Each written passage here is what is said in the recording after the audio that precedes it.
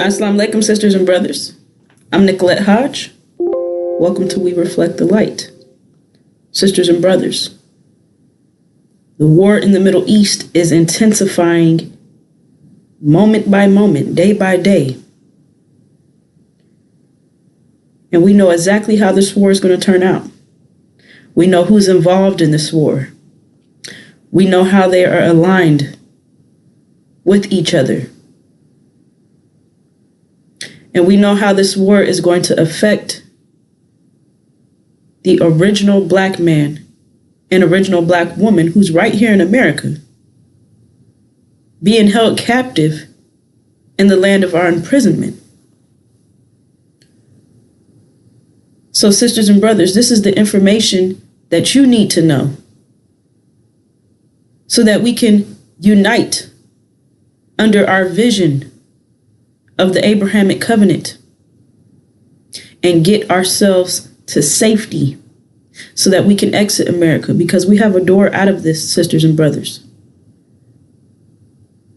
So let's get right into the angel, which is Revelations unsealed, which has been unsealed by the breaker of the seven seals, also known as Daniel the prophet, the messenger of the covenant, the Son of Man.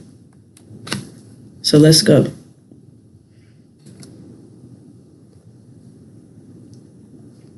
All right, this is chapter 12 of Revelations. And occurred war in the heaven. The Michael and the angels of him of the two war with the dragon. And the dragon warred and the angels of it. And not it proved strong. Not but place was found of them yet in the heaven. And was thrown the dragon the great, the serpent the archaic, the being called devil and the Satan, the making to err the being inhabited whole. He was thrown into the earth, and the angels of him with him were thrown. All right, sisters and brothers. This scripture tells us where the war has occurred at, which is heaven. Understand that heaven is the Middle East. So the war in heaven is the war in the Middle East, and that's what we are witnessing. All right, it says, Michael and the angels of him, of the two war with the dragon, and the dragon warred and the angels of it, and not it proved strong, not but place was found of them yet in the heaven. So there's two groups here, Michael and his angels, and the dragon and his angels. So there's two opposing groups that are fighting against each other over in the Middle East. And then, so we're given those the participants. All right, and we'll get into who Michael and his angels are and who the dragon and his angels are. It shares, and was thrown the dragon the great, the serpent the archaic, the being called devil and the Satan, the making to err the being inhabited whole.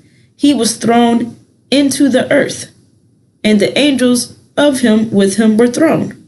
All right, the earth is the European nations, the Caucasian nations. Okay, America is part of the earth.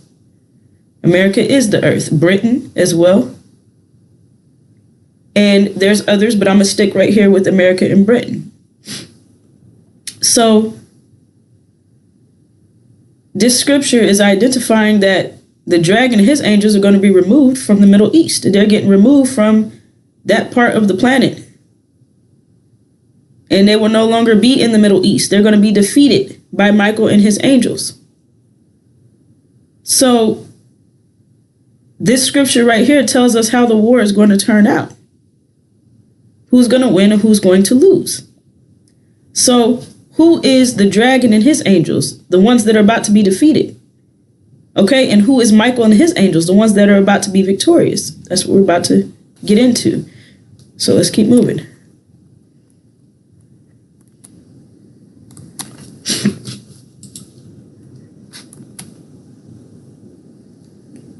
Michael, Master Farad Muhammad, he is the God. His angels are Iran and Syria. Iran and Syria and Master Farad Muhammad is our brothers. All right, the Supreme Wisdom Lessons, Master Farad Muhammad refers to us as his uncle and aunt. So that lets you know right there that he's not looking to be worshipped, idolized. All right, however, we give respect where respect is due. Master Farad Muhammad is the God. And his angels are Iran and Syria. Understand that the God and our brothers are fighting on our behalf. They're not against us, sisters and brothers. All right? They're against America, not against the original black man and the original black woman here in America. So understand that we don't need to be fearful about this war. What we do is we study the information from the unsealed scriptures and understand so that we can move on the information that's being given. And we, at that point, we're several steps ahead of these devils. We're in a position to overcome these devils and get to our destination, which is our promised land, Arabia, as outlined in the Abrahamic covenant. So, the dragon and his angels is the House of Saud, America, Britain, and false Israel. So, that's who's fighting against Michael and his angels. The House of Saud is sitting on our land. They call it Saudi Arabia. Okay? Arabia is not their land. They're sitting on our land pretending that it's theirs. America, Britain, and false Israel are the dragon's angels. So understand that the dragon and his angels will be defeated, and Michael and his angels will be victorious. So with the dragon and his angels being defeated, with America being defeated in this war, and we are right here in America, sisters and brothers, how will that affect us? We're being held captive in the land of our imprisonment. So as long as we are held captive here, whatever happens to America, okay, whatever takes place while we're here, we will also be affected by it. So America is going to be defeated in this war. Britain is going to be defeated. The House of Saud will be defeated. False Israel will be defeated and destroyed in this war. Let's take a moment to zoom in on false Israel. False Israel claims that they are the seed of Abraham. Yet they admit in the scriptures, in the Bible, that they have never been in bondage to any man. Okay? And they also claim that the Abrahamic covenant has been fulfilled. The Abrahamic covenant identifies our land, which is Arabia. The river between the land between the river of Egypt and the river Euphrates is Arabia. False Israel's not in Arabia. They're in Palestine. They're in Jerusalem.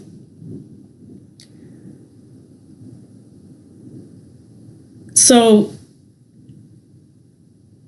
Revelations tells us that those who call themselves Jews are not. They are the synagogue of Satan. False Israel is the synagogue of Satan. So how did they get over there? Let's look at historical events. For one, what is the true description? How do we know who Abraham's seed is? How can we identify the true seed of Abraham? Scriptures tells us that there is a experience that Abraham's seed, not only an experience, horror. We endured horror. We endured the Holocaust. Our father Abram had a vision of horror in which his seed would undergo enslavement and affliction for 400 years in a strange land. We will be sojourning in a land that is not ours, undergoing enslavement and affliction for 400 years. Sojourning means temporary, sisters and brothers. So,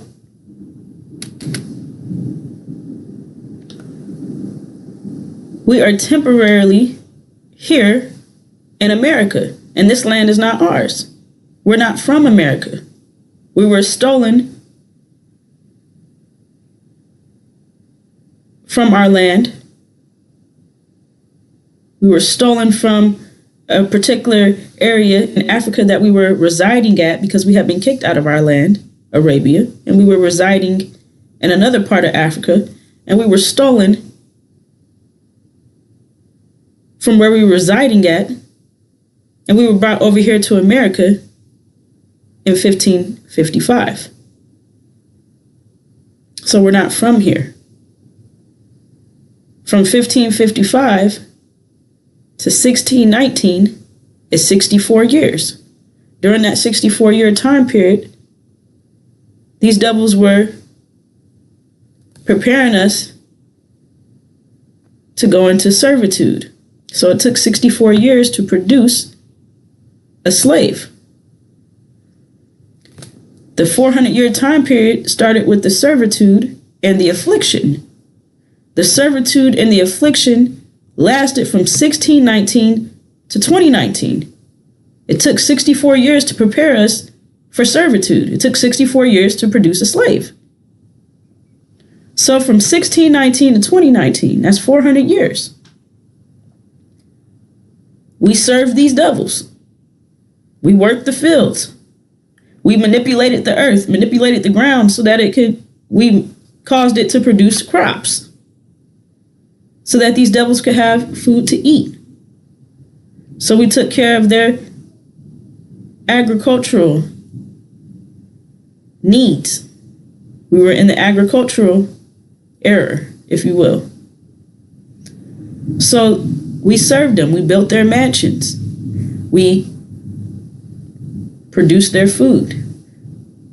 We tended to their cattle so that they could have steaks and pork chops. Meat. So slavery is maximum profit, minimum overhead. It's a system of capitalism. So we gave them, or they took from us, as much labor as possible. And out of our labor, that's how they received their profit. And they gave us back the very least, just enough to survive.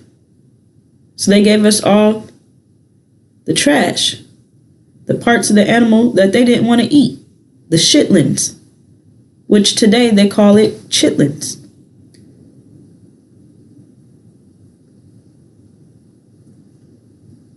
That's maximum profit, minimum overhead.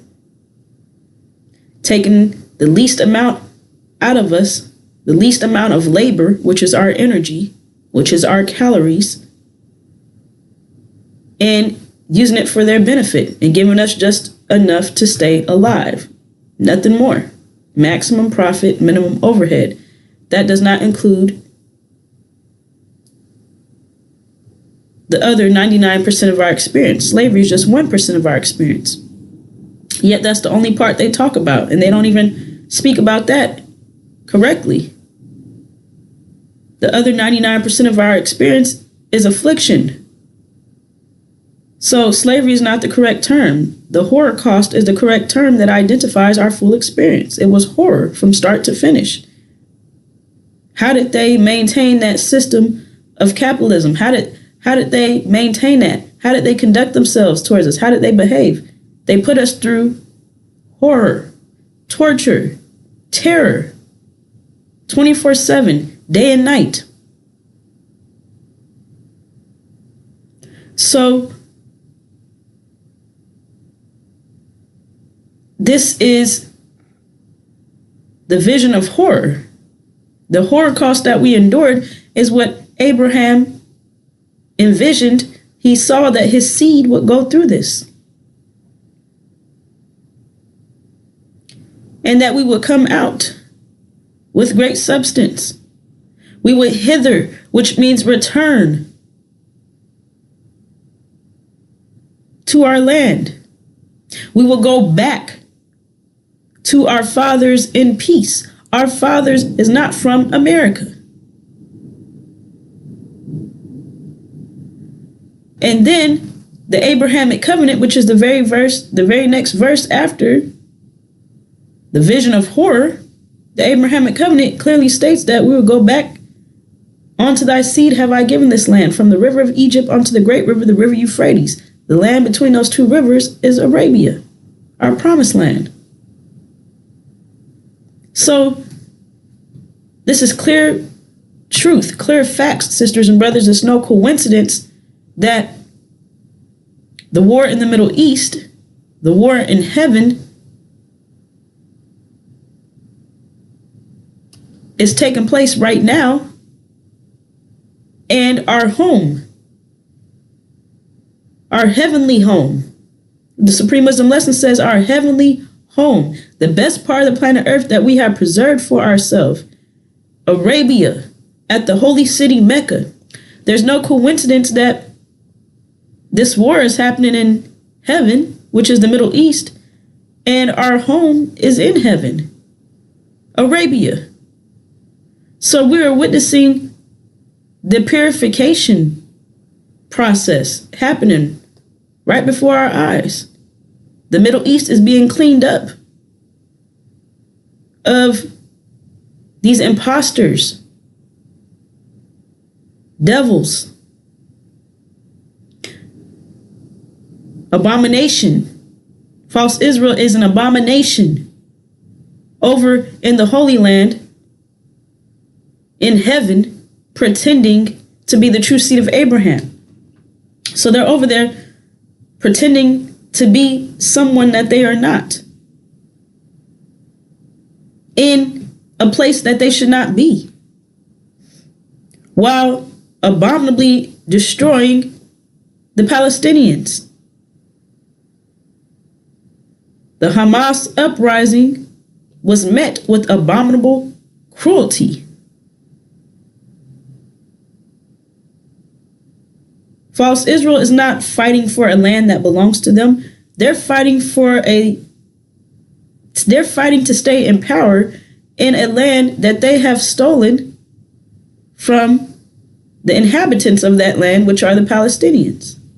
So they're fighting to maintain control, fighting to uphold this lie that they have sold to the whole world. False Israel is not the true seed of Abraham. The true seed of Abraham has a very distinct, unmistakable description in the book of Genesis. And the original black man and original black woman are the only ones on the planet that meet that description of being strangers in a land that is not ours, undergoing enslavement and affliction for 400 years.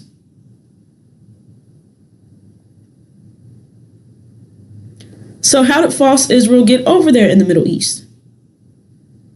When Elijah Muhammad came in the 1930s, he declared that the original black man and original black woman right here in North America are the true seed of Abraham. He showed the proof. All right? So, and how did he show the proof? Strangers in a land that's not ours, undergoing enslavement and affliction for 400 years. We were still in the 400-year time period as he was speaking in the 1930s and showing the proof that we are the true seed of Abraham. The Supreme Wisdom Lessons tells you where our home is. The Supreme Wisdom Lessons clearly tells you that we're not from America. So, America and Britain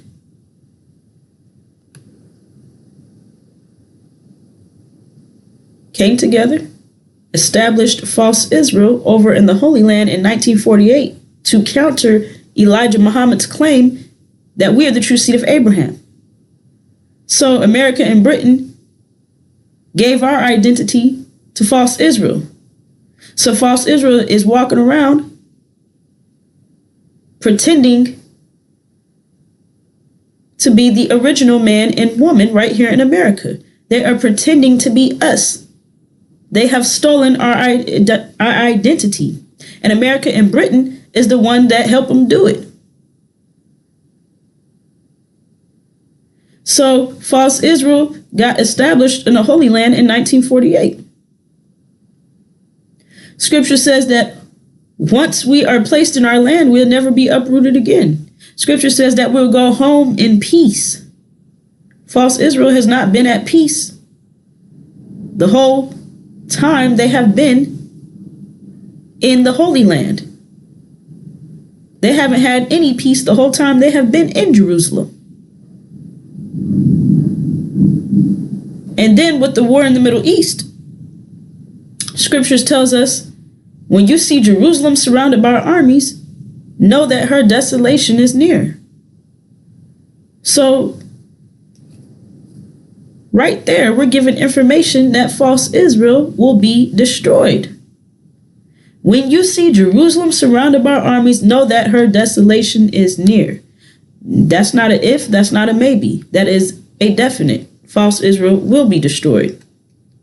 Okay, and it's identifying a configuration on the angel key when America and Britain lose the war as a result of Michael and his angels, and they are kicked out of the Middle East.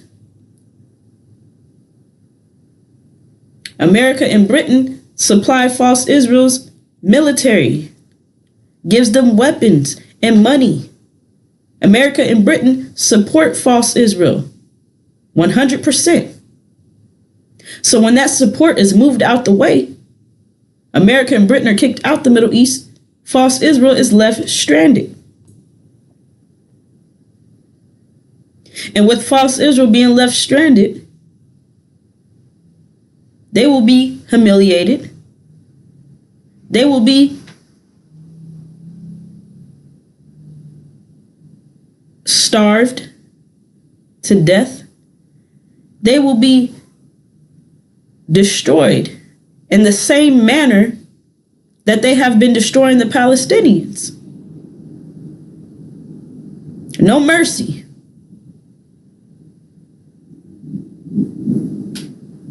And what they have been doing to the Palestinians, how am I going to say this? When the whole world has witnessed what false Israel has done. The whole world has witnessed and is witnessing right now the works of Satan. Not only the Palestinians, false Israel has blown up schools, murdered hundreds of children, hospitals, homes of women and children. Not only the Palestinians, they have done this to Iran. They're not following any of the rules. They're playing dirty, if you will. This is not a game. However, if you understand that they're cowards, they're not going after, excuse me, sisters and brothers.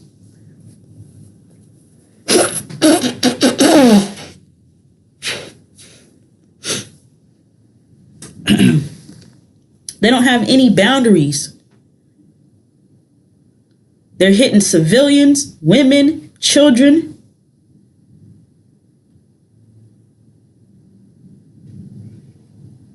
So this is showing, and again, they're not fighting for something that belongs to them. They're fighting to maintain a lie.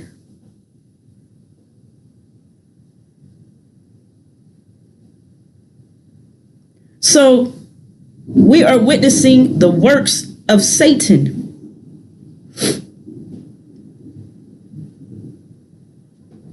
So when false Israel goes under siege,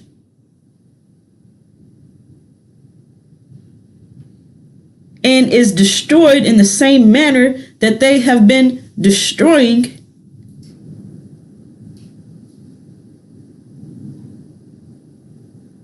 the inhabitants in the Middle East, the Palestinians, the Iranians, Syrians, Afghanistan, there will be no sympathy for these devils. It will be understood that their destruction is just.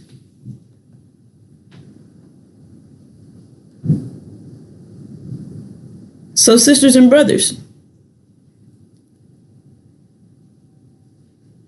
how is the outcome of the war in the Middle East going to affect us? Because again, we're being held here captive in the land of our imprisonment. We're about to leave. We're about to get out of here. There's a transition period of us actually leaving America. And with America controlling our energy, controlling the electricity, controlling the food, controlling the water, we're affected by whatever happens to the electricity, the food, the water. We're affected by what happens to those resources.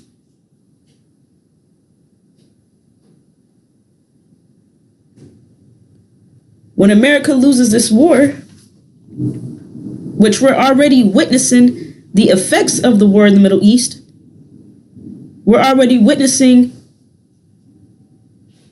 America's economic system under severe strain, under severe stress, under severe pressure.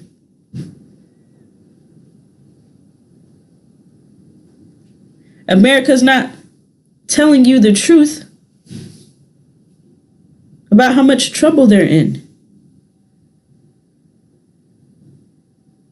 because they haven't gotten the resources that they need due to the Strait of Hormuz being closed. This war is having a domino effect already. So they haven't been able, right here in America, farmers right here have not been able to enrich their soil, prepare their soil to plant crops, the food that's needed for the fall and the winter.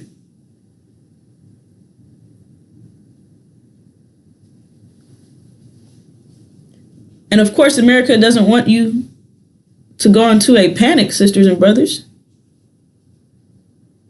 America doesn't want you asking any questions or connecting the dots.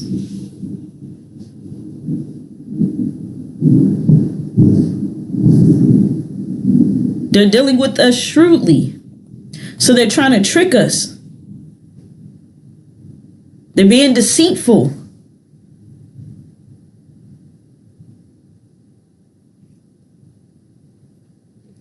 How will the outcome of the war in the Middle East affect us?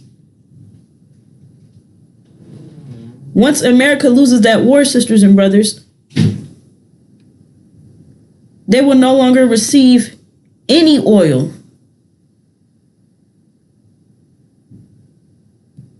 They need oil. This entire reality, this industrialized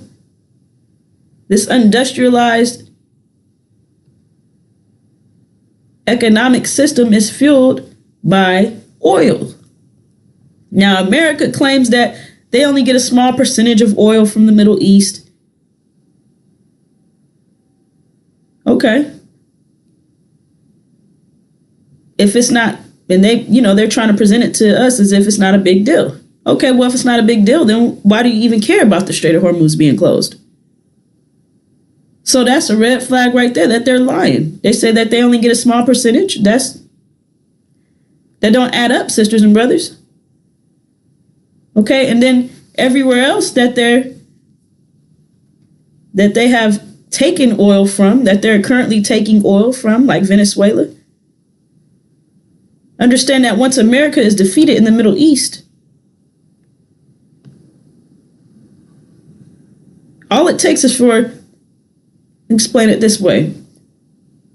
When one person stands up to the bully, that bully no longer has power over all the other people they were bullying. Now everyone is standing up to the bully. No one's taking the bully's shit anymore.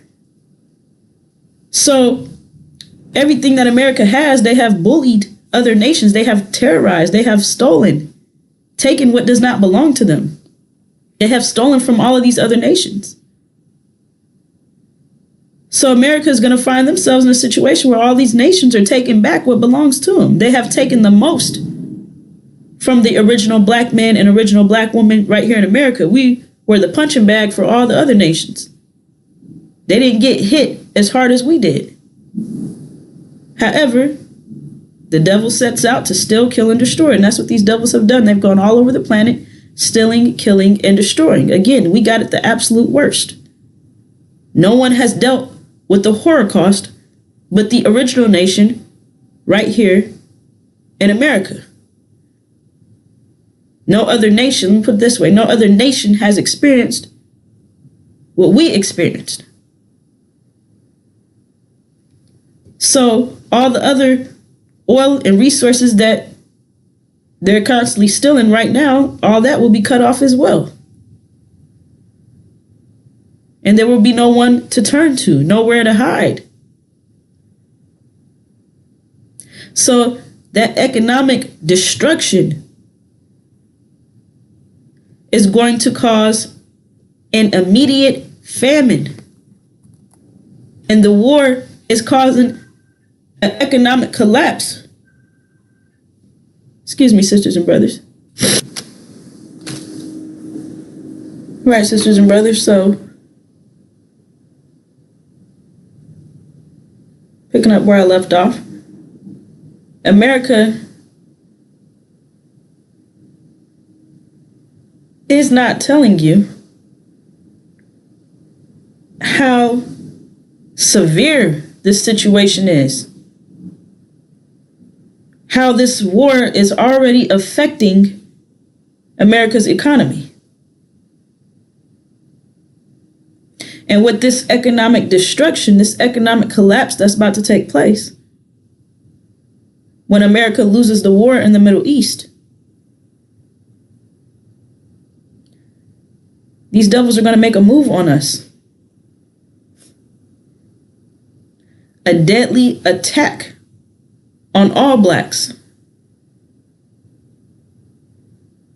to annihilate us. Why, sisters and brothers? The original black man and original black woman, we are the true seed of Abraham.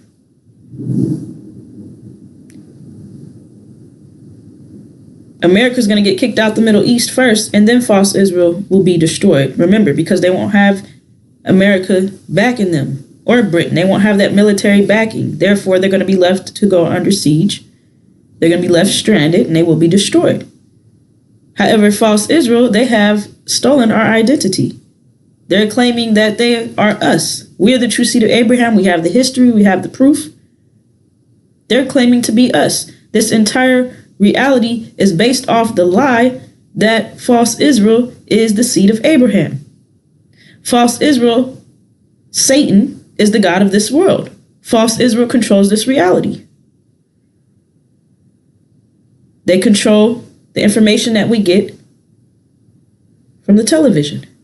They control the news. They control the education system. They control the money system. They control the entertainment. You think you're looking at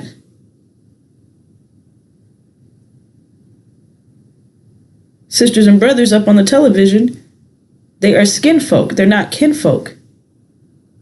They are devils in black-faced. They're house Negroes, which they came into existence from the affliction that these devils put us through,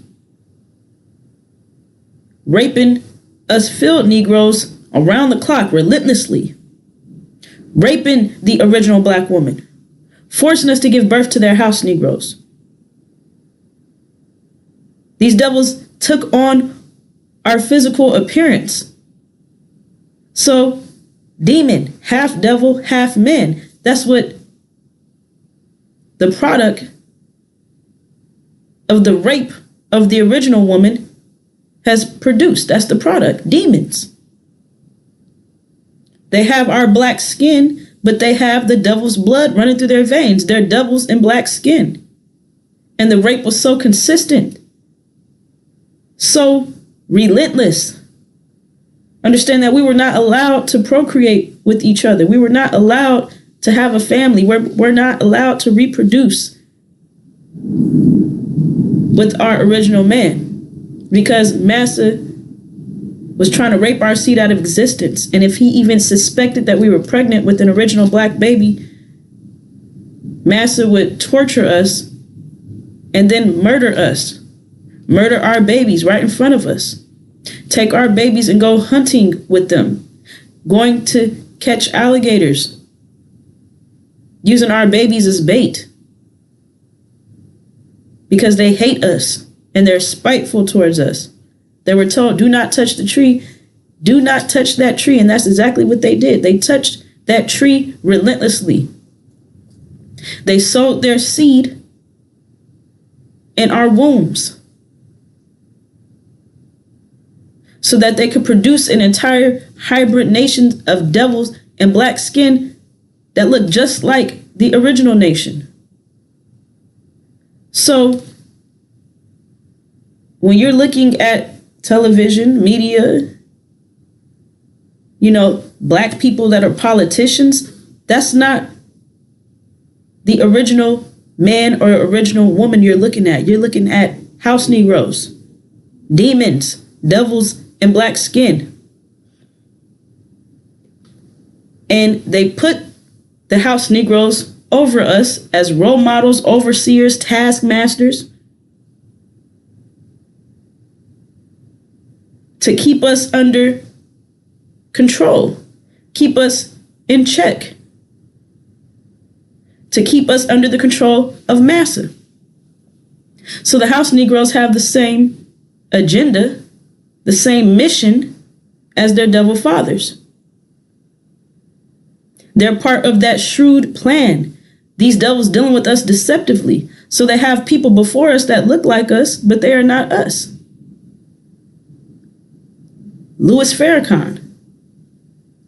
He's over a black organization called the Nation of Islam. Farrakhan admits that his father is a devil, a rapist Portuguese Jew that raped Farrakhan's black mother.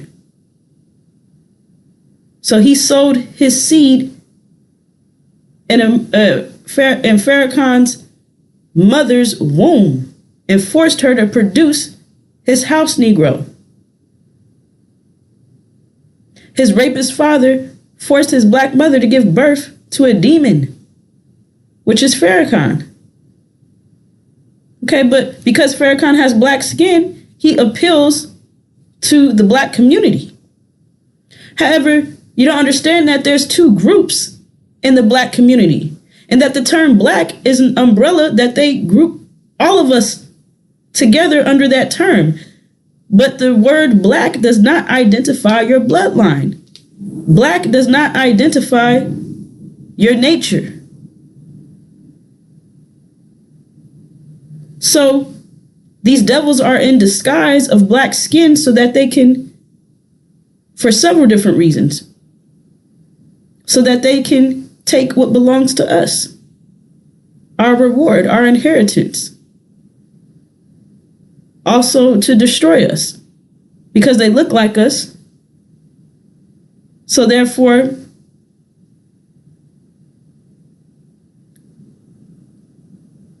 And I'm speaking about us as a whole, sisters and brothers. Therefore, we trust them because they look like us. However, again, all skin folk ain't kinfolk.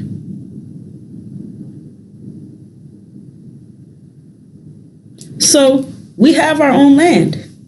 We have a vision to unite under. Our vision is the Abrahamic covenant. What's Louis Farrakhan telling you? He's telling you that we ain't going nowhere. He says that we're sinful. He prays to Allah that the worms eat our ass. He's saying that the 400 years of enslavement and affliction that we endured, we deserved it. Therefore, there is no reward for it.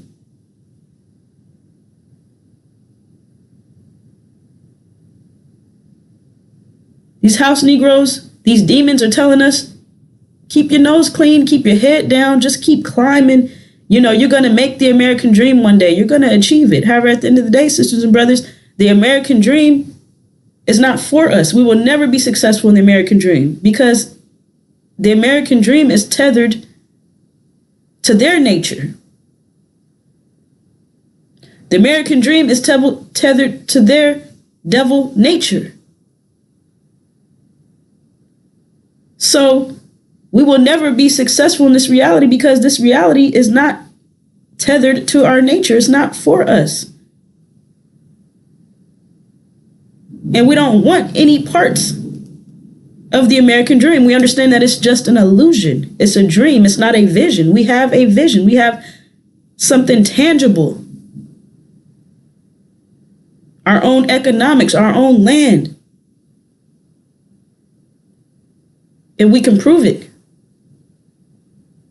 So America cannot let false Israel be destroyed before they destroy us. Because remember, America's getting kicked out the Middle East. False Israel's going under siege. False Israel has stolen our identity, but once false Israel is destroyed, it's clear that we are the true seed of Abraham. False Israel is the force that's holding us down. Once that force is removed, we spring right up. America cannot let that happen.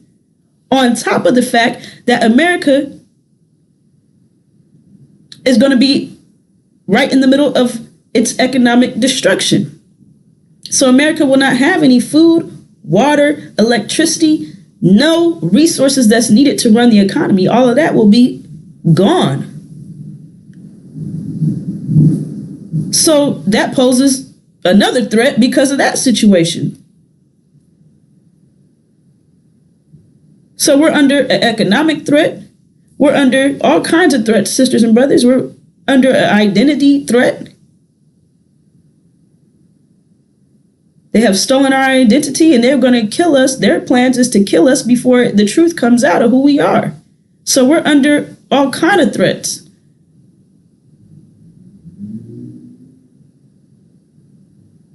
And when I say we're under an economic threat, let me make that clear. Isn't food part of the economy? If they don't have any food, understand, let me back up a bit. They have us classified as 3/5 human in the U.S. Constitution. So 3/5 human is not human. They have us classified as animals. Animals are meat.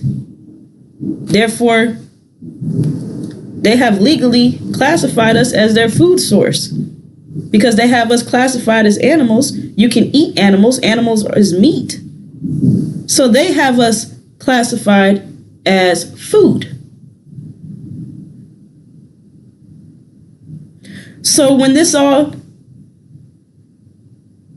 famine comes crashing down on America, and they don't have any food, they don't have any water,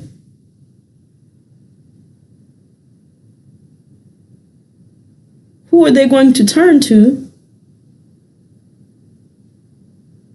Or who's going to be on the menu? Who is on the menu? So, we're in danger, sisters and brothers.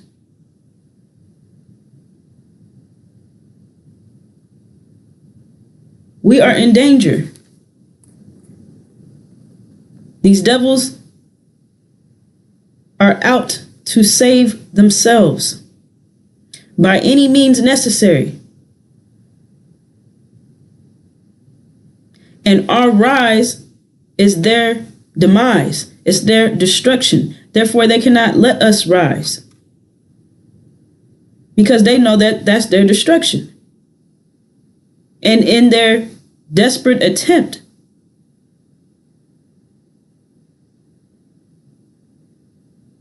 to stay alive and to keep this American dream going, which that's impossible, they're going to try to take as many of us down as they can. So that's why we must understand that our power, our protection, is in the 5 mathematical pillars of Islam. One of those pillars is Hajj, harmonic motion, unity, cooperation, under one vision, under our vision of the Abrahamic covenant. These devils will not be successful as long as we do what we're supposed to do, as long as we apply the 5 mathematical pillars of Islam. So let's keep moving, sisters and brothers, with these news clips.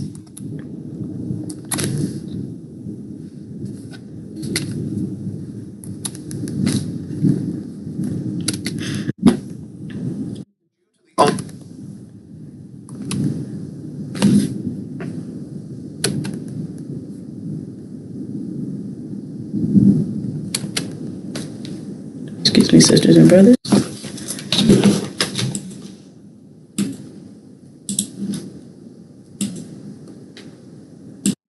Shortages are becoming a key factor for farmers, and analysts say earlier shifting expectations for the year ahead. Robert Ray projects U.S. farmers will plant nearly 96 million acres of crop, more than 82 million acres of soybeans this year. While it's unaffected by rising input costs, American workers believe the solutions will at least one big component. Brazil and India inspired Trump limits crop expansion and produce yields. Analysts say those measures are most likely to affect farmers with less access to credit, raising concerns for global food production and long-term supply.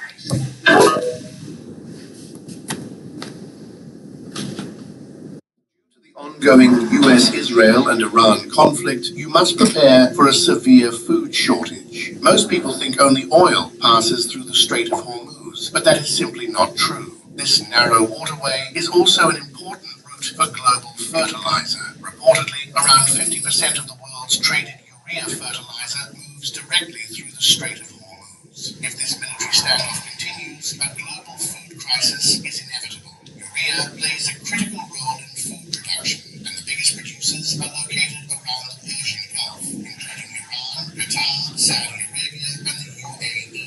Large shipments from these nations pass through this route daily.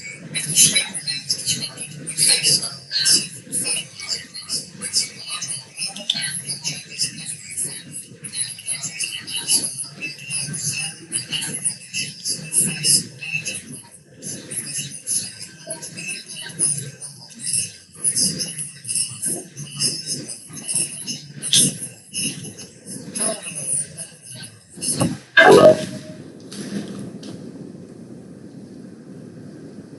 All right, sisters and brothers. They're telling you. Let's keep moving.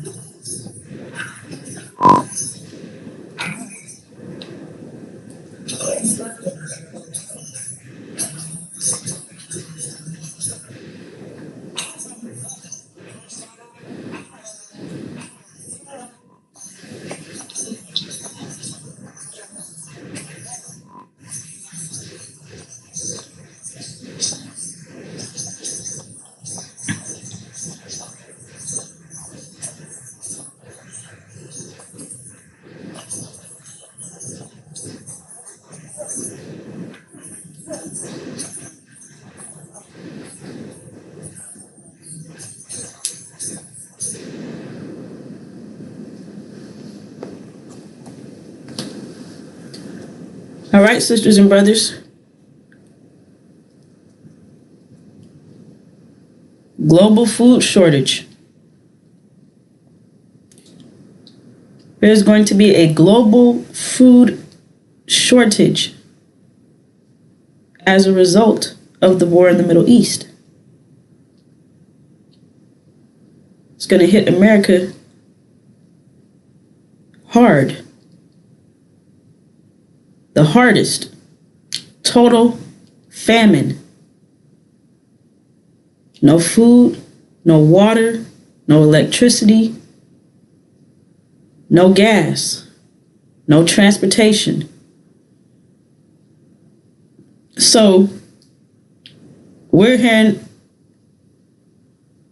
out of the devil's own mouth what they will do to us. Alex Jones admits that he will eat his neighbors. Well, understand that before they start eating each other, they're going to eat us. That's their plan. It's no coincidence that they have us classified as animals till this very day in the U.S. Constitution. Now, they have changed all kind of other laws and made all kind of amendments, what have you. They have not changed that 3/5 human clause. Okay, and these black Democrats, they act like they have our best interests at heart. That's a bunch of BS. Just one very small example I can give is why haven't they fought to change that 3/5 human clause? You know, these Democrats, these black politicians, they don't even think that applies to them. They don't even, however, the thing is, those are some of the ones that are the closest to the devils. They're out in the suburbs. Some of our own people are out in the suburbs. So we know from a scriptural standpoint that the house Negroes, the demons, are the ones that will be eaten during this famine that we're about to come up on. This time period of unprecedented trouble. However, we don't want to get caught up in that, sisters and brothers. So that's why you're getting this information in advance, so that you can be aware of what's about to happen. You can know what's going to happen before it happens, so that you can move out on the scriptures, move out on the information being given, so that you can get to safety. And we can save as many of our people as possible. Now, the scriptures tells us exactly what they're going to be doing. Book of Micah. I said, listen, you leaders of Israel. We're not leading ourselves right now. So this is identifying the devils. They're the ones leading us right now. They're the ones who are holding us captive here in the land of our imprisonment. They're telling us what to do. They're controlling our energy. It shares you're supposed to know right from wrong, but you are the very ones who hate good and love evil. You skin my people alive. You tear the flesh from their bones. You eat my people's flesh, strip off their skin, and break their bones. You chop them up like meat for the cooking pot. Then you beg the Lord for help in times of trouble. Do you really expect him to answer? After all the evil you have done, he won't even look at you. So this is identifying what these devils are about to be doing to us, sisters and brothers. Skinning us alive, tearing the flesh from our bones, eating our flesh. This is what we're up against, sisters and brothers. We are up against talking beast.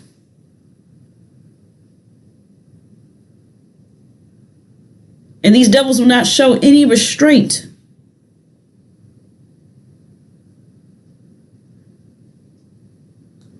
Let's keep moving. The most tender-hearted man among you will have no compassion for his own brother, his own beloved wife, and his surviving children. He will refuse to share with them the flesh he is devouring, the flesh of one of his own children, because he has nothing else to eat during the siege, and terrible distress that your enemy will inflict on all your towns. The most tender and delicate woman among you, so delicate she would not so much as touch the ground with her foot, will be selfish towards the husband she loves and toward her own son or daughter. She will hide from them the afterbirth and the new baby she has born, so that she herself can secretly eat them. She will have nothing else to eat during the siege and terrible distress that your enemy will inflict on all your towns. We have to get out of here, sisters and brothers. We have a door out of America's destruction. This famine that's coming, this economic collapse that's coming,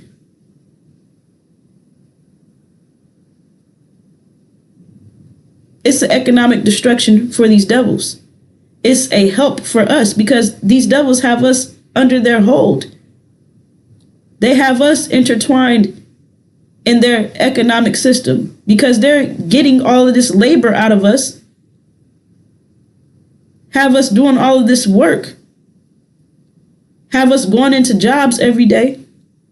However, once this economic system is shut down, destroyed, as a result of Michael and his angels winning the war in the Middle East, cutting off that oil supply. Now we can use our energy on bringing the original nation together and getting up out of here. We have an exit door. We have an escape route. This is what these devils are going to be doing to us. This is what they plan to do. And the book of Deuteronomy goes into more details of how this time period will be so intense that the most tender-hearted, most delicate woman that would not even walk around barefoot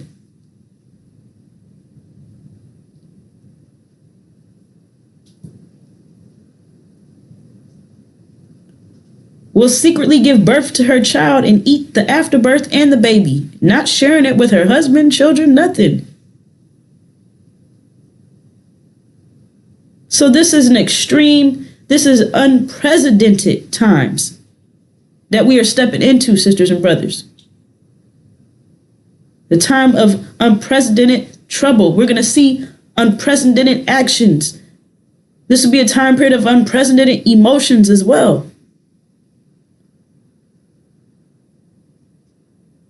So the scriptures is telling us what's going to happen before it happens. And it's wise for us to take that information and start preparing for this time period. Getting the information that you need so that you can make the right move at the right time, sisters and brothers.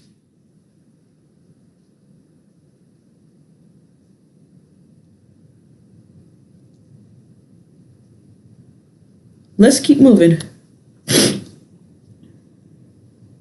Therefore, this is what the sovereign Lord says. My servants will eat, but you will starve. My servants will drink, but you will be thirsty. My servants will rejoice, but you will be sad and ashamed. My servants will sing for joy, but you will cry in sorrow and despair. Your name will be a curse word among my people, for the sovereign Lord will destroy you and will call his true servants by another name. All who invoke a blessing or take an oath will do so by the God of truth. For I will put aside my anger and forget the evil of earlier days.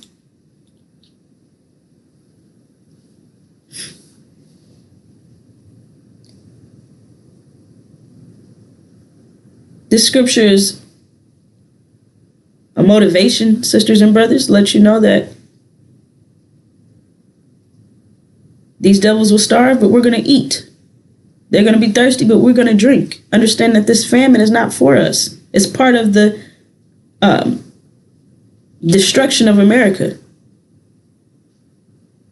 Part of their destruction, they have plagues coming.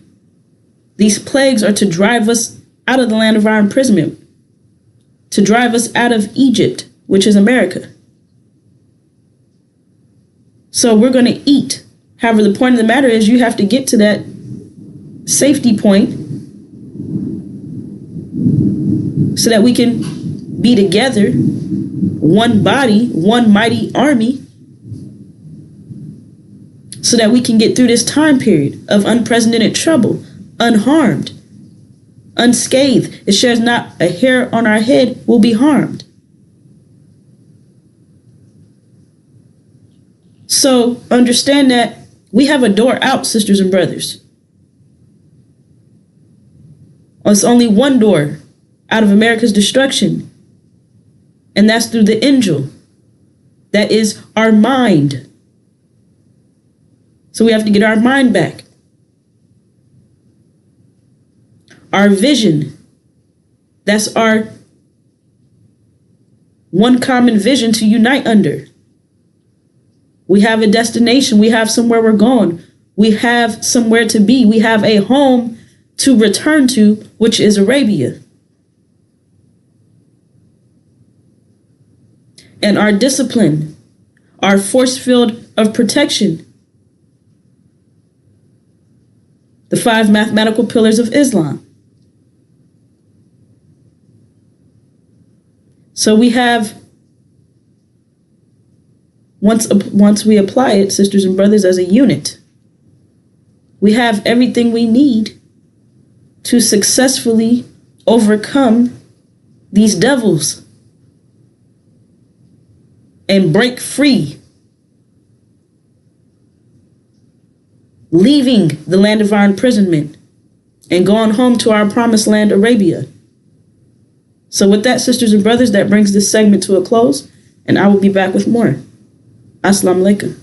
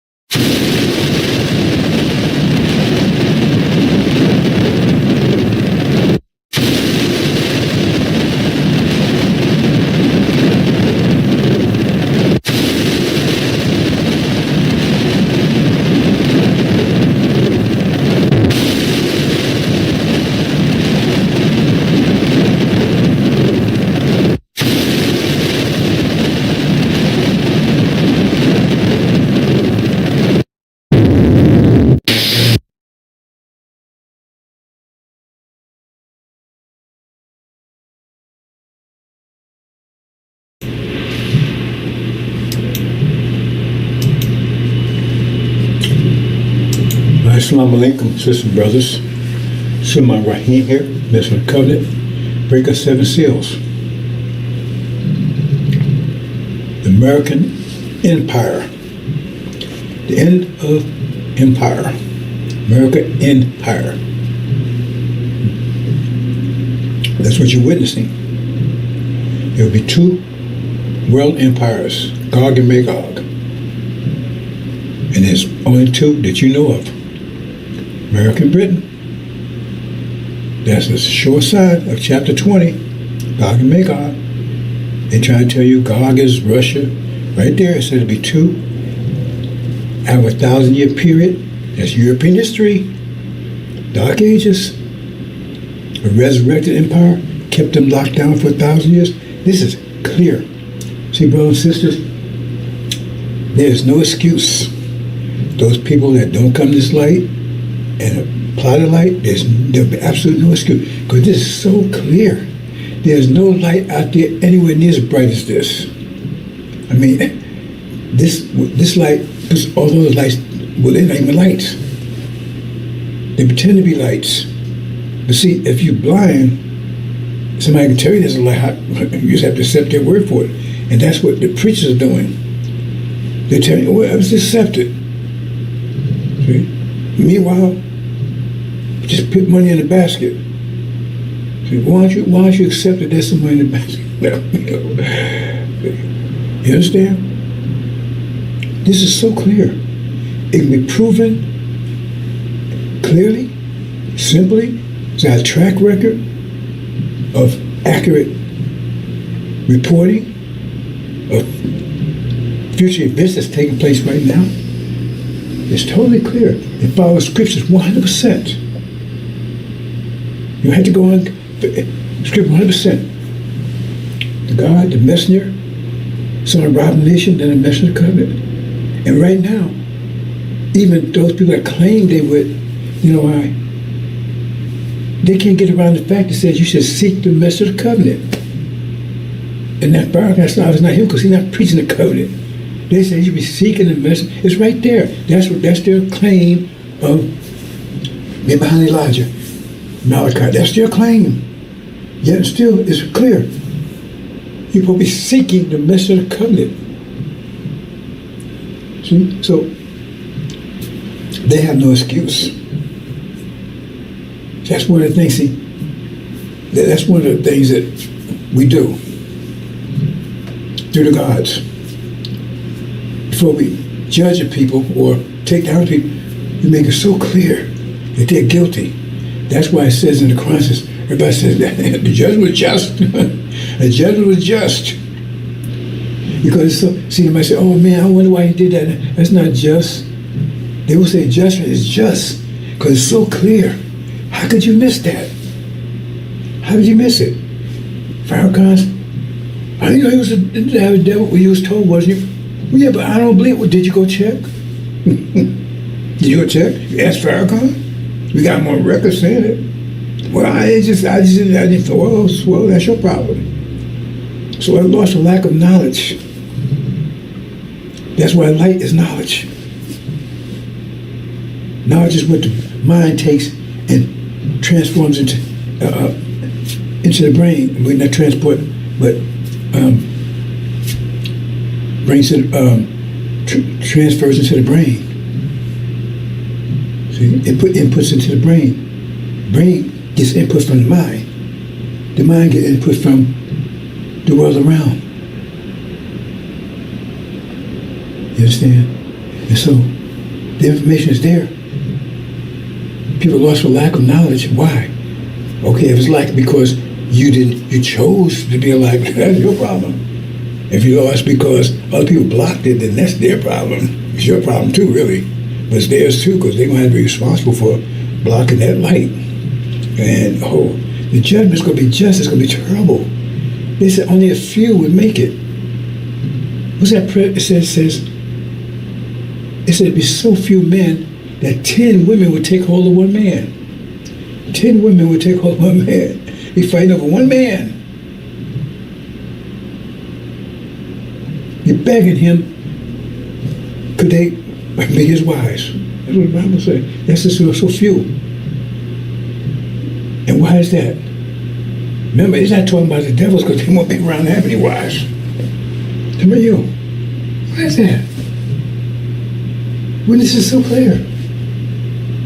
He said the truth be so clear in the fool wouldn't err, but you're erring. I mean, there's no information like this clear as this.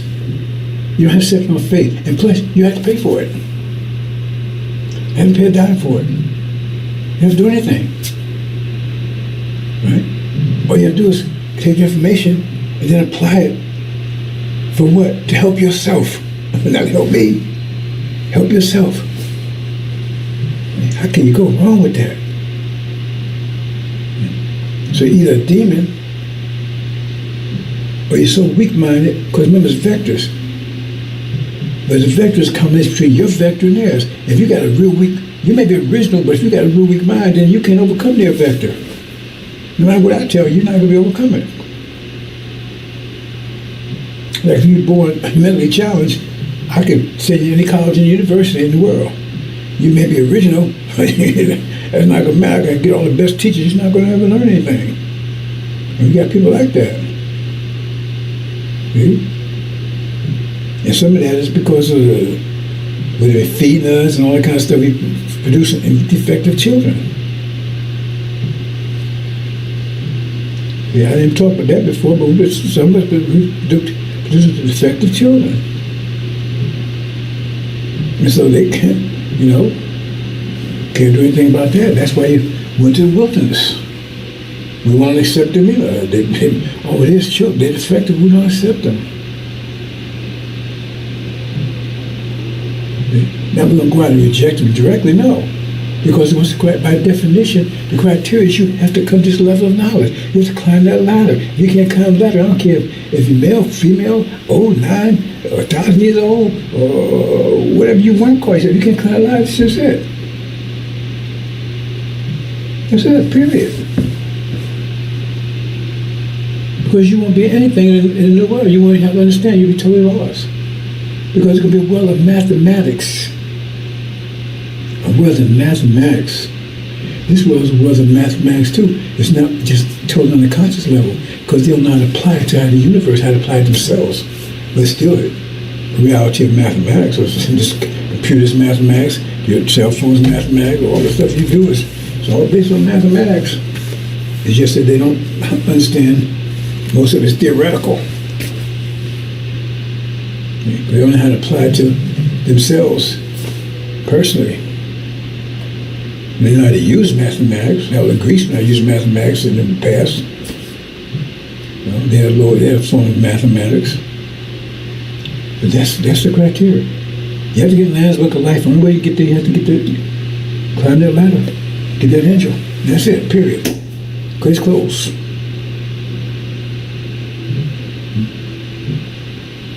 And I'm going out of my way, and I'm not going to say it's out of my way because I have no issues doing it. It's just an extra push. They still have to climb that ladder. Still have to climb that ladder. And from my perspective, right, I have to give a little extra push because they got other because they still take care of this nation. They still feed the children. They still deliver the children. There's different things, right? So that's it, right? So that gives the males an unfair advantage because, it wouldn't be if it was out there help change the diapers and everything else too. We know we ain't doing that. Okay. So, and that's on me, right? But still, no, I cannot protect them if they don't come out of the door. I cannot protect you if you don't rise to that level. I can only give you a push and provide, some shelter for a short period of time. But I cannot protect you. Once this new reality comes in, I cannot protect you. If you can't deal with it, that's on you. That's the level that's the level the mind's going to be on, right? All things new. They can mathematically. And I don't see too many people, I don't see anybody do it actually.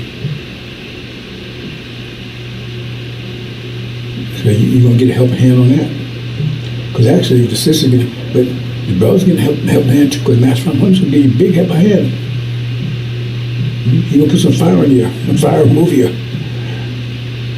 And shuts down this reality. Major blow to it, bam. Cripple it.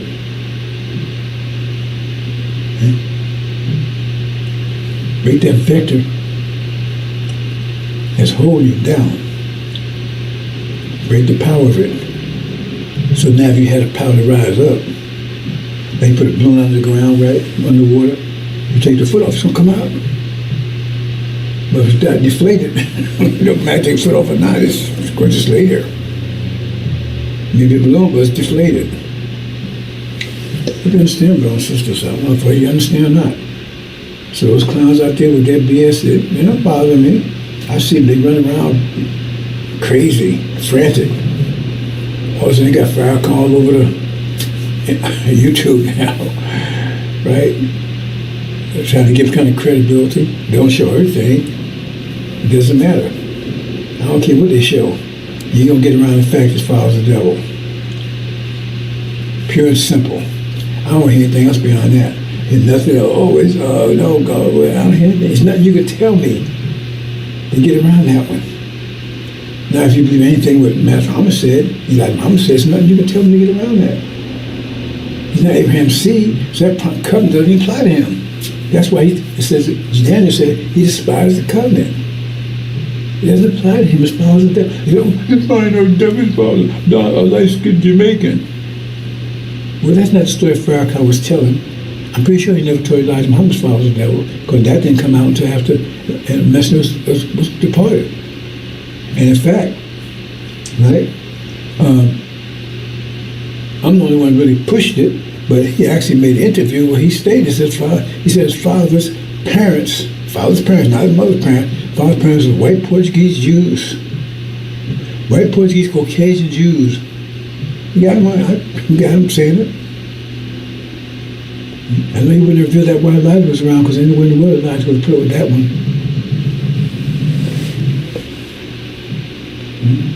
So he made that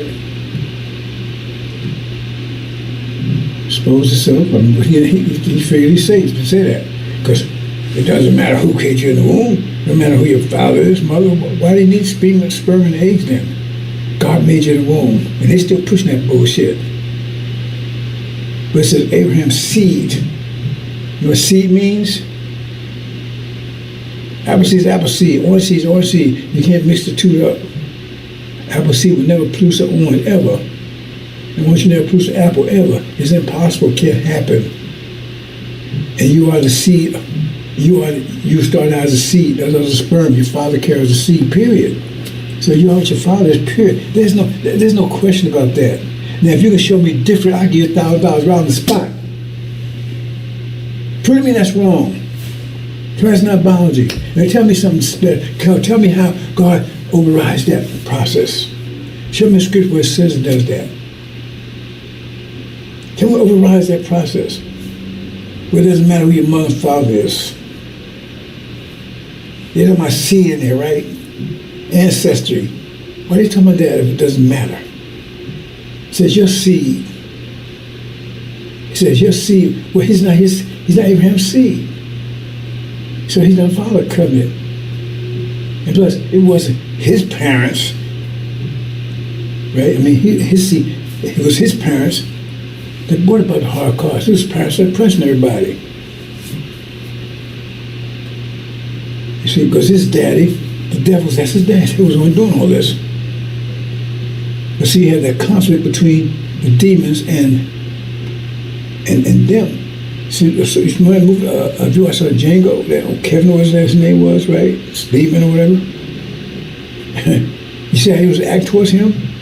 Because he was part of the family. He was a demon. He's probably was, which comes to make what that guy, he probably was his brother. I mean, he said it like it was his family. He sat back and everybody, he was totally accepted. And he hated niggas. See, that's a demon problem. Because, Daddy, how come you don't accept me, Daddy? I'm your child. Yeah, but you a nigga. Yeah, but Daddy, you're still my daddy. That's the problems they have. And they get mad at Daddy because Daddy won't accept them. And Daddy won't accept them because they're black. Plus, socially, you can't go around telling people niggas a son. So they get perks. They be house niggas. They can work in the house. They still niggas though. But they can work in the house. They don't have to work in the field because there's his children.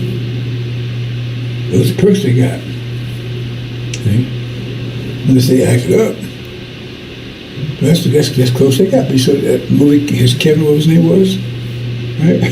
He was family. He wasn't no say he was family. DiCaprio, right? That was his brother. And that's why you see in the so-called civil rights and everything, you had two directions. You had the Elijah Muhammad direction that was the original people followed that direction. You had a demon direction. One wanted to separate and one wanted to get close to Master. Because man, I'm one of you. I'm your children. Yeah, you're my daddy. And so they're fighting to get in. Interact. I want to live with you. I want to sleep with my brothers and sisters. See, they're my family. I want to marry one of them. They're my family. I want to be with them. I'm tired of these. I want to get rid of. I want to get this curse of blackness off me. I want to marry one of my relatives, one of my devil relatives. So I have children that don't have that curse on them. Oh, you think that doesn't matter? You think they don't look at it that way? To them, they know that black's a curse. The curse is stopping them from being what mass like they want to be. Being all take full part of this whole reality. You don't think they see that? Some of them lighting themselves up. I mean, you got the demons over in Arabia. They were big with that. Arabians done turned white already. You got so many demons. You got, demons all over the world. I never talked about that really deeply. Let me speak to that for a minute. I didn't mean to do that today, but I'm sort of brought it up. America, I talk about a gravitational vortex. America is the gravitational vortex. It's like a magnet. It's drawing demons and devils from all over the planet here. That's one of the things that, I told you, we planned this whole thing out. And we turned everything to our advantage. Turn ourselves from coal. It takes a lot of pressure to turn ourselves from coal into diamonds. Plus, putting way over here, so we can draw all, I told you, only place going to be nuked is America.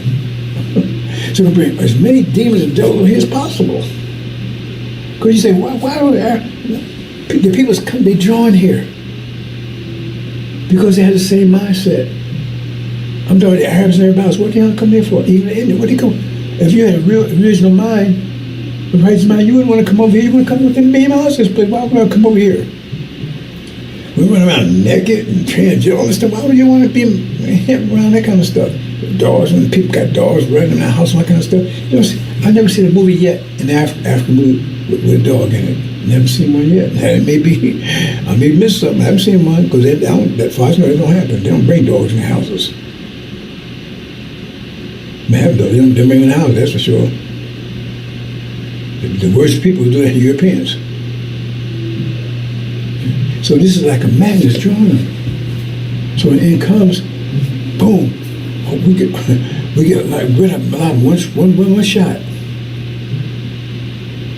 Because once that war starts, they're gonna close the door. If you ain't in, if you in, you ain't getting out. If you're out, you ain't getting in. Well, they might let somebody in, but you ain't getting out if you're in here. They're gonna lock. Remember 911? They locked up. They're gonna lock it up. So those people here right now, well, they bullshit. They fuel for the fire. They're fuel for the fire. And the only thing that will protect you if you go into tribulation is that you have to have an asbestos suit, 5 pills, because you're going to be walking through fire. Do you understand that? You're going to be walking through the fire in the furnace. And I want to be with you. I mean, there was a possibility. Daniel said, you know, and interested in them, but I'm not going to do it. Because if you do that, that's the only way you're going to make it. Because remember, when you put gold in, you put the gold to burn up the impurities, but all the gold is impurities, then the whole gold won't get burned up. Okay? You put the gold in to burn off the impurities, so it'll be pure gold. But the whole damn gold is defective, impure, then it's all going to melt, it's all gone. And that's what it is. Because when you come out here, you're going to be right. And if you ain't right, those that make it, they ain't right. I told you what happened to them. Everlasting shame and torment. They're fuel for the fire forever. Fuel for mockery. I don't know if I should say this. The other thing is, you know, God can't lie. Why? God made liars. I mean, he can't make something he can't be himself. Or he can imagine it. He can be whatever he want to be. He set up some emotion, make me shed blood. What was that about? The point is, he disciplined. This was the difference. He disciplined his nature. He disciplined his nature. That's the difference. See? They want like him, lie. He wants whatever. He disciplined his nature. That's the difference. You understand? So he'll tell what God can do, what he can't do, what he wants to do. They discipline his nature. And they can't discipline theirs. And we're the most disciplined people on the planet. Because we had the potential for it. Move on, brothers and sisters. Okay, yeah. Empire. So we're going to do the math. You have to rise level in math, brothers and sisters. I'm saying you want to do it yet. But that's true. You have to master it to get through.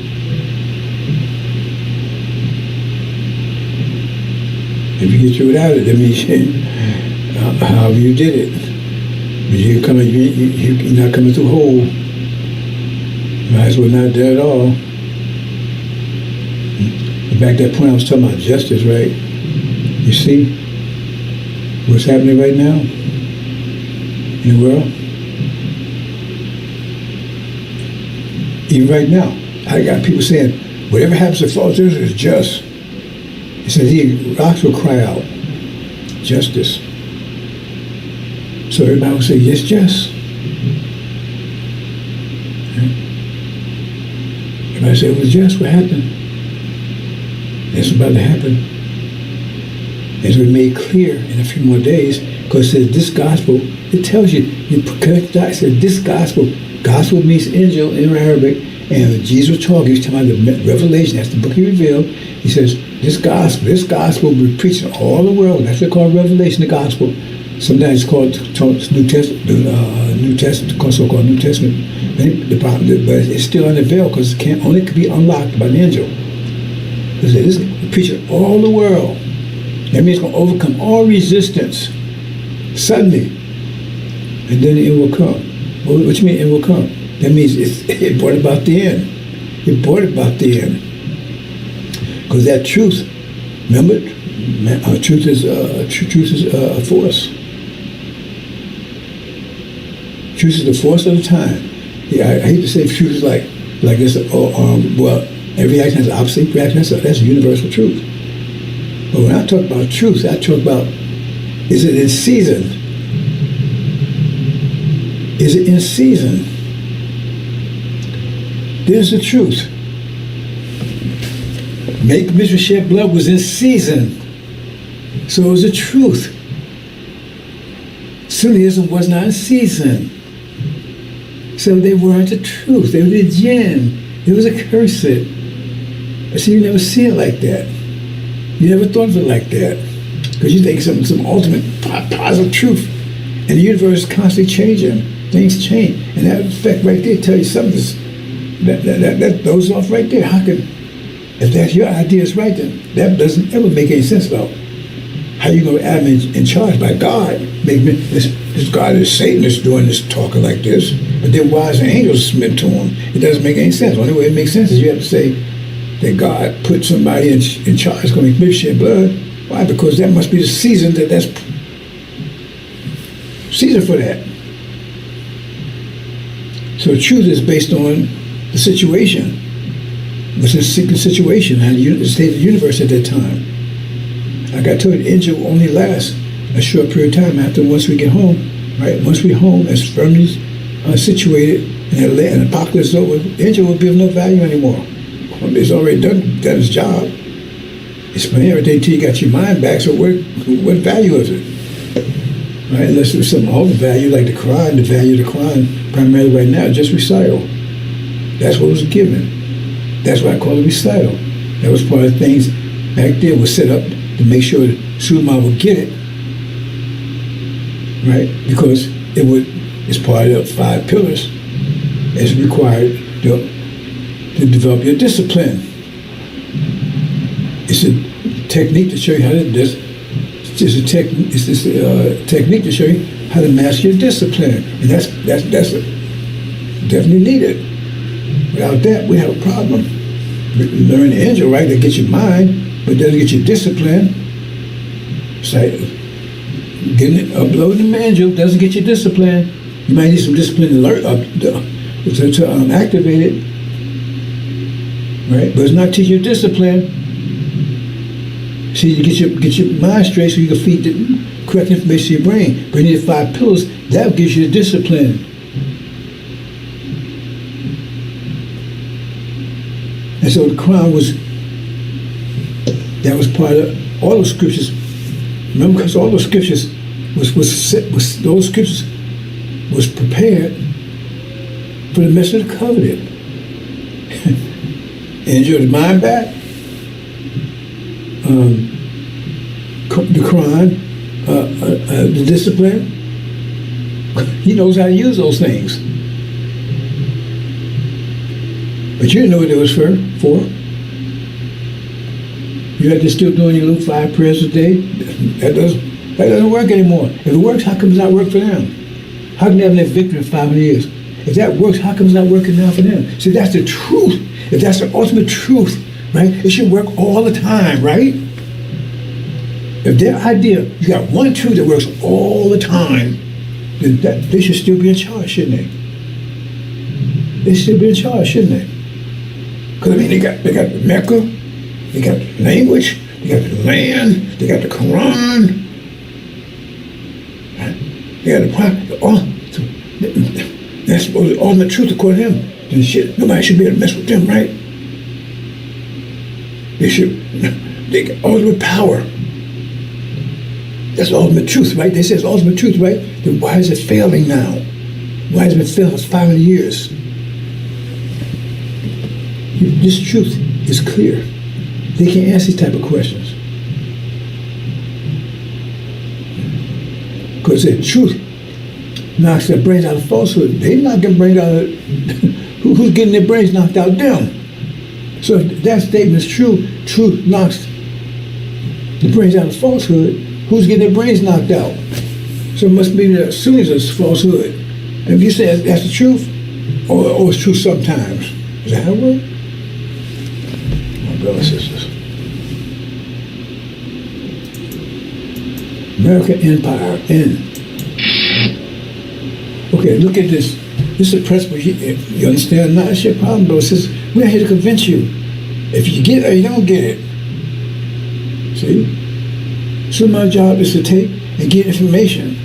And you have to qualify. It says, many be called, only a few be chosen. It means he's choosing you, you ain't choosing him. He's choosing you. You ain't choosing him. You don't care if you come here or not.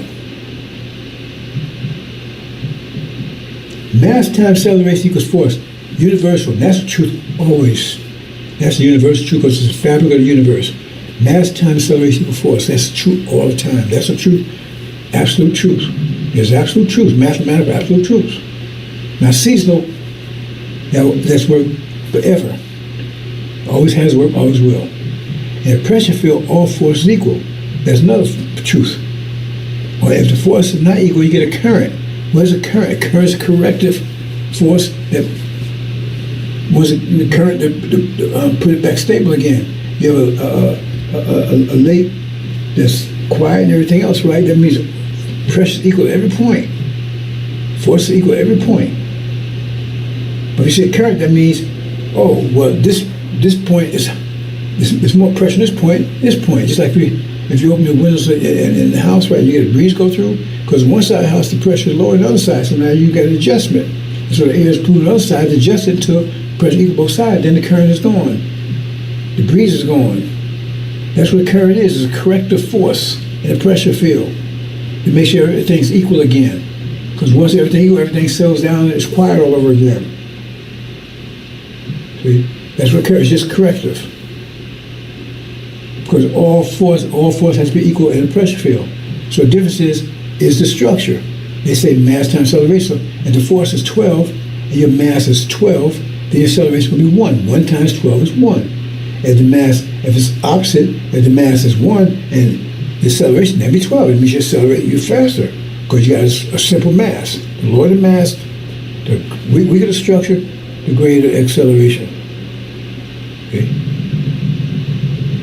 And that's what happened. We gave, by taking and making Yaku's graph creation, their simple structure, they have more acceleration than us. That means they think faster, act faster, and everything else because they had a weaker structure in this period of time.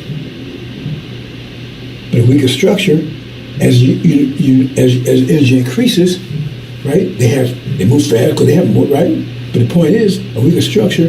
Remember, you're in a pressure field now. So as the energy increases in the pressure field, the pressure increases. But you got a weaker structure. So sooner or later, even though you move faster than everybody else, you're gonna be crushed because you got a weaker structure. You can't withstand the pressure in this pressure field. I want you to understand these things, brothers and sisters. That's why those are being crushed now. They move faster, they think fast, and all this stuff, right? But the point is, they're weaker structure, and the pressure is increasing.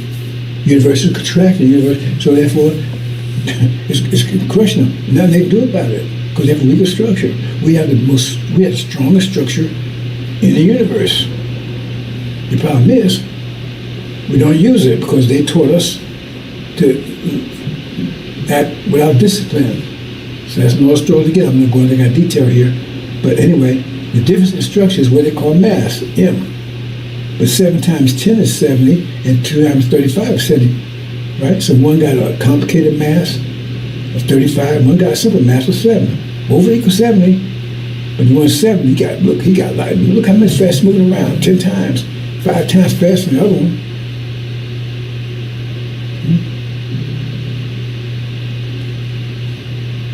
So it means they get faster than everything else. But as the pressure increases, their simple structure after a while crumbles under the pressure, crushed under it. Both equal force, energy, yet different in structure, mass. If you understand principle, you might as well just close up and just go because that's all. Everything is built on that basic structure. Holocaust, false vision of Texas American empire. Let's do the math, brothers and sisters. Now I'm going to give you a simple illustration. I hope you can follow it. I'm saying you got gold and you got shit. Now I'm classifying the gold. I'm saying on the gold, if you got gold, right, now what I'm referring to, right, is your brain. And your brain, your mind, the mind you have, right, cannot be greater than the brain, because the brain won't be handled. If you got a real simple hardware, in your motherboard in your computer, but you got Windows 10, 20, 30, it's not going to do anything because the motherboard just can't handle that level. You got a version 1980 motherboard, and you got a 2000 operating system. It won't do it any good. You can't handle it. It's too complicated for it. And see what I'm saying? Same thing work your brain. So you can't get a mind. Your mind has to be either lower or equal to the complexity of your brain. You can't go above it. Otherwise, it's useless. It's useless.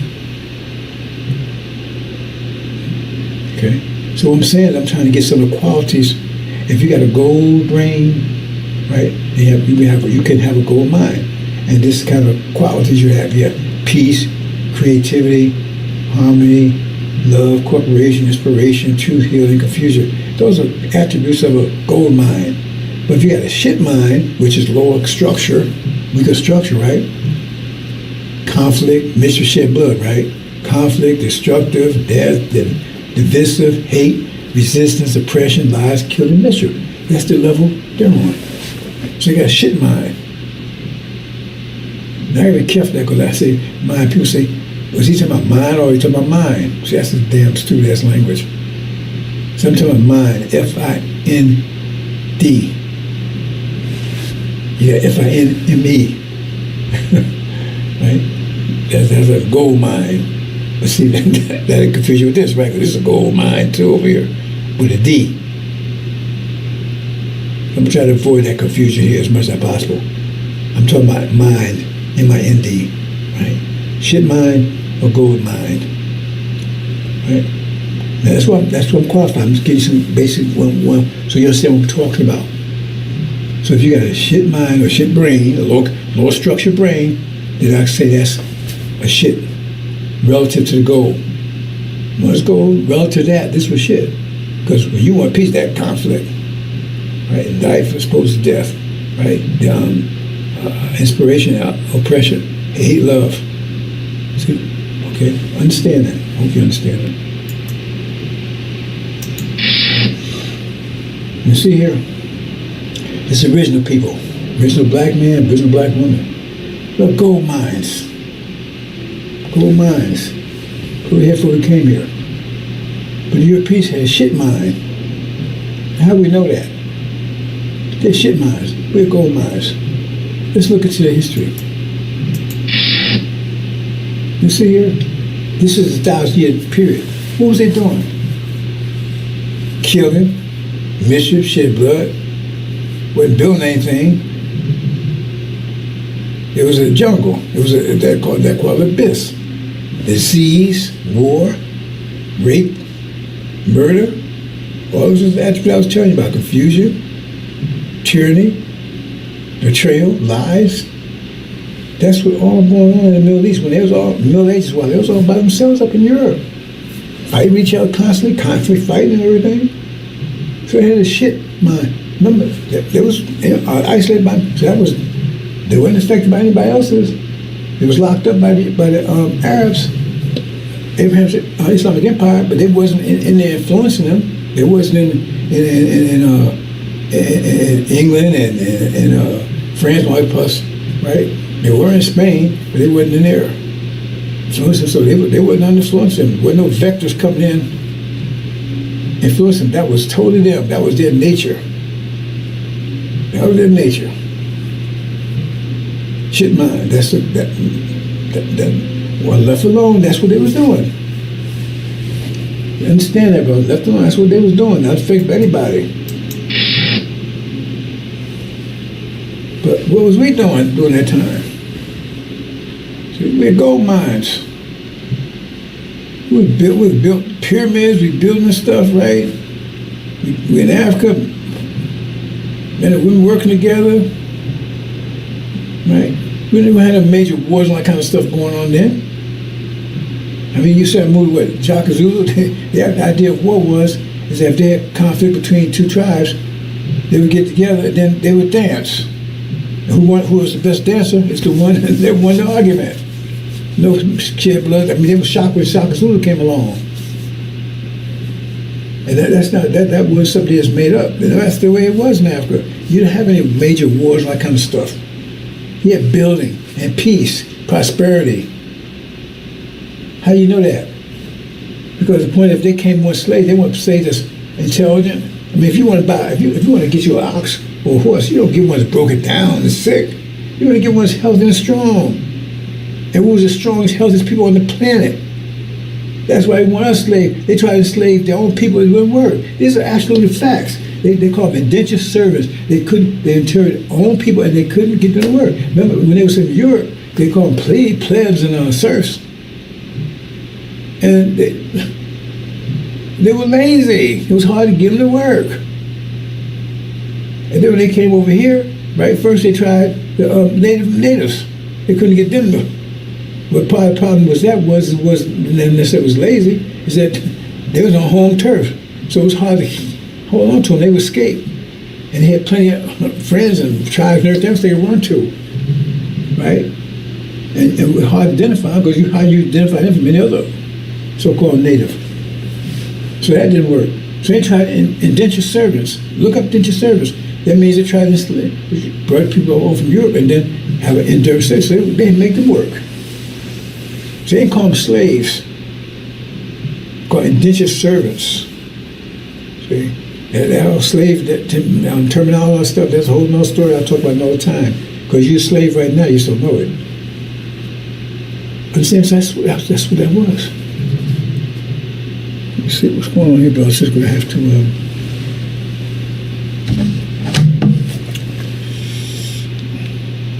Okay. That's what it was. So, like I said, they was,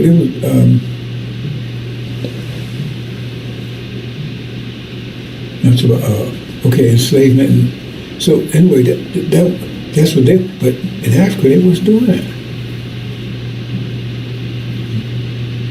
They was following their nature over there. Africa was following their nature. It was building at peace.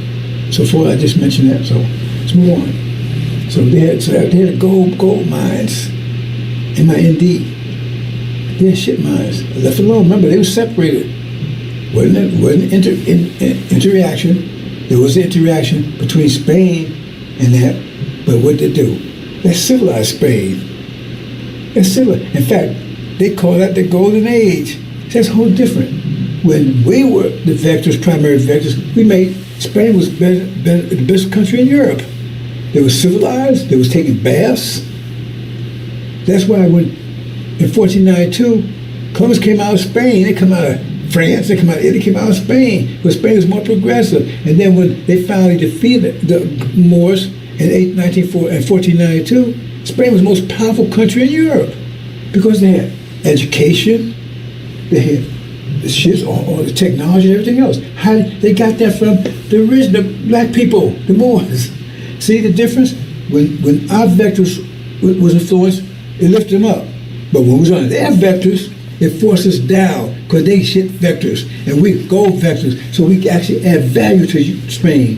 While when we had us under control, right, they took value away from us, turned us into shit. But we was turning Spanish into, that's why do you think everybody speaks Spanish over here? Because Spanish came over here. They was one control first. Hispanics, they was the primary. Why? Because the Arabs influence on them for almost 700 years. Lift them up. Because they had gold mines and they took and transformed it and added value. You understand these things, brothers and sisters. Because the opposite happened to us. Once we were under their control, did they turn us better? No. Into shit. So let's look at this, right? And that's what we was doing. While they was out there warring and killing each other, one taking baths, disease and everything else. What is disease here? Healthy people, healthy, strong, educated. Timbuktu, one of the major universities in the world, one of the best in Africa. See? This is what we was doing. Okay, let's go on. And then, boom, they got a hold of us. They got a hold of us. See? And now, remember, everybody gets the same amount of energy. I told you that. So say you get $1,000, $30,000, put in terms of dollars, right? $1,000 worth of energy per day. Every individual gets that much, right? And say you got, after they're all done, you got 300 disposable. I'm oversimplifying this, right? So the thing is, so that's how much you can use to control something else. Remember, You got so much energy you need it for yourself. If we got any energy left, we had just enough energy to maintain ourselves. We have no energy for anything else. If we need a 1,000 units of energy to maintain ourselves, and we only got 1,000, we had no energy for family, no energy for civilization, energy for anything. But we just had enough to maintain ourselves. And if you only get down 800, then you don't have enough to even maintain yourself. We got down that bad because they got control of us. We have enough energy to maintain ourselves. So the thing is, you understand that context. So the thing is, say you got, after that, or everything else, then you got 300 left. Right? So what they did was, remember, they got shit minds. So they gave us shit minds. They gave us shit minds because they got shit minds. They have control over us. The quality. So remember I saw the things, oppression, when shit mind, oppression, rape, that's the way they treat us. Like shit. The form of energy they gave us was shit. Because what they was doing to us was energy they was controlling us with. What kind of energy? Remember, the only they have to put it this way. It takes energy to control something. So they had 300 units per day of energy, right? Disposable income, so to speak, right? So, but it was shit. It took the form of shit because that's the minds they had. It was oppression, war, whatever. Just did, right? So that's the influence they had on us. They couldn't do any better. That's the mindset they had. So they had something they control. So the form of their control would be shit. Murder, rape, all the different things I told you, that attributes of shit. Right? And they get us. And remember, the transition has to be equal. Okay. If they force you to do something, there's how much energy they put, they can only get that much energy back. They tell me it's capitalism profit. See, I'm supposed to hold into that. There's a greater hole in that you wasn't aware of. Right? Every action has an equal reaction. So the reaction has to be equal to the action. The reaction has to be equal to the action. So if you take and force somebody to work, but remember, it takes force energy to do it. So say you use 300 units, 500 units of energy to get them to work. Well, only thing you're gonna get back is 500 worth it back. You're really not getting a profit. The only difference is the quality that you're getting. You're still getting the same amount back. So that's why you gotta press more, but that means the more energy you gotta put into it. So you're not getting any profit from that. Your profit, no net profit. They say net, that means, just bottom line. But you're getting a quality profit, right? Because it was $1,000 worth of shit, but now it's $1,000. It's still net. It's still $1,000. It's still worth $1,000, but it's $1,000 worth of shit that you give it, and you get $1,000 worth of gold back. It's still both worth $1,000. Both with the same amount. It's just that the quality is different. So when they put us through the Holocaust, the energy took them to put us through that. All they got back was the same amount of energy that they put in. Only it was a quality difference because they can't control how much energy we get. They can't control that. We can't control how much they get. Everybody gets the same amount, but they can affect the quality. And since they had shit minds, then the quality that we got from them was shit, beaten, rape, murder, and everything else. But we gave back to them love, forgiveness. You see what I'm saying? Technology. I should have said that too. Because remember, that's technology is part of that. I don't think I included that. I think I missed that one. Technology. See? So, when we're creative people, they're not. See? Remember, they wasn't creating anything up there near Europe. They didn't create anything. Remember, they had to go around the world and learn to do math, learn how to build explosives, all that stuff. They wasn't doing it. They had to get from other people. But they had to impress other people to get it. With their shit mind, they gave They gave people shit and they want to go back. That's the bottom line. How you look at it. See? And what's the goal? Oh, I want you to go. Right? They want to beat your ass and kill you and rape you and everything to get it, because that's the only way to know. Make you shed blood. You understand what I'm saying, brothers and sisters? But they didn't get back any more than they put in. It's just that the quality was different. So we gave back the quality that we have, right? Submission, patience. Am I making it clear for you, brothers and sisters? Like I said, if you're a good person, your response to things will be good. If you're a bad person, your response to things will be bad. It's just the way it is. That's just the bottom line. So that's the only way they can do. That's what they do. Is all they can do. But they want them, but they don't. They got shit mind, but they don't want. They don't want to live a shit life. So they go and take.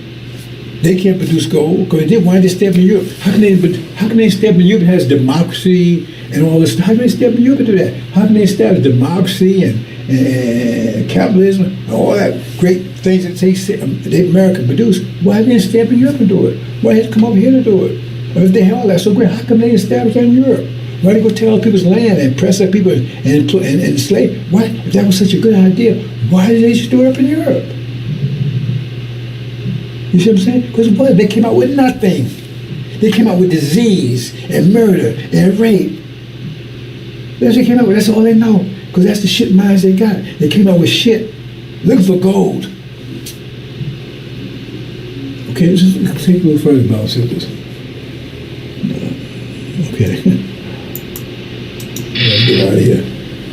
You see what happened? So we transformed them to.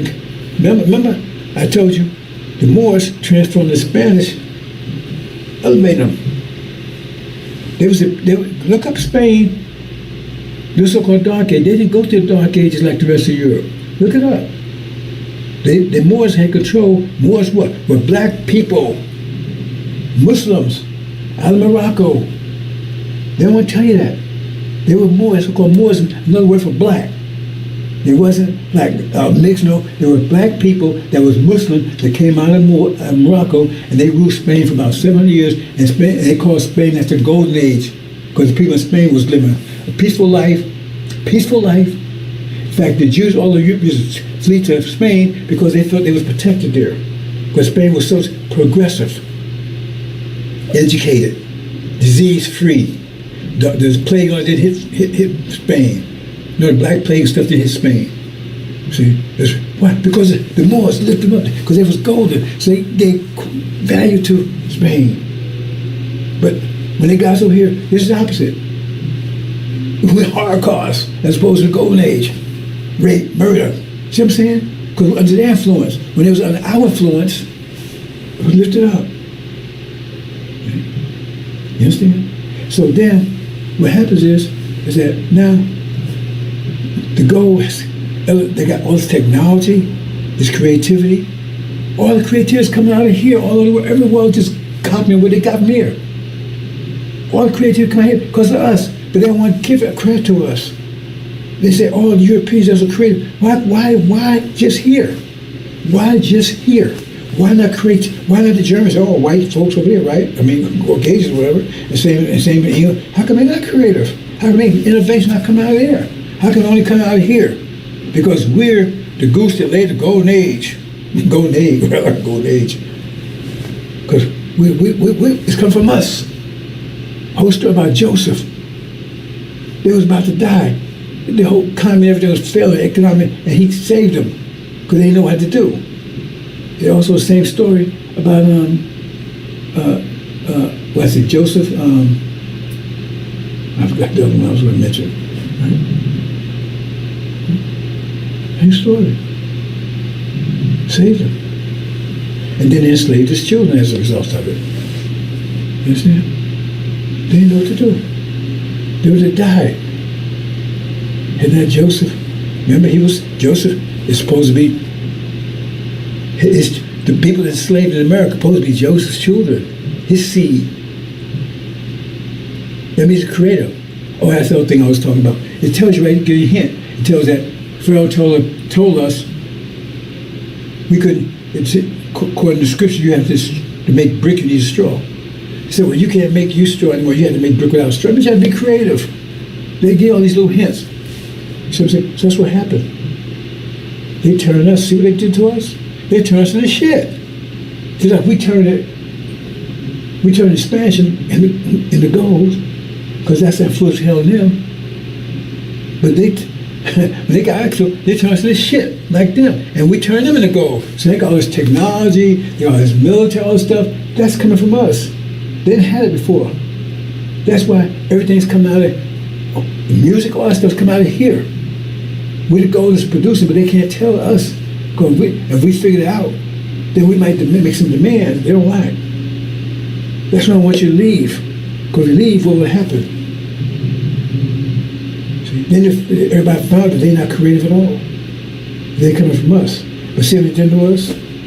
And we're still producing gold for them today. Because remember, you got to keep fueling this. If you take your foot off that balloon, it's going to rise up. So if we still being like, that means they still got force in place that you may not see. You can't see the wind, but you can see the effect of the wind. That means these Democrats and Republicans, maybe you can look at our condition. Farrakhan trying to blame it on us. He's trying to say, oh, the leaves are shaking. I don't know why they're shaking. No, because the goddamn wind is blowing them. But Farrakhan tell you, no, man, something wrong with them damn leaves, man. See, you be shaking and stuff. And that's why you're going to fall off that damn tree, because you're shaking. Why? You need to stop. You need to repent. You need to stop shaking up there. That's what he's saying to you. And we're not shaking because of the goddamn wind. But you're not shaking. So we just are sinful. Yet all these devils around us, but they don't have no influence on us. Because he's one of them. Father's the devil. So you look at us, then you know who the people are that's affecting us. We're under that control. So you look at that and see, that tells you exactly who they are. They're wicked, they're devils, they're hoes, they're pimps, liars and murderers. That's affecting how much turns into shit. Because they're shit. And we turn them to gold. So they walk around, oh, see, gold, man, we gold. And look at all the technology we have and everything else. You see, they control our energy. They control the quality of our energy. So we give them, they give us the shit and we give them the gold. They change the quality of our energy because they give us, right? Yeah. Remember, you give 300, you got 300 back. That's where consequence work. You give same thing, male and female relationship. You give her your male attributes, if you're the best, and she give her female attributes the best. Once equal transfer. Equal transfer. She gives 500, you get 500 back. That's to keep the balance. Otherwise, it's misbalanced. Then you got negative energy, all that kind of stuff going on. The bottom line still comes out to equal. So if they're giving us 300, right? Because right now, look, we're under their control. They tell us how much what we can buy, what we can sell, what we can live, and everything else. They control the quality of it. They can't control the energy that we get, the amount of energy we create. They can't control the amount of energy we get the same much they get. They only control the quality of it. So it gives us shit. But they mad that we give them the gold. Because they can't get it. We can only produce it. And they can't. Understand that, brothers and sisters. Okay? So when you look at this, that's who they are. When you look at them, that's who we are. All this technology, all this cell phone, all this stuff, everything, that's who we are. See? Because they're coming out of ours. See? That's who we are. See? And this is who they are. Every action opposite we react. So look at the opposite. And see, when you see it react, look at the opposites. That's who's affecting who. You got everything thinking backwards. See? You guys thinking backwards. So this is who they are, what they claim we are, and who they claim they are, that's who we are. We're the masters. They try to play their God, or you put them on top of everything because of us. What's going on, sister? You see here? No, this is another thing right here, right? This is that Cosby shit. See, he's no demon. He's like one of them. See, you give your children, because they're influenced, right? Here you are. You give your children gold. Love, all the attributes gold, right? What are they giving you back? Look at them. Get your shit back. Anger, mad, talk back and everything else. Because this fool right here, he's part of that. We give our children all this and we get this back from them. That didn't happen before this fool came along. Everybody traces back, even this woman, she was talking, she traced all this back to the 70s. Because they turn on our children. It's all back to the falsehoods and all that kind of stuff. They need to turn the volume. Okay? So just keep us divided, but go back to the cradle. Make sure it starts right back there in the cradle. Because our kids are so divisive now, you can't talk to them about anything. They know more than anything you. And it wasn't before. When I was a child, you ain't there, you wouldn't live very long. When the civil rights came, they started losing control over you. They said, let's get to the children. When civil rights movement came in, when they started losing control over you, so-called civil rights, they had two sides. That you had the demons want to get close to master, and Elijah wanted to get head away. That was black folks get more energized. Got more energized. You had two paths. One going to take the energy in the devil's direction, because that's the mind they have. And one going to apply in the original direction, because that's the mind they have. So one say, hey, man, I want to get the hell out of here. And I would say, I want to get close to the master, my daddy. And so they said, well, remember, they don't want to lose control of us. So, hey, go after the children. That's what we did. So you can't tell the children, hey, look at them. Oh, he give them love and everything else, and look what you get back. This is the devil's doing. That's going to change in a minute. That's why I'm going after the root. You see here? And Farrakhan's part of it. We ain't going nowhere. So what would the solution be? The only solution would be to stop that transition, stop that process, get away from it.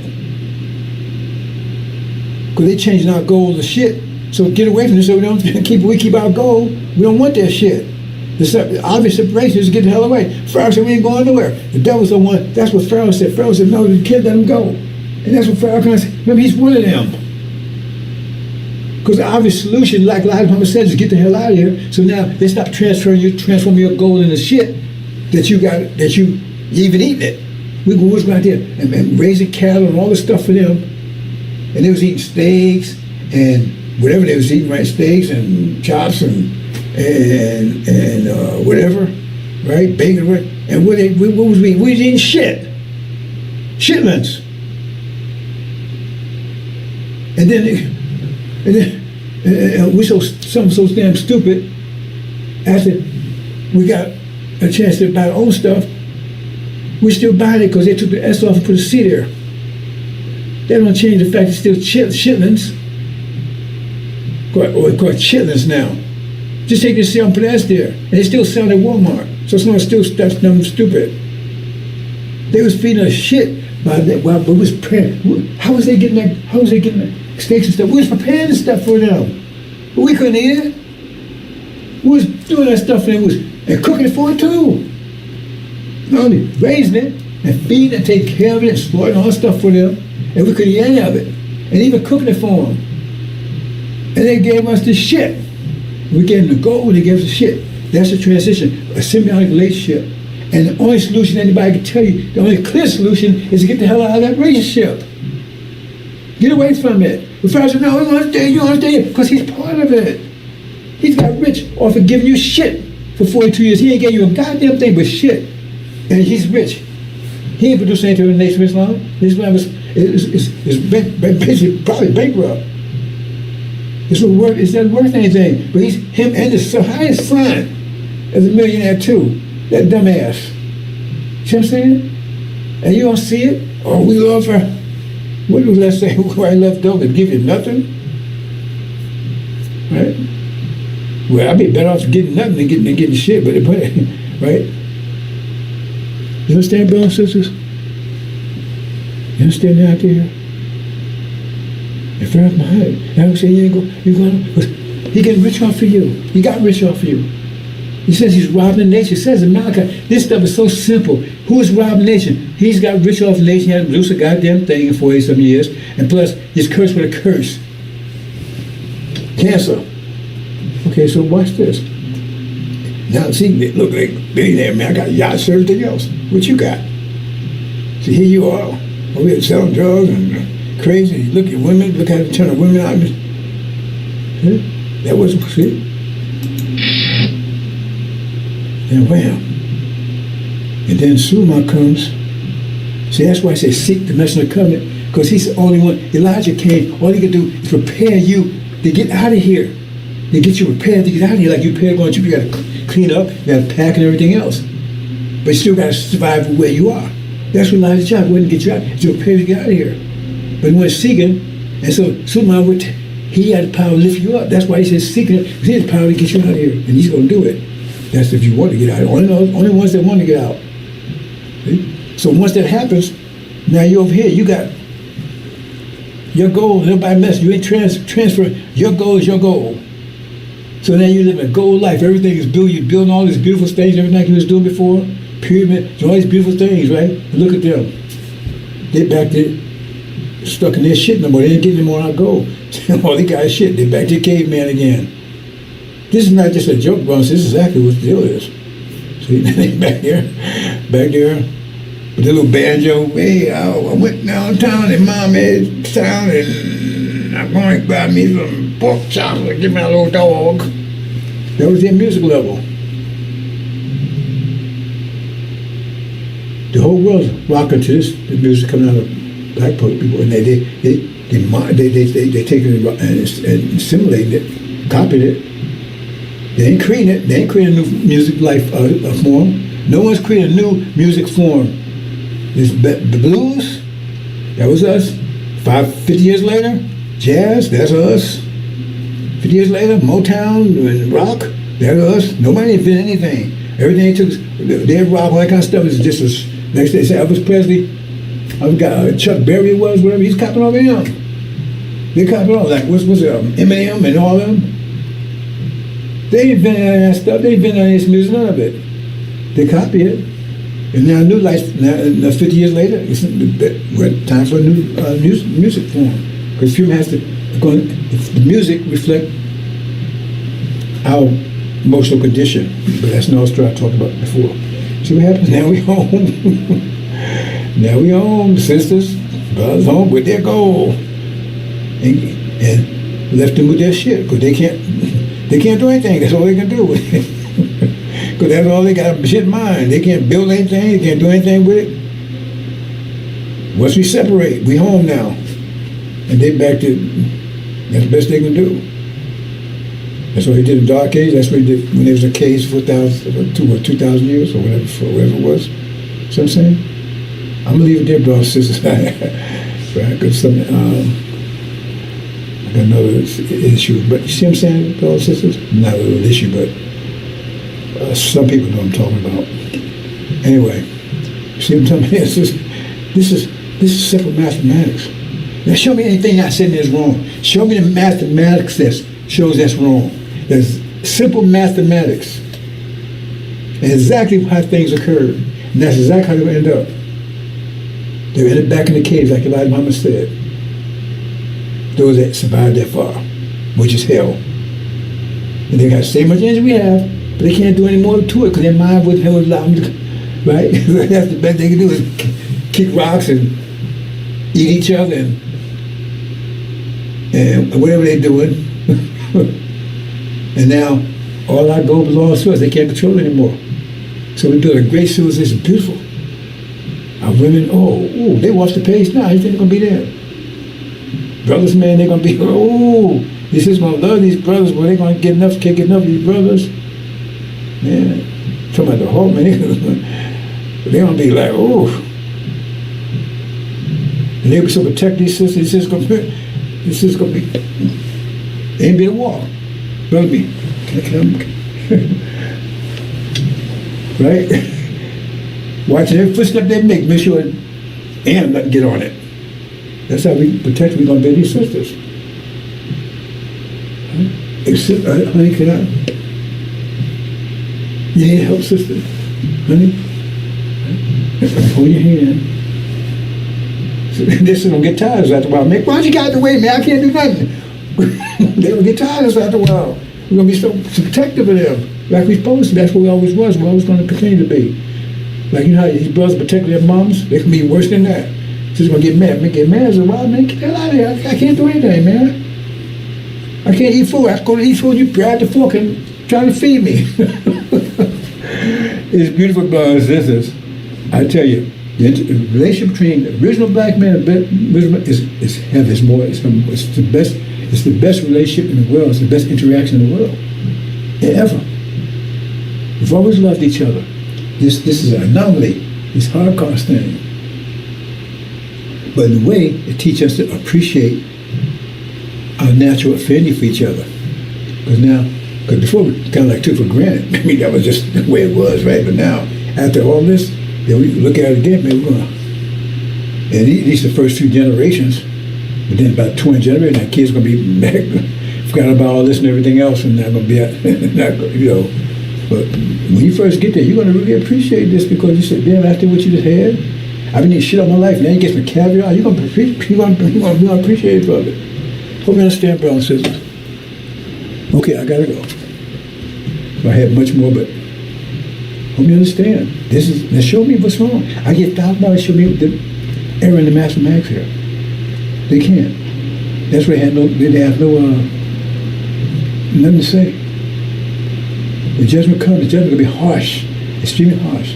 Assalamu alaikum.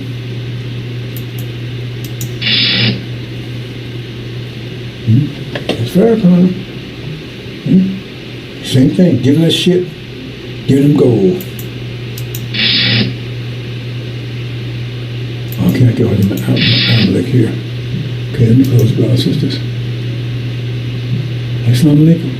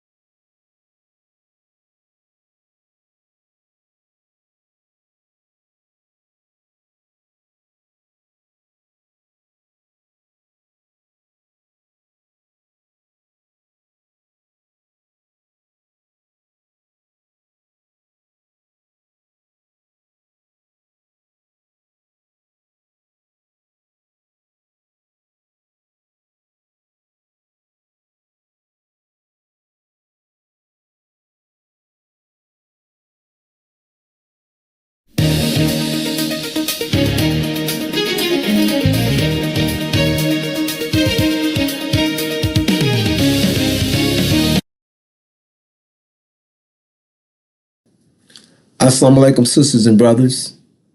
I'm Malik Hodge, and this is We Reflect the Light. This is where we look at current events that are taking place in the world today through the lens of the unsealed scriptures of the Bible. That gives us detailed information on what is taking place in the world today and what is going to take place in the near future from the unsealed scriptures of the Bible. Sisters and brothers, we are at war.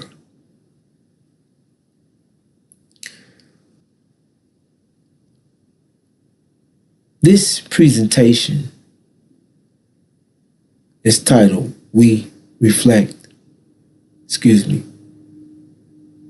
A Doorway Out. Sisters and brothers,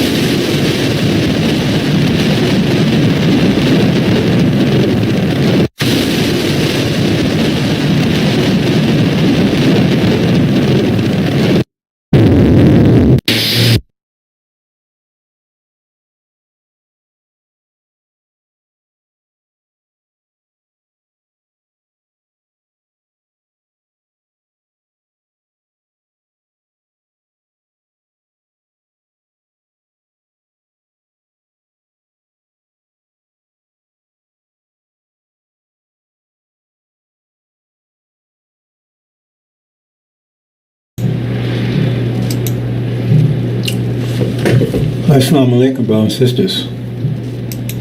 Sulaiman Rahim here, Messenger of the Covenant, Breaker 7 Seals.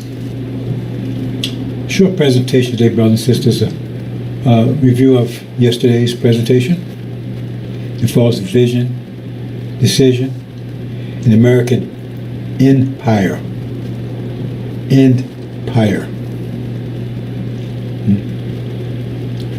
Loss of empire. What's the signs? Signs are clear, brothers and sisters. But if you're blind, right, it doesn't matter how bright the light is, you can't see.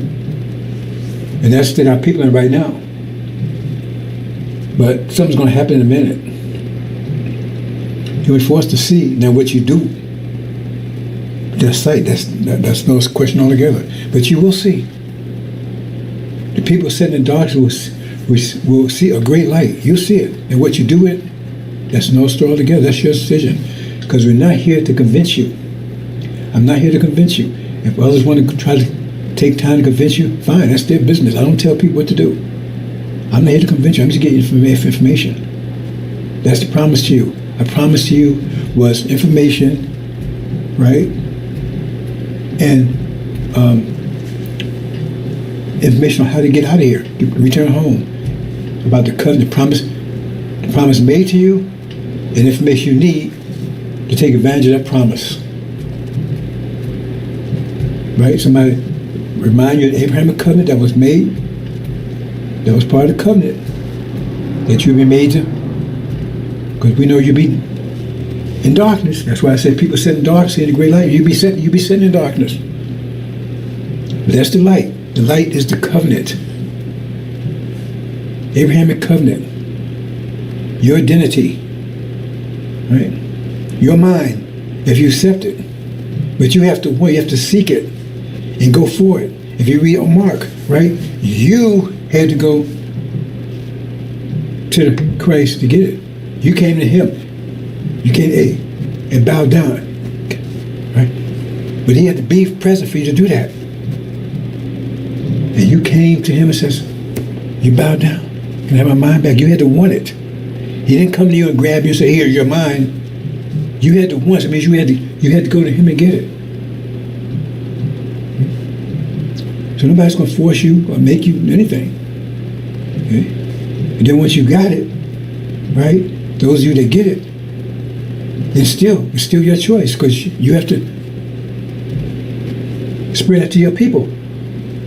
Because in Mark, the Christ leaves and said, no, you got to stay here. You got to spread that mission to the rest of your people. See? I got the light to you, and you have to go spread it to them. It's up to them during tribulation, where they want to come out of tribulation as right, some everlasting life, or everlasting shame and atonement. It was a choice. You see, it's two types that come out of there. Right? You chose the light. And those that didn't get through. Some get through to darkness. They chose darkness, so they stay in darkness forever. They chose darkness, they stay in darkness. They still delivered. They chose darkness, they stay in darkness. It's a choice, brothers and sisters. In other words, everlasting life. Two groups come out of there. Out of tribulation. It's choice, brothers and sisters. I'm not here to force you, convince you. Just here to give you the light. It says, people sit in dark, see the great light. They see somebody come in begging them, convincing them, and fighting with them. No, they see the great light. Now what do they do with that light? They choose the light or choose the darkness. Choose the darkness, then everlasting shame and atonement. Some will choose the darkness. Come on, brothers and sisters. And the false vision, decision, and American empire, and Amalek. Let's move on, brothers and sisters. Okay. Amalek. Now, this question about Amalek, he keeps talking about, in false Israel, Amalek.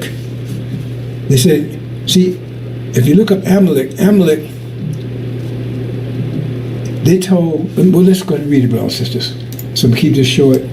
This one, what I did yesterday, right? It's a follow-up. This is what it said about Amalek. Remember what Amalek did unto thee by the way, when ye were come forth out of Egypt. Remember, you come out of Egypt. How you come out of bondage. How he met thee by the way and smote the highmost. No, they attacked you. They attacked the weakest of you, right? Even all that were feeble and behind thee, when thou wast faint and weary, and he feared not God. He just came after you. When you was on, by the way, when you were come forth out of Egypt. See, but now there's 2 stages here. Come forth out of Egypt, right? First, you got to come out mentally, and then physically. So it starts while you're still in Egypt. So when you recognize, when you get the vision, that's what we're talking about. When you get the vision to leave, because right now you don't have the vision to leave. Farrakhan tell you ain't going anywhere. And anybody with Farrakhan, they demons or outright fools. Because right there, he's calling God a liar. The Abrahamic covenant said, you will, right, here, sojourn, look up sojourn, means temporarily, in land not yours. Now they got all kinds of stupid fools out trying to make this the promised land here. See? They can twist it, turn all they want to. The Abrahamic covenant is one of the clearest, it's the clearest verse in the Bible, the clearest. There's no, you don't have to use a computer, AI, anything. It's the clearest. It's clearest. Even to the fact they refer to as Abram. So why do they call him Abram? Anybody tell you that? Only place in the Bible called A-Y. Was Abraham. What happens to Ham part? Ham part. Well, who's Ham? That's supposed to be us. Remember, if you read the story, Ham, Southern Africa. So Africa's our Ham. You see? So why do they leave the Ham part off? Because that's the part that'll be lost. And land not theirs. And they be calling them Ham. That's what they call us Ham. Being enslaved. Ham was supposed to be enslaved. We've been enslaved for 40 years.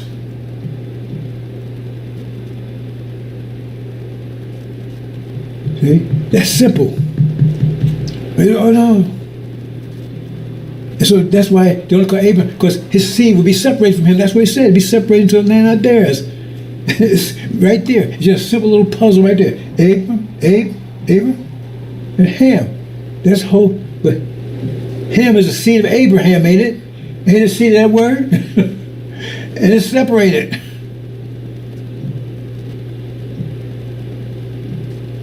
And then later, in the covenant, he's referring back to Abraham.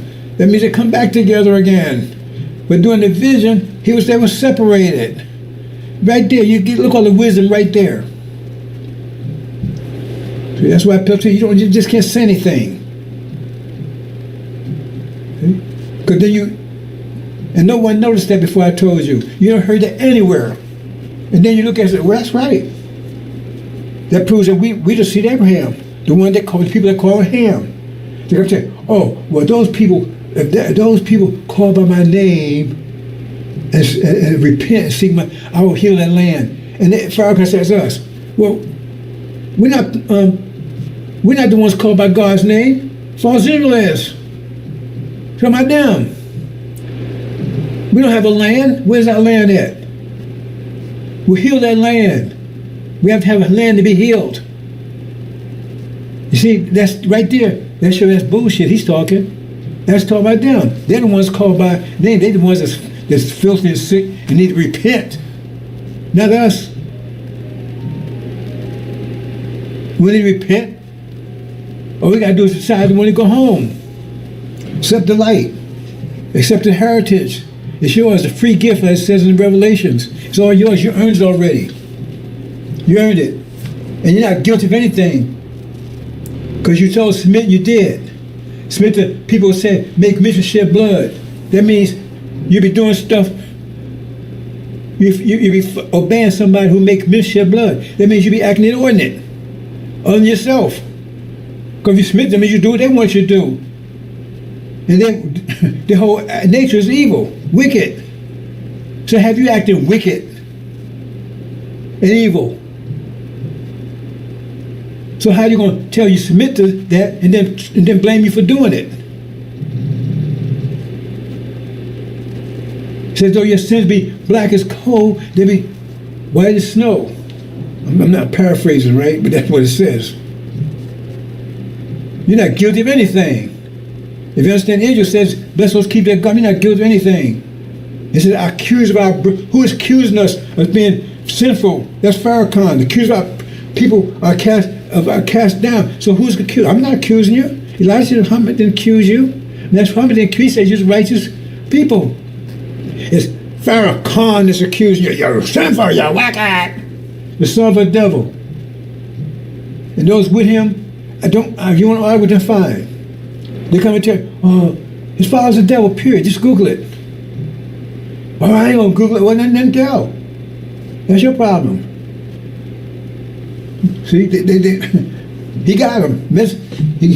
So if he, hold on to him. Right? You choose him, fine. The robber of the nation. What does he produce? Unfortunately, nothing. But he's rich. He's cursed, ain't it? And he don't have cancer. Cut all insides out. When you call that a curse, what man would not call that a curse? You cut off from your heaven. You cut from females the rest forever. You're not gonna get no transplant when you get home. We don't do that. So if you got eyes, come. You got ears, come. That's why I tell you that. Tell you ain't get no transplant. If you got eyes, come, we'll make you see. If you got ears, come, make you hear. You don't come and say, come here and we'll give you some ears. We ain't no transplant. That's the devil stuff. Right?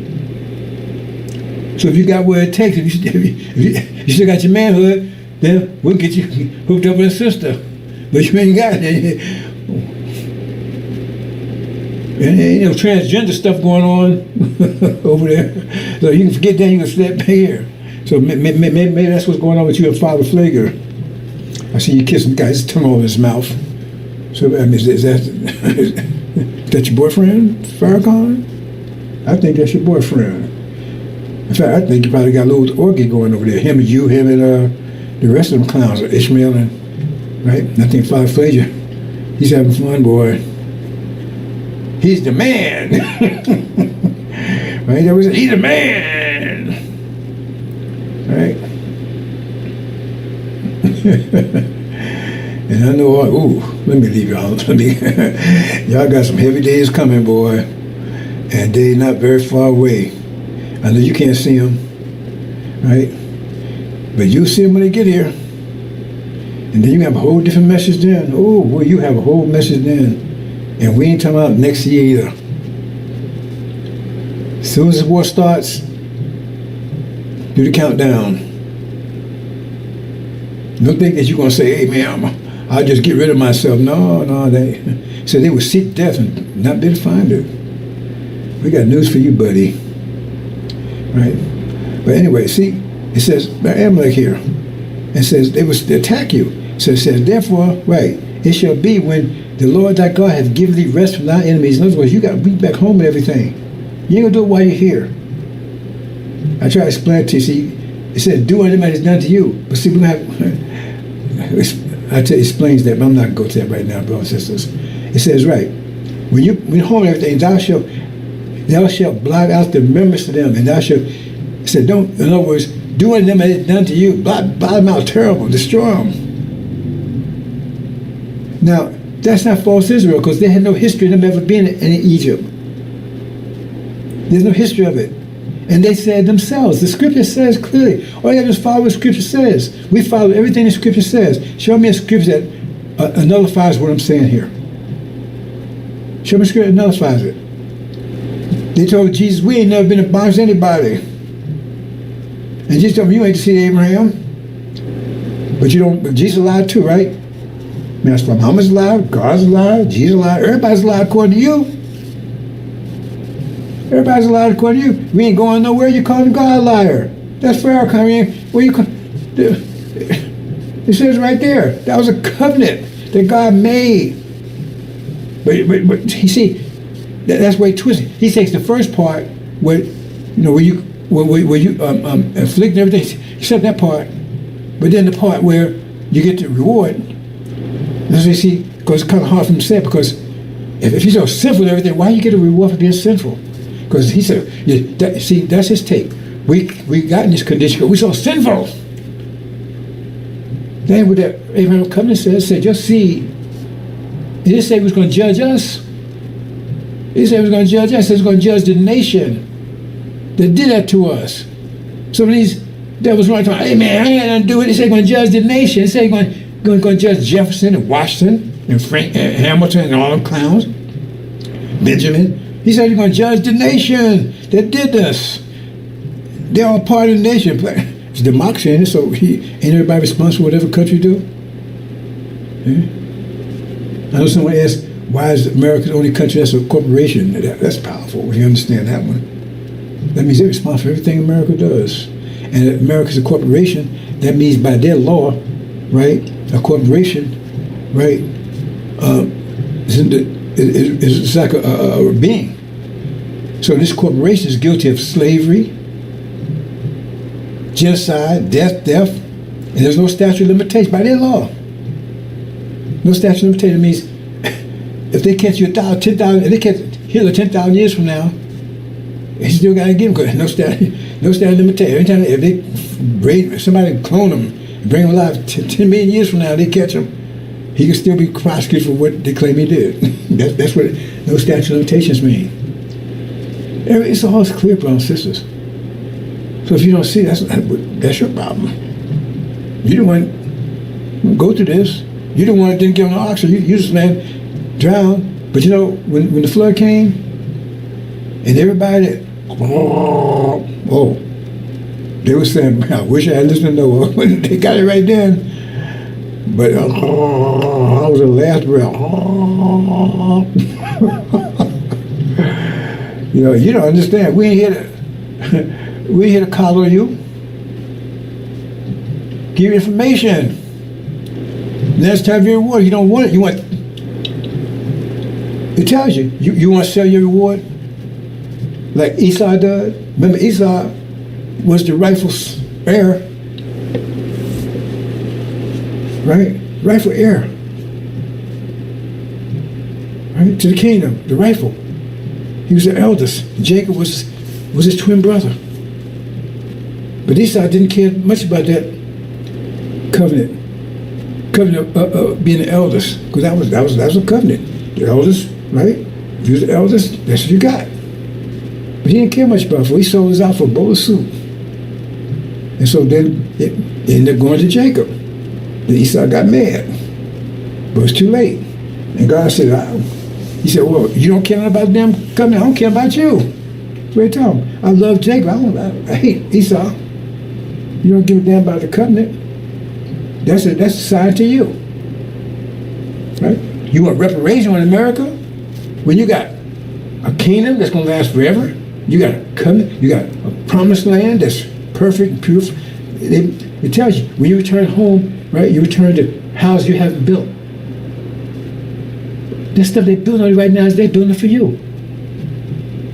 That's our land, Arabia.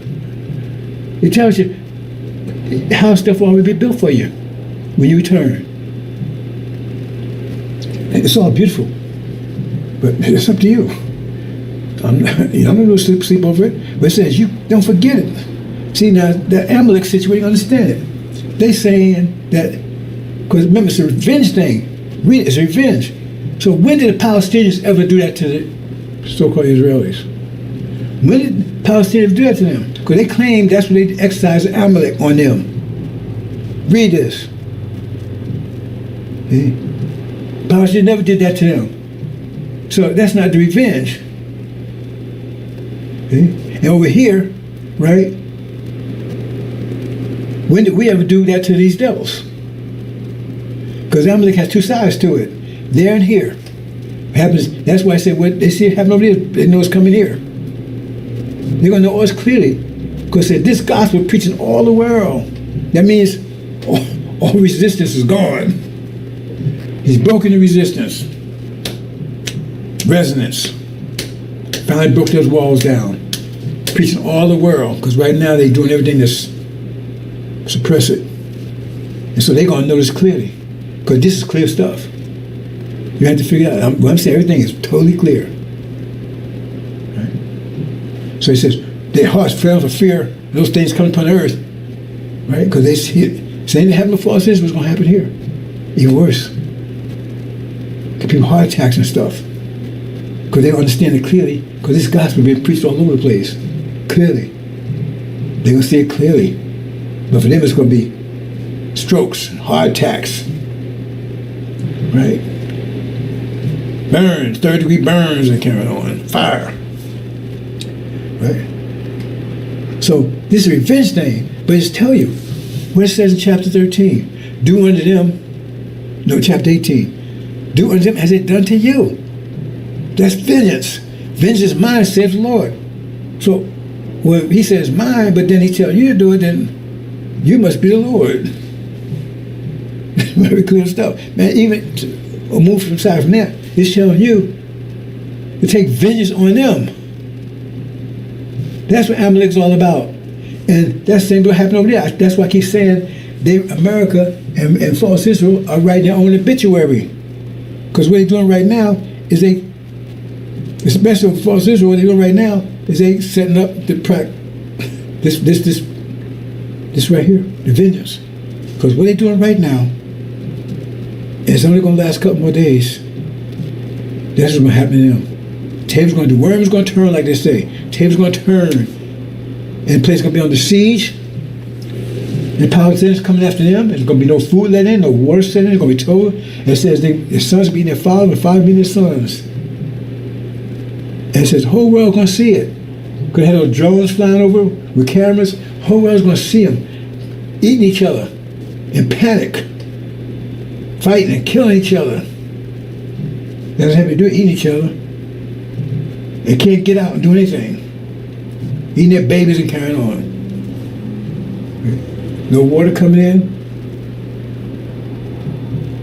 Eating themselves, eating manure and drinking urine. That's what you're going to see over in a minute. And that's what people see. They'll see us coming here. It's on the way here. At the speed of light. It says that's what's going to be here. It says over here, it's going to be like a woman. That's what a dating woman. You know, some of these devils, they say, oh, so dating, you know. Oh, man, they so like, you know, man, I mean, they can't put lipstick on. They got to have a mason put so, they're so dainty, man. I can't, right? They say, if she's pregnant, she's going to deny her husband or children. In other words, she's going to hide the fact she's pregnant or that she's about to deliver from them. She's going to go to a secret place. That's what Scripture says. Secret place and get that baby birth in silence. Now, I don't know. I'm not a female, so that must be hard because every time I seen her, I got several children. There was no silence.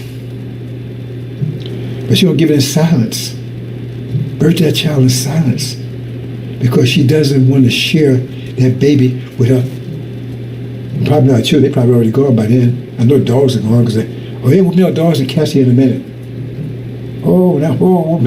Maybe with some people, some people eat probably their children, eat their own dog. That's how sick they are. Right? But she won't share it, and she's gonna eat it. Eat that child. That's what's said in the scripture. Let me show you the verse. Then she's doing it secret. I mean, she ain't doing any cooking. Electricity stuff will show up anyway. Eat it raw. That's how hungry she's gonna be. Eat it raw. Alive. Now you tell me that's, whoa, you gotta be bad. Well, that's just the start of what's happening over here. It says all the 500 years of all the hell, they walk around like they're holy and pure and everything else, and they've been wrecking this place for 500 years, and they've been wrecking us, murdering us, raping us, beating us, torturing us, and they're sodomizing us and everything else for hundreds of years. And you maintain a system like that with terror. They're a terrorist nation. What I'm saying, tell me I'm lying. Tell me this doesn't make any sense. How do you maintain that condition that we was in without terror, 24/7? So who's a terrorist nation? They terrorize us, raped our women. Come on, Sally and Jefferson was lovers. She was a slave. Oh, she had a choice in the matter? I think we should break up. Really? Is that the case? That's where it was. They're sick people.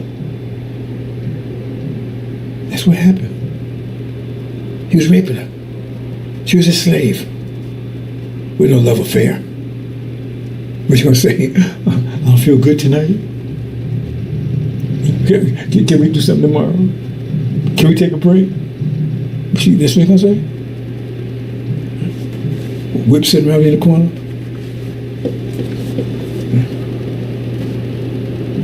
The sick people. Jefferson, Washington, rapists, pedophiles, terrorists. Now people was terrorized.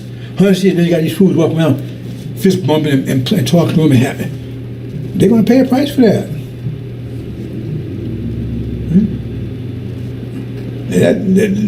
That's a sin right there.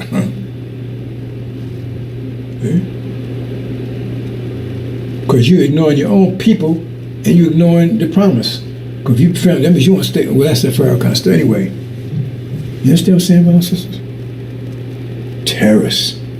So now, for 500 years, what they did, just what they did to us for hundreds of years, that's what come on them in 1 year.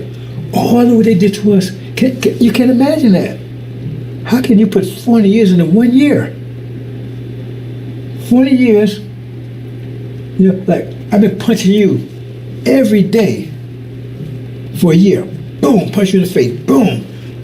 One punch a day. Bam, bam, bam. Then end of the year, on 4th of July, or Christmas or New Year, wherever you want, one day that, half a year later, right? I give you one punch that's equal to all the punches, 365. You would survive. How can you imagine that? That'd be worse hit with a Mack truck going 1,000 miles an hour. You see what I'm saying? Because you dammed it up. I'm not going to retaliate. See?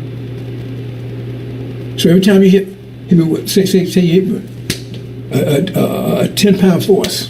10-pound force. Boom. 10-pound force for every day. Every day. So 365 days times that is 3,650 pounds now. That's how much you build up. 3,650 pounds. So I hit you with a force in here with 3,000.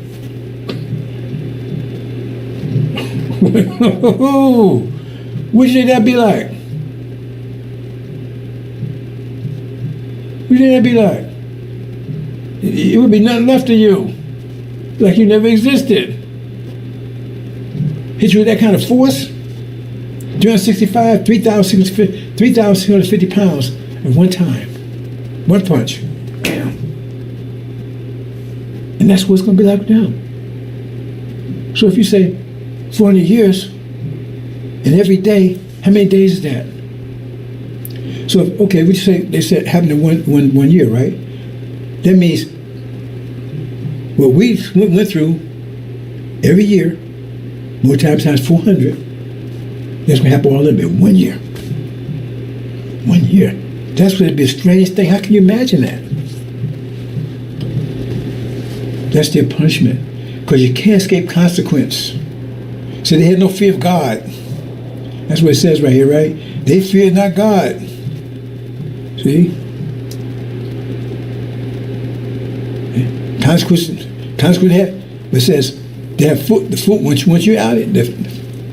Because they're not going to get full consequence until you're out of here. That's what it's telling you. After you out of here, then that's going, right?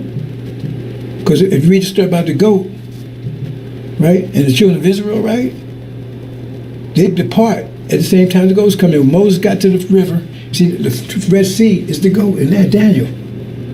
I'm not going into detail about that, right? But when they got to this, then Moses parted the waters. In other words, the goat, they opened up, let you through. And then that's the consequence came in, rolling in, after you left. See, all these things just fit together. And you left, then the consequence was rolling in. And that consequence, it says, because what it says, look what it says, consequence. Famine, death, all that stuff, that's when you're doing them as it's done to you. That's when it happens. When you roll out, and you said, well, I thought you was going to do it. Well, you read going to chapter 17, it tells you. They do it because you command them to do it. So they doing it. They like you said, a hitman out there. He doing. I thought you don't kill. I did. I said hitman. That was the difference. He did it for me. So you add these stuff up together. Learn to add, subtract, brothers and sisters. They're our weapon of vengeance. And when they come in, that's when they're going to come and roll in. And for 1 year, they're going to wreak havoc on this place like you can imagine. There you go. Okay. Here it is. Get back to her. Listen, as double what she did to her, and cup to her and as many glorify. Okay. See, this is all the things that's going to happen. Mourning, famine, or torment, and that's what happened when the goat. Except they're the ones going to, at our command, they're going to do it. Right? So get back to her double. Ooh. So in other words, not only they're going to get the 400 years in 1 year, but it's going to get double it. Ooh, with interest. Oh, interest. Why? Because our wrath is so great. Say, fuck with the wrong people. Right? Number one, but more than that, our women. And see, we love our women. We're so dumb right now. We're just dumb gorillas right now. But we love our women. Nobody loves original women like the original black man. We love our women right now. We're all messed up. But we love our women. And you know how you know? One way you know it is that I don't know one original black man that don't love his mom. I heard them talk about their dad, but they won't talk about their mom. They love their mom.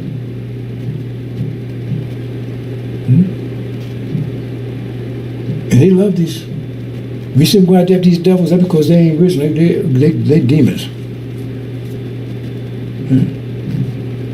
And it's a psychological thing there too. Some brothers just feel bad because they feel they can't protect their women, and we don't work on all that.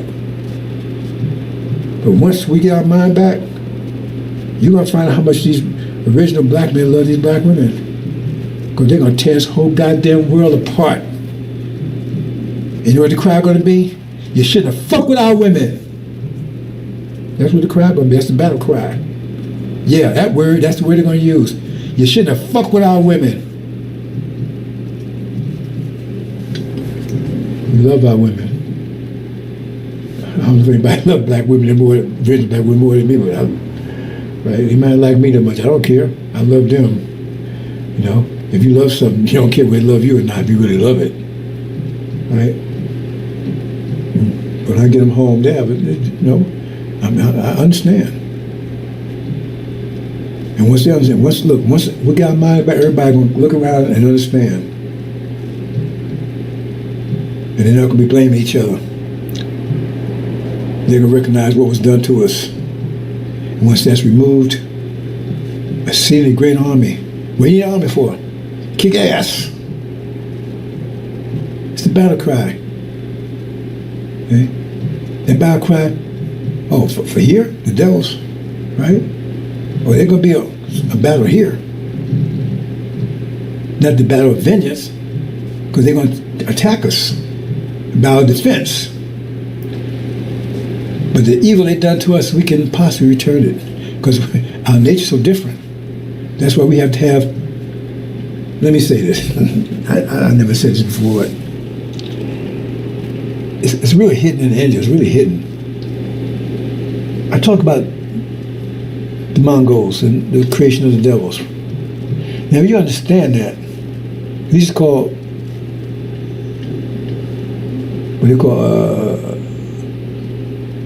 what they use, special ed people, whatever, these call them Mongoloids. Right? They don't call them that. They say mentally challenged or whatever. And then they call them retarded, whatever. These call them Mongoloids. Now, if you understand the whole thing, right, then you know who they are. Okay? But in the angel, they seem to have it backwards. Because, they should be on the bottom. See? But they call death. There's a reason for that. So I'm just going to a little hint on that, right? See? Because if the devils are wicked, they're more wicked than the devils are. They can be more evil than the devils are. If you understand their creation. You see? So what's restraining them? Restrain them. The reason why they restrain, because they have less discipline than the devils do. I shouldn't get into this. I shouldn't do this. I want to keep this short. Discipline times energy equals power, right? They're less disciplined. But devils are more disciplined.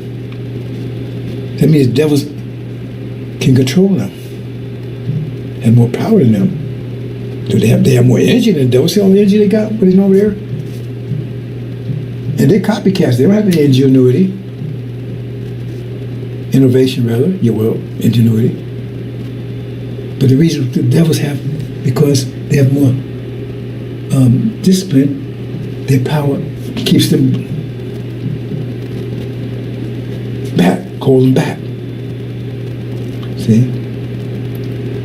But if you understand the angel key, right? If you understand how this flood came, right? There was a barrier that was holding it back, the flood back. The barrier is a sphere. And then once they move, there's nothing to restrain them anymore. And at that time, right? Remember the devils at that point, they lost their discipline. They don't have the power to hold them back anymore. So they could do more evil than the devils can do. You get it now? Double. That little secret how you kept myself. I believe really now. Think about it.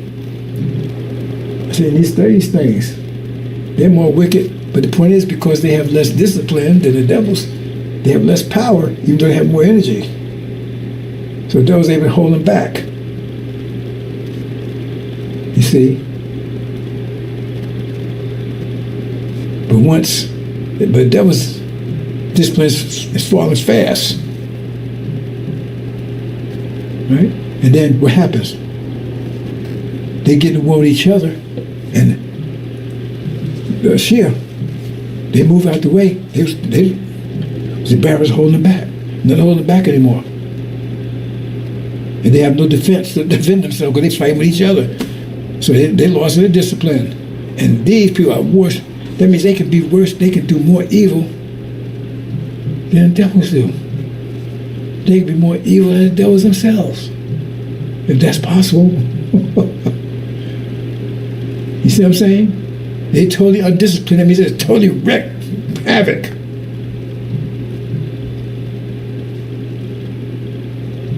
See? The flood. So they can do more evil than even the devils can. That's how it's done. Let them loose on them.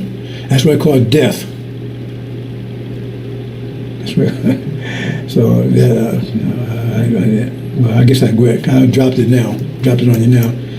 I've been holding that back 30 years. I know it's because I said people say, well, I don't know if anybody paid attention. Because if you understand the Mongolian story, you say, well, why are they there? They should be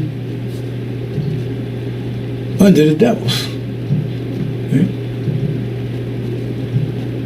Okay, hold on. Oh boy, let me move on, brothers and sisters. So much. But see, the Amalek thing, when I said, that was talking about his event. So that's what they're doing right now is about to happen now. They set the stage for it. They talking about Amalek now, right? They creating that situation. They feeling it. Because what they doing, remember, vengeance, a consequence. So there's a consequence of what they're doing. See, they don't believe in consequence because they're stupid. They don't believe in consequence. And we didn't really push consequence on them because then they were going to do what they did, and we wanted them to do what they did for certain reasons. That's no story altogether. We were advanced. But the point is that if you understand the consequence, that means there's a consequence of what they're doing over there. There's a consequence of what they're doing. If they believe in consequence, they wouldn't be doing that. It's because they know we're going to backfire on them. In America, there'll be a consequence of all of a sudden, all of what they've done, all of a sudden roll back on them. They don't see that coming. That's where hearts be failing and everything else. Just anticipation. Just anticipation. If your heart failing in anticipation, what's going to happen What your heart going to do when it actually happens? Hope you understand that, bro. Let's just move on. So, and then on this case right here, right? They're talking about the fake vision. Now Elijah came and gave you this vision. Because you had no vision. When Master Prophet came in, you had no vision. And people without vision was perishing. We was perishing. We had no vision. We didn't know where to go. We didn't know what to do. Right? We just doing whatever Master had us doing. We had Zook suits and running around doing all kinds of stupid stuff. We had no vision. We was walking around in circles. We had no vision. It tells you we was perishing. The people have without vision was perishing. And Master Muhammad came and found us in that condition. And so he gave Elijah Muhammad the vision to give us. And that's the vision. That's the Abrahamic covenant. A vision. NOI. That was a beacon. NOI was a beacon. A vision to look up to him. That's what it was. Elijah came and gave us a beacon. Farrakhan's his job is to get rid of that beacon. We ain't going nowhere. He's trying to steal your vision. Because we ain't going nowhere, where's your vision? And plus why, okay, if you so wicked, then why, he said, if you don't repent for what? His so-called man march. That was a lie in itself. Because it was these Negro preachers that set that up, he claimed he got from God. That's why the second was a failure, flop, because they didn't support him on that one. Because 99% of people there was Christian black folks. But he took credit for it, like he's a goddamn liar, thief. That's why the second was a total flop. That's what I'll talk about the second one. If you hit the song out there, everybody's rocking to that song, right? Wow, man, ooh, you rocking, man. And then the guy said, hey, man, Diddy, Mr. Diddy, right? He got another tune out. Oh, you do? And you remember that first one? Man, you would start buying that second one just like that. Bam, because that first one was jamming, right? See? So if that first was so great, like Farrakhan said, how come nobody show up on the second one? I ain't buying that. You love that first one. I ain't buying that second one. You ain't heard it yet, but I ain't buying it. Why? No, that don't make no sense. Man, that first one was jamming. I'm going to get that second one. Like when Michael, every time he released something, they couldn't wait to get the next one. So Prince couldn't wait because that was jamming. This one got to be a monster. The second one, can't nobody showed up because it was a lot to begin with. Maybe in March. And then when you got there, he did blame you. Well, you got a tone. Tone for what? A tone for what? It's our fault, all this here. Because he's a devil. His father's the devil. He's speaking what the devil's telling him to speak. They own him. His father's the devil. People don't even want to admit that. He says it. He says it himself. We got him saying it. He says his father's parents were white, Caucasian, Portuguese, Jews. This is on his own mouth. To be like, well, man, his father's light-skinned Jamaican. And then all you got to do is Google it, show a picture of his father, and nothing light-skinned about that man. He's white. There's no one, so that's fine. Hold on to that. Hold on real tight. Don't let go. See? So when it burns your ass, I want you to keep holding on. Because we're not going to rescue you. We're not putting water on your ass. Right? You're that damn stupid. There'll be no stupid people in hereafter. No stupid people. Not in the kingdom. They'll be outside. The dogs, like I said, dogs are fools and everything else. And out of darkness. But it won't be in the kingdom. So Elijah Muhammad said that. Right? And they said, oh, people start getting the vision. They didn't want that spread. They didn't want it spread around black folks. So he said, the vision. Abrahamic covenant. And then they had this movement with Martin Luther King, and he told them about it. And he said, and Martin Luther King went and said, hey, man, we got a vision, man. Right there, look at there. Look, see, look. Right? There's a beacon out there. Abraham, the Abrahamic covenant. What was the speech? The promised land. He said, I don't know if I get there with you, but he said, I know I'm going to get there. He was talking about the promised land. We got the picture of him with Elijah. And what happened to him? He was dead the next day. They didn't want you to see that beacon. They didn't want you to have a vision. Because he said, if Martin Luther King see that, He get all his people to see it. That was millions. They didn't want you to see that vision. See? Imagine how much set that beacon up and get told Elijah to fuel it with his blood, his life, his works. Fuel it, keep that light on. Light needs electricity, right? He had to provide the energy to do it. His own, as he gave his life for it. He put his life. I keep telling you, that stuff don't happen. Or that was his life that fueled that.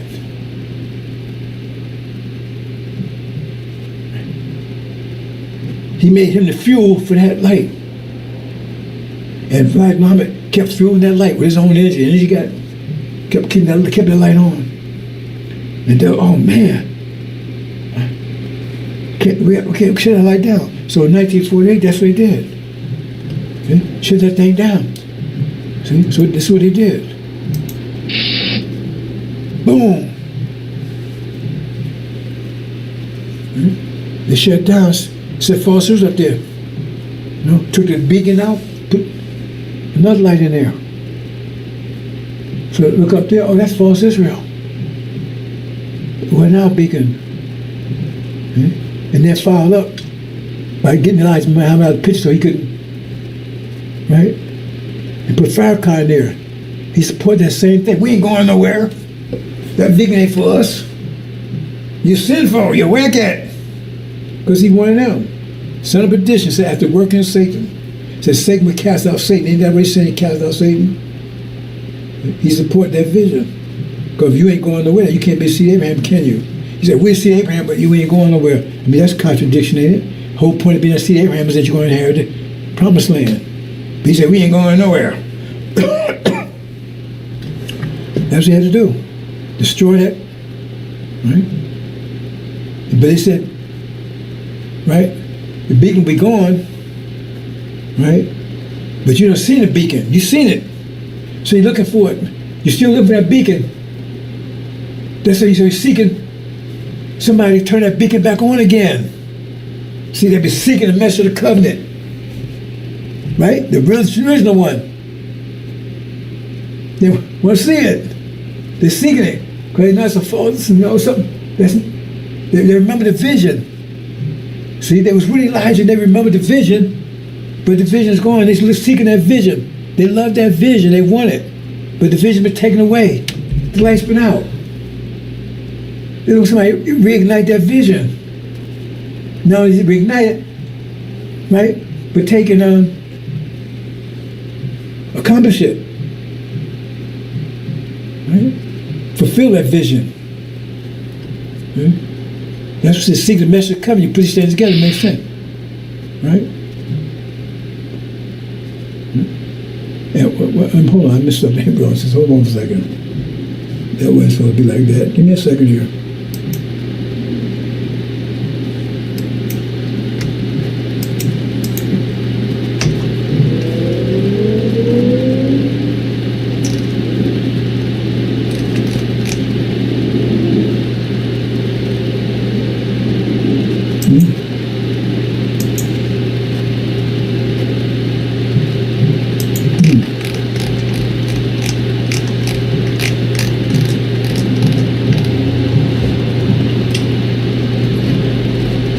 Okay, I'm gonna leave it like that for now.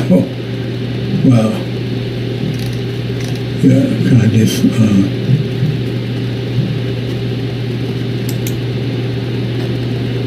how did I do that?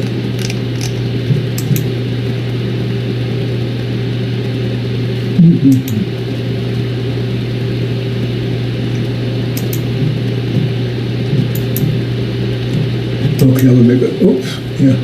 I'll make a slight change here, go on system, but I think I deleted that. Let me do it this way. Okay.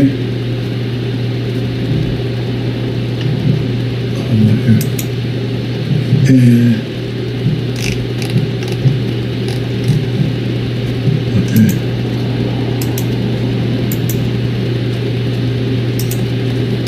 Kind of makeshift process, but you get the message.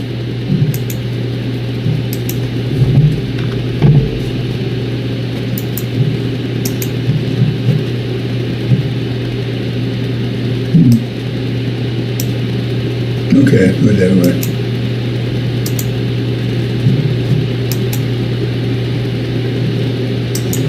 Okay.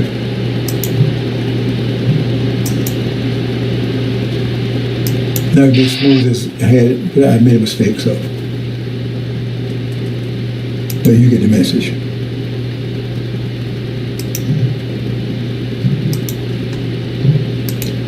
So this would, right? And then they be seeking it, and that's what happened. So it's not gonna be smooth, but the message of the covenant will come. Turn that beacon back on and take you home. That's why they seek the message of the covenant. Remember, they said message of the covenant. That'll fulfillment of the covenant. It tells you right there in Malachi. That's what's going to take you home. Purify you, get you home. Get rid of false Israel. The true beacon. Let's move on, brothers and sisters. Okay. Let's talk about paradise and energy management. I'm going to close out, okay? Let me see where we're at here. Okay, hold on for a minute, brothers and sisters. Hold on for a second, let me.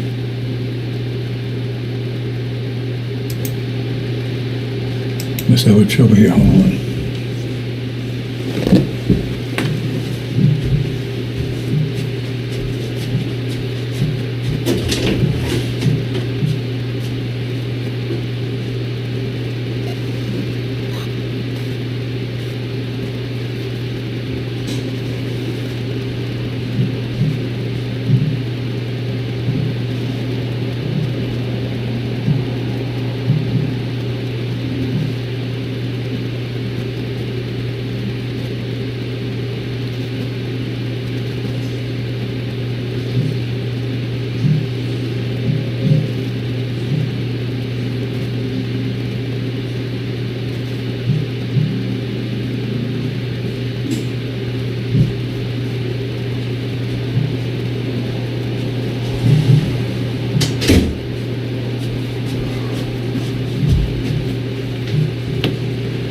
Okay, brothers and sisters, let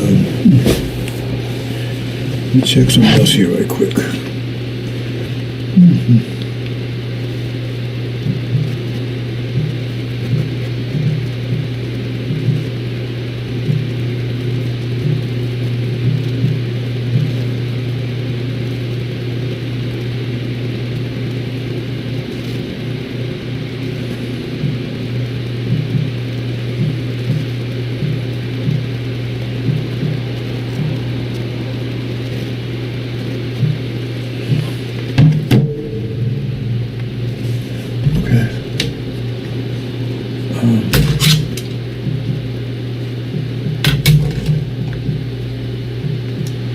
I just want to explain a couple things, brothers and sisters.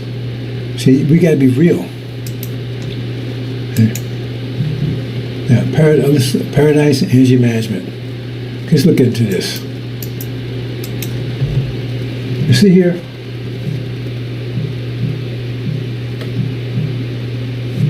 This represents the reality we are. That's the capital, this reality. Right? This reality is energy. Everything is energy. Everything is energy. Right? Force is energy. Everything is energy. And so when you see a reality, it comes out of the minds. I mean, their capital didn't go out the ground. It came out of somebody's mind. This government came out of somebody's mind. This economic system came out of somebody's mind. Right? And they gave form. Everything is energy. They gave form. This is the form they gave to the energy. This is the form they gave to it. But you got to understand, everybody gets energy all over the place. Your energy. Everything is energy. But everybody, if you understand pressure, we have pressures. Everybody gets the same amount of energy. So say, for instance, everybody gets, if we put it in terms of dollars, everybody gets $1,000 a day. Everybody gets the same amount of energy. It's no if there's a bunch about that. Child's born, he gets $1,000 too. Every living being of us gets the same amount of energy. So you say $1,000 a day, okay, everybody gets $1,000 a day for a child. So if you're a parent, you got 5 children, right? Then you control $5,000 a day worth of energy. You control it. It's theirs, but you control it.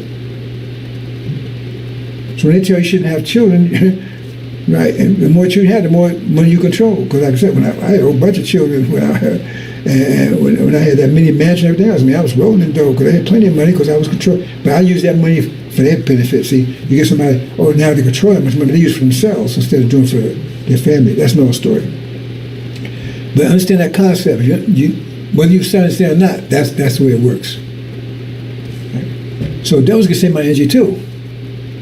But it gets down to how much you need, how much you actually need, and then what they call disposable income,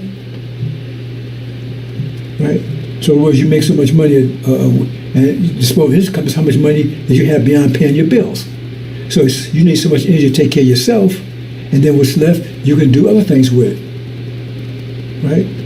So we had energy deprivation, all we had enough energy to maintain ourselves, so we could maintain a civilization, a relationship, anything. We had enough energy to maintain ourselves, and very little even that. So we lost control of ourselves, right? Because we require a lot of energy, because we're the highest form of genetics in the universe, and it requires a lot of energy to maintain that level of structure.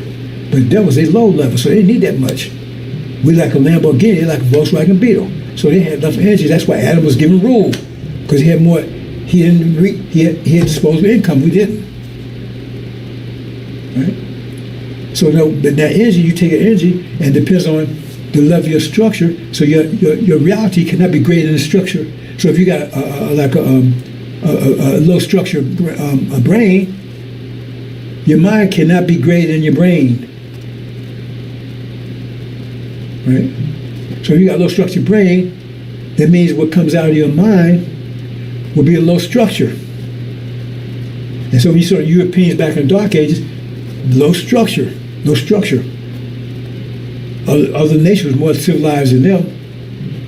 No structure, because they're the lowest. Well, I talk about the Orientals, but forget about that. But they're low structure. Low structure. So they build a reality that's low structure. It's going to reflect. It's like a dog. How they build? They build a reality based on the level they understand, like birds and everything else, right? You're gonna build reality based on the structure of your brain. That's you understand what I'm saying? So they build this reality. So I'm gonna go into this. That's how kind of difficult to understand this structure, brothers and sisters. I'm kind of jump. Well, I'm gonna get to it. Yeah, I'm gonna get to it in a minute. Let me just do the basic here. So this is the structure. When you look at this America right here, is a structure that came from them. Now, when you build, remember, everything's energy. So you take and build something, but you got to maintain it. So otherwise, it just disappears. Remember, you built the structure, but you got to fuel it. So you keep getting energy. In other words, you get 1,000 units a day, and so you build your reality, right? And if your reality is like $600, took $600 a day for energy, you got to keep putting $600 in it to keep it going. You got to fuel it. You understand? Otherwise, it dries up, dies. You got to fuel it. You got everything's energy. To keep it this form, you have to keep on giving it energy to maintain the form. So it takes America, they have to keep on the energy they have to keep the form they have right here. But see, one of the problems is that's why they fear us so much, because we're doing the same thing too. But they lose control of us. So that means we're going to cover a different reality than they have. Then you got a conflict between the realities. And when you got a conflict between the realities, what happens? They have to use more and more energy to maintain their reality. So it gets harder and harder to do it.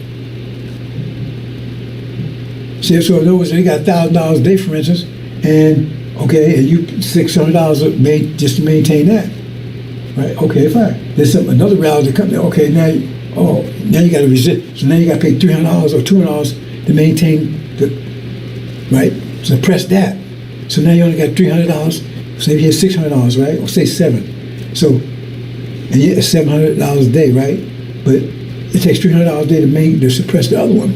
So you got 4. So now this starts crumbling, right? Because it takes 700 to maintain it. So you only got 400, so it starts diminishing. Hope you understand that concept, right?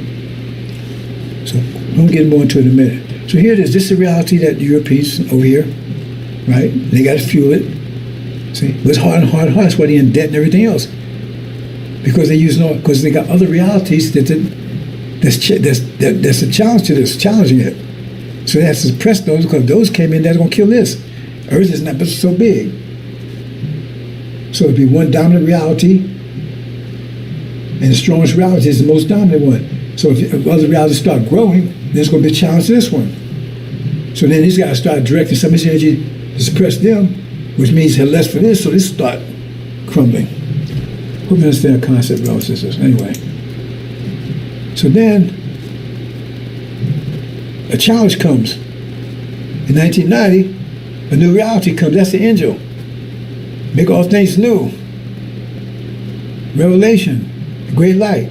He shows up in 1990. That's the beginning of a new reality. That's challenging this reality with the people that they have under control here. So what happens? So now, right, he's starting to build that, fueling that reality, energy. With his own energy coming, using that energy to fuel that. He has to fuel it. So if he gets $1,000 a day, he put $1,000 a day into this reality, new reality. He's fueling. If he only put 200, then 100, then don't that much. But if he put it all in, then you see, start it's like you got a water, a lake, and it's solid, it's smooth, solid, right? It's not moving, motionless. Then you throw a rock in it. Once it got waves, you change the reality of that lake. You understand? But if you want to keep that reality going, you got to keep throwing a rock in there. Because if you don't, you stop. It settles back down again, right? So if you want to keep the new reality come in, right? Got a lake that's waves all the time. That's new reality. You got to keep on throwing a rock in there. You got to keep fueling it. Otherwise, you stop. The lake goes back to where it was before. And that's a simple analogy, but that's pretty much the way it works. And boom, it blows away that reality. Because high pressure overcomes low pressure. So if he comes to a new reality that's higher pressure than the old one, he blows away that reality. That's happening right now. Right? And then what? Then his reality comes in. Higher pressure reality overcomes lower pressure reality. Other pressure reality is going to new reality. Right? What happened here? Okay? Covers the whole planet. It's new reality. Got rid of old reality. Okay? Let's move on, brothers and sisters. I hope you understand that concept. That's what's happening right now. That's the way it always happens. They send one prophet in with a higher reality mind, a higher pressure mind. That's what scriptures are. Scriptures are minds. Like if you got a version version 2001 Windows, they come out 2010. They don't support 2001 anymore. 2010 blows away 2001. And while it won't work, you don't support. You gotta get rid of it because now you got a new version. Same thing. Scriptures are minds. That's why they give you scriptures revealed, and that's how they send one person. They don't need to send one person because the mathematics says high pressure overcomes low pressure, no matter how small high pressure is. High pressure could be just big as a small a balloon. But if you put it right, if you put it in water, it's going to move the water out the way because it's higher pressure. If it's higher pressure, it's going to move. I don't care if it's a ocean or whatever. If it's higher pressure, it's going to move. There's no exception. High pressure overcomes low pressure. And scriptures are minds, and they're pressure, they're energy, they're force. And so they come in with it, and that's why, right, when Moses came in, he was able to remove the empire that existed before that. Jesus came in, right, The Roman Empire, he defeated that. You see the remnants of it in the Catholic religion, but he defeated the Roman Empire. Right? You see? And then Prophet Muhammad came in, right? And he defeated the Catholic Empire. Put it down for 1,000 years. And then Adam came along because in his deprivation, right? The new world earth, he put down all of them. He put down, there was called some Jews that was called following Moses. People say they were following Jesus, and people that following Muhammad. He put them all down. Adam put them all down. His presence was higher than theirs. The scripture he had was higher, and he put them all down. That's right. I put it ruling. They rule. Who been ruling the earth?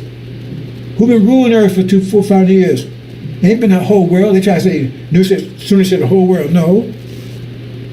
Only 2 empires been ruling the world for the last 5 years. That's America and Britain, Gog and Magog. Our chapter 20. That's they would see the whole world, and that's one of the major exceptions right there. The chapter 20 is in the future. No, that's European history. And they came out and they see the whole world. 2 empires. Only 2 world empires you know of in all history.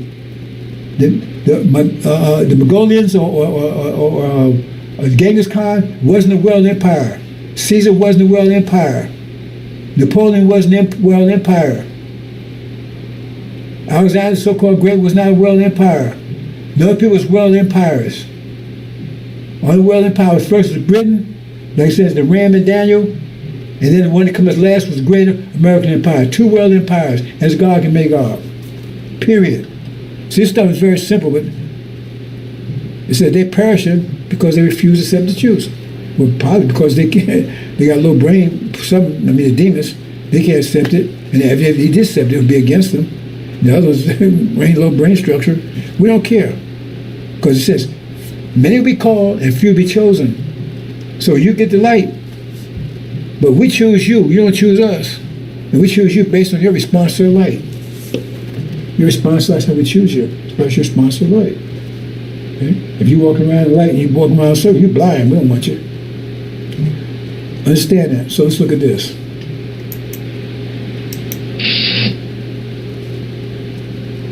I'm missing something here, bro. Hold on a second. One second. I think I missed something here. One second here. Just give me a second.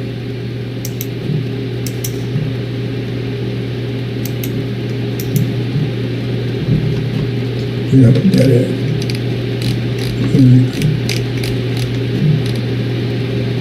Yeah, I did miss something. Where's it at?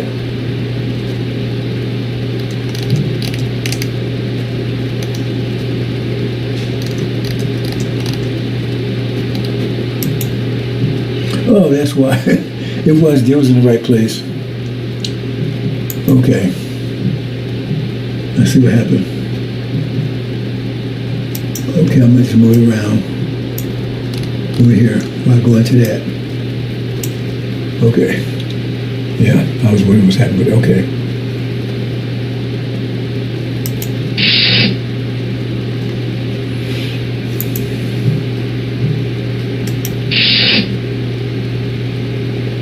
Okay.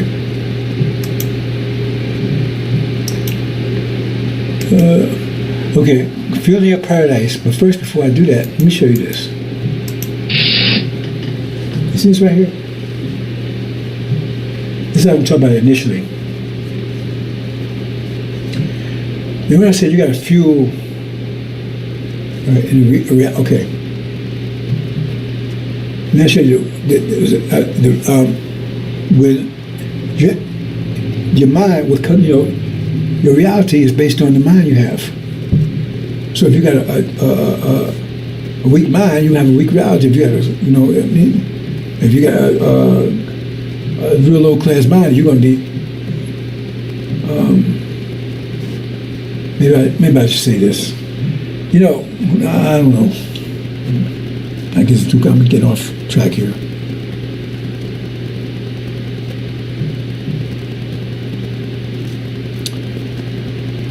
If I go out with a long explanation, the point is that if you got a low grade mind, right? Say real low grade mind, then your reality is going to be, so maybe you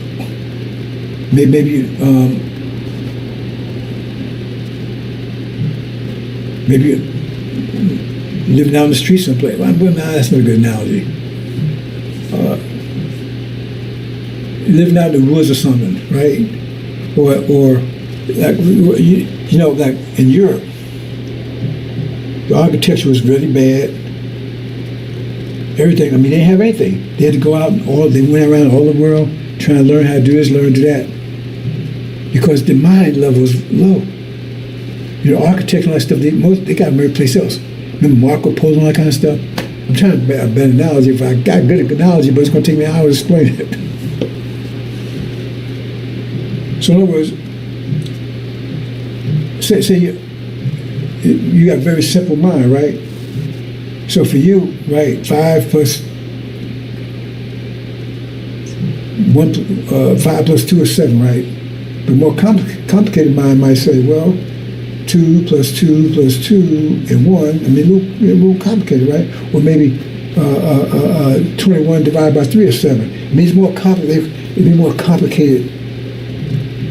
It can still come up to 7, but it's more complicated, right? So therefore, this structure, their technology, everything was on a very low level in Europe, very low level. They didn't take baths, right? There's disease. I don't know about warnings, what warnings came from and stuff like that. It was very low, right? The way he was living, it was very filthy, right? Because in mind, right, everybody else was doing better. So they try to make the Dark Ages was the whole planet. No, it was just Europe, okay? Because remember, they're on the lower level. You got the nations, and they got the simplest mind of all. So therefore, I came out with a simple. Their civilization very simple. Just like even the Roman legions. I mean, remember, they had energy and power, but they was very simple. I mean, the way the army set, the squares, the rectangle, and that's why Hannibal was able to defeat him, because he had a more complex mind, and he had a small army, but he was able to. They couldn't beat him. People don't understand. Hannibal was an original man out of what's his name? Carthage, and Carthage was in Africa. So they don't tell you that part. And he was beating them with a smaller army, and he used mathematics, geometry to do it. If you understand, they still study him at West Point now. See, because they had a very simple way of thinking, but they had power. So if you got power, even if you got power, right, and somebody don't have power, they could be wiser than you, but if they don't have power, then you right? It's like if you're out there and you smart, everything else right. A lion don't ain't smart as you, but he could tear your behind apart if he can get a hold of you. If he has more power than you have. Anyway, I don't want to get too complicated. So what I'm saying is, I don't know, I should go back to that, because this is out of place here. What I'm saying is that, say for instance, okay, if you got a simple mind, and all you know how to do is build shacks, but you have money, so you hire somebody that knows how to build buildings, and say, okay, I give you money, they'll build the buildings for you. You don't know how to build it, they'll build it for you, because you got the money to do it. So you say, you build it for you. So they come out of your mind, come out of theirs, but you had the money to get them to do it. As long as you got the money to do it, they build a reality that's greater in your mind. Didn't come out of your mind, it came out of theirs, but actually it did come out of your mind in a way, because you're the one that hired them to do it. So that's part of your, right? It's still your reality, because it's filled with your money. Okay? But the quality of it is greater than your ability, because you have somebody else with a greater quality mind to produce a greater quality reality. You understand that concept? Your reality becomes higher quality than you would have done, because you found someone they had a higher quality mind, and you had enough money to pay them. Remember, you're still fueling it to build a higher quality reality than you would never do. So when you see here, you look at America. America's been able to build a high quality reality than all other Europeans. Now America, you the innovation say, well, Americans are so smart, right? Europeans so smart. White folks so smart, and everybody else, right? So say. But if that's the case, how come Germany's almost all white? How come they don't have an innovation? All of Europeans just copy what they get from here. How come everybody's copy what they get from here? So there's something strange about these white people here. They're wise than all the white people in the world. You know, most of the Europeans that's here, Google it. I was surprised to find it myself years ago. Most are from Germany, not from England. That throws you, but that's the fact. So coming over here made them extra wise or something? They got this innovation? Because Germany just copied what they got from here. England just copied what they got from here. All these other countries just copy this innovation that comes out of here. So why is that? Everybody's copying what comes out of here. So what's the difference between them and here? Us. We got the high quality mind. See? And they pay us. Oop, did I say that? They pay us. Right? I mean, one of the only secret, Washington D.C. was supposed to have been designed by a black person. That's what they say. Are you Google? That's what they say. A black architect. But see, they have control of our energy. So it's like they paying us, they got control of our, remember they got control of our energy. Because we don't have control of it.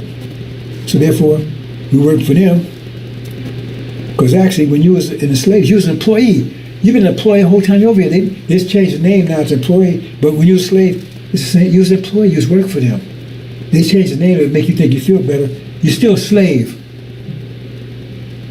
But we had a high quality, but they had control of us. So they was able to build all this innovation, everything that came from our minds. But they control us, so they control our minds, right? They gave us their minds, but it came from our brains. Our innovation came from our brains. That's why they don't want us to leave here. That's why Pharaoh says, hey, don't let them leave. See? The whole thing's about creativity, if you understand it. That's what's going on here. As long as they control us, that's why they have an innovation, because it's coming from us. But they control us. And they lose control of us, then we're gone, and also they go back to the simple mind stuff. They can't, no more innovation. And now we're over there doing all this great innovation. How do you think we think that's going to work? See, one of the little hints there, they told us that we could no longer make bricks out of straw. You could still have to make it, but you couldn't make it out of straw. That's the scripture telling you, you have to be creative, that you're the creative force here. Who is the creative force to help them survive? Joseph. Joseph was us. Remember they enslaved his people. After Joseph showed them what to do, because they didn't know. They was about to starve to death. And then that's us, Joseph, us. We were still in slavery, and then they enslaved his children, his people. We the ones so that's what's happening here. Okay? Because we're taking the energy. Remember, they got to give us energy. They control our energy. They mean control energy. In other words, you get $1,000 a day, but you're under my control, so I give you $1,000 a day. But I don't give you $1,000, I give you $1,000 worth of beans, or still $1,000. I control the quality of that $1,000 I give you. Right? And $1,000 shit farm is equal to $1,000 gold mine. It's still worth $1,000. But I say you can only buy a shit farm. See, so I'm controlling. You still get $1,000 for as consequence. You get $1,000 for this shit. $1,000 worth of shit. See? So since they control us, they control the nature of the energy that we get. So they give us $1,000 shit farm every day. $1,000 pile of shit worth $1,000. I mean, shit is worth something. What do you think fertilizer is? So you get $1,000 worth of fertilizer, $30 worth of shit every day. Okay? And what you do with fertilizer, you plant and you produce vegetables and stuff with it. You may not understand, you might like it, that's where it happens. We think that stuff comes from. They put fertilizer, now they use chemicals and stuff, but that's where before all that, that's where you used put animal dung and everything else in the ground. All your manure put in the ground. That would fertilize the ground, and the seeds that's what seeds grew off, used to grow, and then grow your fruit that you can eat against recycling. You shit in the ground, the seeds turn that shit back into food. You shit again, going around. That's it. That's just the way it is. And so it's a symbiotic relationship, and that's what's going on here. See? Because we creative, we turn shit into gold. It's like, right? The seed turns shit into cabbage, pickles, like cabbage or cucumbers or whatever, right? The seed turns it into that, right? And you eat that stuff and you turn it back into shit. Shit goes in the ground, seed turn it back, you know. What's happening here? That's what he's doing with us. We're the creative force. We don't want all this innovation. Okay? So we turn it into gold for them, and they turn the gold back into shit, and that's what feed us. So we live in the ghettos and everything else. Because we allowed them to control. That's why we got to get the hell out of here. Listen to goddamn Farrakhan, because that's the relationship here. They control our energy, so we keep getting $1,000 worth of shit. We could be getting $1,000 worth of gold, but we get $1,000 worth of shit. That's what they give us. They shit it out, and we give them the gold. They turn this shit. You know, when we was in the field, right? We go out there and work our ass off and produce food and all that nice stuff for them, right? And so they sit back eating caviar and steaks and ham, whatever else they eating, right? And what they gave you? Shipments. With this shit from pigs, stuff they used to throw away. They gave you garbage. They gave cow chips.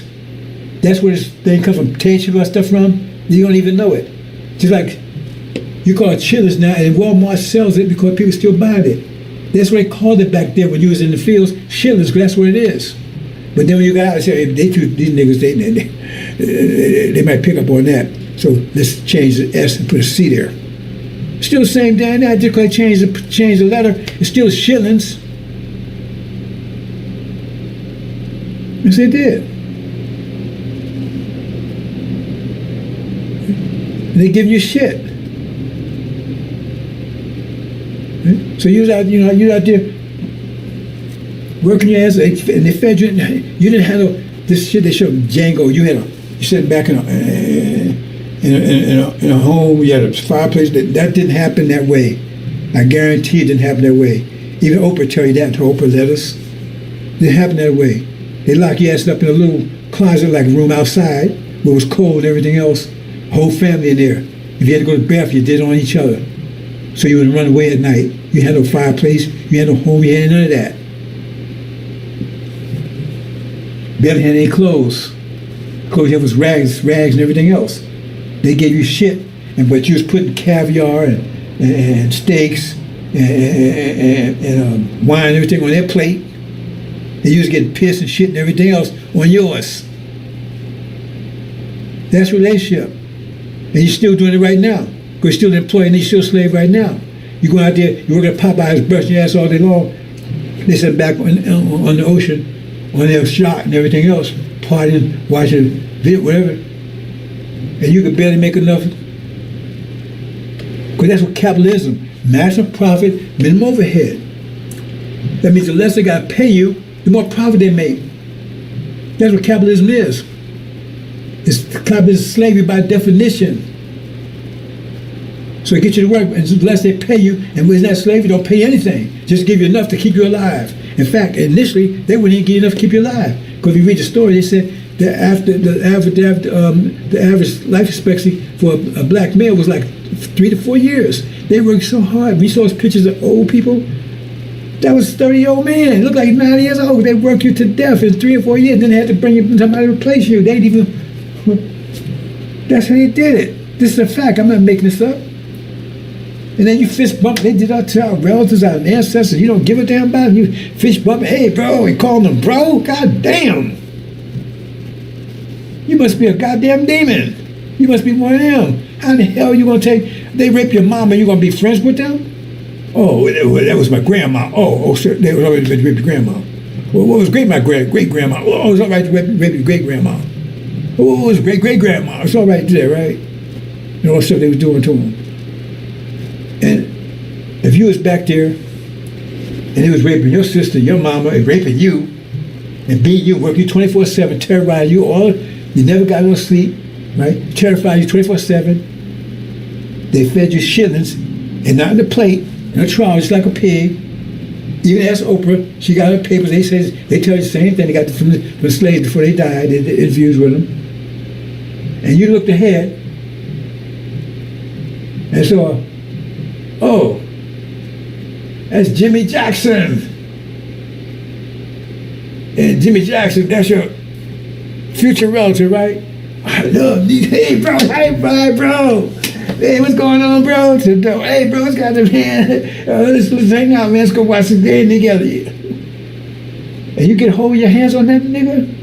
When you crush us to pieces, you look ahead, you doing this and that. You look ahead and see that's how he's carrying this stuff after what you going through. What if if you was back there, is that was your reaction? Oh, one day they're gonna get along. One day them and Master gonna be buddies. He gonna marry one of Master's girls, children, girls, daughters. That's how your reaction be? Because if that's your reaction, you're gonna get a chance to feel it. See? Y'all don't know about the tyrant. I told you, Elijah Muhammad told me about that, but I ain't a message back, man. This situation right here, brother and sister, and you laying back, man, just satisfied with the shit and producing them gold. Satisfied with getting shit, and you producing gold for him. He turn the gold into shit. That's what you getting. Shit life. Do what they tell you to do. Their laws. Cats make laws for cats. If you're a dog, you in cat land, you're gonna be in trouble. You're a criminal because you act like dogs. The law is made to act like. If you don't act like cats, you're in trouble with the law. You're gonna be oppressed there because you ain't gonna be happy. Because if you try to act like a dog, hey, what you woofing for, man? We got a law against woofing. We got a law against wagging your tail. See, because cats don't do that kind of stuff. So the laws they make is for them. And if you start to act like yourself, you're going to be in trouble here. You're a criminal. That's why you're scared of them. That's why you keep their name. Here it is, they gave you a name. They took your name away from you, beat it out of you. And now you're supposed to be free. And you're a slave to Jimmy Jackson. So they was calling you Michael Jackson, Jimmy Jackson, Jonah Jackson. Means that you was owned by Master Jackson. So now you own them, but you still walk around with that damn name? It's like a woman should get divorced from someone. I mean, I divorced from Mr. Johnson. What's your name? My name is Mary Johnson. Well, I thought you divorced from him. Why you still carry his name? Did you divorce him? Why you still carry his name? No, because you're still a goddamn slave. You're still scared of master. That's why you walk them names. Unless you're a demon, then that is your name. That situation, boss, that's where we are right now. That's going to break. Now, those who want to keep eating shit, they're going to stay and keep eating shit. The rest of us getting out here. And we're going to keep the goal that we're making. And get them the shit. Because they wouldn't have this if it wasn't for us. That's what's going to keep us here. That's why all innovations coming out of here. Another sign of this AI, right? All this AI age come in. Now, they know you're best qualified. One of the reasons why I know you're best qualified because I'm going to give you a short version of this here. They got a thing called SIC codes, Standard Industrial Codes. And every time a new innovation comes, what I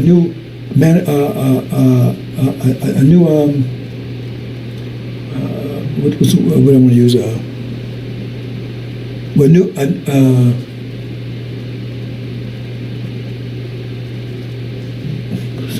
I'm gonna try. That's what I'm gonna use here.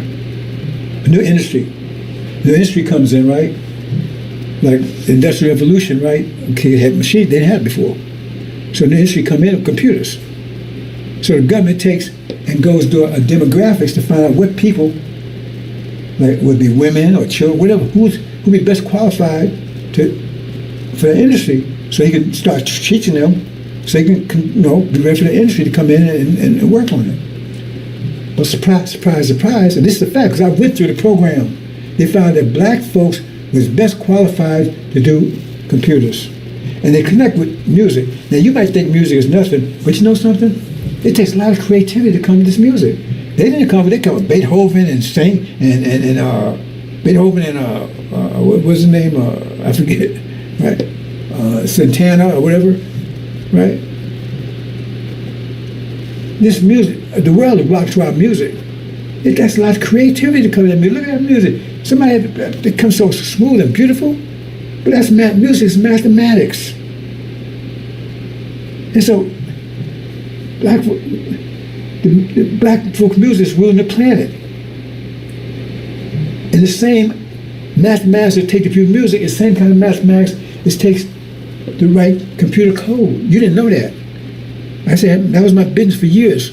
I had my own business writing computer code. Didn't have a degree of nothing, and I was killing them. I was the best at what I was doing. Because I'd go to a place and say, man, damn, you got a good record, but you don't have no degree. I said, what do you want? I said, you want somebody with a piece of paper, you want somebody to know how to do it. And that was case closed. And it was always calling me to fix systems that they had white boys build, and then after they left, the damn thing didn't work.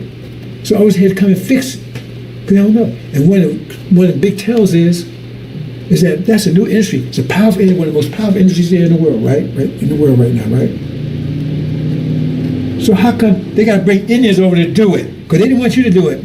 Reagan shut that program down. Quiet to the program. I went to the program and started teaching black folks programming. Urban League was the one that sponsored it. IBM was the one that provided the technical stuff, right, and the teachers, right?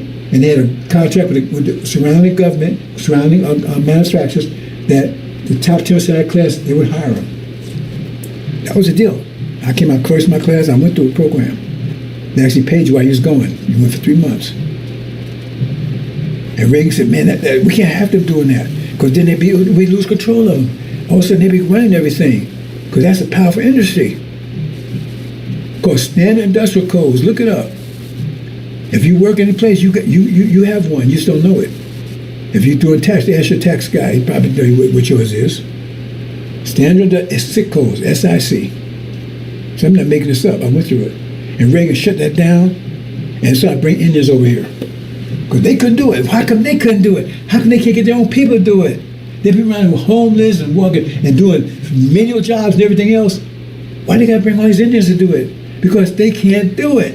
They don't have the ability to do it. It's above their ability. Who's beating them? China's beating their ass. Everybody's beating their ass in the computer industry. They got to bring Indians over to do it because they don't want you to do it. Because I remember when they tried to do it, they said, just like they did with the karate thing, right? See, this is the media. See, they had you, this Bruce Lee thing, they had everybody black. I remember back, every black, man, they was, Chinese, most of them don't know anything about no karate. In fact, they don't even call it karate, they call it boxing over there. But they came and had Bruce Lee. So everybody thinking, man, all the Chinese, and you wouldn't get no argument with Chinese because you thought you were going to get karate. You wouldn't get no argument with no Chinese or Japanese person, you thought you were going to get karate. And 9% don't know anything about no damn karate. But that's the media had you fooled. You were scared. Oh man, you think all them cunts fool you. But now, they got away from that because now all you got to do is be a female and weigh more than 5 pounds and you can wipe out all the China. They said in the movies, you wipe all of them out. You wipe out the Hulk and everybody. You believe that bullshit? Anyway. And so they kept this movie called I'm Alive #5. Look it up. Because they wanted people to think that Indians was the best program in the world. Just before they start bringing them in. See, the media's controlling. They control your image, everything. And you think it's just movies. they came this movie, and what the movie was about was this Indian guy. He made a robot that could think, that could talk and everything. He was super.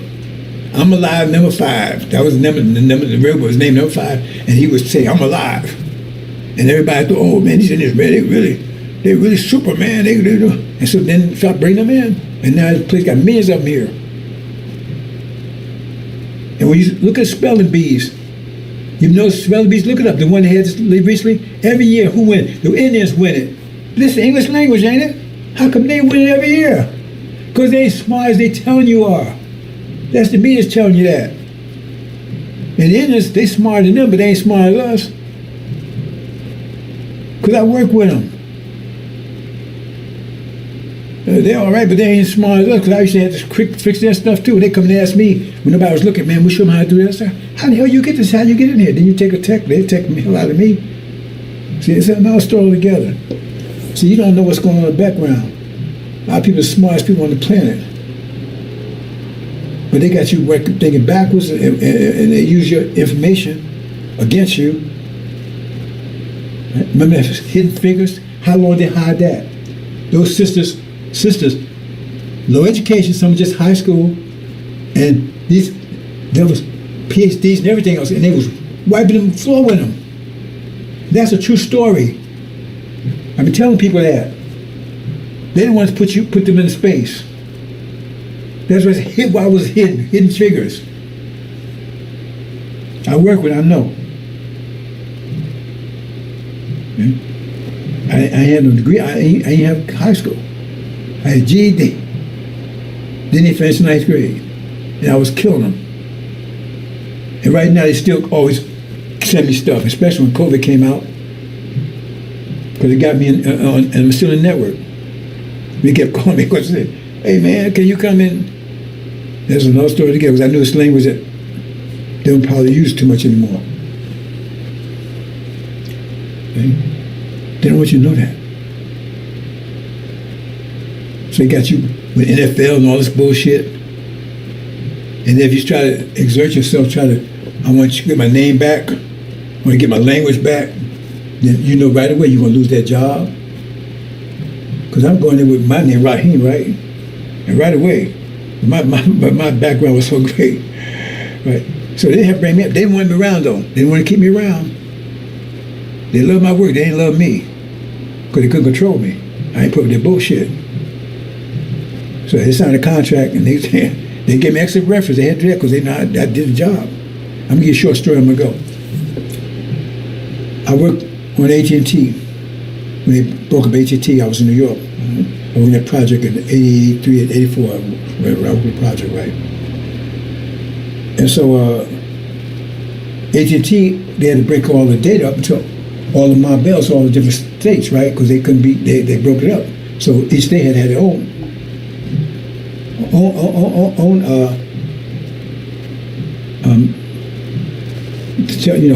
communication network. Right, so it'd be New Jersey Bell, California Bell, whatever. Couldn't be AT&T at all, so they broke it up. So I was working New Jersey Bell. And so in the process of all the data they had, it was tons of data, millions of bytes. And so they had to figure out how to break it down by state. They didn't have to do that with AT&T, right? So they had to break it down. Okay, New Jersey, get all the people in New Jersey, they had to get all the information to Jersey people. All the people that had information for New York, so forth. But some of them was confused because, they didn't have to separate it before, so all the data was all mixed together. So they had to find ways to filter out everything else, right? And then they had to be able to look at it, be able to check it, edit to make sure it was correct. And they didn't have that part. They didn't have like they call CICS and stuff they have right now. They had it back then, right? They had like IMS, but they had this. Well, I'm not going to detail it. Anyway, bottom line, they didn't have it. And so it was a big backlash. All this data was coming in, but it was going to take them 6 months to a year. And that was cost a lot of money because they had a deadline, they had to get the stuff out. It was building up, but they couldn't check it, right? And so, hear me, the nigga don't have no degree or anything, right? I'm on the project. And so I'm looking at the situation. I says, wait, hold it. I said, you got a testing system here that you could use to do that, what you're trying to do. Because they brought some people in And they was trying to design this new system so they could do that. They said it would take 6 months a year to develop the system. So that means all that battle of building. The government said, you got to get this thing broken down. I said, hey, you can use this product right here. And all you got to do is make these modifications. And looked at me. So I went, before I told them that, right, I went and made I made the modification, everything in the background, right? I tested to see if it worked. It did. Then I told them about it.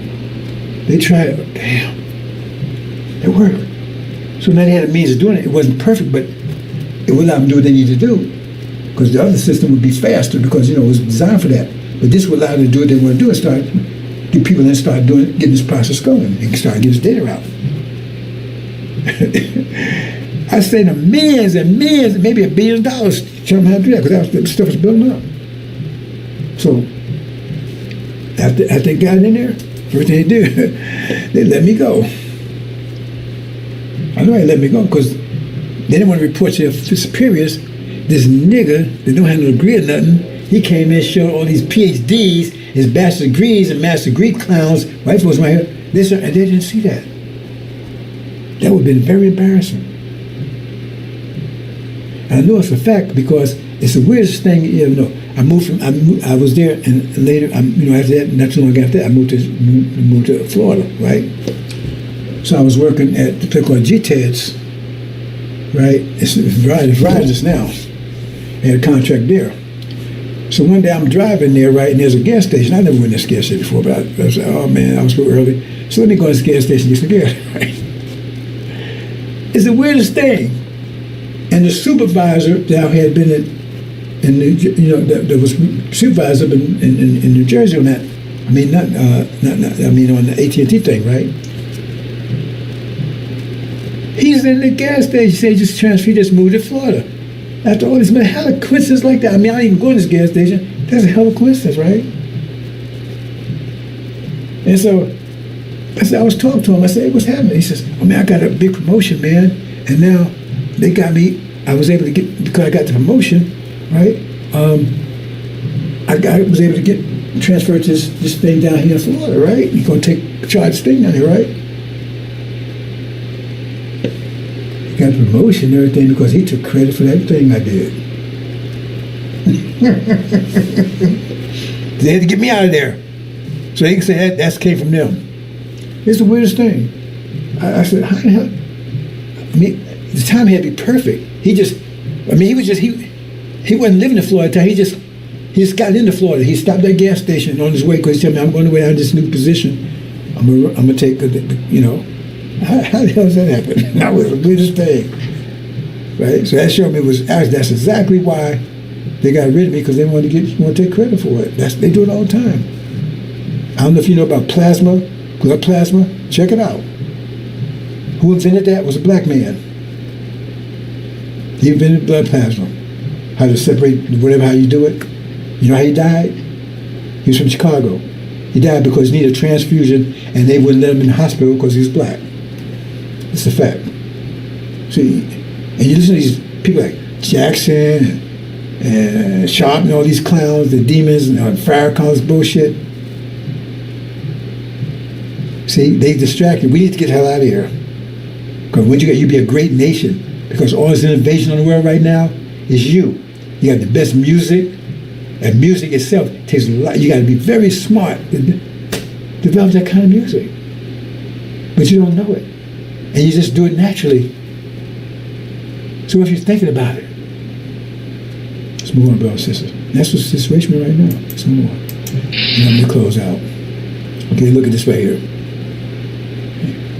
Here's the angel. All right? And so I'm looking on. And see, this is our situation right here. See, this is the bullshit. Like I said, they control our energy. So they control our minds. We have their mind they gave us. So mind just gives information to the brain. And then your brain just calculates information. So if the information is bad, you're going to make bad decisions. So people act like that because the information they give us is wrong. But that's all information we have. Until Elijah Muhammad came on the scene, the Master Muhammad came on the scene in the Measure of Covenant, this give you proper information. If you get through, they blocking it because they want to keep giving this. So that's why you acting like that. But what happens? Once that's gone, then they don't want that.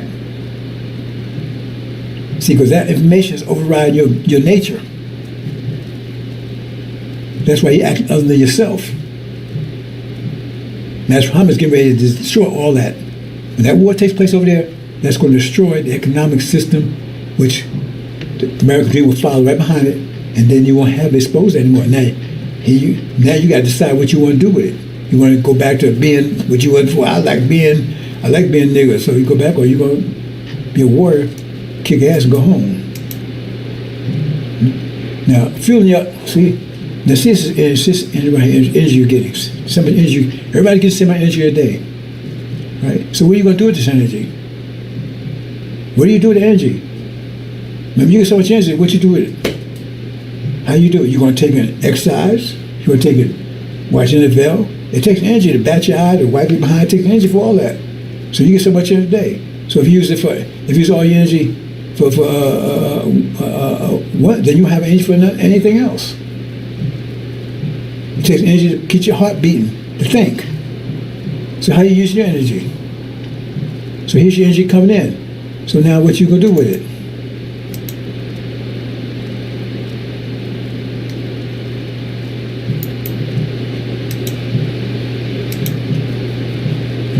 That energy taking, that's your reality, based on your energy. That's what you did with it.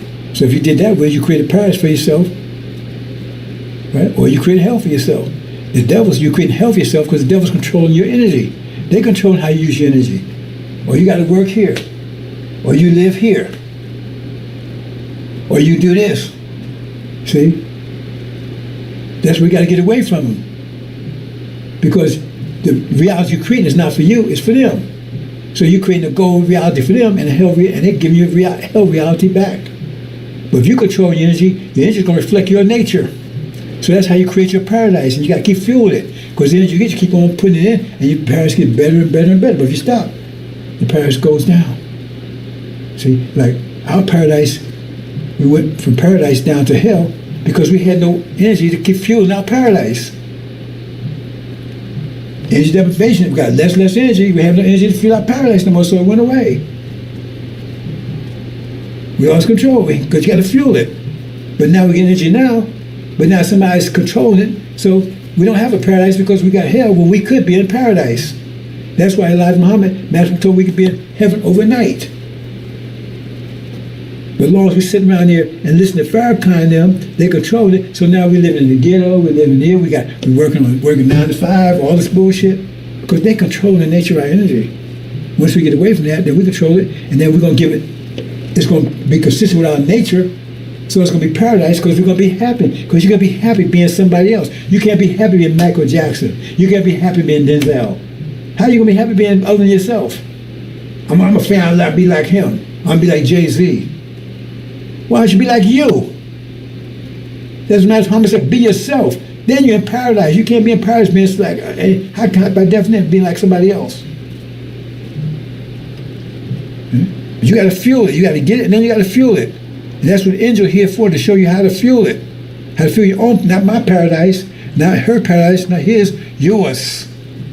Because when you get home, it says, home you return as gods. That means no one's going to control you. You're going to control your own paradise, and it's going to be exactly like you want it. That's what paradise is going to be, exactly like you want it, because no one can make it like you want it. I can't make your paradise like you want it. You can't make it like I want it. See? And the devil's got you making like they want it. See, because the paradise you make is like they want it, so that means you making their paradise. And that's hell for you. Because that's a white man's heaven, white man's heaven is a black man's hell. That's true.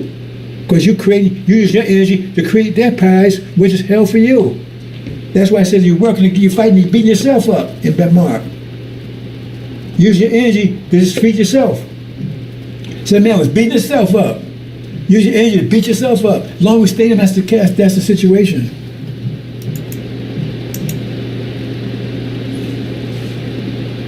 See? And then, see, Farrakhan have to, using out the better Sunni paradise. They got our land. Now it wants to follow their idea, their idea of things. We'll follow our idea of things. God damn them. We want to follow our idea. We don't follow Sunni idea. We don't follow Hindu idea. We don't follow Arab idea. We don't follow our idea. You get it? I don't want Sunnism. I don't want Hinduism. I don't want Buddhism. I want Christianity. I want our Islam. Our history. Our nature. Our paradise. Not theirs. You get it? We got to follow the Sunnis. No, I don't want to follow the Sunnis. In fact, they live on our land anyway. They are brothers, but they turned against us. They sold us into slavery. Yes, they did. They enslaved us too. We stood by Joseph and his brothers. I don't want your I want my paradise, but you're part of my body. So if you're in paradise, if my heart's working fine, that means my lungs gonna be happy. My lungs working fine, my heart's gonna be happy. But I don't want my heart to act like a lung. I want my lung to act like a heart. I want my heart to be happy being heart cells. I want you to be happy being who you are, not you trying to be like Jay-Z. Then you're a cancer cell. I want you to be like who you are. I want you trying to be like Michael Jackson. You be who you are. Your paradise. Then our body's happy and whole. That's the message of the covenant's job, to get you home and be yourself. And nobody's going to tell you, I don't have to tell my heart what to do. I just tell them what we need done. And it says, okay, it cooperates. The whole body cooperates, so we stay healthy. Nobody's going to tell you a goddamn thing when you get home. You turn home and say, let's make man likes our image. Means male and female.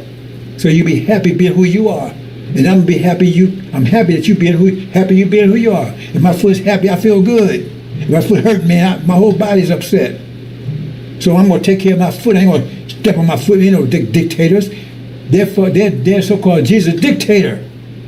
America's a dictator. You win, right? But everybody has to do what they tell them to do. You got a veto. That's dictatorship.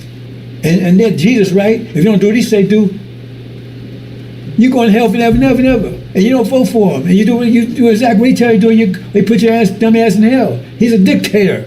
But they hate dictators. You don't get this stuff? He's a dictator. And they're dictators. And we're going to put it in and when so-called Jesus come back, he's going to get rid of all. Remember, Satan says he control all the nations. He said, I'll control all about America. He said, he told you, I'll control all of them. Jesus didn't control. He said, all nations. I mean, Sunnism too, he control. Only way he didn't control was Jesus. And the nation he was building. Think about that one. The only way he didn't control was Jesus. He couldn't get Jesus. He couldn't get control of Jesus. But he got control of all other nations. So I got all of them. I'll give you a few bound. He said, no, hell with you. That's the message of the covenant. The Nation of Islam cleaned up. Because remember, he had to come back with philosophic clean up. Why? Because Farrakhan had turned into shit. Simple stuff, brothers and sisters. You understand?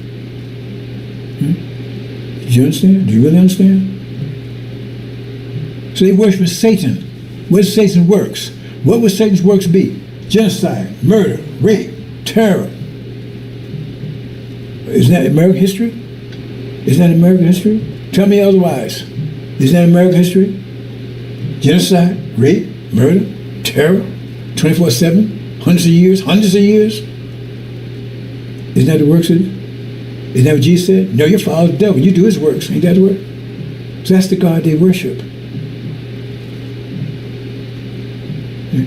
Because he said, that's why he says he's a God. I swear he would be a God. The people, he couldn't control them. He said he had all the nations except one. That's the one that Jesus, message of the covenant, is building. He had that, couldn't get that one. Think about it. Come on, brothers and sisters. I'm going to leave it there. Hope you got it. Hopefully I can get back to doing my project on the angel. But I don't know. Hell's about to break loose any minute now, brothers and sisters. When it does, and that war starts, hell breaks loose. Farrakhan gets cast down. Read that chapter. The accused of brother cast down, all the demons get thrown out, Nation of Islam rises, get prepared for steps. They come to me. I don't have to go to them, they come to me. Get their mind. He prepares them for the tribulation, purification process. Goes and bring the elect, take his land back to prepare. Say, I go. What it says? I go to prepare a place for you, my Father's house. I'm going over there to prepare a place for you. Take the elect. We're going to prepare a place for you. We're going to take them, get them, kick their ass out of there and take back our land. So when you get finished with your tribulation, bam, I'm going to prepare a place for you. Then you got a place to come to, buildings already built and everything else. That's the promise. It's all true. It's all come together, brothers and sisters. I'm going to prepare a place for you. In my Father's house are many mansions. If it wasn't true, I wouldn't have told you.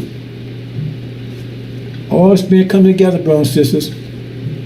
So when that war takes place,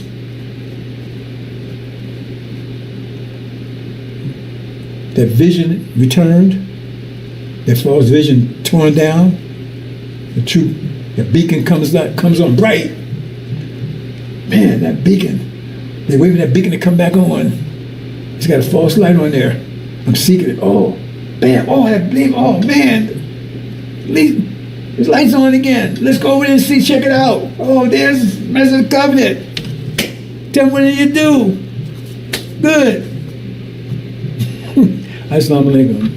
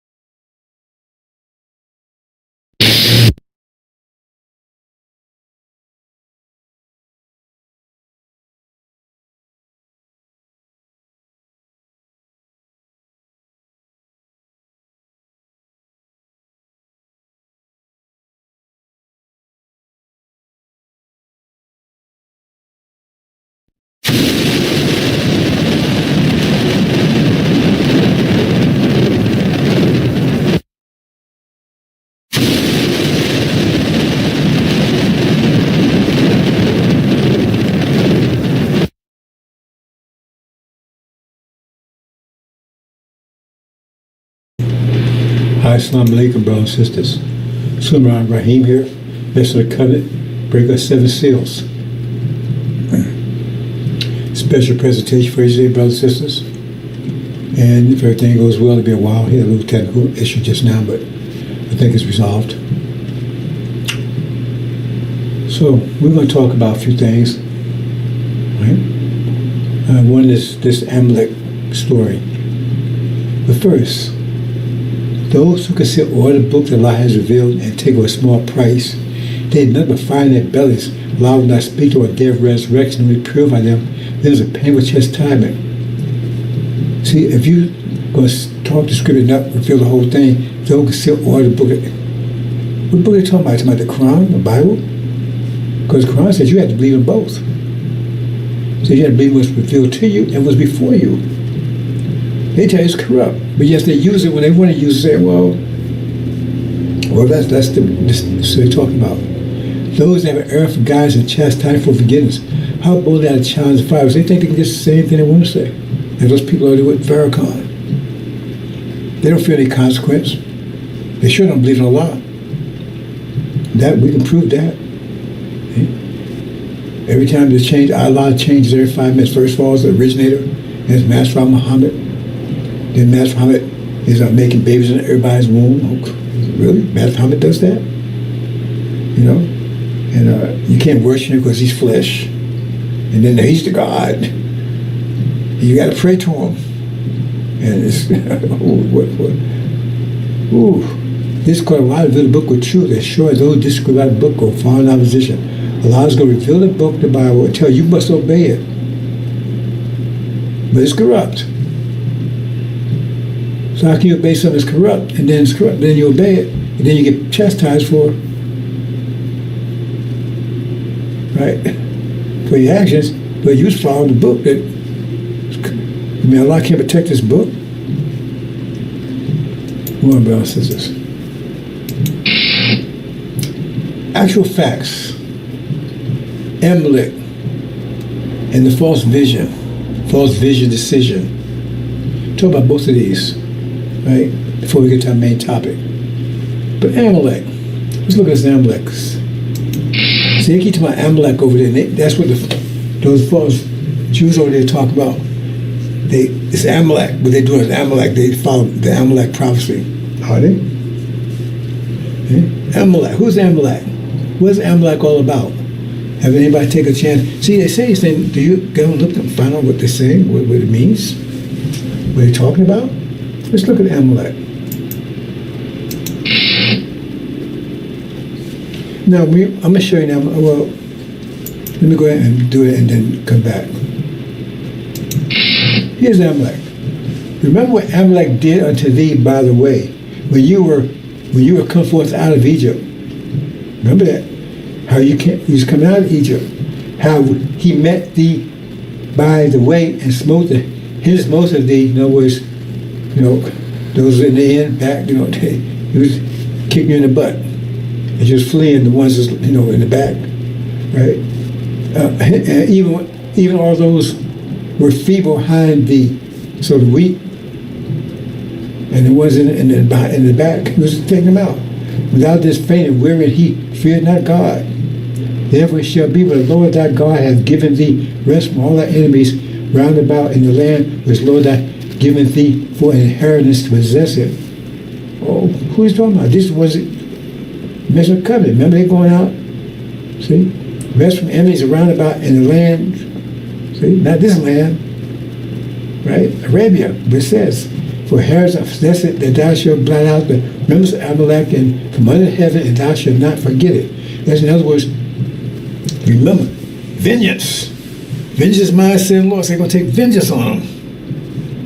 But when you do it, you don't do it while you're in the land. You do it after you get out of the land. See? It says, remember, after all these, when you're home and everything else, then you wipe them out. Just wipe them out. Right? Now, what's that over there said? That means it's vengeance, something. Remember they did to you, you do it to them. But now they saying, see, that's like falsehood was a lie to begin with. But look at this lie. That couldn't apply to them. Because for them to apply to them, that means the Palestinians have done what they're doing to them, have done to them. That wasn't the case. They was living peacefully with them for 1,000 years or whatever. They didn't ever oppress them. They never killed their women and children and that stuff. Right? They said, well, see what they're doing, Hamas and all that kind of stuff, right? See? Right. But that's not what they saw about here. That's when he was leaving out of Egypt. And we know that doesn't apply to them because they said they was never in bondage. I'm saying it. See, the scripture is so clear. It says, this be made so clear in the food and earth. Everything I'm telling you is clear. He's researching easy. So if you misled and you deceived or you fought, or you don't make it, that's so totally, you cannot blame anybody. Because everything I'm telling you is very simple. It's very clear. So that couldn't be applied to them because, first of all, they said specifically, we've never embodied. I told you we've never embodied any man. And they weren't. Those story, that's future story. That story's happening now. We don't want in bondage for 400 years. That's a fact. So that show, oh well, we destroyed. We doing God's will. We destroying them because they never did those things to you. And you was never in Egypt anyway. You wasn't fleeing out of there. They never did those things. You was there to show your goddamn lie right there. See? But see, remember, you got to this takes place. See, there's some confusion about this. Now, that where we check Farrakhan's lies. You can't do unto them. God, look, it says, give you back to her as she or as also she have back, and double you the double according to the works of her, in the cup of which she mingle you to her double. Right? So as many as she glorified herself and lived unreigned luxury, so much give you to her torment mourning, because, right? In other words, give them double what they did to you. That's command. Not suggest command.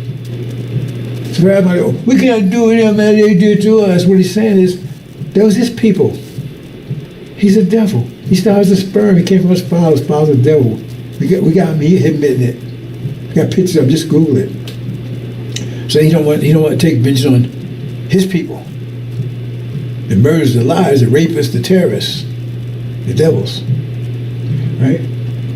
So it says, vengeance is mine, said Lord. So you must be the Lord then, because it says they're telling you you take vengeance. Right? But if you look at the Amalek, where it says you do it afterwards. You see? So how you put this thing together? It says wipe them out totally. So, but how do you do them as done to you? Right? See? So let's go back and look at that again. You have that double, right? Coordinate, right? But it says, come out, her my people. So you don't take of her plagues. But you're the one that's plaguing her. So that means you will not be here doing this. And you got to connect the dots. Read chapter 17 is you inspiring people to do it. So you inspire the 10 horns to do it. To take out the harlot. And to do these things they say about where it says toward morning, it says give her torment in morning. There's other things there too, right? See what I'm saying, brothers and sisters? Those are going to be your weapons. Because when they come in, they're going to tear this place apart. It says, we inspired her to do this. We inspired the 10 horns to hate the harlot and to make her desolate, right? You see what I'm saying, brothers and sisters? And then eventually just wipe them all out. Eventually, at the end of it, just rid of all of them, just wipe them totally out. Right? Not while you're here. Because they was doing that while you was here on the way out. It's hard costs on the way out. Right? Like I said, you're gonna be fighting a defensive war on the way out. They're gonna attack you. And it says the weak ones. What do you mean the weak ones? That's weak-minded ones. The ones in the back and can't keep up. That's what they tell you. Those ain't gonna make it. Because they don't have the protection. They don't have the angel mind, and they don't have the 5 pillars. That's what it's talking about here. You got to be able to read between the lines here, brothers and sisters. Like you told Exodus, Moses came to the camp. Well, we know that's not actually Moses. We know when showing the angel key, that's that 4th wind. We can get to that in a minute. So that shows a line over there, Amalek. It says, wipe them out. But you're not going to do it personally. Right? One of your main weapons is going to be the goat. And they're going to come here raping, killing, murdering.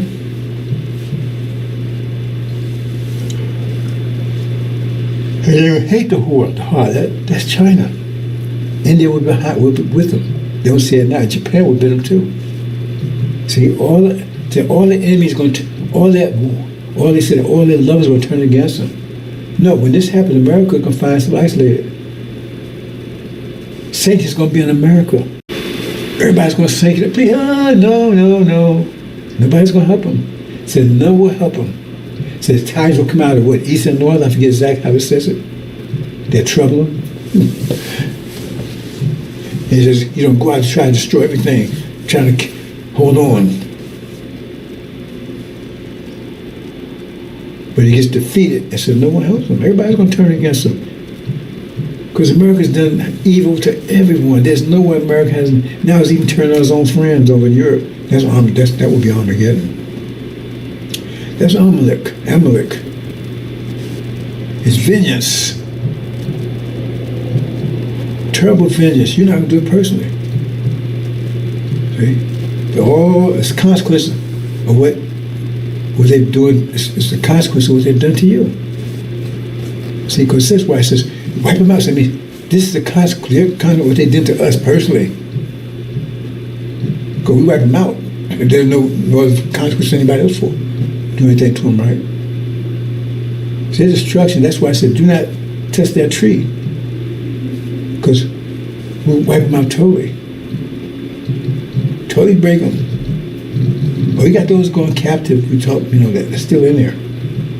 We're going to talk about that a little more later too. You understand, brothers and sisters? That's Amalek. I said, now we give her double, but you're not going to do it because it's just come out of my people. So you're not going to be doing the plays personally. You're going to do it after. So in other words, this is hell. Once you're out of here, you're going to then rain down hell on them. You're going to spiral. Now, you're not only going to inspire the enemies, but you're going to assist the enemies in destroying them. What do you mean assist? Right? Master Muhammad will nullify all their so-called nuclear weapons. They will not be able to use them. That's how you assist. We're not going to do it personally. That's Amalek, brothers and sisters. So remember, so just wipe them out. Thou shalt blot the remembrance of even remembrance of them. From under heaven, thou shalt not forget it. Don't forget, you're going to do this. This is a command. Therefore, it shall be when the Lord have given thee rest, small right, and inheritance, that thou shalt blot out the remembrance of Amalek. Blot out. Mother heaven. That's their future for what they did, fate for what they did to us.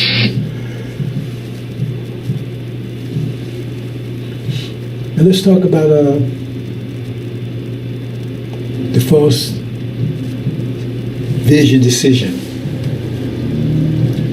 See, Elijah came, the God came and provided us a vision that we're lost. Right? Tell us about the covenant. And Elijah prepared a way for the message of the covenant. But see, it's still been a time of winter. Still a time. So Elijah had a double job. He had to prepare a way for the message. But how was he preparing you way for it? It's like if you're preparing for the spring, you're still in the winter. If you're preparing for the spring, you're still in the winter. So if you're preparing for it, that means the message of the covenant. Now this, so you're still in the condition you were before he shows up. He's the one going to take you home. So that means you'll still be here. Right? So he has prepared you. So that means you have to succeed here to get there. You have to succeed here to get there. Because when Master Muhammad came out, people was on, I'm sure later, right? Was on E. It was collapsed. They have knowledge. There was mind against them. They were destroying themselves. They didn't know about discipline. They didn't know anything of that. They was following what devils taught them. Following devils. And if you follow the devil's path, that's even destructive for you. Because see, they have low discipline, but it has some discipline. Discipline times energy equals power. Now they had low discipline, but they had a lot of energy. That was the whole idea of putting them in charge. We had a lot of discipline, but no energy. So I don't know how much discipline you got, right? But ain't 10 times 0 is still 0. But then we start getting energy by following the devils. Remember, they got low discipline. We didn't have any. We had natural discipline. We just wasn't developing it. Like a man has natural strength, but he has to develop it. Man has natural strength, has to develop it. I mean, you have ability, you have to develop it. So we have natural, but we was taught not to, based on we following the devils, right? Eating 3 meals a day, eating pork, drinking, and everything else. We found an example of no discipline.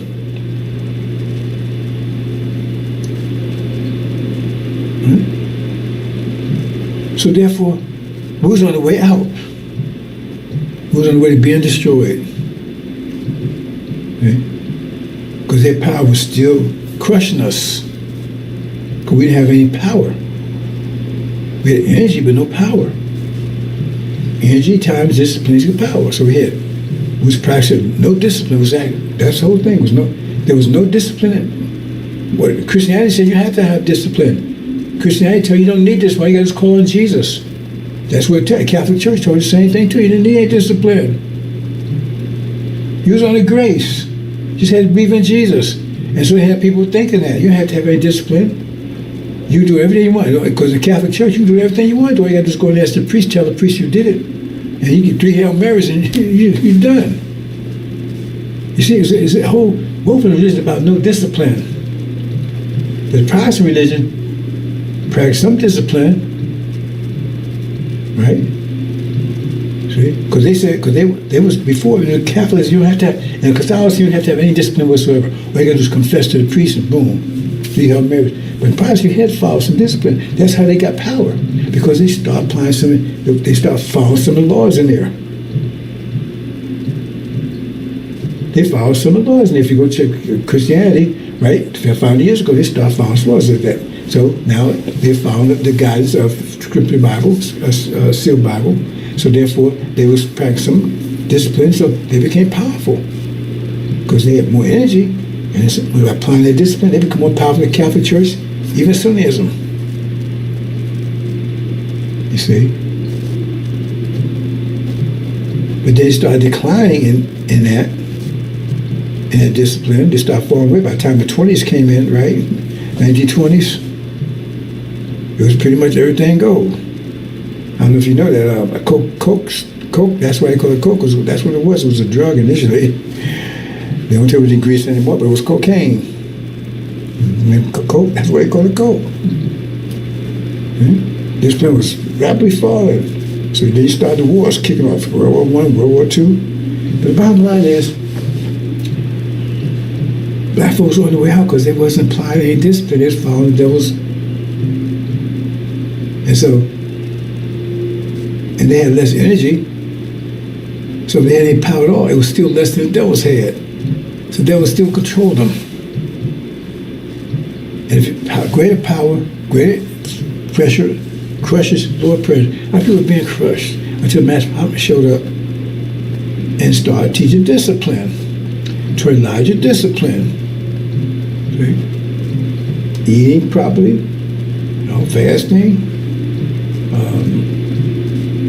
Restraining from fornication and pork and all that kind of stuff. Start teaching discipline. to Elijah. We'll talk more about that later. Right? Okay, so our people start getting strong. Because see, if Elijah had high pressure overcomes low pressure, so if the pressure increases, they would never take over the country because they would have higher pressure than devils. The devils saw that coming. They saw that coming. See? And then the fact that Elijah Muhammad, remember, what he's speaking, what he's teaching is higher pressure mind. See? So therefore he was overcoming the pressure that they was putting on our people. He was overcoming the pressure. He was overcoming because by teaching them, they was overcoming the pressure. They started coming out of that crushing mode. Because our people were being crushed before Master Muhammad showed up. Raised Elijah. Okay, Elijah gave us the vision because we didn't have a vision. Our people without vision perished. We had no vision. I had no vision. Right? It was Ham. It was doomed to be cursed. We couldn't be slaves all our lives. And we prayed to pray, Master prayed, asked Master would he pray for us if we died, that we go to heaven and still serve Master in heaven. And that was the thinking. He had no vision. Our vision was tied to devils. And they was cruel about it. Because you be on your deathbed, you don't work 34, 35 years old, and you look 90 years old, because they said your life expectancy for a male slave was about 4, 5, 6 years. That's why he brings somebody over. They work you to death. And then you die at 4 or 5 years, they had to replace you. You didn't have no long lives when it comes to they show you the movies. They show old people, those people, go and check it out. Those old people, look at old people. Oh, maybe about 80 years old. No, he's about 30 years old. They work so hard, they look like he was 80 years old. And then when you're in work, they work 24/7, relentlessly, no matter what kind of weather anything was. And then here you are, and now you can't make it anymore, and you're about to die on your deathbed, and all you can think of, Master, please, Master, tell Jesus I was a good nigga. Yeah. Because now you don't want to go to hell. And you're already in hell, don't know it. But Master told you this is worse than this. And you say, damn, I don't want anything worse than this. Because you know how bad this is. Master really got you. You're going to worse than this. You're going to put your hell, and it's going to be forever. Forever. You ain't get no rest or nothing. Oh, man, Master, please tell me, Jesus, I was a good nigga. I worked, And Master, cruel. He had all the stage right. Nah, man, you didn't work hard enough. I ain't going to tell Jesus that. You're on your deathbed. And you're just looking for a little, work this fool, work this devil for 5, 6, 7 years, relentlessly, 24/7, no rest, nothing. They fed you shitlings. They fed you it all. Beat you all the time. You're lucky if you got 2 or 3 hours sleep a night. If you're a female, you're just raped constantly. And they raped the men too. And now burnt you out. And then, please, Master, Jesus, I was a good nigga. Nah, you wouldn't. They put them up to other slaves. So now they can't work as hard as they are. I mean, when you work as hard as you can, how can you work any harder? But they tried, because they want Master's legs up good stuff. And Master had no intention of doing it. So I keep the slaves in line. But all they can do is work. See, because they don't keep their head, they don't keep their cotton. See, because maybe Master say some good Jesus for me, because that's the situation they had our people in. Terror. And now you sitting there bumping, fist bump with these folks? That's horrible. It's horrible. And that's not even the worst of it. And so Elijah Muhammad gave me the vision after Master Muhammad raised him up. He gave us the vision right there. Abrahamic covenant, nation of Islam. And they was like, hey, you can't have the people with discipline. Because they overcome us. This tells you there. That was their fear. That you would fight against them and lead a country. So they said, man, we got to take that vision away. Because that vision was inspiring their discipline. And we're going to talk more about discipline a little while later, right? We're going to be here for a little while, I think. So what happened? So 1948 said, we got to destroy this vision. So what they do?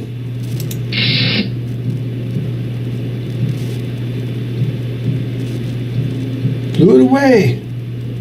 They got their man Farrakhan. He's one of them.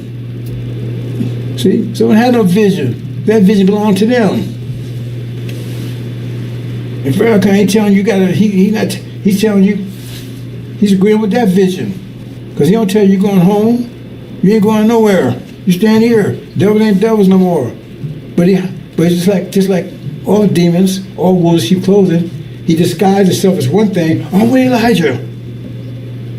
I'm representing Elijah. But he's doing something, but he's really inwardly, because he's duplicit by nature. He follows the devil. But his mother is black. I don't know if she's original or not, but she's black.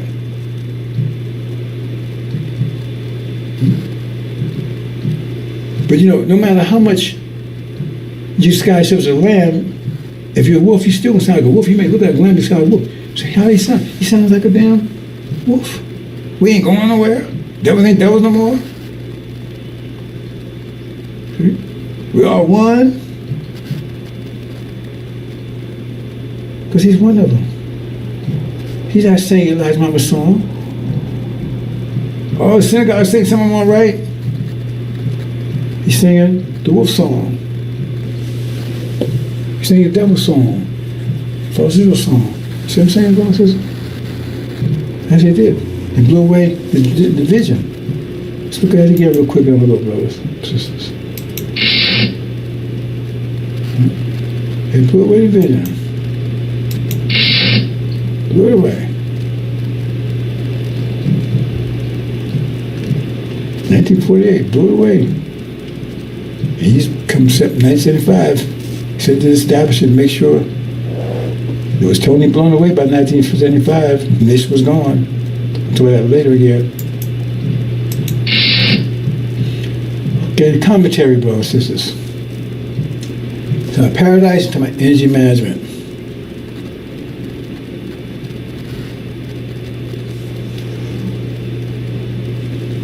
Okay, so look at this.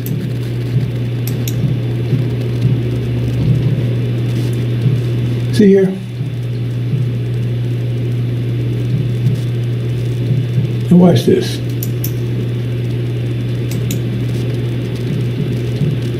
You got this then. This is reality here.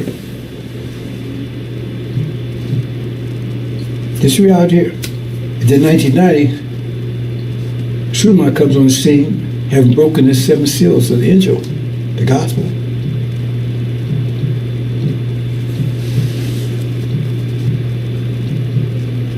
Nice, plain. This may give you a scripture. Scripture has 2 folds. It's a gym. Because if you want to develop a muscle, you got certain equipment allow you to do that. I mean, you got a leg machine, how to build leg muscles. Right? So scriptures is build this, and this is force. Thought is pressure. And so how to increase that pressure, increase your power of thought. If it's greater than the pressure around you, then you grow. If it's less, then you're being crushed. So he sends it to your situation, and you apply that. You start studying it, because that's how you do. You go lift weights. You have to lift it. You can't just look at it. You have to lift it. And same scripture. You have to study the scripture. And when you study it, that's how you think. That's the same for the brain. Studying is the same thing like lifting with your arm. And you get confused. That means just like if you get sore, that means the muscle's building. If as soon as you get sore, say, hey. You stop, then it means you don't get anywhere. When you get sore, hey, that means that muscle's building. So when you get confused, that means now you're learning. Because once the soreness goes away, you got a stronger muscle. And once confusion goes away, the smarter you was before. You're more elevated mentally. But people don't know that. Oh, man, it's too confusing. Well, that means it's hard. That means, oh, that weight's too heavy. Yeah, but that's the one that's going to make you give a big muscle. The heavy one.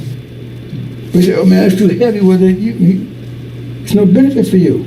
And, oh, it's too confusing. Well, it's supposed to be. That means the more confused it is, that means the stronger you're going to be once you get it. The heavier it is, that means the stronger you're going to be once you lift it. Same concept. So he said a measure of profit in. But that gem, that's the scripture.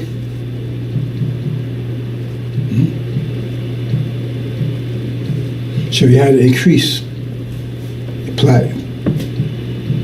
Yes, you apply it, study it, and then you put you in high zone, high pressure zone. Once you do that, then you overcome the reality, because the reality is pressure. This reality is pressure that came out of somebody's mind, came out of Adam's mind. God made God's mind. This reality is pressure, itself is pressure, and it came out of the minds of pressure minds. God can make God. And so when one understands this pressure, then a greater pressure would blow it away.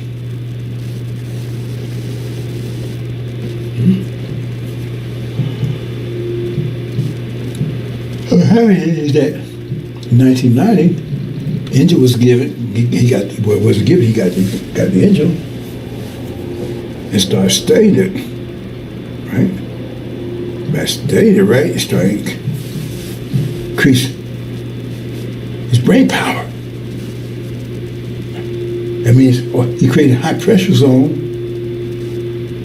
and they tell you that no one was able to do that. Because you had to break the seals. You had to have enough pressure to break the seals, enough discipline to break the seals. Too disciplined to break the seals. So he had to have enough discipline to break seals. No one had it. So that means he's a very disciplined person right there. Nobody had it. So he was able to do that. And then now start working out on that machine, working on it, It creates high pressure zone. Right? And once high pressure zone becomes greater than this reality, it starts growing. As reality is built into resistance mode, because you're crushing it, it's trying to keep it being crushed. If you go in the elevator and it's full and you start expanding, then everybody's gonna resist because you're taking up more space, and they have less space, and now and the more you do it, the greater resistance coming to it. Maybe a fight or somebody, or you crush them. You understand, brother? So in 1990, Suleiman came along, the son of man. That's what Suleiman means, Suleiman. With the angel and start working out on it. Creating a high pressure zone. Okay? So how that happens? He pops up, he studied it, right?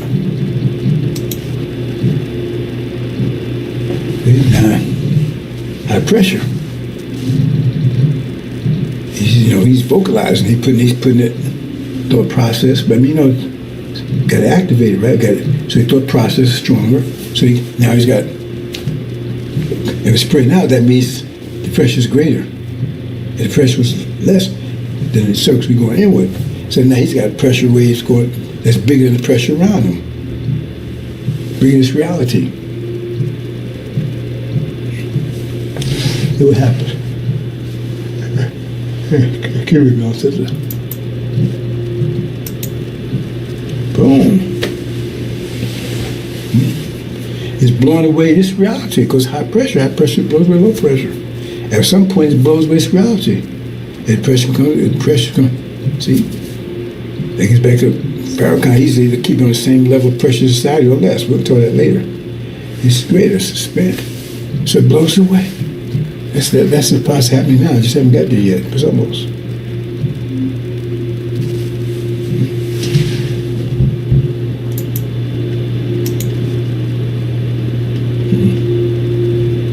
And there you go. So he brings in a new reality. Blow away the old one. Now this reality can handle greater pressure than the old one. So blow it away.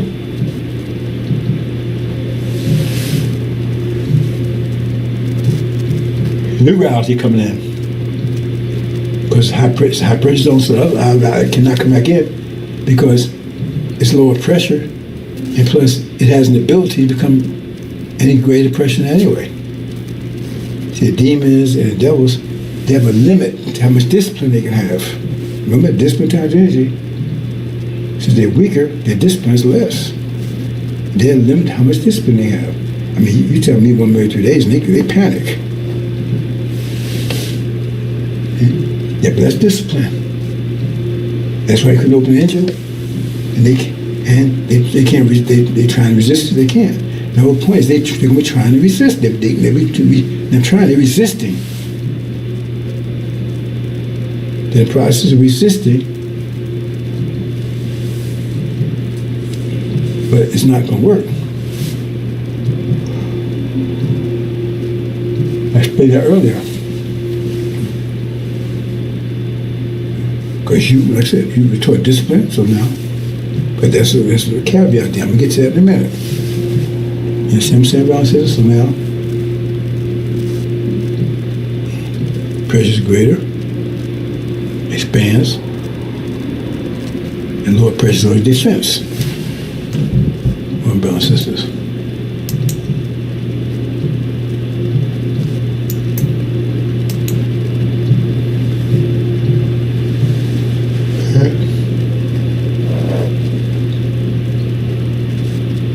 Nothing can stop it. High pressure.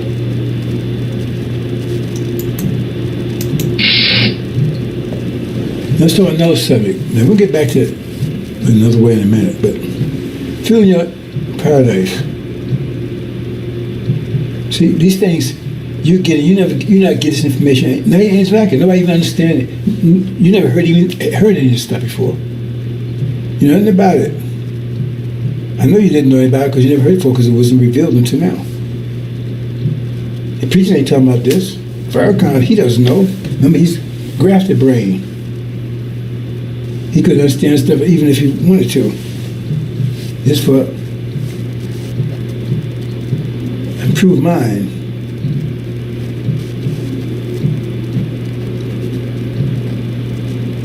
In the process of getting that mind. The thing is, like I said, you don't get this information, anything like it. I mean, it explains everything. So say it's your energy coming in right here. Fuel your paradise. See, everybody gets the same amount of energy. Nobody ever told you that before either. It's a fact. See? Everybody's the same amount of energy. It matters with you. Do you control it? Someone else controlling the energy. The energy will not just lay there. Somebody it's controlled by something or somebody. So here, fuel for paradise. So you get so much energy. And so how you manage your energy? How you manage the energy you get?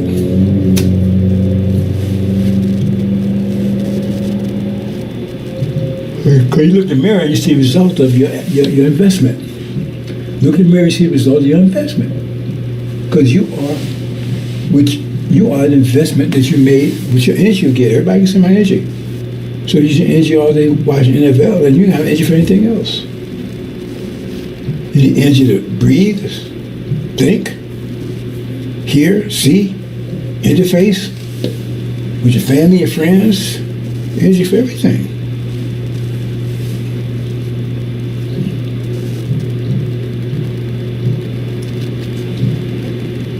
You had to prioritize your energy. How you going to use it? If you knew this, you don't know this. You didn't know this to do that. You think I got energy. You never thought about where you get it from, how much you get. You know, I got energy.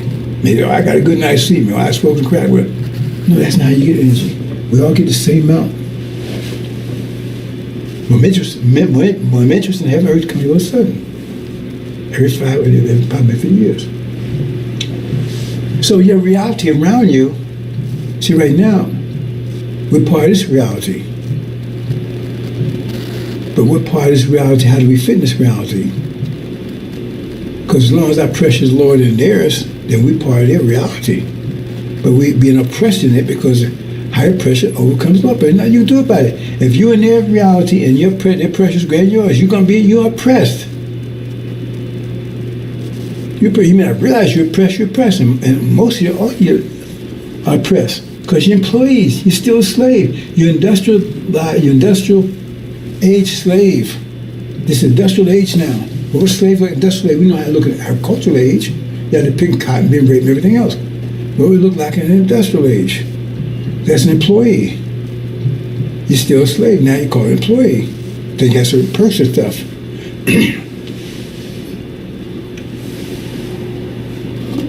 Because before you came here, there was no such thing as employee. When you was home in Africa, if you was in a tribe or you was in a city, you know, a part of a family or whatever, there was no employees. No such thing.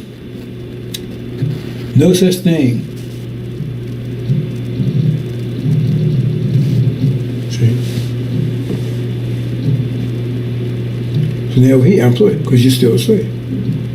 And capitalism is, by definition, a slavery system. What's the maximum benefit from capitalism? Maximum profit, minimum of head. So unless they have to pay you, the more profit they make. So if you go out and make $10,000 for them, say, oh, I want you to go out but you made it for them. So, and they come and say, well, I'm going to give you $1,000. Well, why do you get the whole thing? If you made it, that's what you're worth. They can't pay it. They wouldn't make a profit. It's an exploitation system by definition. And we've been the most exploited. Because my maximum profit, minimum overhead, that means we was in the fields. How come overhead was no more, come on, man, minimum than that? Yeah, but they was benefiting all the work we was doing for them. Maximum profit, minimum overhead. So they had to pay for our. They threw us in a little shack at night. My uncle told me, that people, he got old, but their shack, they take and put you in a room like a closet, attached to the house, and lock you in there. You and your whole family. If you're defecating, they got to eat on each other. You couldn't get out. It'd lock you in there all night. As long as 2 or 3 hours sleep you could be able to get. Mm-hmm. That's what he was doing. So you had energies, but there was managing energy. You did it for that purpose.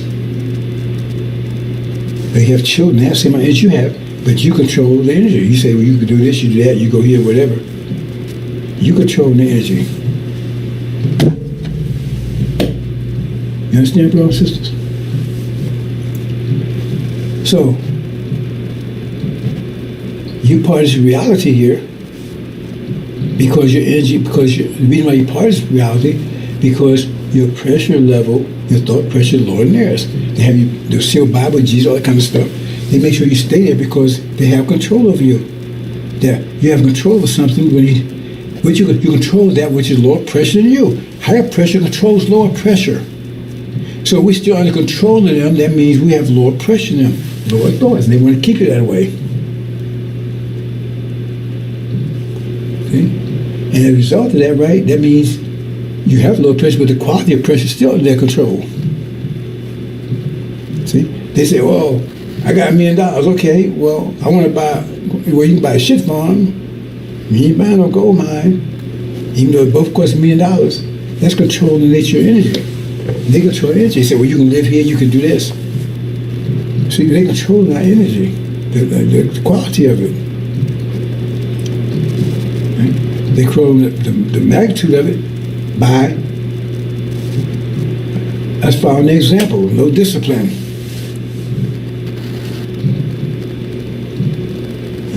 So they keep us a low discipline, so that means they can still control us. You understand? And also control the quality of our energy. So we're still call it employees or whatever. So the only two solutions is increase your pressure was greater than theirs, or get away from it.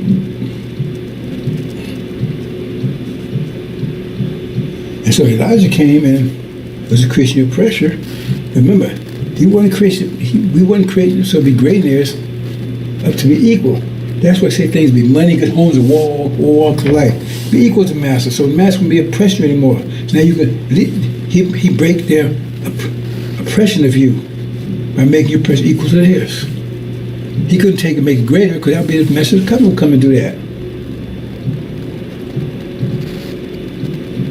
So what's the result of that? If you're in your paradise.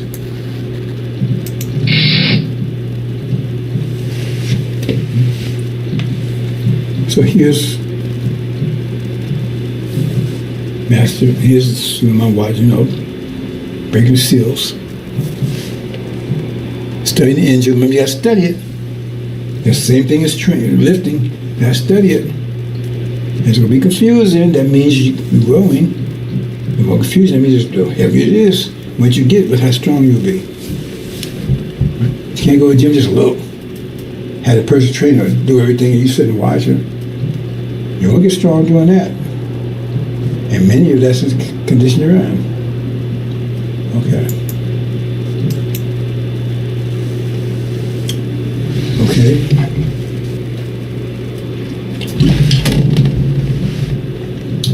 So look at this. See, this is, right? He's in a low pressure zone. This is the pressure that's putting on him. They're grading his mind. So he's oppressed by these. He's acting foolish, stupid. Because all these pressures exposed to keep his mind less than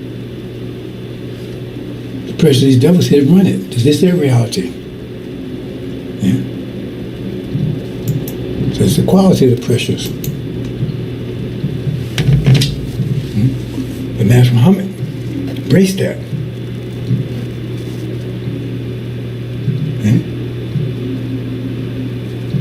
Okay.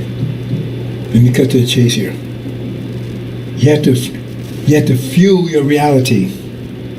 Remember, you get your energy. Everybody can say my energy. What you do with it? What you're doing is you creating your reality, because you're giving the form to the energy you're getting. You're giving form to it, and that's your reality. Okay? That's what the devils did. They took the energy they was getting and gave it form based on what they understand the angel Bible, the seal Bible, and this is what the reality they come up with. So when you come in, but they get the same mind they have, so the best you can do is come here, but that reality is going to be lower pressure there, so you're still going to be employed in subjection to them. Because you're going to build remember, they control the quality of it. So now, because you still, remember, you're still being oppressed by them because your power is less than theirs. Your thought pressure is less than theirs. So not only you're in oppressed mode, you're employee, you got to work 9 to 5, you got whatever because we're still under their control. Remember, higher pressure controls lower pressure, so we're still under their control. That's another way of looking at it. We're still under their control. We're employees, we're still under their control. And then they try to change the quality of it because it's under their control. They can affect the quality of our energy. So now they keep it less by teaching us lack of discipline. They don't hang out, do your thing. I think I'm gonna identify as a girl, whatever. Kill your discipline. So they keep your pressure lower than theirs. Pressure times discipline, or energy times discipline equal power, or pressure times discipline. Either one you're gonna put there. Energy is force. See? So that's how they keep your discipline down.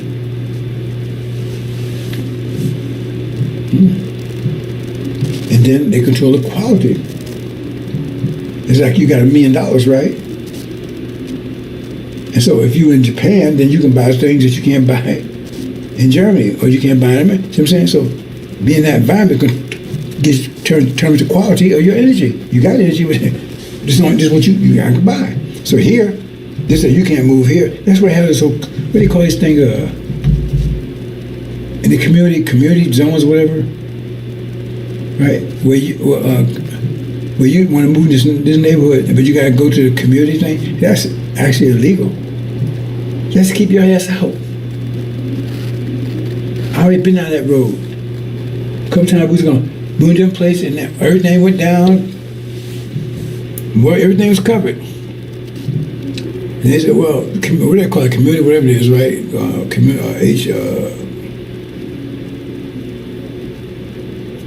I I forget what they call it. They got an acronym for it, right? And they kind of, they won't allow it. And so if they don't, I don't want to be anyway. I don't want to be around to begin with, right? But the thing is that you can sue them, but you ain't got the money to be suing them. Because how can they tell you can't move in this community? Yes, they're not. So now you can live in the ghetto. That's why they started. When I was a child, they didn't have suburbs. Didn't have them. That came up after the so-called 60s when the so-called civil rights, they fled out and started building up houses out of the city. They were living in the city, started moving out. Or farms. They started actually building up suburbs. That means cities outside of town. Suburbs is not just farms, they're cities basically, right? Urban cities. Not urban cities, but country cities basically, because they build communities out there. And they make sure you don't get out there.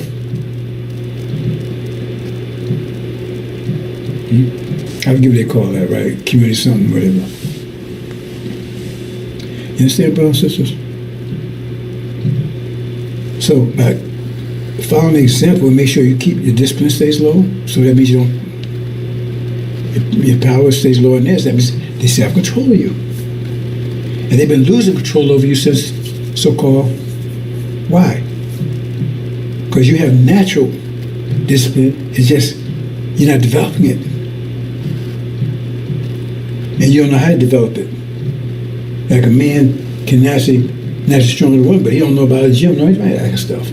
So he never developed it. He got natural ability. You just walk around. You see him walk around, no muscles or anything. Like olive oil or something, like a spaghetti stick or something. Yet they have all the potential. They could look like the Hulk. But because they don't know anything about developing muscles, and they walk around, and some got arms and everything smaller than females. Now, they don't know it, they don't care, but the point is, you see what I'm saying? They have to develop it. So you got you walking around, you got all this discipline power, and it's not developed. And so make sure you never develop it. Like I tell people, if women got control of the world, the first thing they would do that was wise to ban gyms for men. You would not be allowed to gym, and exercise would be forbidden. Then but they could go to the gym. And so you could never overpower them, because the only thing you could overpower them with is your strength, and you wouldn't have any, because they would never let you develop it. Just like they told us you couldn't read. Now, would you make a law that a dog couldn't read? Why? It don't make any sense. What's the point of making a law that a dog couldn't read? Well, that's why they made laws that you couldn't read, because if you start reading, right, you start developing this here, and you overpower them. That's why they made the law, because they knew that if you start reading, you start exercising this, they're through. And now people are not exercising this. They're not doing it. The NFL, NBA, they know all this all that stuff, right? Partying, hanging out, drugs, they're exercising this. They're not doing it. And so therefore they keep control over you. Because you start exercising this, that's their ass. The men start going to the gym, secretly going to the gym, that's why they come out, boom. It's all over for the females. They can't compete with them in stress contests. So execute, man, if y'all catch you going to the gym, that's a felony, That's murder. We'll execute your ass. They can't allow you to do it, because they will lose. You take control. Understand, brothers and sisters? They don't. And some of you, after a while, guys so thin and everything else, man, and then he got so weak and everything else. He found about Jimmy. He said, "Man, I can't go in there." He just gave up. Because now he's a little stick, arms like big as a spaghetti stick. And he can do it, but hell, man, woo. It'd be years before he could, right? And 4, 5, 6 hours a day at the gym. He said, man, woo. Because he let himself get down so weak. Now people with the drugs and everything else, that's why I say you had the 40 years in the wilderness, because it was just too late. Too far gone. They don't know anything. Someone can't add subtract. And I keep every time I run to a brother, somebody tell me, they tell me, I mean, I don't know, but I can't deal with math. I wasn't good at math, man. I hate math. And you're the mathematical genius. You are math. I tell you, I said part of the reason why you don't know math. First of all, you ain't. They teach it confusing. They teach it in a confusing way anyway. Then you don't know what to do with it to begin with because you don't know what it is. And plus, the math they give you is mostly theoretical stuff because they don't teach you how to apply it. Now, some people like the so-called synagogue of Satan. Now, they don't know how to apply it universally. They don't know how to do that. That's what Angel does. But they know how to apply it in their reality. So you got this guy, he goes in there and they got this capitalist system, right? Finance. So he goes to school, man, he learn all about finance. So they apply calculus and all to that. Remember, that's not the universal thing. That's just their particular slice of reality that they develop. And so when his son comes, he sees the relevance of learning math. Because now, look at all these things I got. Now, all the quality of life I got. Look at the quality of life that daddy got. If I learn math, I had a quality too. Didn't have incentive to do it. But you say, what the hell I need that for? What I need to learn calculus for? You don't see a way to use it for anything. You don't know what. Because, see, they see a practical application. But you don't have a father that knows anything about this. You don't even know what it do for you. See, that kid knows. He knows, oh, man, if I learn calculus, I can do this. If I learn trading, I'll do this. But you say, if I learn calculus, what am I going to do with it? So you say, that makes sense.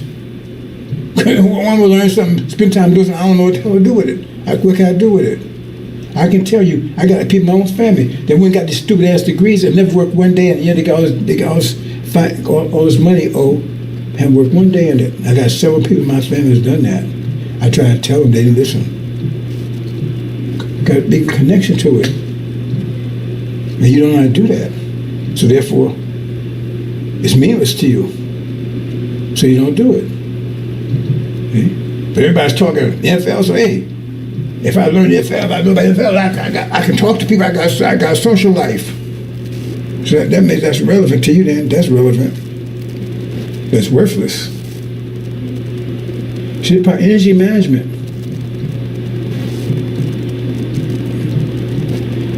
So you have to go to the gym, but how you fuel, it takes you have to use your energy to do it. You can't go beyond that. So in other words, you go, you get the machine, and how you start development. The energy you have, you apply it to that function.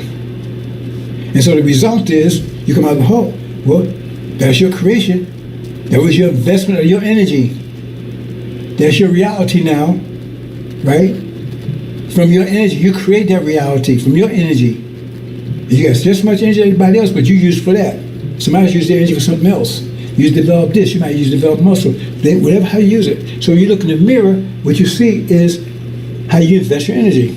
Let's move on, brothers and sisters. You see here? Now, we didn't have any energy. We had enough energy to maintain ourselves. That's our energy deprivation, because we didn't have enough energy to maintain civilization. The earth was in a state of low energy, because all the energy was out there, building stars, constellations, all that kind of stuff. So it got to a point of energy deprivation here, right? Low energy. And so we didn't have enough energy. You take energy to think, energy to walk, energy to talk, energy to see, energy to blink your eyes, energy to go to the bathroom, take energy, everything takes energy. So if you need 1,000 units of energy a day just to maintain your heart, your lungs, right? The digestive system, it takes 1,000 units, that's all you're getting. You have no energy for intimacy, you have no energy to talk to other people, you have no energy to do other things. You have energy to maintain civilization. It takes energy to do those things. To maintain a family, to create a family, to take energy for that. You don't have enough energy, so everything fell apart for us. So the solution was, if we can make a being that requires less energy. So if you're a Lamborghini, man, everybody got Lamborghinis, right? But they don't have enough money to maintain, so everybody's got them, but they're sitting in the garage. Right? They take $1,000 a month to maintain it, to buy the shorts and everything else, but you have the money for gas. So everybody's got them. Man, we got them, but nobody's moving them. Because nobody had the money for it to move them, to buy the gas. So then you go out and say, well, can you make a car that don't need as much? How about how if you make a Volkswagen Beetle? Oh, we'll make a car low. Don't need that much maintenance. And it only take $200 a month to maintain. I got $100 left. So you do that. Everybody's got one of those guys. They moving and grooving. Right? You sitting there nowhere. You can't go anywhere because you ain't have money. Because all your money is just to maintain the thing. But they moving and grooving. They applying everything else. And that's what we did with Yakub. So okay, that's with devils. And the biology tells you they're recessive. They have less. They came out. Even science tell you they came out of us. Their genes are recessive. Our genes don't ride there. That's why if you get a black and a original, a black and a white person together, if it's just on skin level, if you have genetics, the babies most likely come out dark because our genes are more powerful. That means it takes more energy to maintain them. So now they don't require as much energy. So the Adam, but he been weaker though, weaker structure. That's why he make millions shed blood, but he get control. He make millions shed blood, but he get control though, because he requires much energy. But now he can rule. You couldn't rule. That's why I told him, hey, you can't rule. You gotta submit. You get the story now? Yeah, you can't rule. You gotta submit. People say, that's another story altogether, right? Because Adam could rule, but he'd be weak. He'd weaker virgin, but he didn't require as much energy. That's the math of it, brothers and sisters. But now universes can start contracting and energy start coming back. It's momentous in the heavens and earth, but it comes above a sudden. So it's all by the earth. Anybody that knows physics know for that state to be true, the earth has to be the center of the universe. And it's all by the earth, momentous in the heavens and earth. And once earth converts to a form we can use, and then we experience it. And we're in the process right now, because every 50 years it happens. Because the first ones, we start breaking out of our captivity 20 years ago. No, not 20 years ago, 150 years ago. 1860s. Okay? Because start getting energized. 50 years later, the 20s.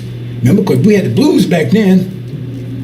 See, the music reflect that. I won't get too detailed here, but the music is a hint. We had the blues club. We had very little energy, but at least we broke our chains. And then 50 years later, right? 20s, hey, now jazz. Start feeling jazzy. Start Eurocentric. Start thinking about Africa and stuff. We didn't know anything about that before. Then 50 years later, right? Rock. What else they call Motown, rock. When just rap came out, all that, right? Now, black and I'm proud. She's black and I'm proud. Energized. See. So I ain't putting up y'all shit no more. Civil rights, all that kind of stuff, right? And now we're 50 years later. What kind of music is about to come on the scene now? Victory, because now we're about to break all chains at this point. But now because we have more energy. See, in 50 years we gained more energy than we had before. So now we got more energy. So now we got enough energy now to maintain, right? Family, tribe, a basic civilization that gets more complicated because we don't need them anymore. But you don't know that, because you don't have the right mind. So you remember the quality. So he tells you, hey, use your mind, use your energy. NFL, so mismanagement. Instead of using it to gain power, go in that gym and develop this, because that's what defeats them, because it's a mind war. It's your mind against theirs, and they keep yours low. Low pressure, their pressure low. Maintain control of you. So you're misusing it, and that's what they got you doing. No discipline. I think I'm identify as a girl, I'm identify as a guy, I'm identify as a dog, whatever. Right? Party, drugs,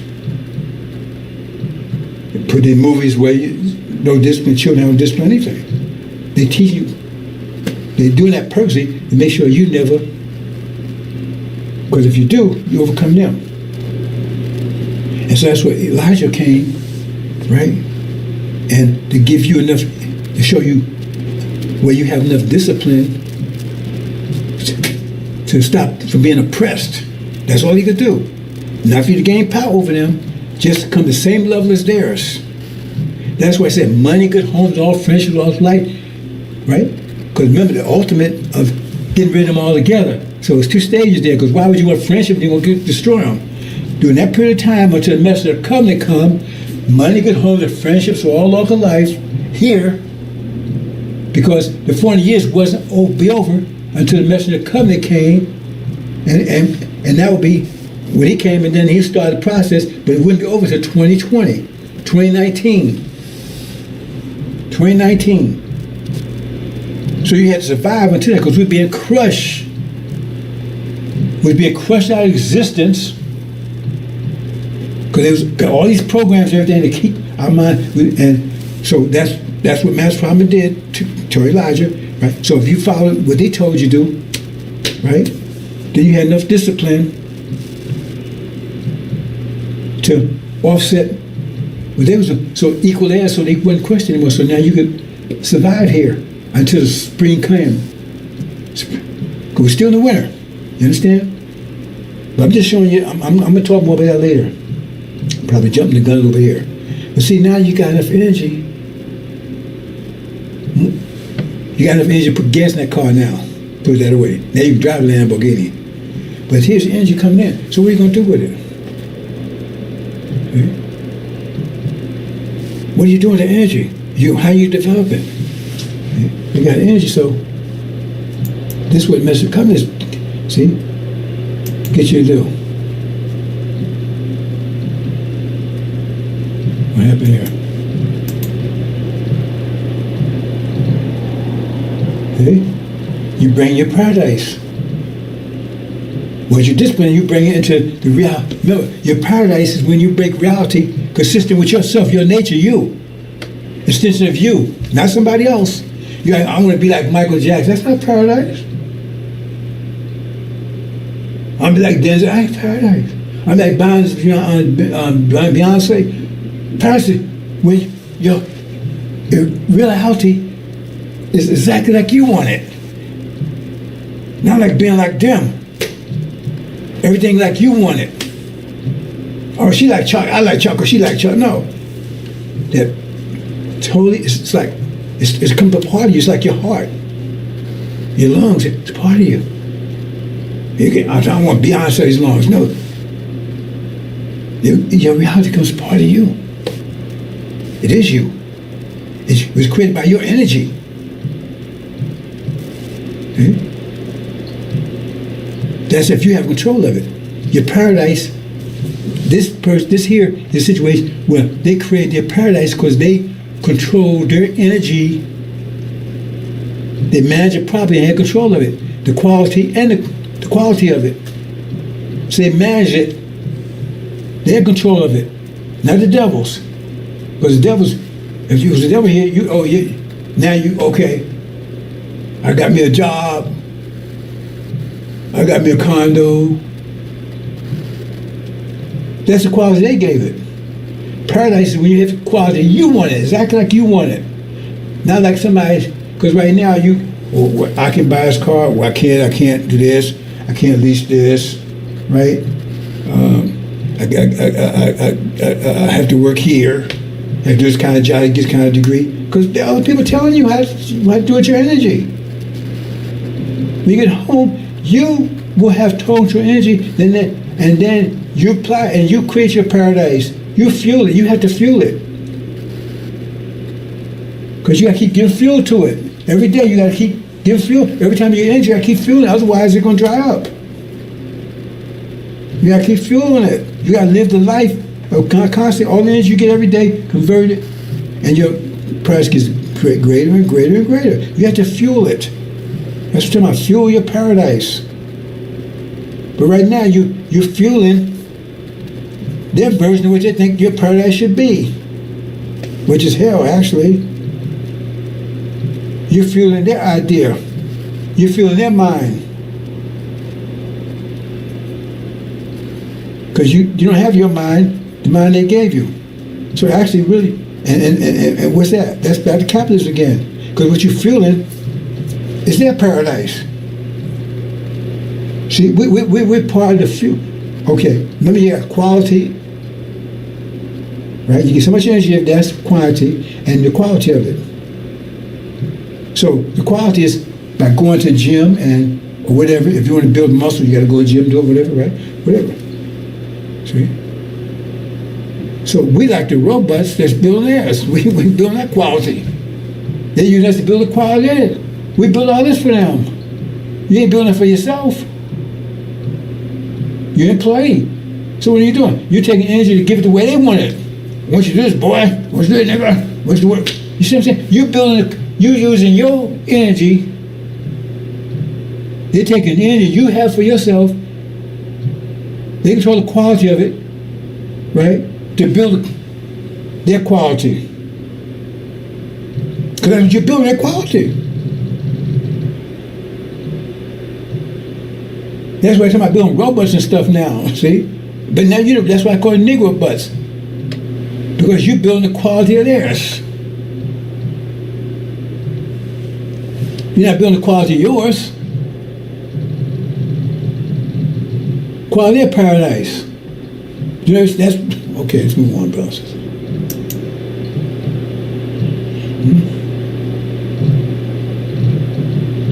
And now you got Farrakhan, right?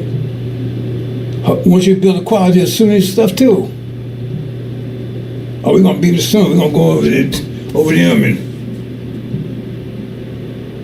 worship them. That's what it said about the golden calf. You start worshiping, took that for a god. No, we start using it to manage to build there. Because they don't give a damn about you. Everybody protesting about all stuff happening over there. When have they ever come to protest about what happened to you over here? You suffered the word in any civilization, any people in the world. You ever see them come here and protest anything about your situation? You see? So now you build a quality there. You come over here, you want to help build their blue mosque and all that kind of stuff. We're a tool to build everybody's quality, their paradise, without energy, because they control our energy. So Farrakhan, you go there, or we go over Sunni land. We allowed Muhammad, we forbid them to even come to the temple. Forbid them to even come to the temple. They could not, Sunni Arabs could not come to the temple. They would stop them at the door. Farrakhan bring right in. Everybody's useless. So what Suleiman does, he's correcting all this. You start using quality yourself. Turn that around. Start using your energy for your quality yourself. Get you control of it. Okay?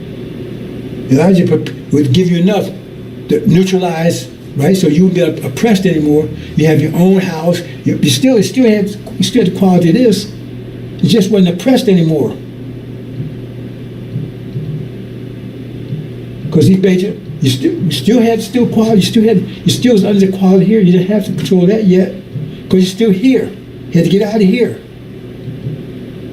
So that's why he said, do it yourself. Build a house, build your own store and all that kind of stuff. Still quality of this. Still quality of this, because we're still here. That's why I had to get out of here. But as long as you're here, but the point is you didn't have the discipline to keep them crushing you. So he was able to neutralize that. By giving discipline, they weren't able to crush you anymore. But they still had control of your quality. That's what Elijah's all about. So now, you was free. You wasn't being crushed anymore.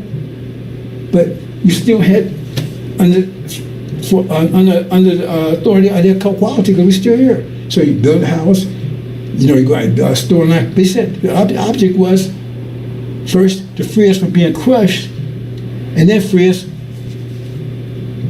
right? Free us from being crushed, and then start increasing our power. So now our power will increase, and also we have to control our quality, and that would be up to the mission of the covenant to do.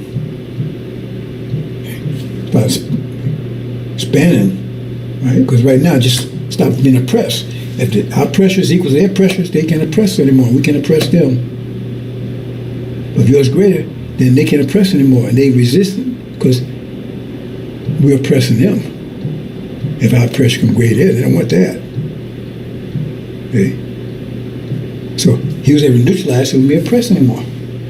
Money, good homes, and friendships, all walks of life. That's why they were saying stuff like that. See? But they told you, all walks of life, but they was going to destroy most all walks of life. That means after.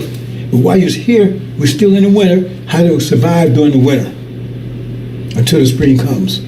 Spring's on the way. He's come to tell you spring's on the way, but you still got to be alive to enjoy it. So that's what that was all about. See? So they still had quality. They didn't have quantity. You know, they had control of quantity anymore. Was it? Right? So that's what happened. Okay, let's move on, brothers. I hope you understand. I'm talking about that in a more mathematical way in a minute. Oops, I keep doing that.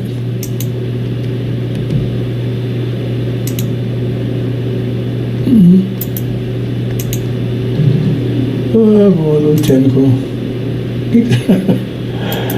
Oh boy, what's going on here?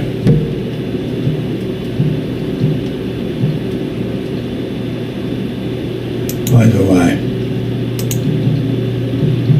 Oops, okay, it's not going to work. Hold on. Wait a minute, brothers and sisters. Oh, wait, something.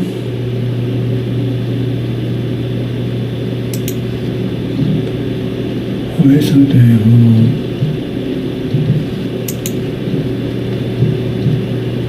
I did test this. I don't know why it's not working now. I don't know why it's not working now. Oh, yeah, let's see.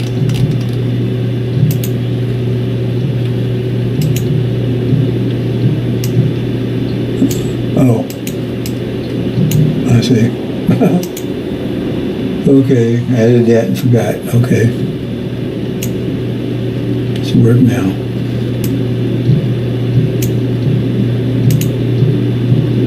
Well, let's do it this way.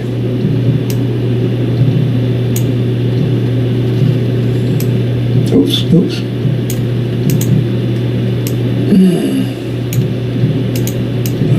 Little things like that get you every time. That should work.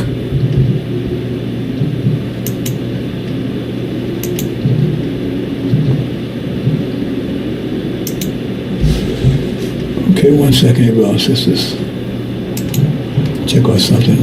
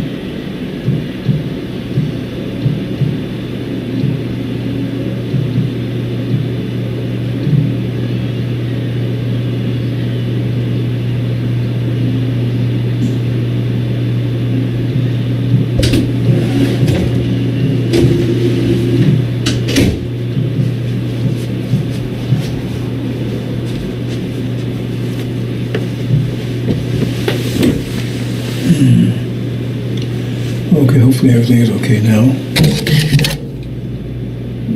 Okay. See if this works now.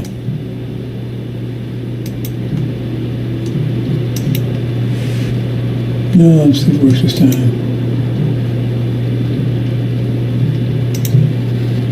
There you go. Yeah, well, that was my mistake that time. Nobody hijacked it. Okay, transition new season. Let's talk about that.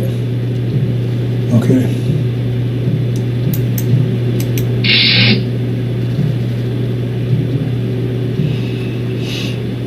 Okay, now I'm going to talk the process, the mathematical process of, I just mentioned about Master Ramana, right? See here, we had no discipline when he showed up. It was being crushed. He was fresh. In fact, it was being crushed. We had no discipline, so it was being crushed as a people. Because we didn't have no direction. We didn't know who we were. We had energy, but we was misusing it. It was out there, zoot suits, and he was still about Malcolm. He was just a criminal, like, he was doing all kinds of, because we didn't know how to control our energy. Like, you have money, you don't know what to do with it. He's out there just part. Right? So he had energy, you don't know what to do with it. Right? So he showed up. Master Muhammad showed that's the condition we was in. So no discipline. We had more energy now, so no power. 0 times energy is 0. That's when he showed up. Okay? So he was being crushed, see? When he showed up. Okay? He hadn't showed what he did, would have been crushed our existence. That was the aim. And then set up Elijah. Now, he forced discipline on you. So he started, right? And enough to neutralize their force. So it neutralized, so it wouldn't affect us. The quality was being crushed anymore. The ones that listened to him. Because he forced discipline. That's a very important point. Elijah forced discipline. Because usually Elijah, he forced you to go out there. He forced you to stop eating pork. He forced you to sell papers. He forced you to do all those things. You had to do it. You kick your butt out of there. Forced discipline. Forced discipline, well, it's just good as discipline if you force somebody discipline, it's just good as discipline. It's still discipline. Maybe forced, but it's still discipline. He forced discipline. So therefore, the people were successful. They had money, homes, all that stuff, right? But they wasn't doing it on their own. He was forcing them to do it. Still wasn't ready. They hadn't absorbed it yet. Still forced to do it. See? Because they weren't studying those lessons and all that kind of stuff. In fact, they actually looked down on people that did.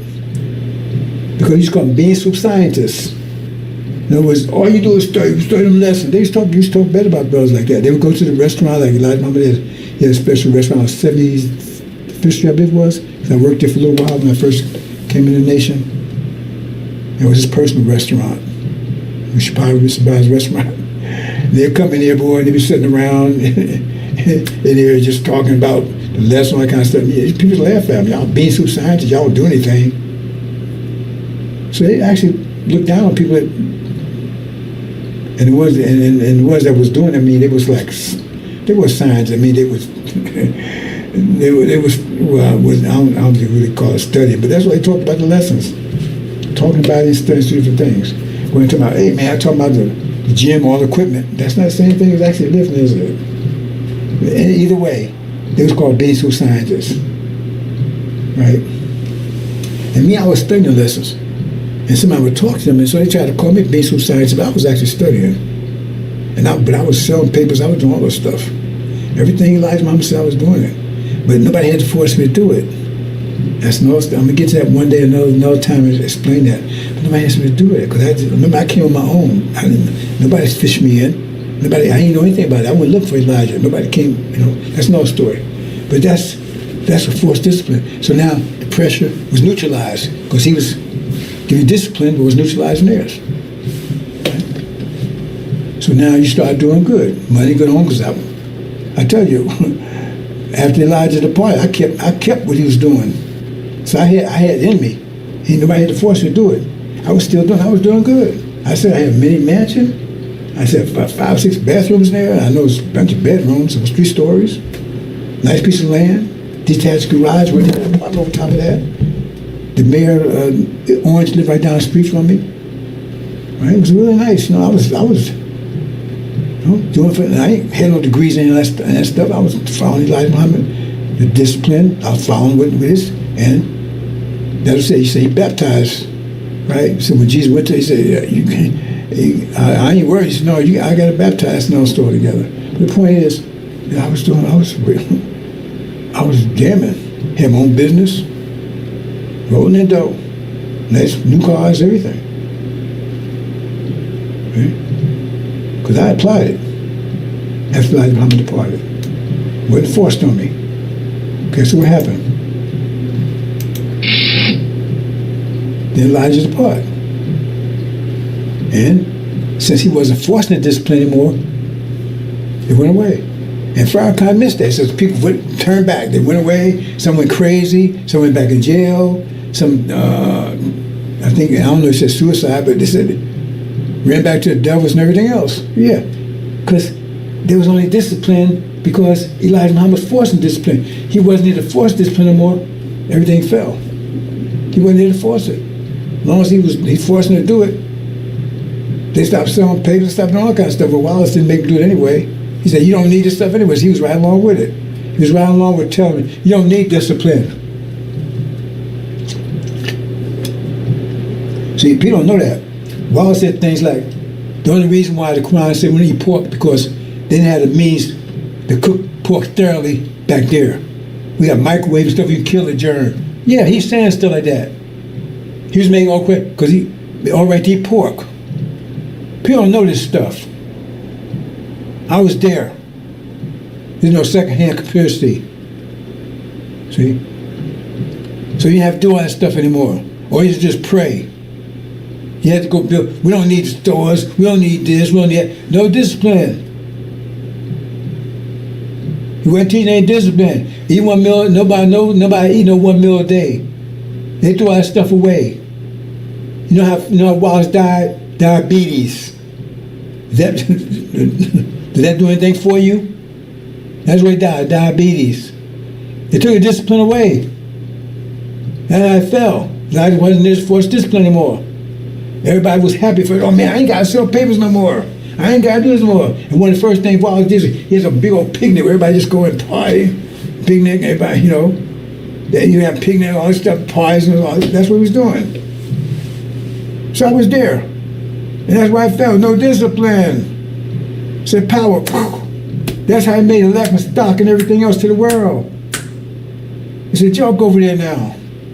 My daughter's married 3 of those clowns. All of them just clowns. None of them worth anything. I told her, don't go over there. I told you, if you go over there, don't go over there and drink the Kool-Aid. She listened. 3 failures. They don't do anything. They want her to do stuff.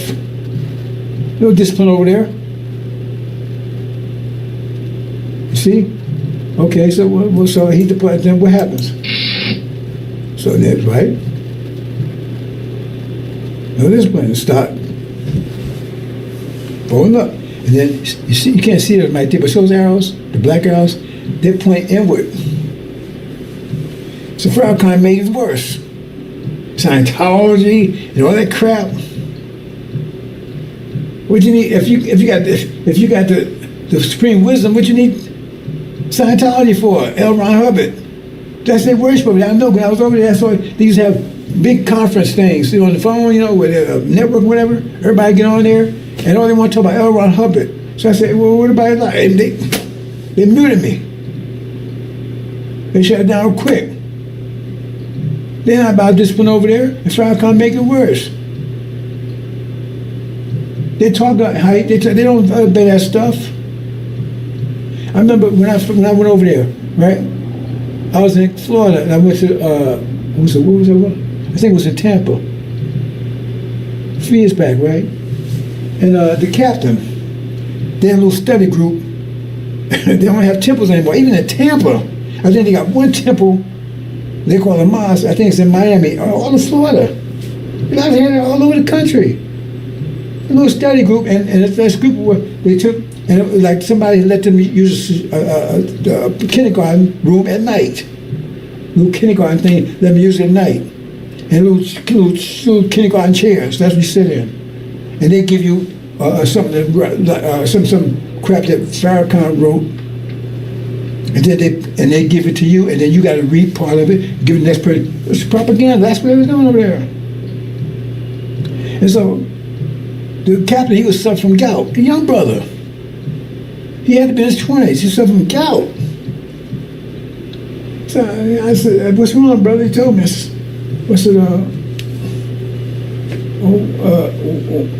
why don't you maybe 1 meal every other day? I assumed he was doing 1 meal a day, right? That was his damn son. He wasn't even doing 1 meal a day.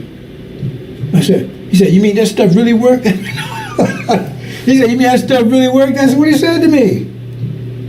You mean that stuff really work? He's a captain. Except from gout. They don't believe in that stuff over there. Yeah, I tell you, Farrakhan said, yeah, he didn't mess with black man. They don't believe in that stuff. That mama said, we'd be fools to stay here. He said, we ain't going anywhere. I said, a wolf in sheep clothing, right? It look like a sheep. Yeah, see, Elijah. But they don't believe in that stuff. Look, all these people dying. They won't tell you the reason why Ava died. We know how she died. They hide it. Why? And all other ministers too. Because they died because of either one of them died for COVID and another one died because of diabetes and stuff. Because they don't believe in that stuff over there. They tell you, oh, you write the books. No discipline, and he makes it worse. That's why I make a laughing stock earn. See, that was the point. So they point, and then he got his even making it worse. So he got the devil's putting pressure on us, and then he's taking and weakening the pressure you even already have. Weakening that.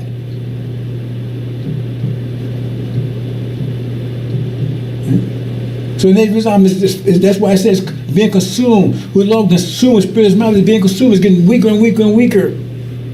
No discipline over there. They don't sell any papers, anything. They don't own anything, they don't have any property, anything. Farrakhan's rich, but look at him. How you doing? Cancer? Why you get cancer? Was you eating how you live Farrakhan? You the curse with the curse, we rob nations, like it says in Malachi. It's all simple, clearly, brothers and sisters, but they try to cover it up. He wasn't doing no 1 meal a day either.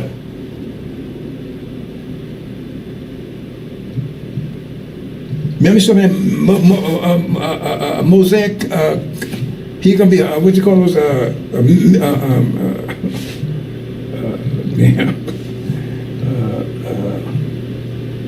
Mason. He gonna be a Mason. How you be a Mason? How can you be a Mason? That secret. You're supposed to be the leader of the Nation of Islam, and you can be a Mason? How you square that circle? So I mean, you got secrets from your own people. You can't say you supposed to be telling everybody everything. So it means you got Mason, you got to keep secrets from your own people. You're supposed to be a leader. Your loyalty, if you're a Mason, you got to be loyal to them. You understand? If you're a Mason, that means you got to be loyal to them, not to the Nation of Islam. We got a picture of Mason. You gotta be loyal to them. Swear oaths to them. Why is he doing that? See, people don't pay attention to this stuff. Forget about the fact that his father was the devil. See, so that's what happened. That's what they doing right now. That's what happens. And then Suleiman comes along and started giving you discipline again. That's the ones that are listening. But he's going to do it to the whole nation. See? But right now, right, 5 pills, those ones that are listening.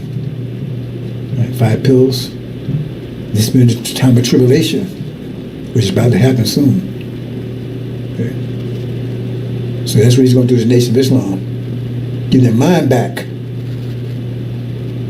See? So they start growing again. But he's going to make them not just balanced, but greater pressure. 5 pillars. That's what overcome. And then that's, see? Obeying back, it's a little slower to slow that, brothers and sisters. So you understand this.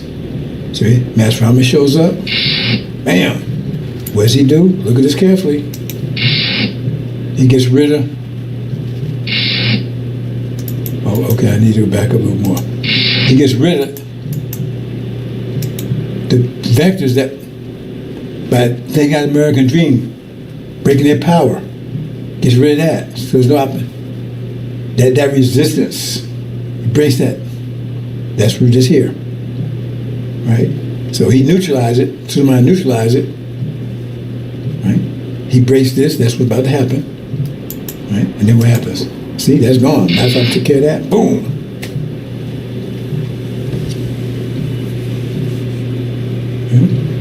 Man, growing, powerful. Because now you got your right mind, and you're fueling your reality now. So you give your quality. Understand, brothers and sisters? And then boom, they're gone, and you're home with the pair. The messenger of the covenant and the God. Like I'm prepared to wait for them.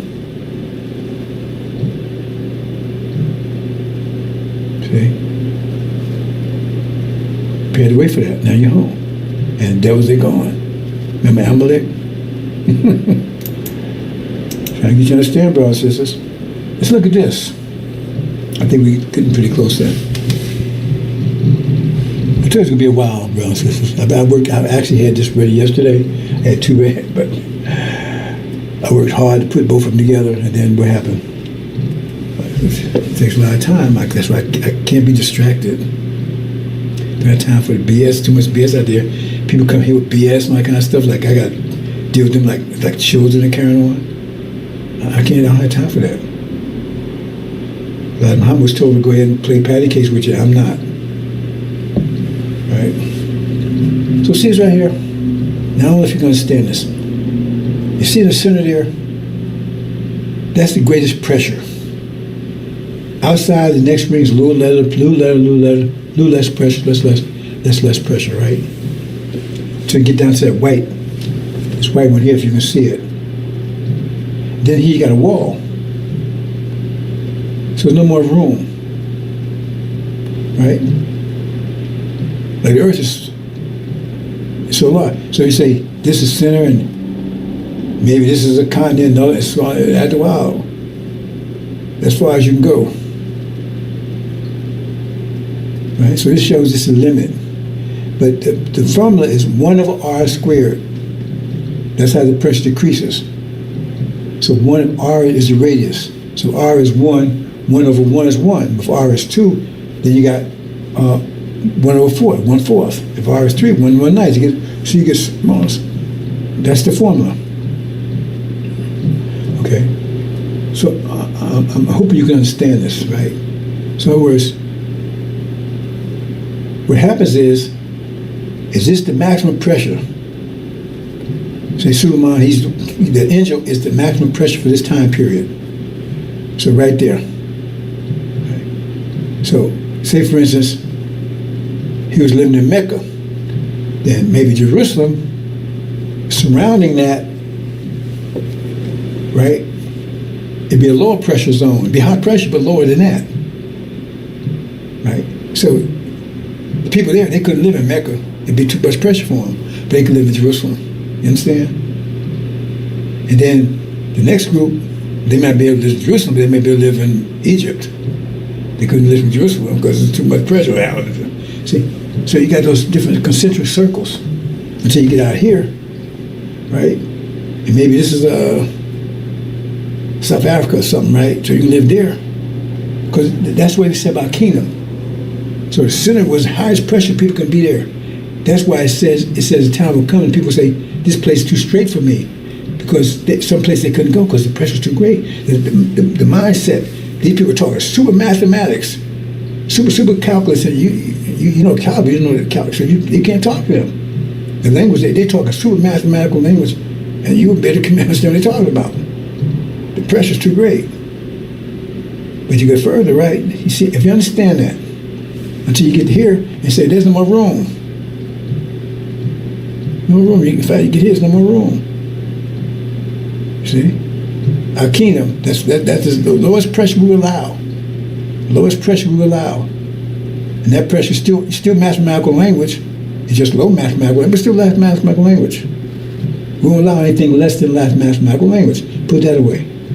Right? So the highest mathematical language live here, the lowest mathematical language live out here. And they couldn't come in here because it'd be too much. These can go out there, but this could not come in here.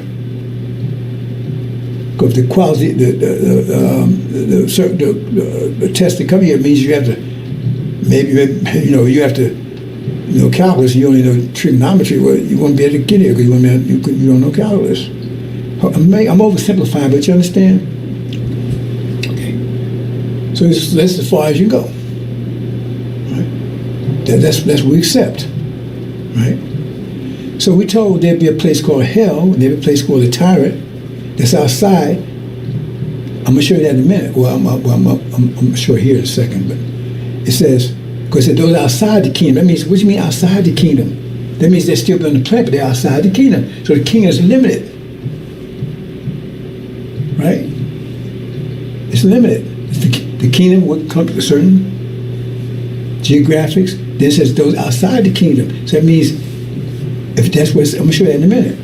So that means there must be a place on earth that's like desert, for instance, right? That'd be outside the city. So if you could live in the city, so you have to live in the desert. You see what I'm saying? Because it's desert out there. So you can't qualify to live in the city, so you got to live a desert life. You understand? So here is the limit. This checkered thing here, that pink thing right there. So that's the desert out there, right? So that way. So those that can't qualify to be in here, they'll be out here. And there'll be three groups. Now this first one right here, right? Okay, this is, remember those everlasting shame and appallment. See? They can't be in here because they, everlasting shame and appallment, they can't speak any mathematics at all. Everlasting shame and appallment. Remember that group? And then you got the tyrant, right? They still, right? It's still part of, right? That's it. The tyrant. They, like I said, they would be punished. A good part of their punishment because they was the ones that won the fish pump with the devil and that kind of stuff. And that's part of the group because I'm just saying one of the reasons. Our ancestors suffered under the Holocaust to extremes. And these folks act like that stuff didn't mean anything. They don't care. Oh man, that's past, man. These my fellow man with the devil, you know. That's past, like it didn't mean anything. So now they got to be terror tyrant. Well, he's going to put them in the same. Like Muhammad said, he's going to put them into. I don't think he said 400 years. He might have said 400 years, but he said they're going to put them into a hell. Like he didn't call it Holocaust, but he put it in a slave condition as bad as we had. So now they can feel it themselves, right? And they can be mocked because you disregard the sacrifice and everything out. So now you feel it, and they be mocked. So you're tattooed. So their children, right? Because they have children, they'd be married and everything in there, but they'd be on the current tyrant. And they'd be in a similar situation like we went to the Holocaust. Forced to work and everything, hard labor. And they should be marked too, so it'd be everlasting. So that seed would always be marked for that. That's part of the group of people that's in there. And then you got out here, right? This is hell. These are those hell is where, I told you a long time I met that what he calls Siberia, way up in those places where it's really cold. That's where the Quran told you about that. It says they're going to be thrown into hell in a place where there's refuse, garbage, and everything else. And it says there won't be no shade for the sun, no clean water. They'll be drinking like urine and stuff because they'll be placed with garbage and stuff. And it says, but it's be very healthy, remember, because everybody be energized. Remember it says, energy management, they can have so much energy we have. But they ain't going to know how to manage it. And we're not going to teach them to do it. Plus, they don't have discipline anyway. If they had discipline, we wouldn't teach them. So they're doing hell, so now they got all this energy. But they totally wicked. I mean, it says, right? It says there won't be any family ties. Because they be scared to. Remember, they didn't know there's no food up there. So they eat each other.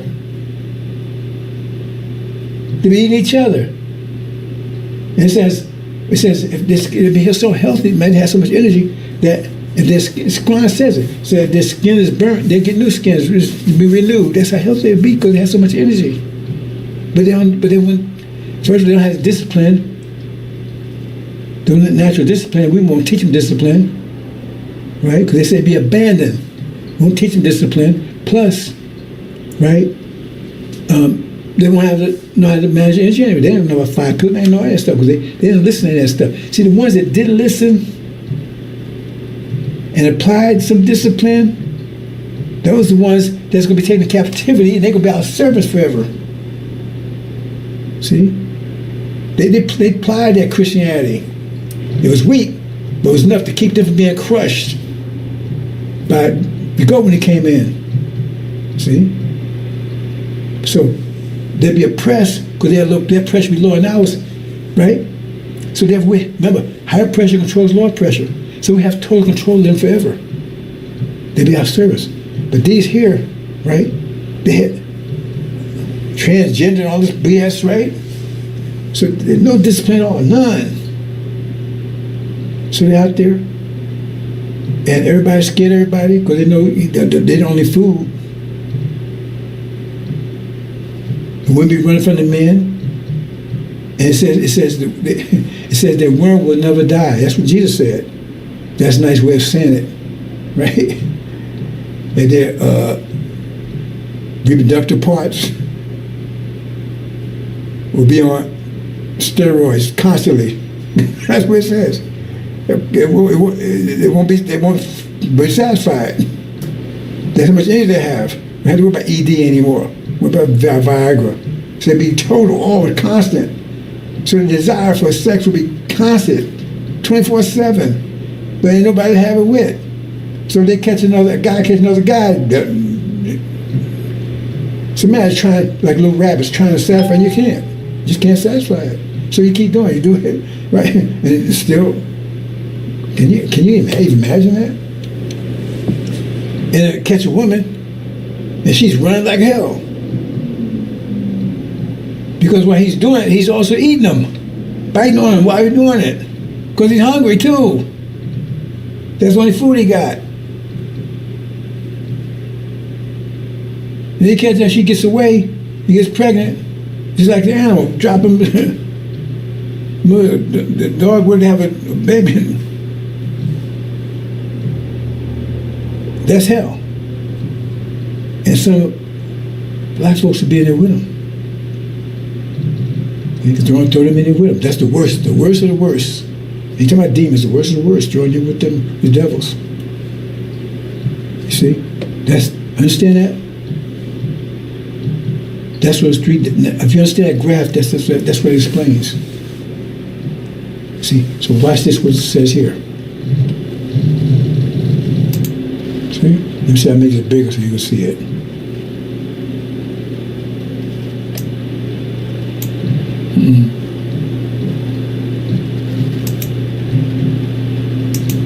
See what it says here? Happy to wash the robes of them, in order they will be authority of them upon the wood of life, and in case they might enter into the sea. Then again, this talking about the Levites, because they wash their robes in blood of the Lamb, right? But look at this here. Outside the city. So that means there's a place outside of the kingdom. Outside be the dogs, druggers, the fornicators, the murderers, adulterers, and everything lacking and doing the lie. In other words, the ones that have no discipline, they be outside. See, there's right there. That's chapter 20. Chapter 22 of the angel. Why don't they talk about these verses? They don't talk about this stuff, do they? Moving and growing with the verses, right? So we give you all the scriptures here. You ain't talking about. First of all, they don't talk about it because they're lying. Secondly, they don't know what it means anyway. They don't know what it means. They have no idea what it means anyway. You get all here, everything. Okay, let's start with the 4 winds. I'm gonna close, brothers and sisters.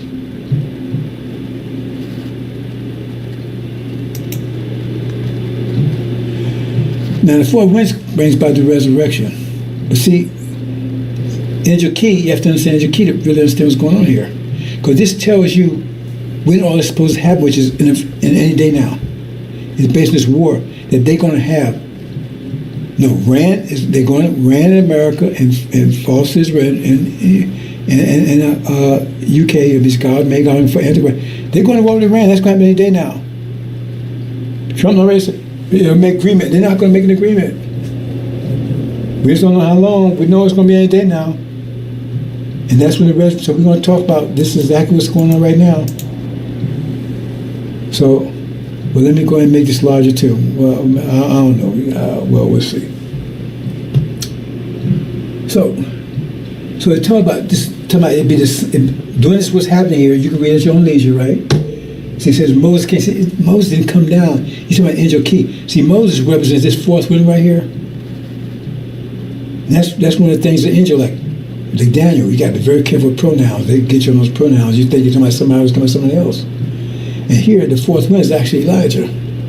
So it's telling you when the fourth winds blow, that's when the resurrection takes place. So at this point, it's telling you that some of the things happening here is when actually the fourth wind actually happened. So what it says there was a sound of war in the camp. That means war is going on. But he said it's not the sound of cry of victory, nor the sound of defeat. That means while the war is going on, that's about to happen. The war is going on, but it wasn't the sound of victory, it's the sound of defeat. And this is where we are right now. But see, at the point, no, we ain't here right now. I should have changed this, right? Let me do that. I didn't think to change that, but I should hold on for a second, boss. It's going to take a second to do this.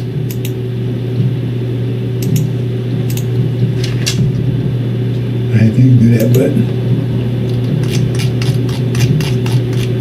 Because that's not, I'm not sure where we are actually right now.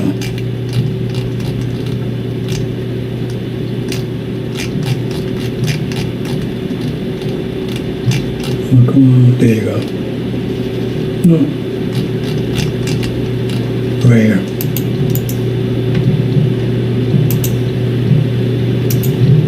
Okay.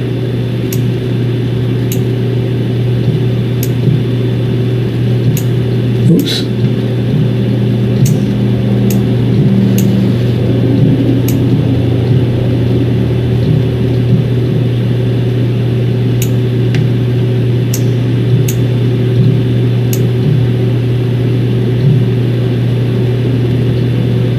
That's good enough.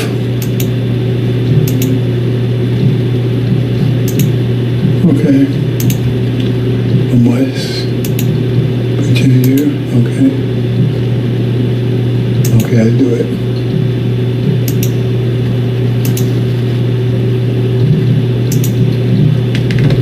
Okay, I want to show where we are right now.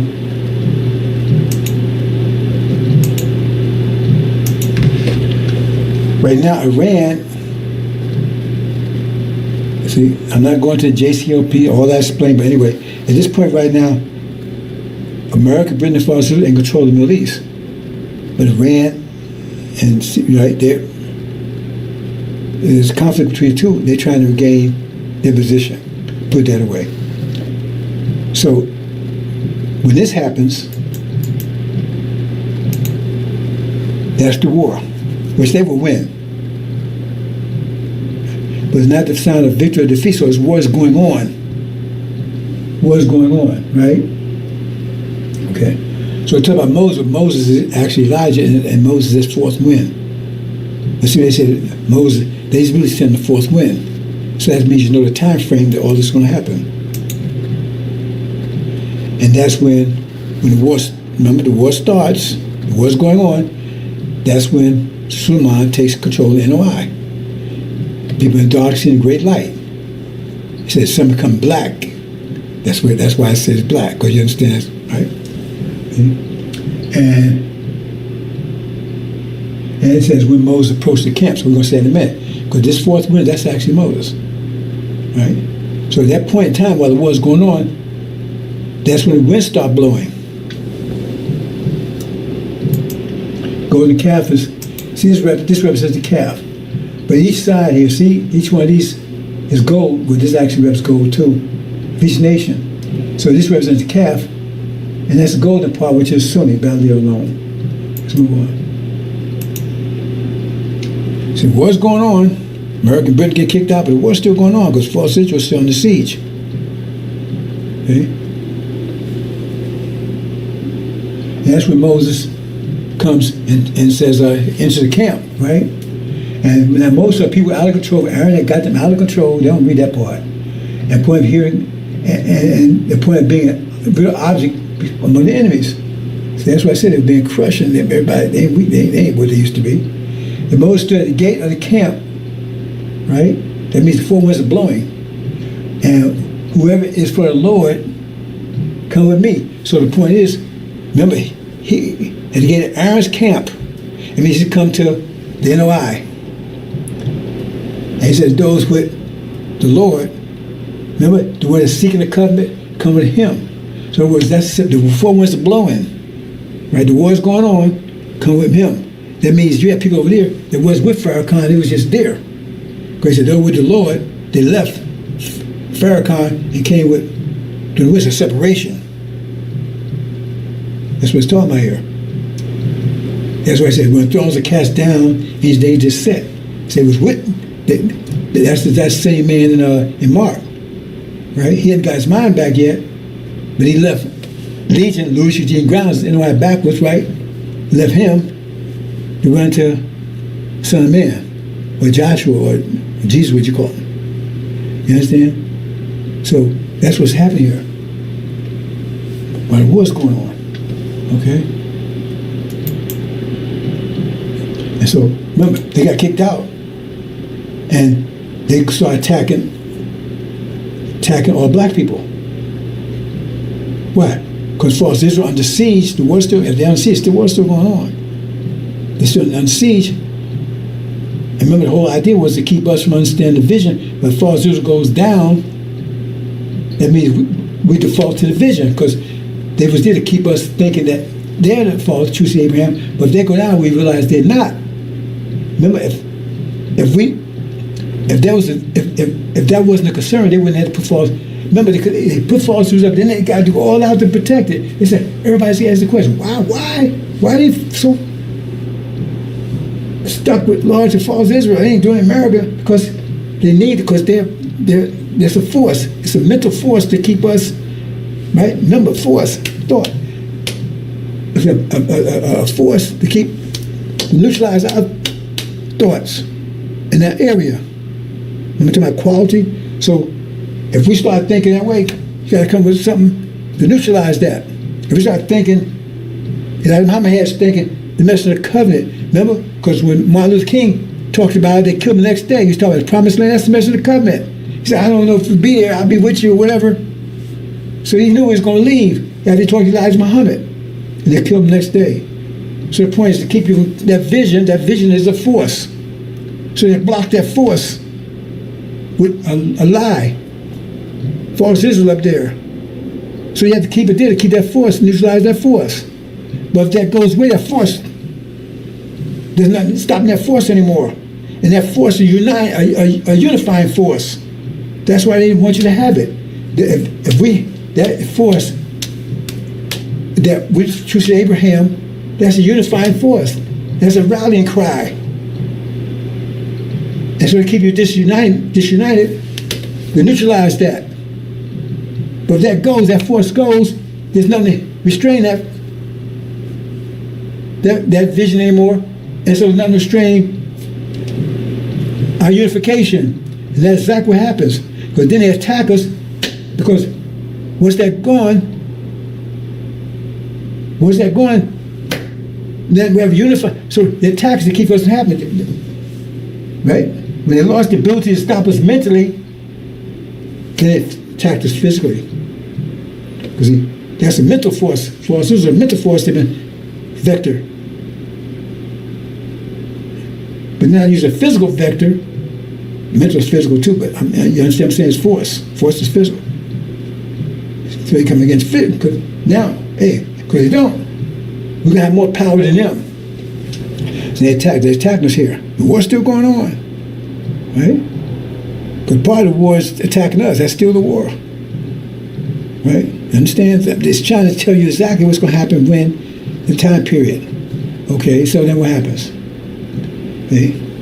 So they said, so this happened. It says, okay, here, right? All the blacks, they attack.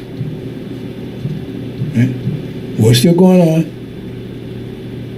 Right? And that's when Moses says, those with the Lord, because we says that, the war's still going on. So then he still has to, so they're together, they're all together now, unified. So it had to be unified for him to say that. He said, those with the Lord, because they wasn't mixed together, then how are you why are you going to separate something that's not mixed together? So they're all mixed together, right? So he says, we're going to separate them out. So those with the Lord, come with me. So what it says here? It says, and okay, backwards, previous. Okay, and so the gate and said, whoever is for the Lord, come with me. It mentioned the covenant who they were seeking. So what was blocking that is gone. See? Because they was blocking who was messing the covenant, partly false Israel, and then all these other clowns out there blocking. Because people, if you're seeking, that means you don't know where it is. So that's gone now. So that's why he says, whoever's with the Lord, come with me. That means the fourth wind is blowing now. The four winds are blowing. And when the four winds blow, this happens. See? Four winds are blowing, and that happens at the same time. There's your key. Right? So all the sons of Levi came, right? And so where it says, every man said, okay, separate them. And so Levi separated from the demons. Right? Those with the Lord, who wasn't with the Lord? Aaron. It was Aaron's camp and all his followers. If they separated, he says the sons of Levi came. That means the rest of them weren't Levites. See? He said all the sons of Levites came. That means the rest of you, who were they? Who were they? They weren't Levites. Most of them was demons. He said all the sons of Levi came. But what did it say? Let's go back and say what it says here. And the sons of Levi, and all the sons of Levites gathered to him. So what's left here? These are Levites here, NOI. These are not Levites, these are demons. And Aaron was one of them, but because he didn't come to me, he was with them.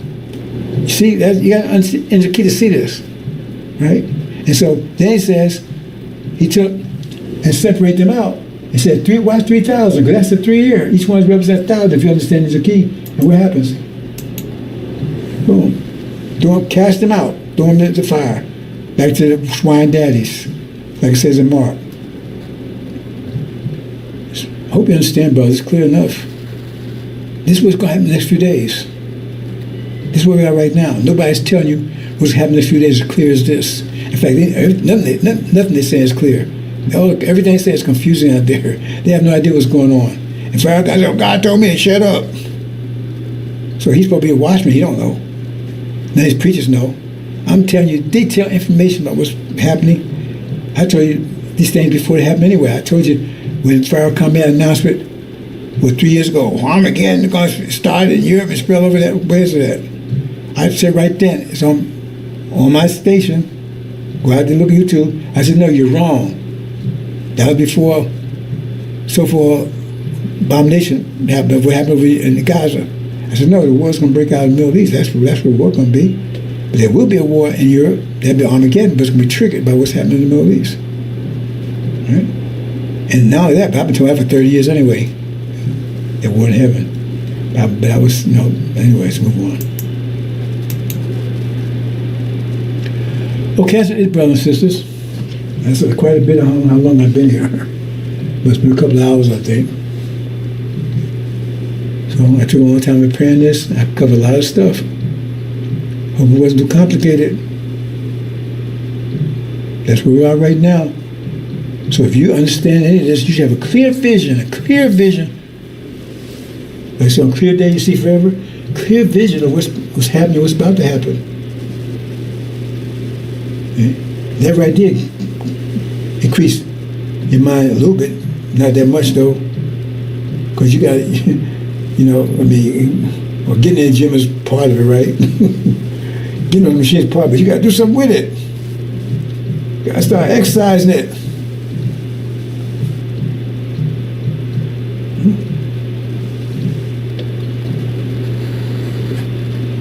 You have no idea. Like I said, my power's been tested. They threw me down out for 3 years, and boy, I kicked their ass over there. I was all by myself, had nothing, no man, nothing. They threw me in jail, everything else. I'm here. I beat them 100% everything in every category. They couldn't understand how the hell I got out of there. They threw me in jail. They did all kinds of stuff, right? And they didn't torment me, and they didn't put their hands on me. They didn't do anything like that. I already been, the scripture tell me they do that, and the master would tear them to pieces. They never done anything like that. They didn't touch Elijah and Muhammad either. They didn't put a hand on them. No, nobody put anything. Nobody put anything physical on me. One person tried to poison me, but it wasn't them.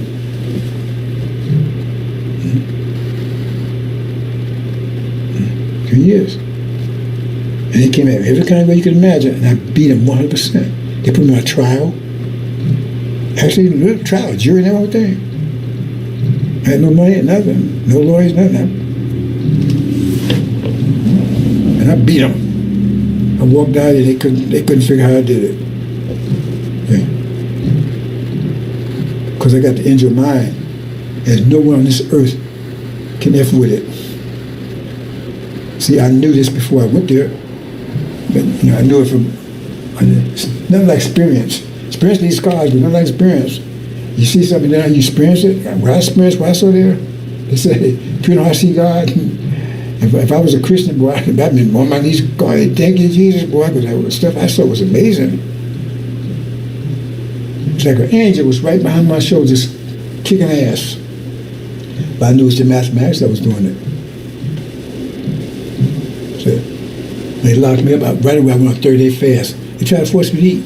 Third time, I went 30-day fast right away, bam. I don't want none of your food or anything. Right away. Immediately.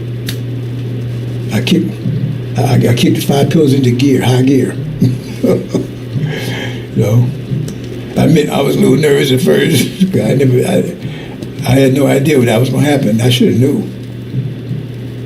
You know, like I said, sometimes it says the Son of Man, he'd be like someone who, how do you say that phrase? Seeing many things, he comprehend them not. I mean, he'd be so busy looking at everything else, he don't see how it affects him. You see, it'd be like that. He'd see all the stuff, everything affects everybody else, but he never thought about how it affects him. I should have saw that thing about Jonah. I didn't see how it affected me. It already affected me. About, you know, the hedge. They have that demon, right? Thing is that, like I said, I was rolling the door and everything else. Once I picked up the angel and devoted myself to that, everything dried up overnight. I lost everything, my mansion, my house, everything. Like overnight. In one day, it's like it says in Daniel, one day it was all gone.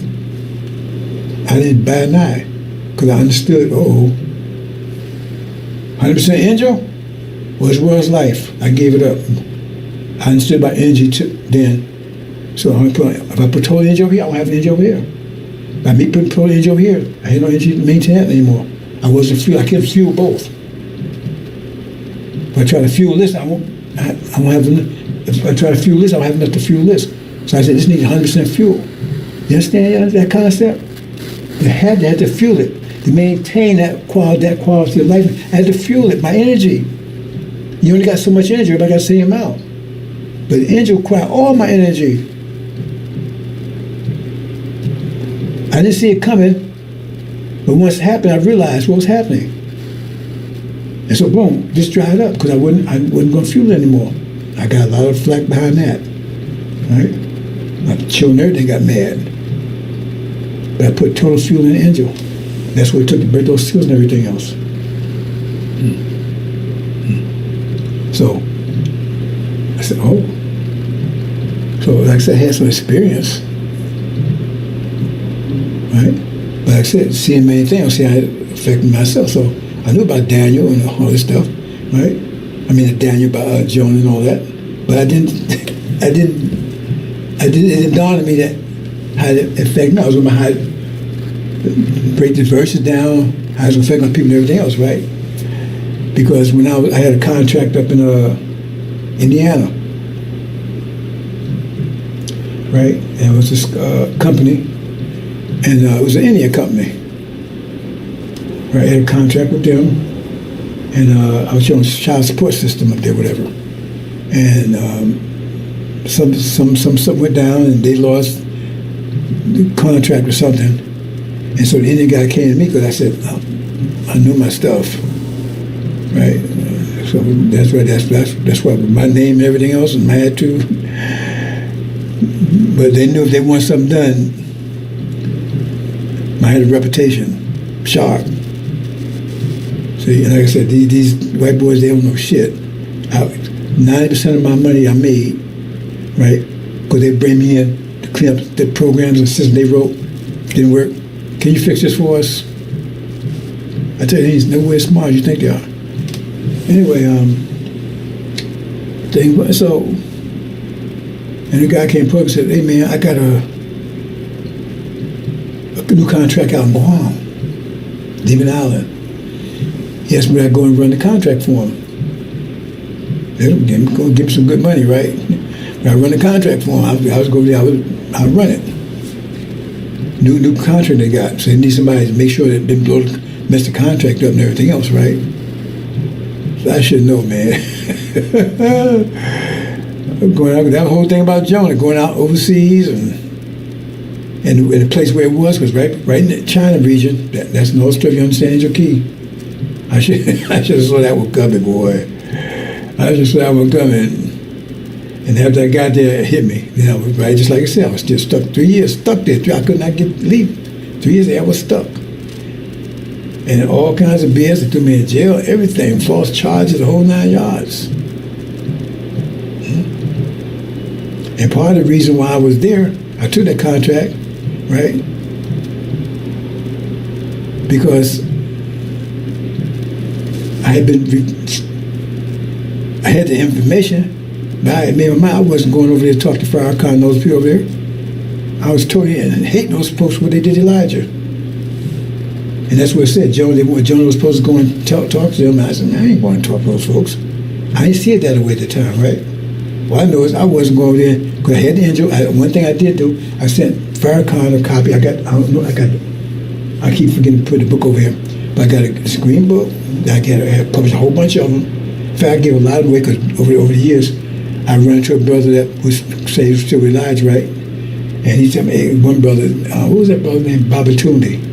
Out of land. I don't know if he's still around anymore. He was older than me. And he sent me a copy. So I sent him a box of those books. And I started, right? So I got about 2 boxes left, right? And I was, distributing and stuff like that. I was just, because during those days I didn't have the internet.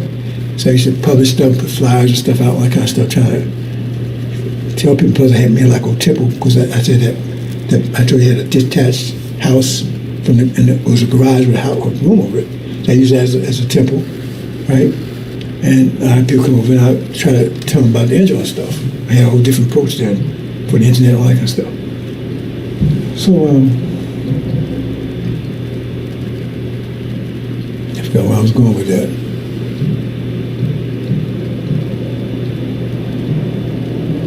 Oh, and what I did was I sent a copy to Farrakhan in 1990.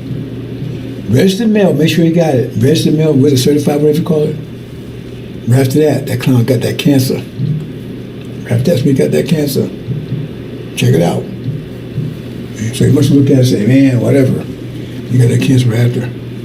It says, who the Lord will consume, spread his mouth, and destroy the brightness of his coming. That's when he got that cancer. Good for his ass, it robbed the nation.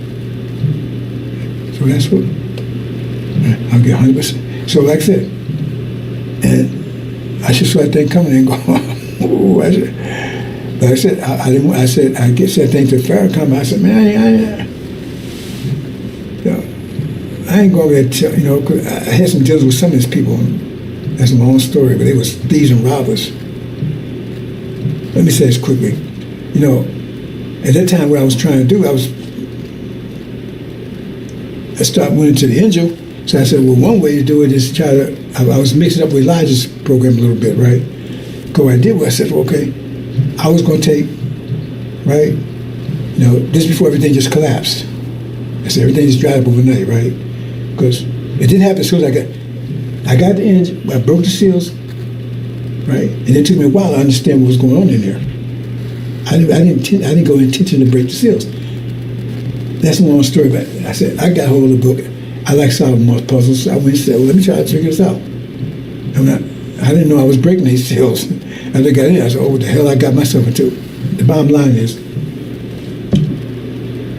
that I wanted to tell people, right, I'm in New Jersey, right? And so there were these brothers, right? And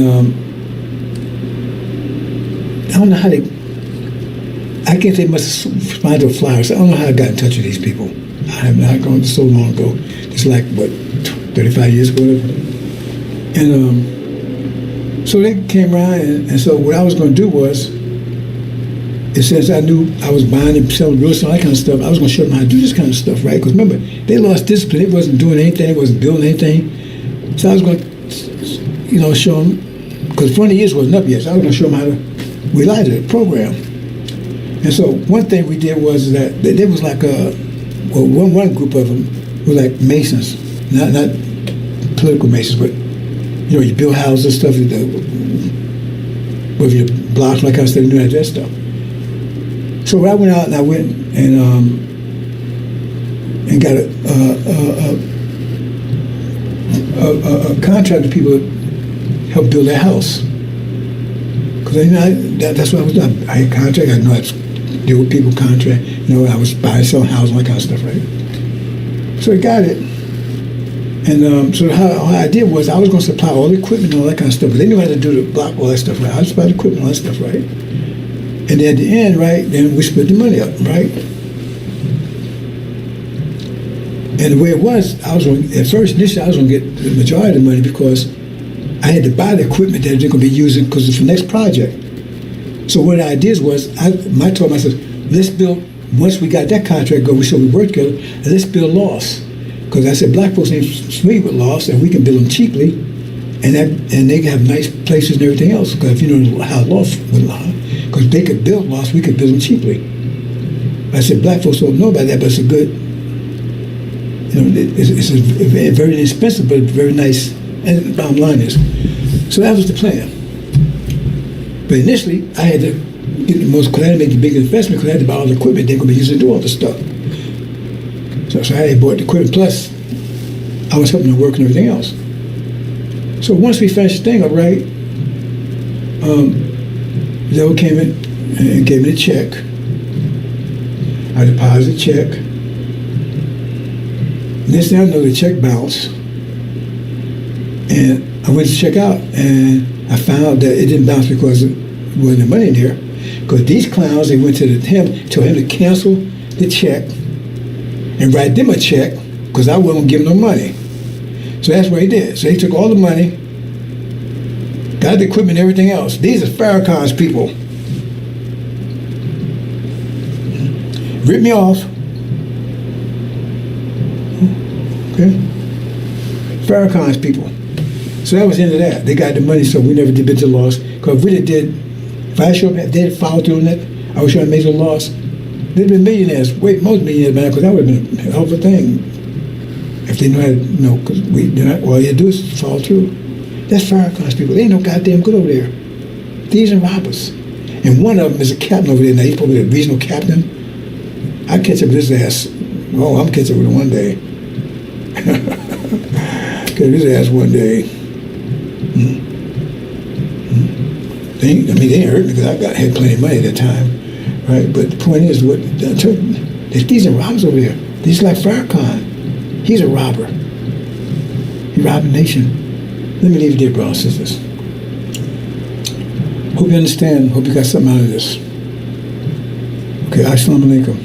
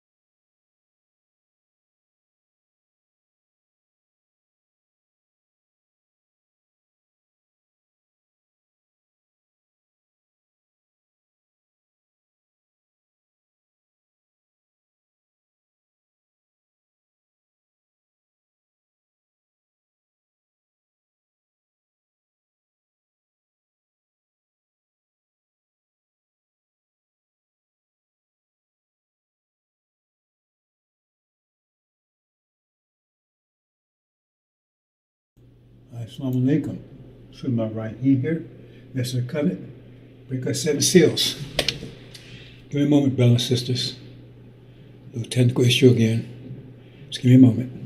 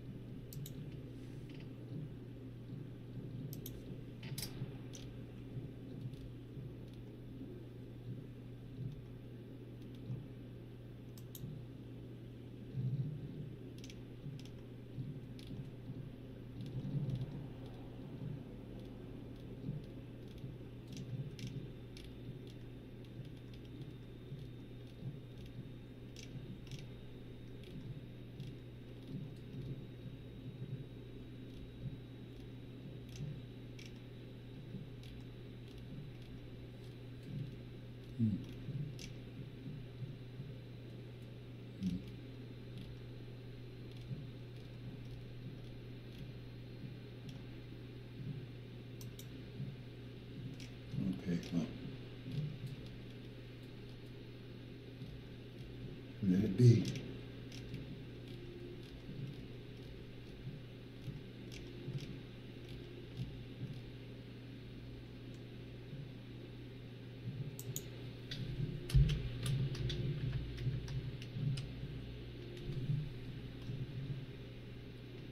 Oh, there you go.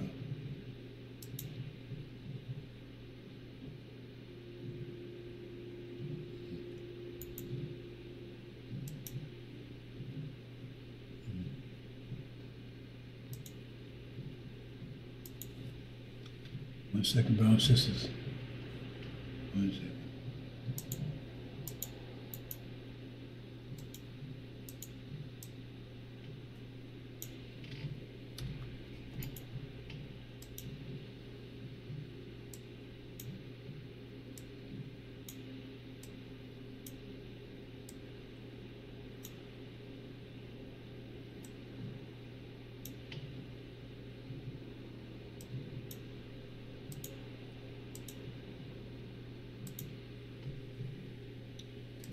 Okay. I do it.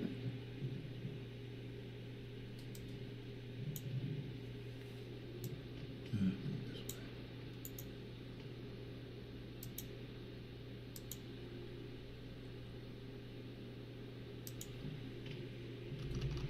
Okay, problem solved.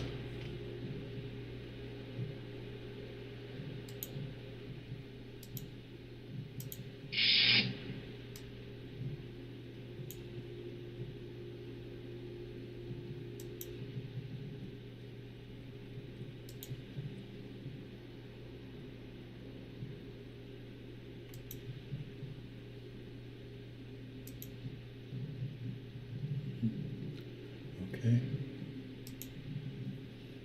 Okay, boss, this is problem solved. Okay.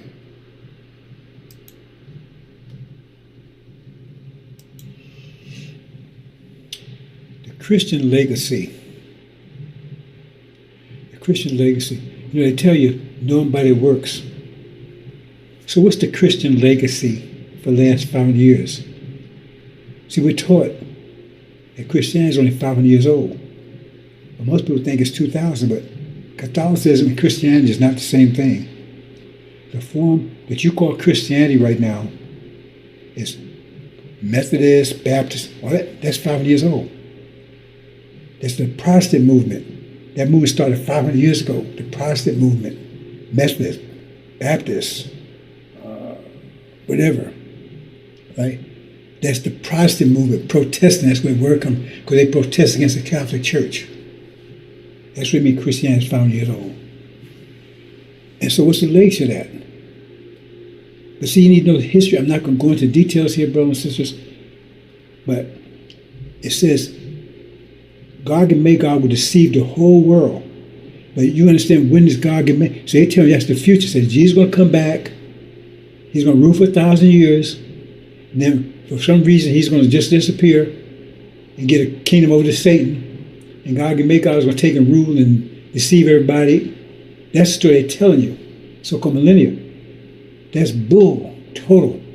That's the deception is that chapter itself. That's the major part of deception, because that has already occurred. Because you would not be deceived if you understood that has already occurred. That was the Dark Ages.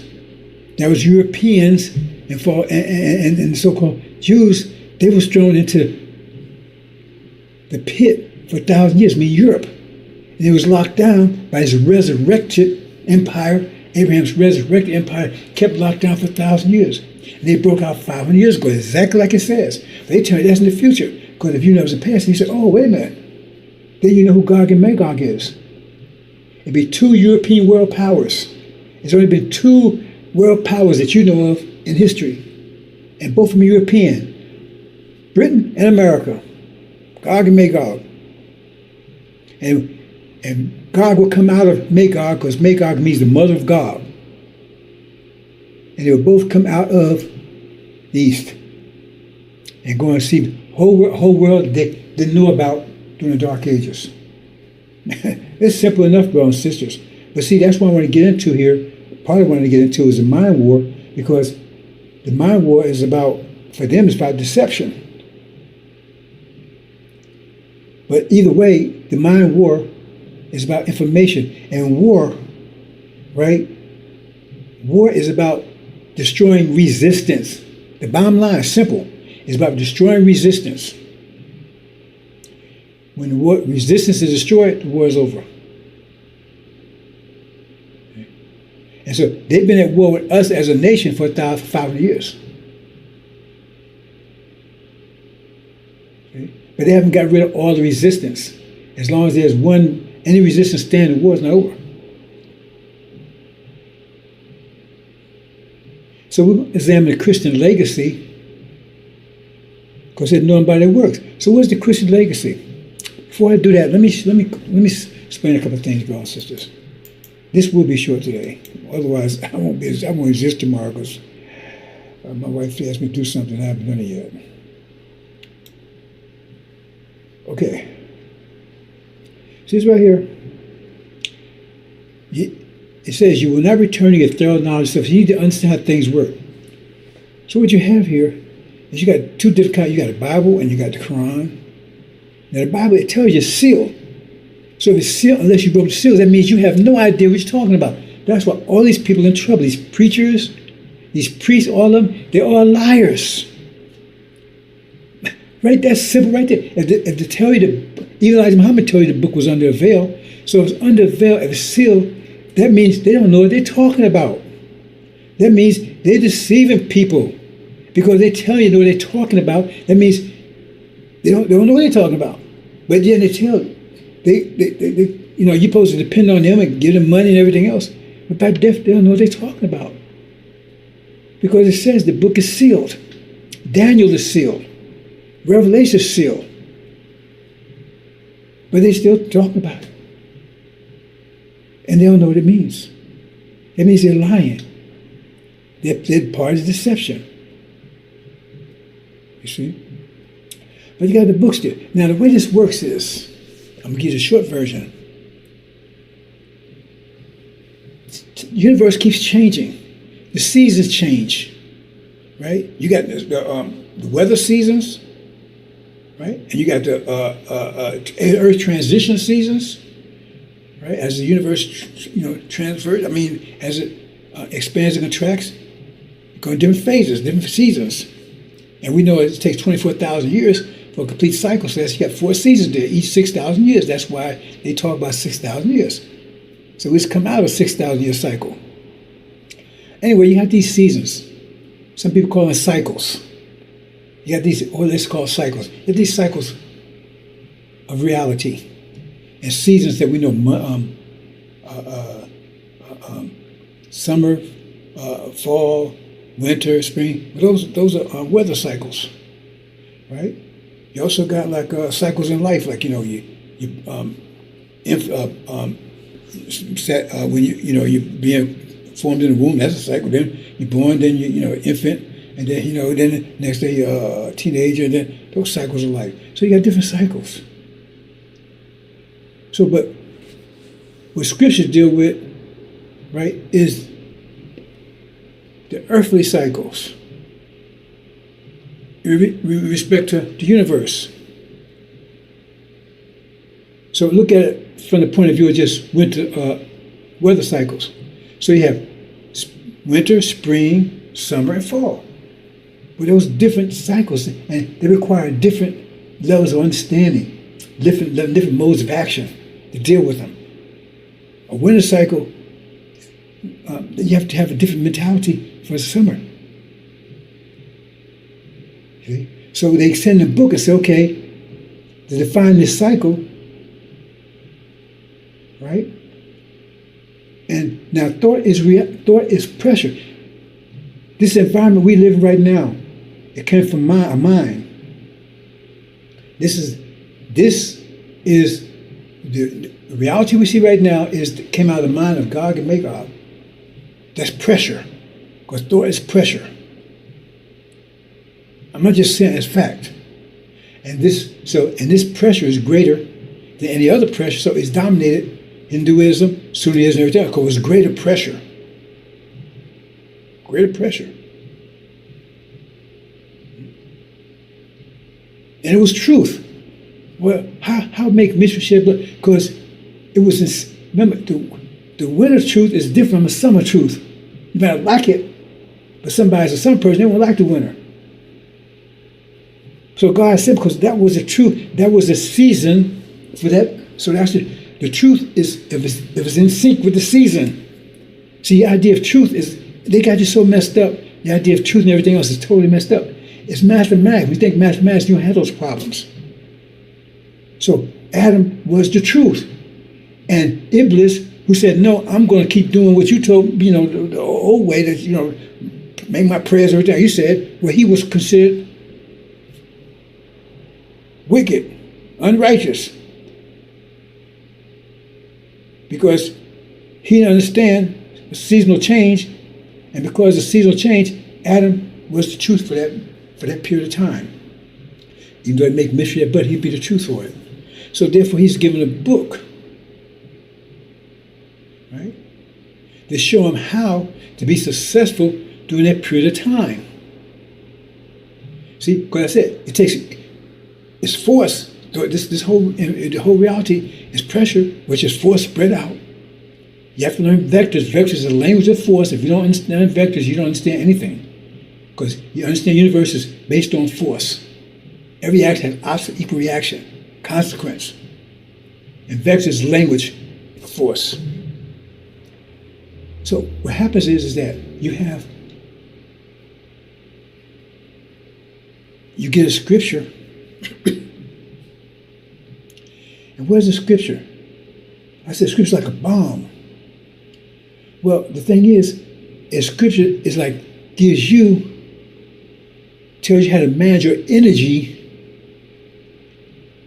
right? Because you convert your energy to that form of pressure for that environment. Because this reality is different than the reality of 1,500 years ago.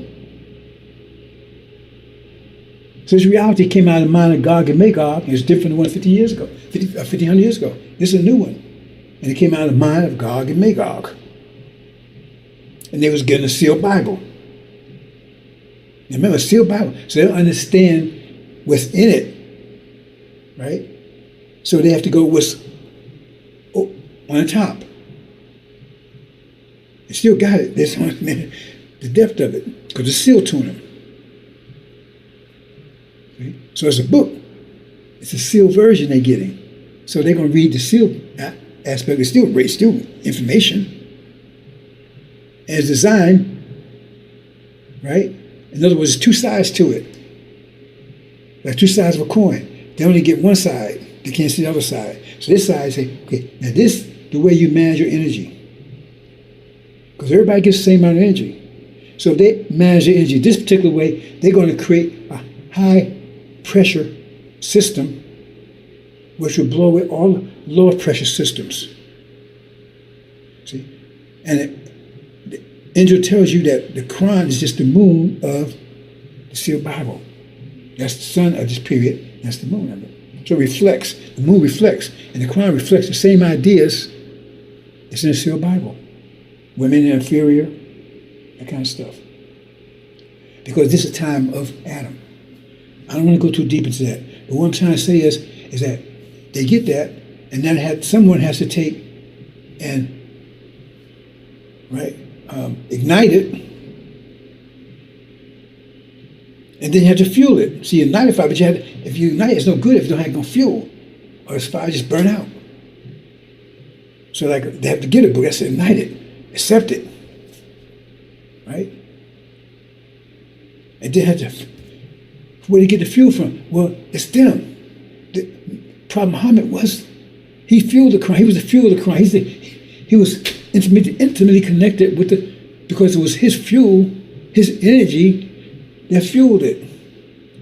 That's what I'm saying. One person, all need high pressure overcomes low pressure. I don't care how much low pressure is. An ounce of high pressure will overcome tons and tons and tons of low pressure. It's just the way it is. It's infinite. High pressure overcomes low pressure, no matter how much low pressure there is.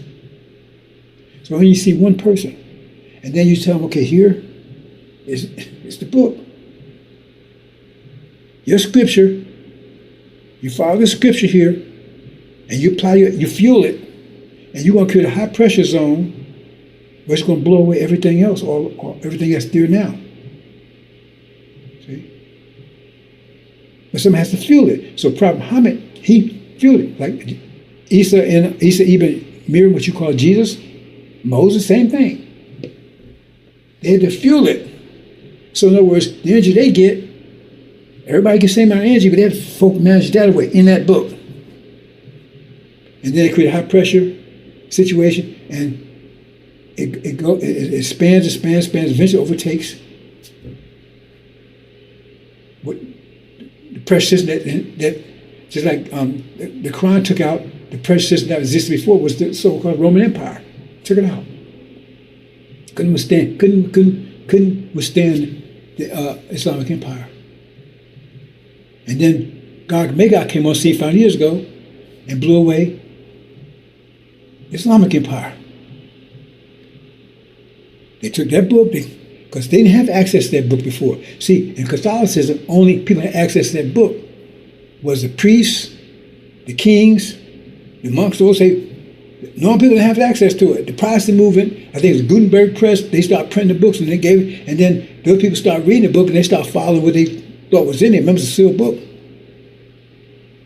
So once they had the book, all of a sudden now, you're fueling based on what they get from that book, which it says you had a lesser light and a greater light. The greater light was first, according to Genesis, and lesser light was 500 years later. Everyone was 1,000 years and it was broken in 2 parts, day and night. And if you look at it and you do the math, exactly when the angel was revealed, which what Arabs call the angel is called a gospel, and then 5 years later, right, the Quran. And the Quran blew away. But Prophet Muhammad had to fuel it. He had to live the life, follow what's in there, fuel it. So it depended on him. The Quran wasn't going to do anything by itself.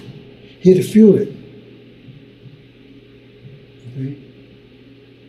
So all these sects came about because after he left, right, they took their own interpretations and then they fueled their interpretations. They didn't fuel his interpretation. So you got all these different sects over there. That's another story. But it has to be fueled. And the energy you have, you take and manage it that away. And same thing with the angel. It says nobody could ignite that book. Because it takes energy to ignite it. So it had to be something about you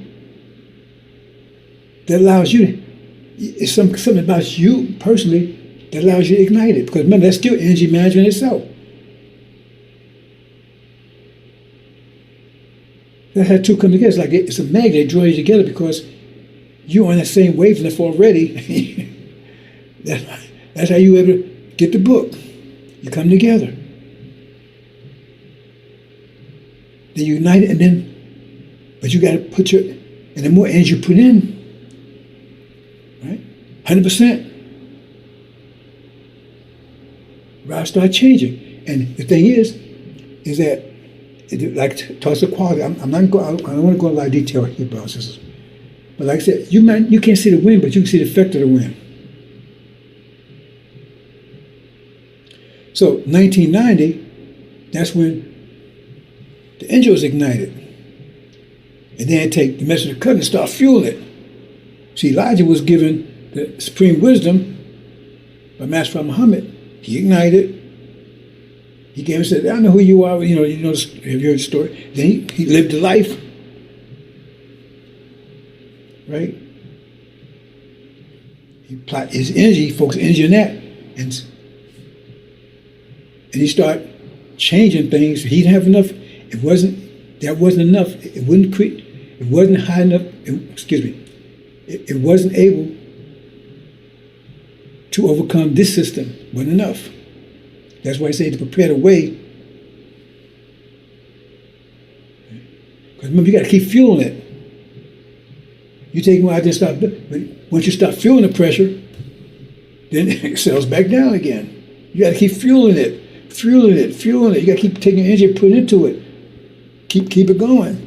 It's this explosion. So you keep that explosion getting stronger and stronger and stronger. But see, Elijah took it to a certain point, and then they take him out. They took him out of there. So when he took it out, right, he wasn't fueling anymore. So then it collapses. See the math there, brothers and sisters? It collapses because he wasn't fueling anymore. He wasn't putting his energy in anymore. It's not going to stay there by itself. It's got to be fueled.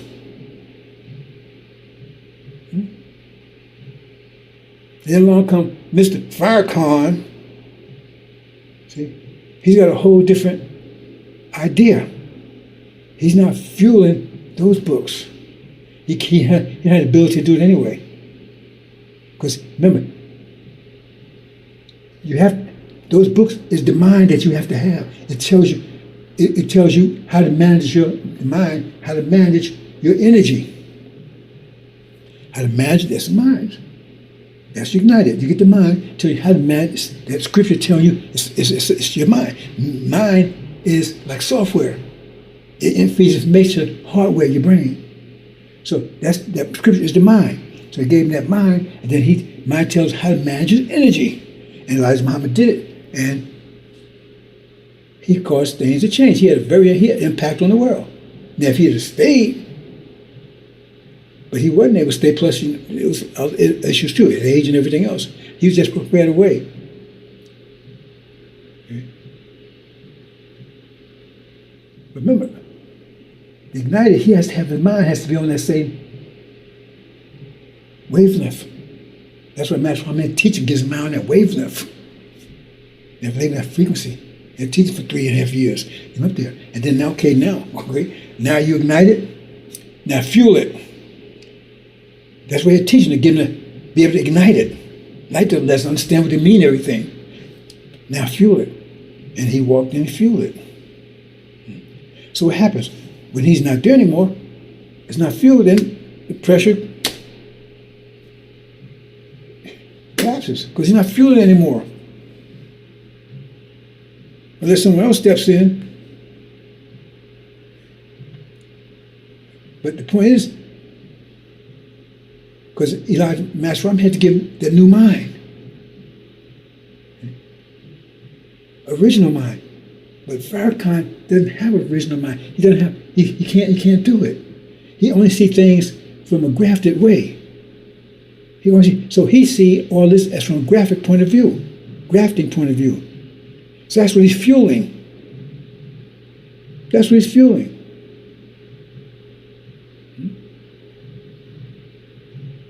And that's on the same level as this reality is here. That's why he don't want to change it. We're going to stay here. We ain't going anywhere. Because on the same level. He fueled it.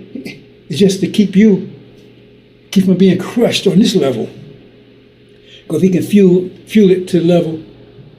Remember, he has so much pressure. If you feel it greater, then you blow away this. If it's less, you be crushed. But if it's equal,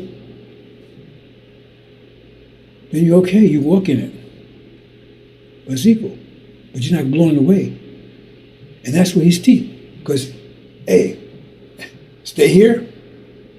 And those with him, if they listen to that stuff, right, they can make it here. Oh, Farrakhan, he helped me. I was being crushed. You see, I don't know if I try to, because some people get all messed up. They try to explain like this, but I tell you how it is, the mathematical way. Because it sounds like, hey, I'm helping them out. I'm just telling you how it is.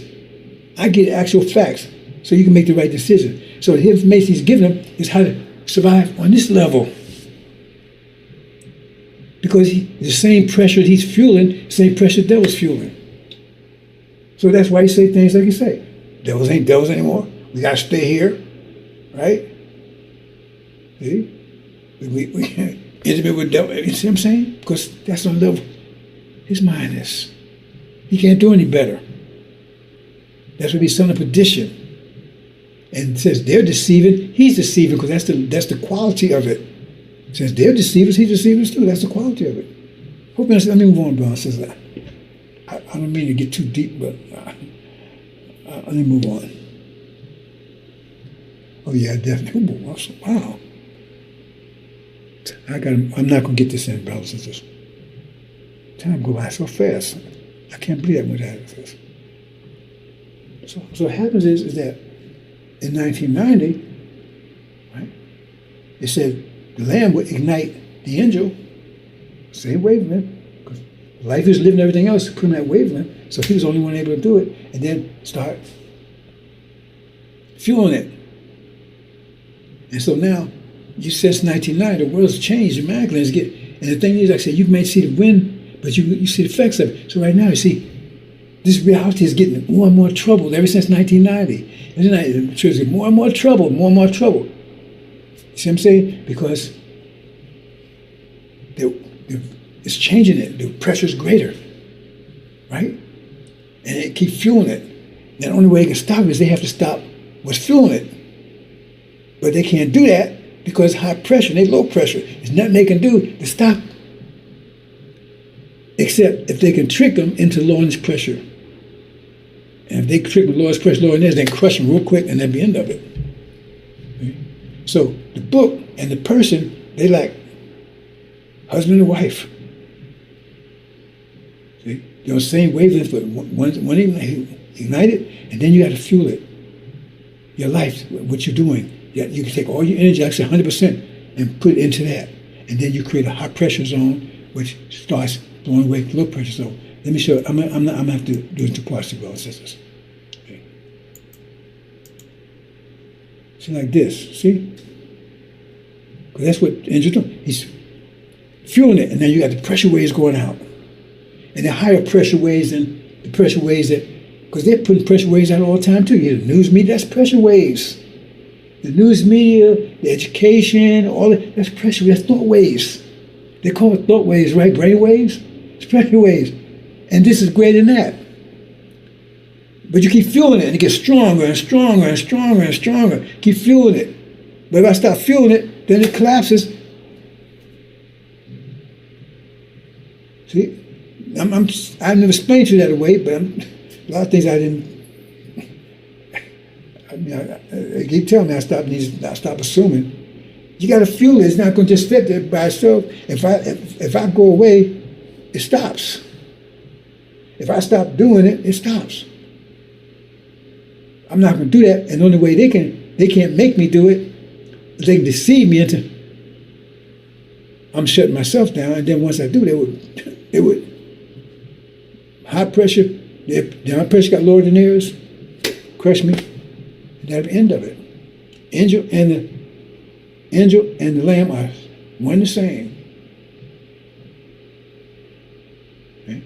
It tells them how to manage your energy so you have a high pressure zone. And when you see it, then you also see things changing around you.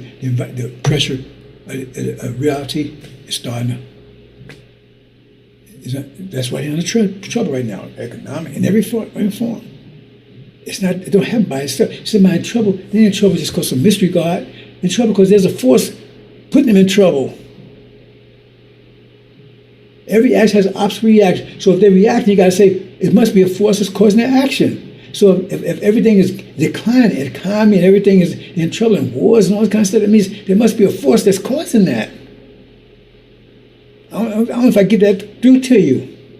So if America's in trouble and they got all these problems, that's why they vote Trump, to get them out of trouble, to make America great again. He said we're in trouble. If they was doing great and their system was greater, then they'd be doing great. They're comfortable, economy was great, good. Everybody's at peace, right? And wealth and if theirs was greater. But the fact is, they're getting worse every day, and the world's getting more. The world's getting more troubled every day. That means there's got to be a force that's doing that. That means new reality is coming in and crushing this reality. So the question is, where's that reality coming from? Where is it? Who is it? It's not just global warming. Hope you understand that, brothers and sisters. I'm gonna have to close. Previous. Okay, good. I didn't realize. I tell you, brothers and sisters.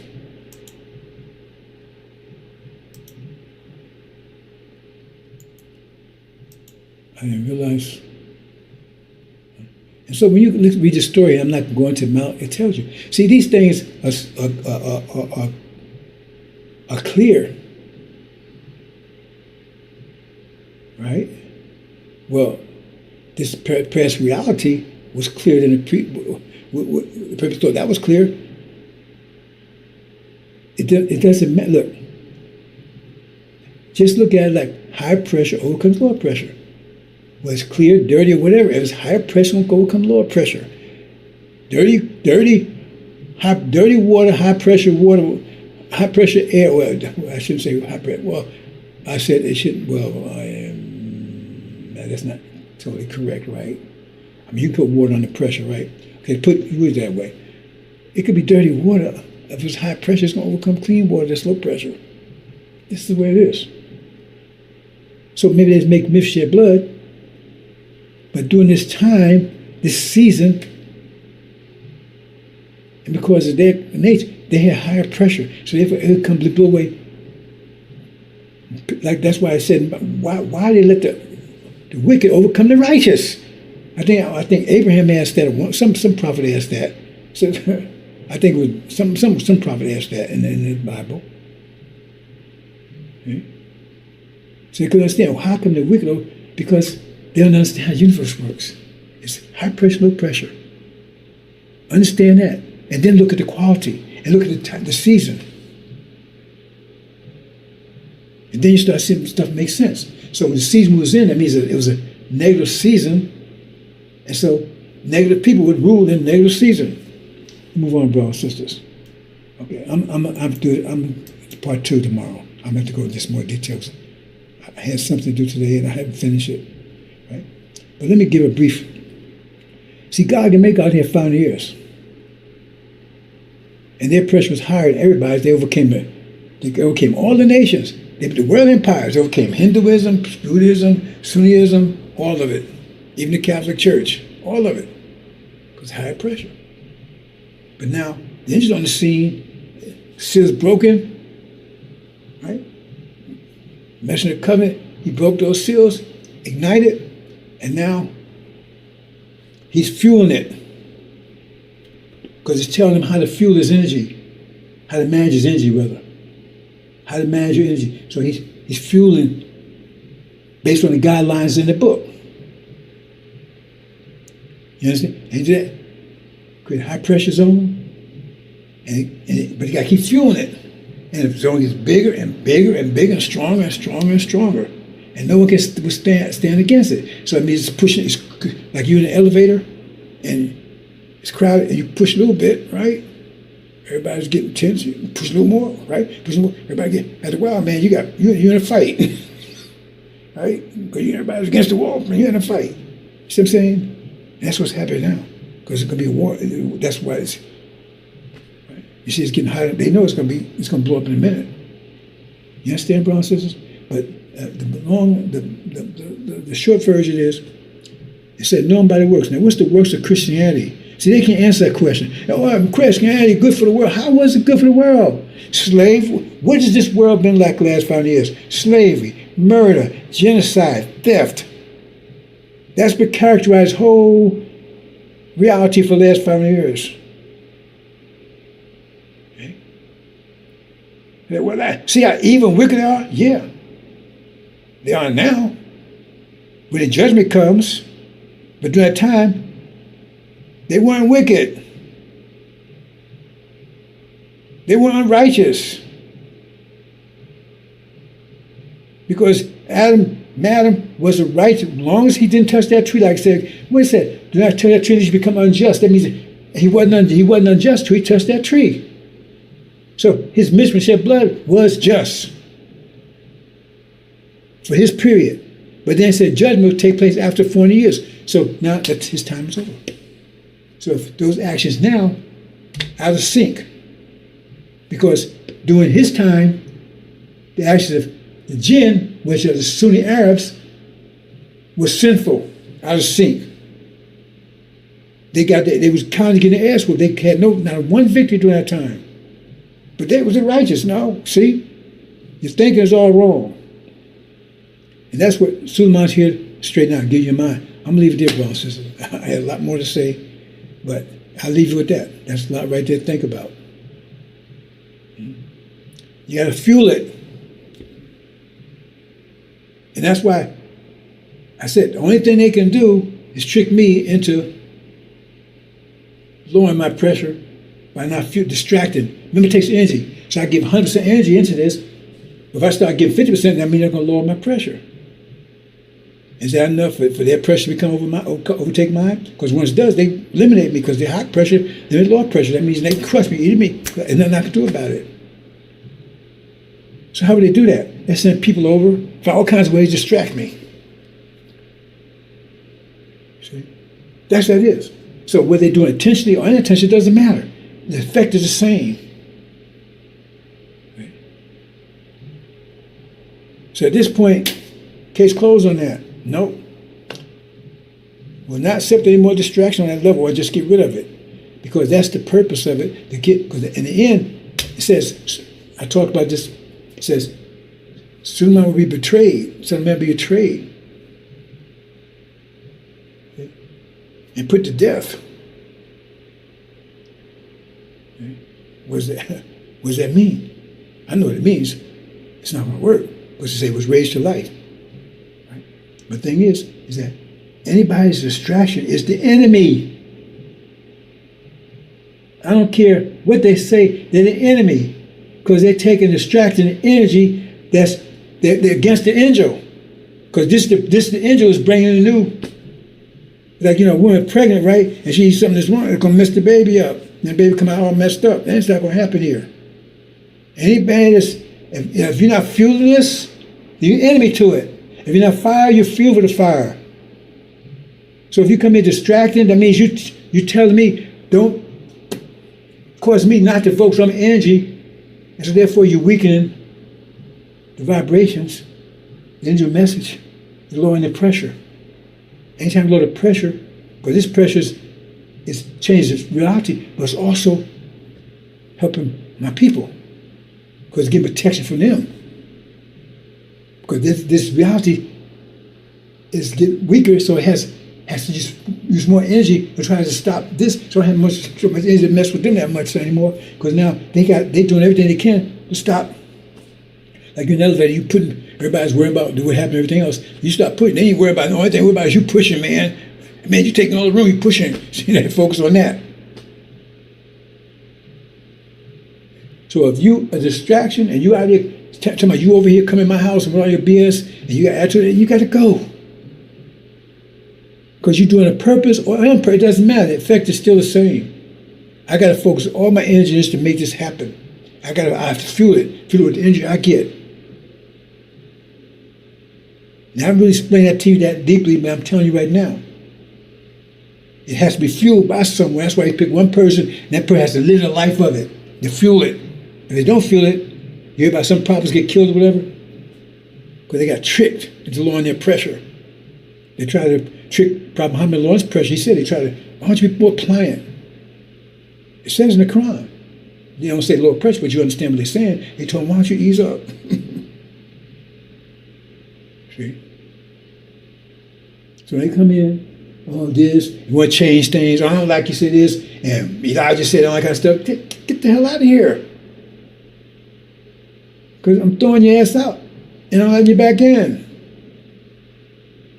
I don't have time for that. It's a war. Resistance. That's what war is about, overcoming resistance. And you part of the resistance, so you're the enemy. Assalamu alaikum.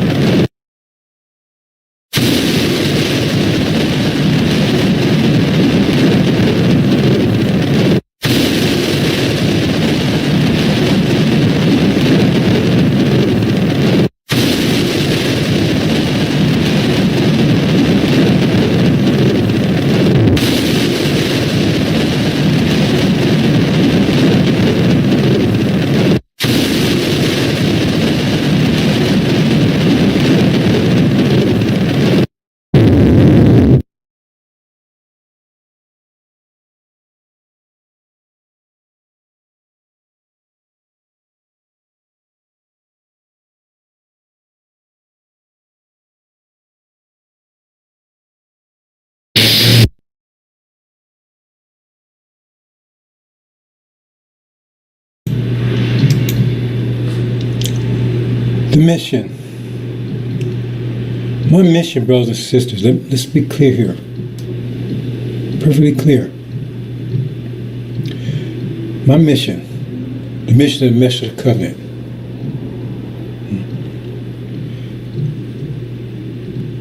in the most simplest way to explain it, right, is to take and rid you of your enemies, right, restore you, thorough knowledge of self, restore you to yourself, acting other than yourself, restore you to yourself, and get you home if you're willing. That's it. No one's here to tell you what to do. No one's here to control you. It has to be your decision. It's my mission. It's not to get followers. Not one time since I've been on this mission for over 30 years have I asked anybody to follow me anywhere. I never asked anyone to invite. I never invited anyone into it.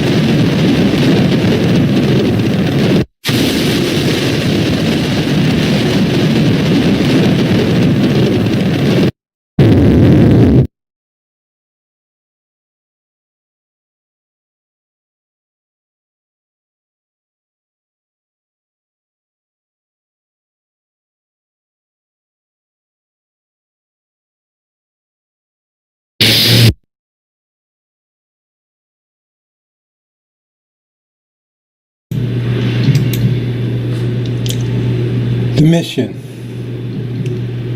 My mission, brothers and sisters, let's be clear here. Perfectly clear. My mission, the mission of the Message of the Covenant,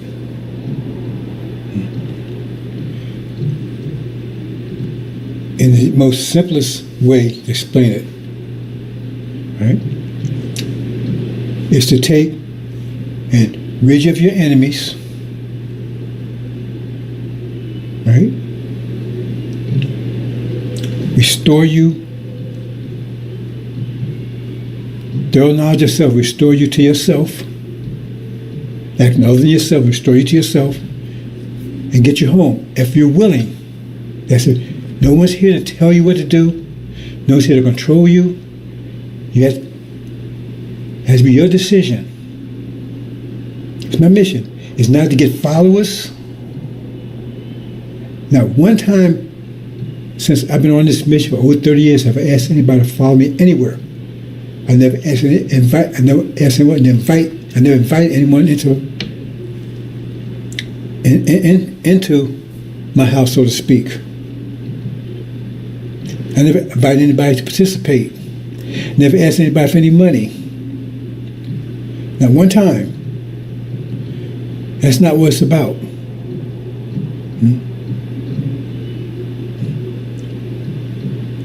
That's not what it's about. So, use an analogy. If I have a house and you uninvited guests, and you come knock on the door, it has to be let in, right? Then if you have sense, then you respect the house. First of all, you wasn't invited, but it has to be let in. Let in, you respect the house. You follow the rules of the house, right? But you gonna come in and then start wanting to change things around. This ain't right, that ain't right. It should be like this. Come with attitudes. Get the F out of my goddamn house. I didn't ask you to come in to begin with. You knocked on the door. There was no sign that say, please come in. There was no sign on the door like that. All you saw was information going out. A loudspeaker, pumping information out. But I asked you to come in. That's simple to say. So if somebody came into your house and knocked on the door, first of all, who are you? Okay, and you nice enough to allow her in, what would you do?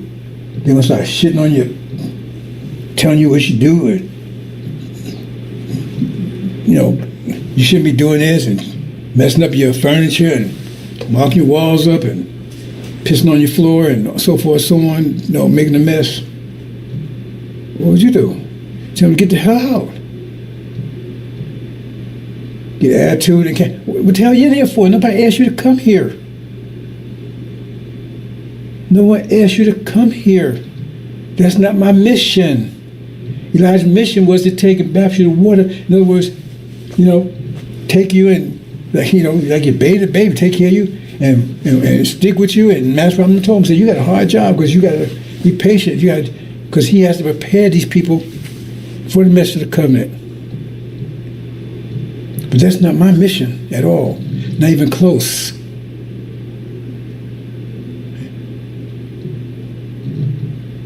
Because once I accomplish my mission, right, then as it says, we come together because my mission is to remove that which is separating us.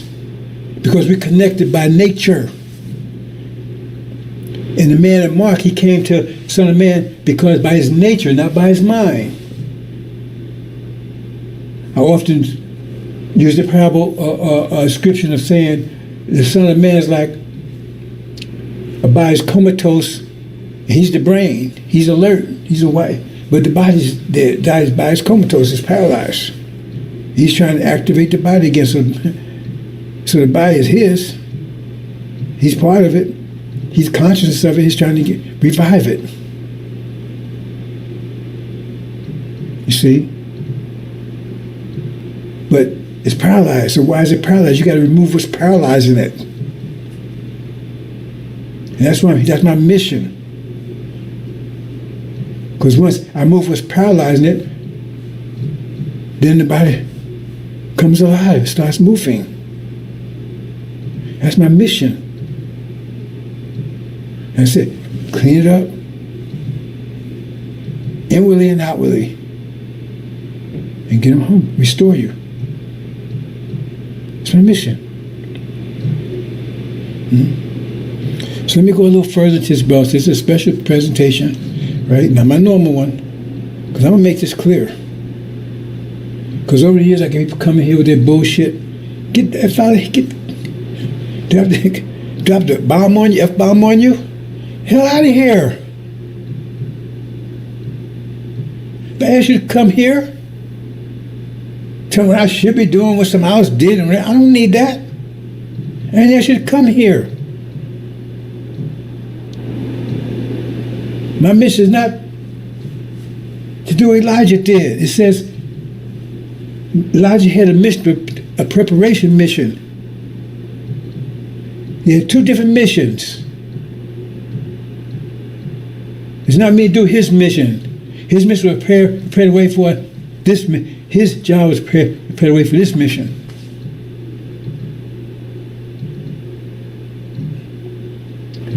So I'll make this very clear.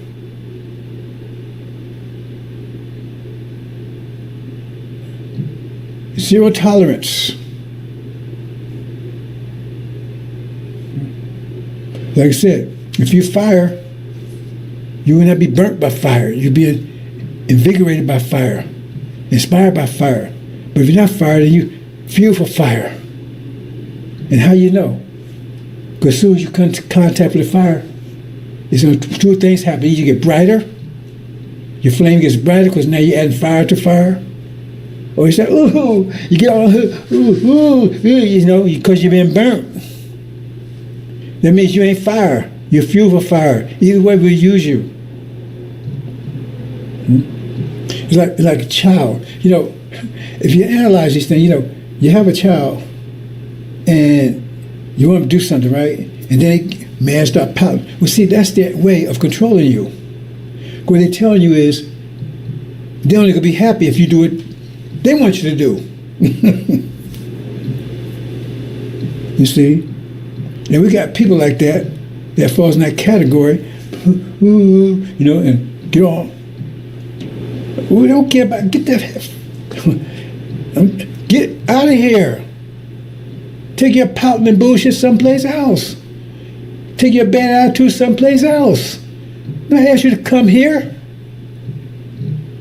You're being warned because you got some bad road coming to you. You're gonna be going down some bad road in a minute. Get the hell out of here. I don't care about your attitudes, your wants and dislikes. You come here. If you don't like what you see here, get the hell out. I ain't asking anybody to come here and change anything. If you don't like what it is here, get the hell out. Get away as fast as you can, because you're going to get burnt. That's why acting like that, because it's burning you. That's how you know they shouldn't be there, because it's upset and it's burning them. They're not fire. And this is all about fire. Let's move on, brothers and sisters. Let me point out a few things here. Okay? That's why you have soap and fire. Soap to clean you up outwardly. Fire inwardly. What does that mean? What does that mean? Okay, let's look a little further here. See, outwardly. See, they're cleaning shit off of you. That's causing you to stink and smell and everything, right? Well, that's the demons, the devil, Satan. See? They're the ones act you, because, you know, right? If you stink and smelling stuff, and now people acting like they're acting, that's what it says. Because of these things. It ain't their fault. That's what Farrakhan said, oh no, it's them. They're the vectors that's causing the problem. Outwardly. And so that's his job to remove the outward soap. The demon, the devils, Satan, false Israel.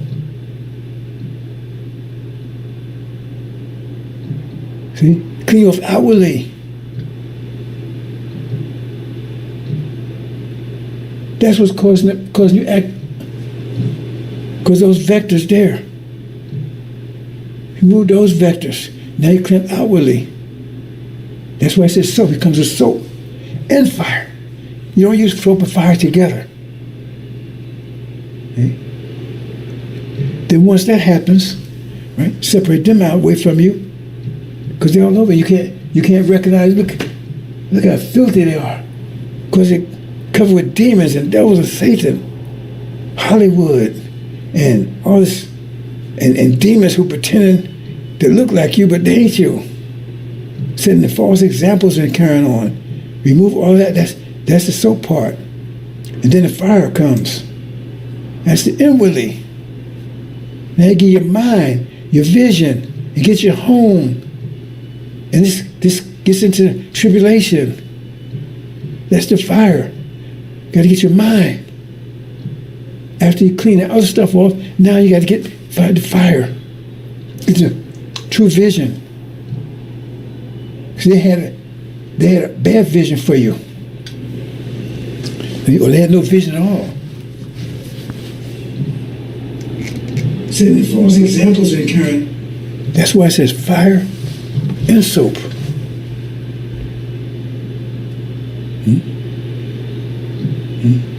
And this is directed towards the Levites. See, when you understand angel key, the elect, they still go. They're pure. They didn't get corrupt. So you don't have to go through this process. The Levites had to. Okay? See, the goal, they got it. They had 30 years to, if there was any problems, they got it. They wasn't affected. That's why it was out. It was clean. It was pure. They had to, we didn't have quite any soap with fire. See? So they couldn't be deceived. But the Levites, they were. And so they had to be clean up like gold. See, he says, like the gold.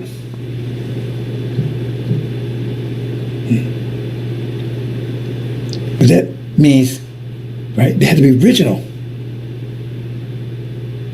So in the process of cleaning, right, that's where you're going to separate the demons out, because now it look like you see they all mixed together, and he has to separate them. I'm going to talk about that in a minute.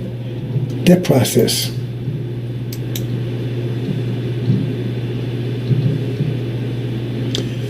Now we have I can't go into much detail because it's still too late. It's still too early, right? But we got demons and a Nephilim. I think I'm saying it right. Nephilim. Who's the Nephilim? And devils, and hypocrites, and sellouts. But who's the Nephilim? See, the opposite of the demons. That's what the Bible called them, Nephilim. Oh, that's from Hummus and Nephilim. The Shia are Nephilim. Original, but white skin. See? Now, that's why we have to be careful to use the words, because it's my job to get the original black people. And the Nephilim, we have a lot of those here too. I talked about that, but I said I would not reveal exactly all the details about that. I'm about to do it, but not quite yet. Because they have to be separated differently from the demons. See, I talk about centrifuge. If you understand how centrifuge work, see, most of us have no idea about it. We don't look into it and say, because when I hear something I haven't heard before, I try to look into it and understand what it is. Instead of just say, oh, that's a centrifuge, and you don't know what a centrifuge is and what it does. I guarantee 90% of our people have no idea what a centrifuge is. They may know the word, they don't know what it does. So when you put pressure on something, everything responds to pressure differently, depends on their structure. Right? They may look alike, but that's just on the surface. It's the structure that is affected by, or the nature that's affected by the pressure. And what centrifuges do, and I need to look that up actually, but the way I understand it, I understand how centrifuges work, but the reason why they need it, because when you get uranium or whatever they're trying to separate, it's mixed with something that's similar to it, but it's not it. You see? So the uranium has a certain property, certain nature, and you could use that to make a bomb. But there's other stuff right? It just looks like it, but it doesn't have effect. Like, well, I guess salt and sugar looks alike, right? But they have two different natures. If you mix them together, how would you separate them? Okay? You could separate them because they both respond to different pressures too. So what happens is you put and a centrifuge spins it around fast, and when it spins it around, right, that means that's putting pressure on it. If you understand, we put centrifugal force. Remember, pressure is force. When you spin around, you create a force called centrifugal force, circular force. That's why I call it circular force. But force is pressure. So what happens is that you spin it fast enough, and then one's going to respond one way, one's respond out. So one will move more towards the surface, and one will stay closer to the center because they're different, respond differently. And so when that happens, then you move the uranium out. Because if you store it back down, they're going to mix back together again and pull it out. And that's one way of doing it. And so Elijah was told, right, because the demons and the original, they look alike. So how do you separate them? He told Elijah, you can't do it. The pressure's not good. You don't have enough wisdom to do it. You don't have enough. You can't create the pressure that's needed to cause that separation. So he was told, if you understand Angel Key, to preach to both of them. They said, well, we got chaff amongst the wheat. He said, no, don't try to separate them. Don't you try to do it. Mr. Covenant would do it. Suleiman would do it. Because the pressure has to be tense enough. You know, it says, when the four winds blow, see, why it says wind? Wind is pressure. See, intense pressure. I don't want to go there, brothers and sisters. But the point is that it's telling you that at that time the pressure is great enough. Because when you put the centrifuge in, it has to go fast enough. If it goes slowly, you ain't gonna get separation. You have to find how much pressure you have to be before you get the separation. So that's why how fast you got to spin to get this thing spinning. Lower than that, it won't do it. Right? So how much pressure is going to take to separate the demons from the saints, so to speak? See? And that pressure comes when the war starts. Because then they're able to separate them. Because you see it in the Exodus, where Moses is able to separate those with the Lord come with me, and the sons of Levi came with them. See, you got to understand what they're saying there. Because they was during the war. It says there was a time of war, but there was no victory or defeat. So during the war, that became possible. Because they was all mixed in together. He said, those with the Lord come with me. See, you don't understand these things. But that was at that time. That was a force became enough to make that separation. But before, they was all mixed in. Okay? And when he came, him and Moses, but see, Moses, see that represents the fourth wind. So he's one of the winds, and Joshua's with him. See, I don't really want to talk to Angel Key balances. I'm going to keep this as simple as possible. Because the Lord, that means those with Joshua. Mention the covenant, come with me. See? So I'm putting enough force to allow you to separate and go with Joshua. You get it? Because he's one of the winds. He's the fourth wind. So now that fourth wind is enough force to separate him. That's why I said, I tell you don't understand the angel. I said so much more that you don't see. He's the fourth wind. So he's saying he's the one that those was Lord. So in other words, that wind was a powerful. The wind, the pressure was great enough for that fourth wind to separate him. Give it to Joshua. That's what it's saying mathematically. I said so much I can't talk to you because you don't know the math, you don't any stuff. So I say it, and you probably don't understand that either. That's why it's the fourth wind. He's the fourth wind that does it. And now the pressure was great enough to him, the fourth wind, to separate and give it to Joshua. The Levites, separate from the demons. Mm-hmm. But see, the thing about that is, as I told you, at that point, right, that's when they attack, and then the winds blow. So the pressure is great at times. But it says they attack all blacks, and that caused all the pressure on the blacks. See, because they attack all blacks, right? So they come together, but then the pressure is great enough to separate them. They're all together. However, you can't separate the Nephilim like that because they're not black. Because they're going to attack all blacks, black skin. So that means the demons, and then they come together, then you can separate them. But Nephilim, they're not affected by that.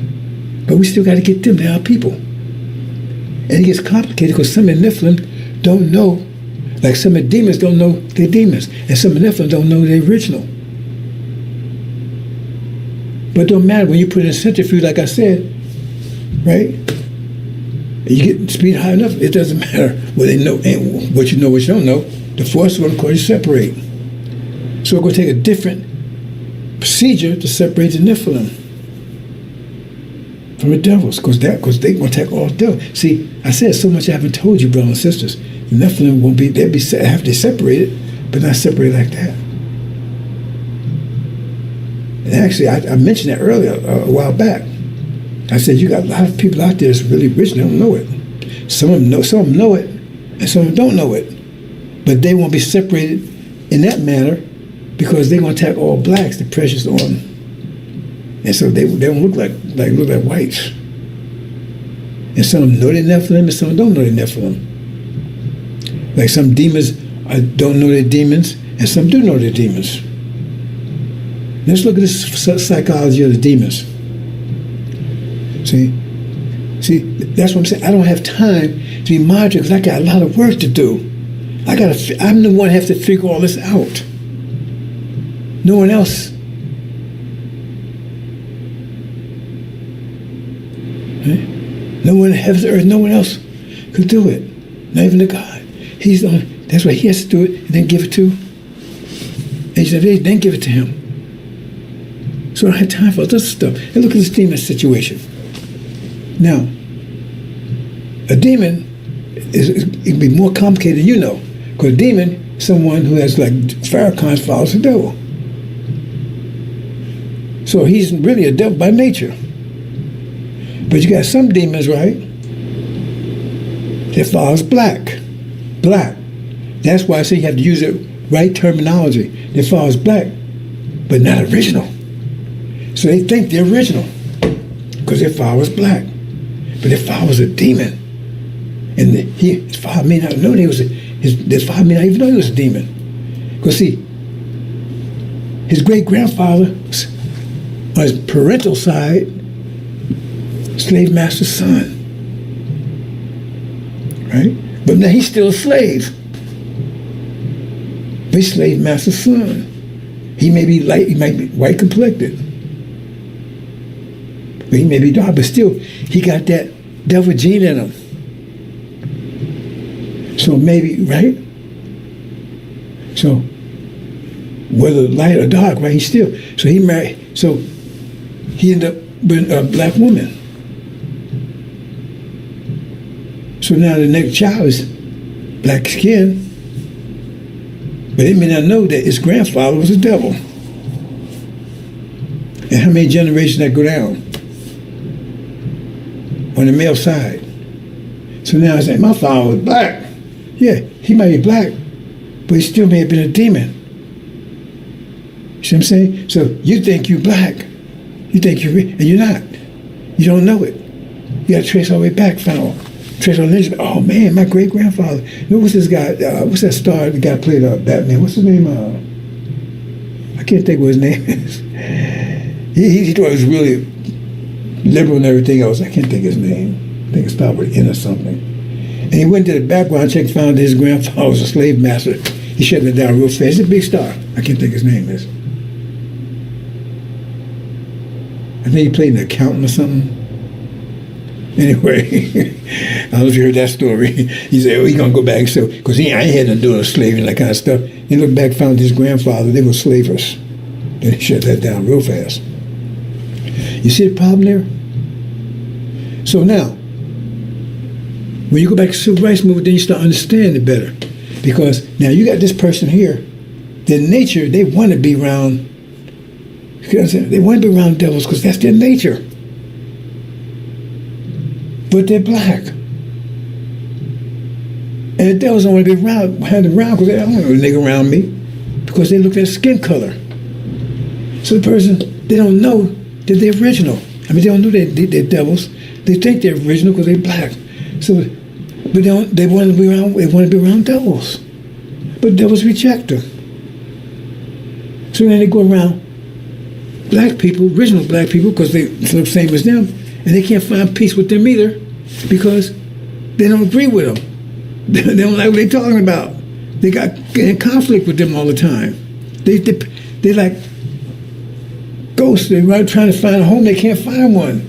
Because they go to the white people, they don't want them. Because they're black skin, they go around to the rich people, they don't want them. Because their nature conflict, man, they talking stuff. They don't hear that stuff they're talking about. So they get kicked out of almost every place they go. Because they can't find peace over here with them. Because they don't want them. And they can't find peace over these because they ain't talking. Man, oh man, y'all don't look. How come y'all don't love America? Let's go fight. They don't hear that shit. See what I'm saying? So they're like lost. You see? They can't find their place because they don't know who they are. They can't find their place in the world.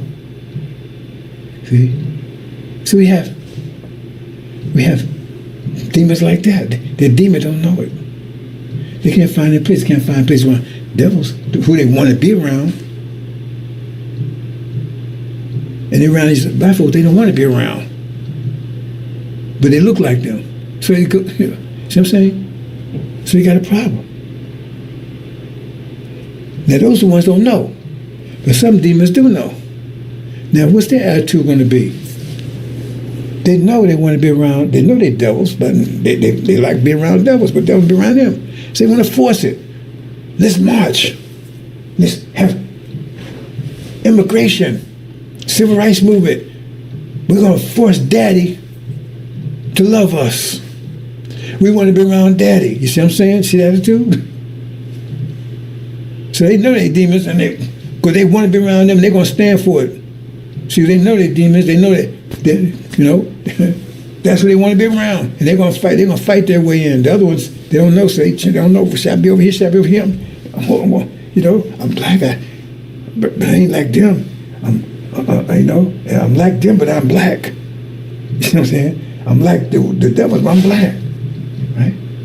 But I ain't like these, right? But I'm black. I'm like black like them, but I ain't like them. See? I don't like being around them. I like being around them. They don't want me. See, I'm lost. But the other ones, they're going to fight their way in. Immigration, I want to live next door to you and everything else. Because they know they say what they want to be with. They don't want to be with you. I mean, you look like you don't be with you. I'm a married white girl. I'm a married white man. I don't want to be with you. You see, it's like, that's what somebody got to deal with. He got to separate all that out. And Nephilim got similar problems. Here they are. They're white skinned, but they want to be around black people, original people. You see? And when they're around white people, they don't like being around them. So they have conflict with white people. And that's the same thing. If they know they're Nephilim, or if they don't know, they got the same problem. They don't know they're Nephilim. Right? So they vagabonds too, man. Okay? They can't find their place. I look like them, but man, I can't get along with them. I don't look like them, but I want to be with them, and they don't want to be with me because I don't look like them. That's why I have time for this bullshit. That's all things we have to deal with. See? And see, I know these things. You don't know these things, so I know what I'm dealing with here. I see what I'm dealing with, how people act, reacting. That's why I try to make it simple to you, saying, if I say something and you act all, that means you ain't one of us. You feel for the fire, because you're not fire. You feel for the fire. See, like this thing about females. See, the devil's idea, because that's what it tells you right in the scripture. Their idea that females is inferior. It's right there in this whole story of Adam. She was told to be his helpmate. He was superior. And remember the Quan, is the when you see they don't understand these things. They don't know what the hell they're talking about. The angel tells you that the Quran is the moon of the sun, which is a sealed scripture. So the moon, if it's the moon, it just reflects what the sun does. So you're gonna see the same ideas in the Quran that reflects what that is, because that's part of Adam's rule. So it's gonna reflect what's in the sun, and the sun is the sealed Bible. So they say, well, a man is a degree above the women. But when you get to the real sun, that's replacing that. It tells you, no, they're equal.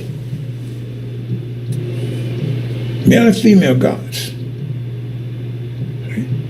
So that's one thing, because the devil mind, that's their mind. That's their nature. See, they gave us they gave us their mind, right? But the mind we have is really reflecting their mind. This whole reality came out of their mind, and our reality is coming out of our mind. And the angel is a nuclear bomb, because it's one reality. It's like the spring reality is going to destroy the winter reality. So the angel is the mind, the new mind, that's going to destroy the old mind. It's more powerful. So the angel is like a mind, a bomb that was set there and nobody knew how to ignite it. It was a new reality. The angel is the new reality that was sitting there and nobody knew how to explode it. And soon my coming, he ignited, and so now it's exploding. And now you got the conflict between the old reality. That's why this reality is in trouble, because that new reality is exploding and it has greater pressure. So it's exploding, and now this, right? It's pushing this old reality, the old reality out of, it's crushing it. That's why it's in trouble. Angels causing that.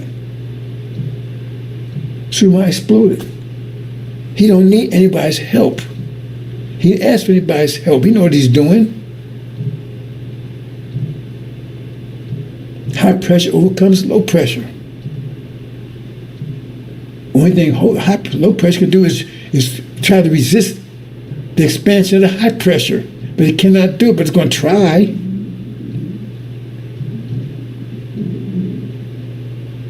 And it's just like the sun.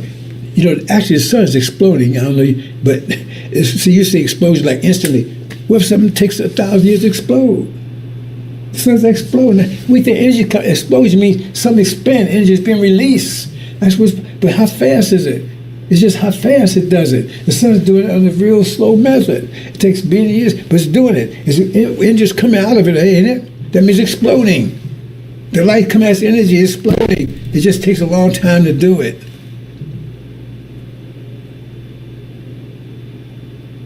So energy exploding. Information's coming out. You see? It's blowing away everything in its path. It's high pressure. And so he keep on, that's what I'm saying. It keep on, because you got plenty of energy, because long as Suleiman right? He's taking energy and converting it into angel power, angel energy. You know what I'm saying? That's what I'm saying. It's how you can manage your energy. So he's taking his energy that he gets and converting it into angel energy, which is explosive. It's higher pressure than their mind is. So it's blowing away their mind. See? And when it does that, that makes blowing away their mind is part of the soap process. The things that's keeping you all messed up. American dream, the demons, all that stuff. Blowing away that. Outwardly.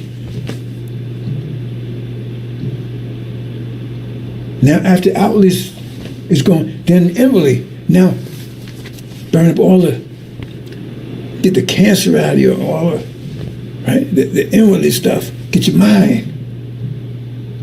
That's inwardly stuff. After you clean like a diamond, right? It's a diamond, you gotta, when you first find a diamond, it's in the dirt, it's got dirt and shit all over it, so you clean all that off of it.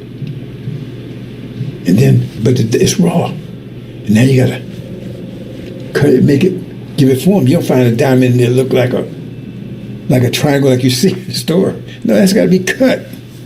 Look like that.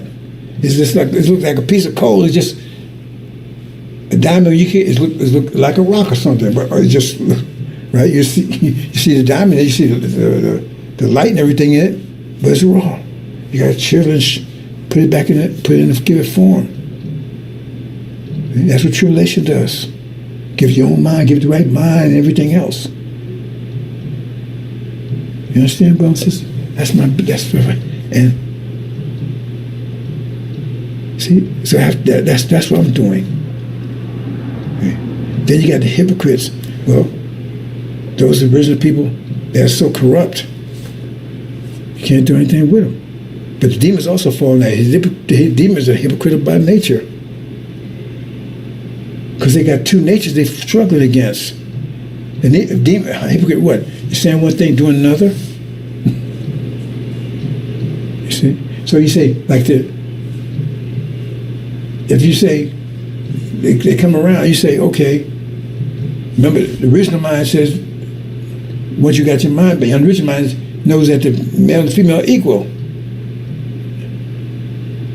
But the devil mind don't see that. They see the males is superior. So you get the demon mind come around you, remember they conflicted, hypocritical by nature. And so you can identify them right away because you say the male's, his nature going to tell him that's not right. He's going to get third-degree burns. Man, you can't go. Because nature tells him that's wrong. Because his nature says the male's superior. It's right there. That's the way it was built. They tell you Adam and Eve story. They tell you the nature of the two. Male was first. Female was afterthought. She's supposed to be help meet to him. She's supposed to submit to this. What the Seal Bible say? Submit to your husband. Why? Because that's the grafted mind sees it.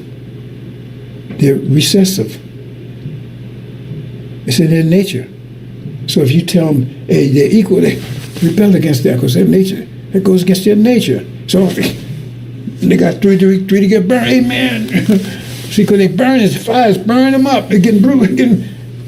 See, it's going to bother them because it's burning them. That fire is burning them. But the original mind won't have that response.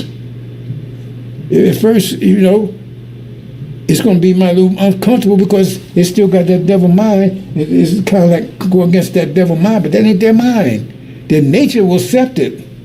It's their mind that got the problem with. But their nature will accept it. See? But with that demon, it's the other way around. His nature will not accept it. His mind says, but his nature will go against it. That's why he get the burns from. Because it's going against his nature. They're going to say, nah, man, Then I'm saying, once you get your mind back, you start seeing these things clearly. See, I see these things totally clear, but you don't because you still have, how can you see it? You still, it's just the lens of the devil mind. You're still looking from the lens of the false, of the sealed Bible. See things I'm revealing to you now. If you think about it, that you see it. You see it. The original mind won't have a problem with it at all. It may, like I said, it's going to be a conflict with their mind, but his nature's not going to rebel against it. So he's not going to get burnt. But demon will burn. You got to burn. Oh man, look, you got to burn. Man, I got burn marks. Because nature's going to rebel against that. Because he's the devil. And devil's nature tells you right in Genesis, the female is inferior. And the Quran, which is the moon of that, says the same thing. Remember, that's why you understand what the Quran is. And I'm saying the Quran's not wrong, but it's for the season. It's for that season. Made the sun and the greater light and the lesser light. And it was 500 years apart. Because every period was 1,000 years. And it was a day and a night. And each one 500 years apart. And the Quran came exactly 500 years after the sealed Bible angel was revealed. Exactly like it says in Genesis. See, so they don't know, like I said, they don't know a goddamn thing. They can't touch this because this pressure is so powerful. You can't touch any of this stuff because when you understand this, look at that, say they don't know anything. That means their pressure is very low compared to this. That means they can't stand against it. So if all he needs, he got high pressure. He don't need any help. So if you come in the house and you say, well, that means, okay, if you're going to help, you want to increase the pressure, that means you come in to help, that means you're going to be positive. You're not a pushmobile that's trying to slow down the pressure, weaken the pressure of the angel. That's what you're trying to do by getting in the way, lowering it, causing disruption. Because remember, the pressure, he's taking his energy and converting it to pressure. Convert to the angel pressure. But here you got to convert some of his energy to dealing with you. You see? Mess with your mess. Having to battle with you. Waste time talking to you. That means you're slowing the pressure, you're weakening the pressure that's like you throw a rock in the sea. Okay, you got the waves going out. And you keep throwing a rock. But also so the waves, you keep that pressure going, building up. But then you'll come in, we'll throw a rock today, or get in the way of the rock, or throw a lesser rock. That's what you're doing. So you weaken the pressure of the angel. Because it's diverting the energy to you. And so no more of that. So I made my final move on that. I gave it to someone who could deal with that, so I don't have to be distracted anymore. If they can't do it, just shut down. Because you're not helping. If that doesn't work, it's shut down. Period. If you understand what I just explained to you. Okay? Because he's converting, that's the energy. Remember, if you have centrifuge, you got to get that centrifuge up to a certain speed to make that separation happen. But if you slow down, then the separation won't happen or you shut off. If you get up to speed and shut off, it comes back together. No, once you get up that speed, you got to remove it. Otherwise, if you slow it down, they come back together again. Can't have that. Right? And that's why he's converting the energy he gets to high pressure, because he's the only one who can do that, to the high pressure of the angel. So if he stops, now I know they'll come and try.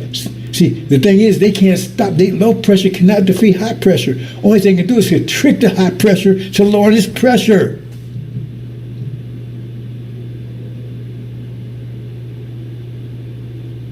I've talked about this before. So when they come in, they either sent in by low pressure, turn low pressure, turn heat down. Because remember, it depends on me converting my energy to angel energy, the quality. But if I'm out here scratching my ass, playing pity pat, and with your bum, dumb ass, all that bullshit, then that's not happening, is it? It's not energy come from nowhere. The bomb was there. Somebody had to come and convert their energy into that energy, but first had to unlock that energy. So energy you need to convert it to. So he came along and said, okay, broke the seals, That's okay. That's the level of pressure you need. So now you have defeated. So now you got to take your energy, who is worthy, that you have, and convert it to that energy. Now you got the high pressure system going. And that, as long as you keep feeding it, that energy keeps growing stronger, get bigger, and it's defeated the lower energy. Because they also converting their energy to that lower energy, but that's the only energy they convert it to. They don't have any model to convert it higher. They convert, remember they're going, both of us going, they convert the energy to that level, they don't convert it to this level. So you got the war going between the two. It's a mind war. So they're feeding that, and I'm feeding this. But then they say, hey, can we slow it down? Send Farrakhan there. Slow the energy down. Make it weaker. Lower the pressure. Because, Jesus or some spirit out there doing it, he has to convert his energy to that. As long as he converts it into higher pressure, there's nothing they can do to him because they can't overcome high pressure. All they can do is try to slow it down, send people in with their bullshit to have me distract my energy to something else so I don't convert to angel energy. And if I'm fool enough to do it enough, my energy gets low enough, then they can get me. If my energy drops lower than theirs, then they can take me out. And I ain't gonna let that happen. Because it says, that's something I haven't talked about. Because they're gonna make a very serious attempt in a minute. See, it says, some are betrayed. The Son of Man will be betrayed in the hands of men and put to death. Oh boy, if you understood the injury, you'd understand what that means. It said, woe to that one that betrayed him. See? But he'll be raised. He'd come out of it and destroy that one that betrayed him. See, I understand what that means exactly. And they're trying to set me up for that. Because the only way it will work is my energy level has to drop low enough. And at one moment, it's low enough, then it's done. I have to drop lower than theirs. And that's not going to happen. And they got people sending in to do that. And I'm not supposed to know it. I see it. I'm not going to be distracted anymore. I said the fire's on. It's up. I'm not going to be distracted anymore. Like I said, I put it over there. So if they're part of that, they can't touch me. If that don't work, I'm going to get shut down. That's the alternative. That's what I came with. You'll handle it, but you better handle it right. Otherwise, shut it down. Because I'm not going to be distracted anymore. Because I'm distracted. Right? And those are people out there that's blocking everything. Hey, I'm not having a problem with that. Because this pressure's crushing them. They resist. Remember, this is a war. When you have war, the idea about war is resistance. Overcome resistance. So they're part of resistance. But they could only win if my lower the pressure. My pressure. But I keep my pressure going, it's resonance. Keep going out there, resonance, building, keep going against theirs. And then if they're distracted, it means they're lowering their pressure. Because they ain't putting all the energy into maintaining their level. Their lipper is lower, but they can lower it even more. That means their disaster comes faster. And so if they distracted and they got to put all the energy into stopping this.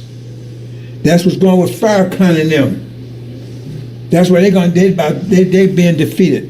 That's why he said he will consume the spirit of his mouth to keep putting information out there.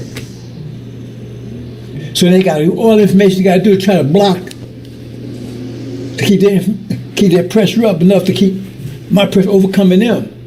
But it's not working. Their pressure is dropping fast. That means they're overcome. Soon they'll be crushed. He's thrown out. And the separation comes. You understand, bro? I'm making it as simple as possible for you. So you're not going to defeat me. Only way you can defeat me is I'm foolish enough to drop my pressure, to let you distract me, and come with your bullshit now. Oh, he feels so bad. He don't like what I'm saying, so I'm gonna stop saying it. You know, because he feels so bad. I don't give a goddamn whether you like it or not. I ain't asked you to come here. I ain't asked anyone to come here. I'm winning. I'm on the battlefield. I'm kicking ass. A demon slayer. As long as I keep on putting this pressure in, my energy into this, 100%. Keep putting it out there. It's not a goddamn thing they can do to me. Nothing. They've already tried. There's nothing they can do. Unless I'm foolish enough to listen to your dumb ass, because some people are just dumb. Some of our people are just dumb. They was dumb before they came here, and they're dumb now. They won't make it. That's why I said in the wilderness to wipe them out. Got hippies, got sellouts. The whole job of Farrakhan is to get me to, and to keep our rest of our people from hearing this, so their pressure stay low, so they can be eliminated. Keep that pressure low, so the devils can handle them. And that's why our people are going to this situation right now, because their pressure is low, because they ain't getting this message. So the pressure diverted into NFL and all this bullshit. When they got enough energy to overcome them, but they're mismanaging. And my job is to show them how to manage their pressure properly. And part of the problem is destroy those people that's blocking it. Hope you understand, brothers. I'm gonna leave it there. I know they can't touch me long as because high pressure cannot destroy low pressure unless they trick me and lowering it, and then they send people in. And I got to deal with this and deal with that. No, it's not going to happen. That's the end of it. Because we get to the point right now where they're trying to really spring the trap. I said, the Son of Man will be betrayed. It's a handsome man. If you understand your key, you'll see exactly what they talked about there. And put to death. Okay? But he survived it because he kept his pressure up. But that's the point where they think they can do it and shut me down. Because if their pressure's higher than mine, they crush me. And I'm not going to let that happen. That's why I came to the decision that people around me, whatever their reason is, whether they hear for purposely or it doesn't matter whether they're doing it on purpose or unintentional. It doesn't matter. It's not going to happen. So I said, okay, if you don't apply your energy 100% to helping this, you go over there. Like I said, you have to be 100%. All your energy has to be applied like I'm doing it. I'm taking all my energy and turning energy. I've been doing it for 30-some years. See what's happening in the world around. It says every time I open broke world seals, these things begin to happen. Everything started changing. What, in 1990? They tell you that. Why? Because the energy was released. That bomb was exploded. And I'm still exploding. Like the sun's exploding. I'm still exploding because I keep feeding it, keep putting energy in it every day, 24/7. They tried to put me out a couple of years ago. I couldn't even move. Tried to stop me from putting the energy out there. Convert my energy into, I get energy every day like you do. But see, they can't, their brains are not powerful enough to convert to higher level. So they have to get me to lower my level. Enough they can take their pressure become greater than mine. It's not going to happen. So I keep mine higher. I keep putting it, feeding it. That's how it works. Because it's exploding. I'm exploding that angel. Keep feeding, putting energy into it. It's like the sun. The sun runs out of energy. No more energy. It doesn't explode anymore. Stop exploding. Runs out of energy. But as long as you got energy, you got fuel in it. What? All that energy, all that energy in there keeps converting it to light and everything else that's exploding.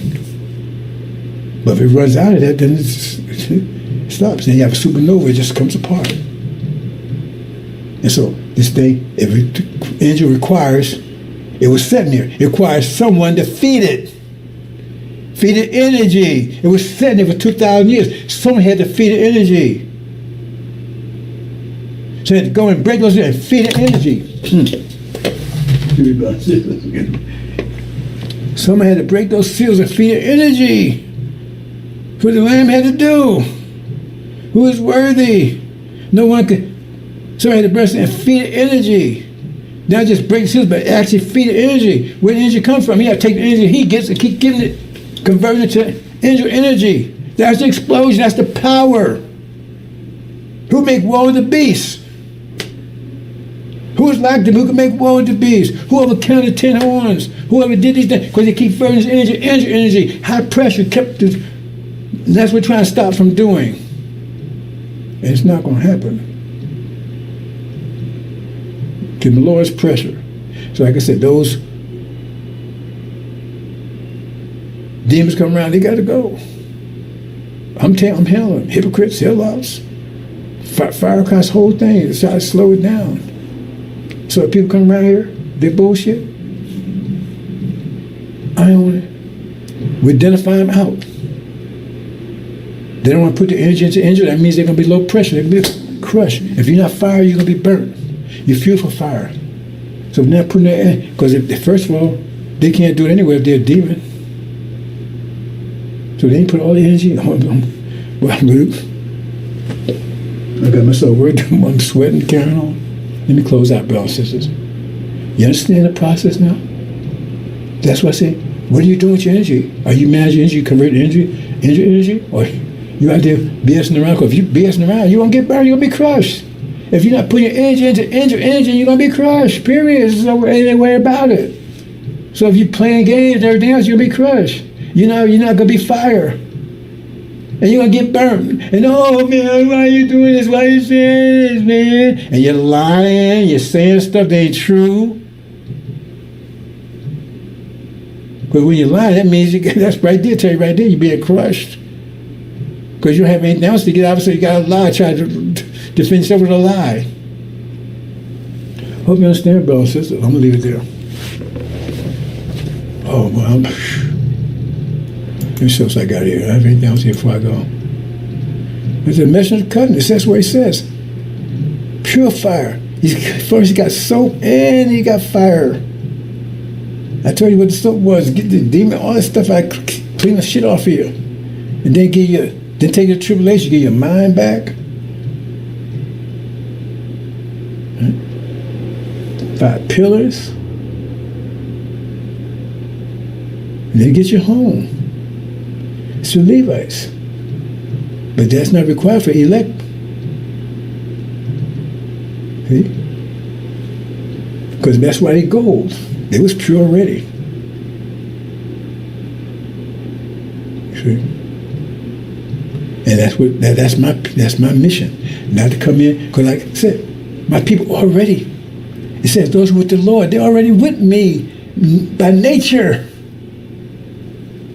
Already got all the followers I need. My people are with me. The problem is that they, like I said, you got this house was filthy and dirty now. You got to clean it up. They're with me by nature. The problem is they got this filth on that's keeping them away from me. They don't know they're with me. But they are with me. That's why I clean them up. Once I clean up and get all the factors that's keeping them away from me, then we're together. It says, once the 4 winds blow, they came together. Can these bones live? They came together. Once the 4 winds blew, what's the winds? As the fire that burnt, took all that stuff that's separated us, then we came together. Nothing wrong with my people. So they're my people. The point is, what's keeping us apart is about to be moved. It's about to be blown away. The vectors that's keeping us apart is about to be blown away. You understand, brothers and sisters? So I'm not here saying, please come help me. I don't need your money. As like I said, it's like a body that's comatose. Once I removed, was paralyzed in the body comes together. So I'm not worried about that. It says, the sheep know their master's voice. I don't have to go out and ask people to help me and say, no, my people are with me. It says, when you're ready, your people will be ready. That's what it says, oh son of man, when you're ready, your people be ready. I already got my people. It's just the point is, what's keeping them away from me? Them. That's why the soap was coming. To get them out the way. So now we come together. And then put them through the tribulation. clean them, they're finished, burn all that stuff out of the way, get their mind and everything. So now we good. Get their mind and everything, and now we good. That's just the Levites. The other was already gotten them. You know what I'm saying? So I don't need. I got followers. I got millions. By nature, he said they can't eat by nature. Did you read Mark? They didn't come back because of mine. And then I gave them their mind. That's the soap and the mind. The nature brought them to me because we got the same nature. The demons don't. When you put that sin future on, demons going away, they're going to come to me. The demons going to go over to the devils. Ain't that what happened in Mark? Ain't that what happened in Mark? They can't eat by nature. And the demons went to the devils by nature. Oh, I want to go over to swine. He says right there. The separation took place right there. Sinfulness got high enough, and boom, they came to me and they went there. To them direct. I don't want to go home. I want to go. I don't want to leave, maybe leave the country. I want to go with the swine. And Satan said, I don't know. I want to go with you. Help me. You can get his mind back. It's right there. But I ain't worried about this bullshit. And if you ain't with this, get the fuck away from me. I'm saying so one last time. Is that clear enough? Get the hell out of here. I ain't asked you to come here. I don't need you. I'm in command. I'm in control. Look at the world around. I'm in control. I'm in control. And the goddamn thing they can do to me, nothing. And Master Muhammad's with me. He's my backup. He says anything, he said, no one will prevail against you. He says, he's my Air Force. It's right there. Read Joshua. I got you. So I'm not worried about a goddamn thing. I don't need you. Get the fuck away from me. Last time I tell you. Get away. I don't need you. You're a distraction. And you're not going to give me low amount of pressure. You're not going to give me low my force, the engine pressure. You're trying, it's not going to work. So is that clear enough for you? And pretty soon I'm going to explain to you about the Nephilim. We're going to get them too. But that's going on right now, but you don't know who you can't recognize it. I'm actually doing that right now, but you don't recognize it. You understand? You got it? So get away from me. Now, if you want to go and help us somebody there, okay, I got a little over here, a group over here. I told them, y'all go ahead and handle it. You better do it right. Because I don't have time to not be distracted anymore. Go and handle it. You want to work? That's it. And if anybody ain't, get rid of them. But I can't be distracted by anymore. I got too much to do right now. Hope you understand, brothers and sisters. Things that it. And God came, it's pretty, Malachi is straightforward. Then came, raised up Elijah. Then you got the son of perdition. He destroyed everything Elijah was doing. It says right there in Exodus. Destroyed everything Elijah was doing in Elijah's absence. And then Joshua came with the same name as Jesus. Joshua, I keep that wrong. I think I spelled that wrong. Joshua is the way you say it in the Hebrew. The way you say it in the Greek is Jesus. Messenger of the covenant. Who you seek. That means they're seeking them. They want, that's what they want. They don't want Farrakhan. They're seeking messenger of the covenant. The purification. The return home. Get their nature back. They had their nature, right? What it says, when you throw knowledge of self. Because the universe is ours. We get home. The next 6,000 years, where I said, Master from a day child, we explain that. But still, no. We're still the gods. Nobody's going to tell us what to do. We can make our own queen of planet Earth, God of the universe. We're going to traverse the universe. Anywhere in the universe we're going to go. We hit like these. And we ain't going to take 10 years to go from one star to another. We can get there in hours. Depends on how far a star away is. Once you say God's, that's once you get home and you got thorough knowledge of self, that's it. Future off the page. Female and male. Beautiful. Unlimited. Unlimited. But first, we got a little work to do. I'm handling it. I ain't asking anybody to help. I'm handling it. My people out there, you don't worry about anything. I just trying to keep you from messing around, hurting yourself. But I got you. I don't need help. Okay. See here? This is where I got people right now. Okay? But we're going to take care of it, see? There you go. Gotcha. Nothing wrong with our people. So it's my job to get mission. Now, we're not going to force you. We're just going to get information and give you the means to go. Now, you have to decide whether you want to do it or not. That's your choice. Promised land. It's your land right there. This is start. But the whole plan is ours. But that's where we're going here. It says when you go home to build houses you have not built. Oh, they thank you, House of Sod. They building. All the stuff they're building right now is for you. Right? That's just let's take a break for 6,000 years. See? And then you get the whole, then take the whole thing. See? So we're going to take a break for 6,000 years. We have 6,000 years of hell. Now we're coming out of it. So we're going to take a break for 6,000 years in paradise. Brothers and sisters, we got you. These assholes with this bullshit. We're going to test them. We're going to we're going to take a break. But first we're going to kick some ass. And we're going to kick ass till we're thoroughly satisfied. Or we're going to kick some ass. Nothing they can do, brothers. I explain this. Nothing they can do. Their time is up. But you either fire or you fuel for fire. Let's go, brothers. Okay, assalamu alaikum.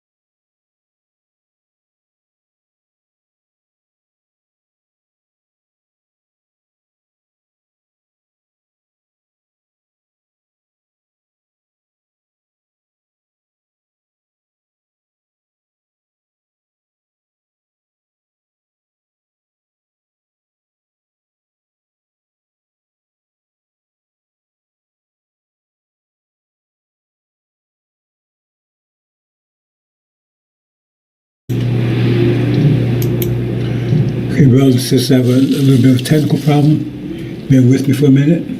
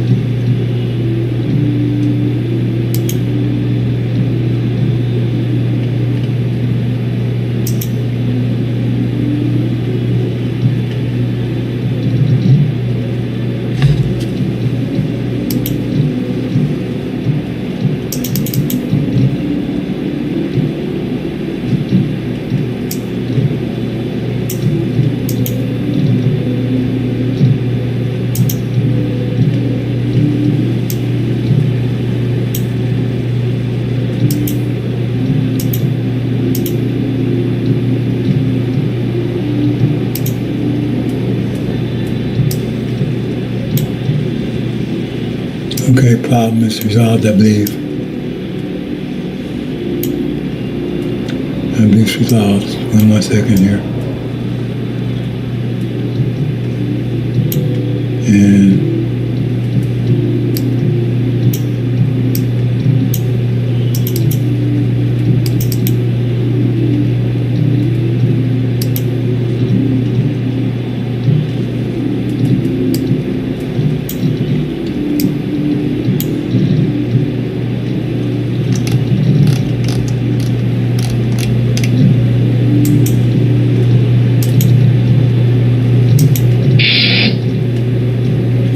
okay.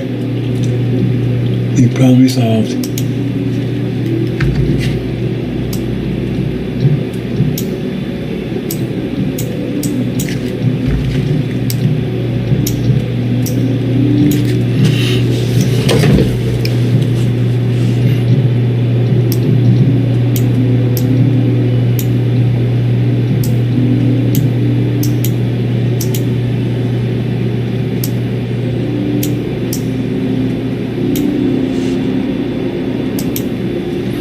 Okay, brothers and sisters, the mind war. This is a redux from yesterday. You need to understand this, brothers and sisters, because this explains to you what's happening in the world today. Okay. We need to know what's going on right now. You can't ask Farrakhan, because his answer is watch the weather. Oh, he says he's been told to shut up. Yet, his sycophants keeps saying they speak for him. So, I mean, if you're a ventriloquist, you're told to shut up. Shouldn't your dummy shut up too? Move on, brothers and sisters.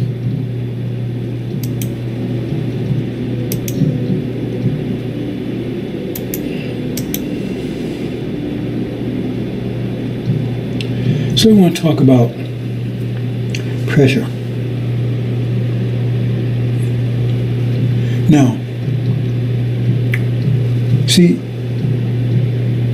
most of you understand pressure. You heard about it, something like the pressure. If you don't understand the master pressure, and actually, the only way you're going to understand this universe, life, how the thing works, you have to understand pressure, because pressure is the nature of our existence.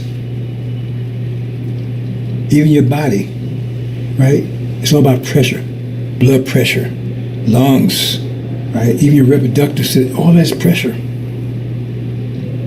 So if part of your body's pressure, the whole thing has to be pressure. That's another scientific concept. And it's whole reality. You're under air pressure. Sound is pressure. Pressure waves. It's all pressure. Right? Water, pressure. So we're going to talk about the quality. See, because you understand the basis of pressure, but to get to the wisdom of it, that's the quality of pressure. What do I mean by the quality of pressure? Well, pressure comes in many forms. You see? It's like heart pressure and lung pressure. That's two different types of pressure, but it has different quality to it. Right? One is taking in air from the outside and pumping it in, and one's pumping blood from one side of the body to another. Anyway, quality. So the thing is that thought is pressure. Thought is pressure. Thought is vectors. Vectors are forces spread out. Thought is pressure. The more powerful your thought is, the more pressure. Greater pressure forces lower pressure into submission. Forces it. It can't resist. Lower pressure cannot resist greater pressure. Cannot do it. Lower pressure has to submit to greater pressure. That's where it is. There's no exception to that. Lower pressure has to submit to higher pressure.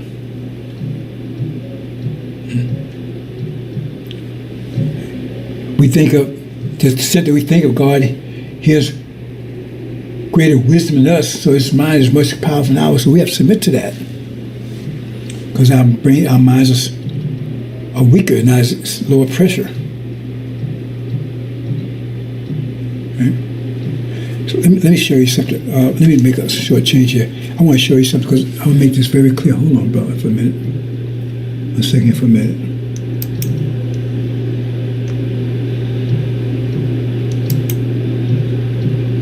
One second for a minute. This won't take but a minute.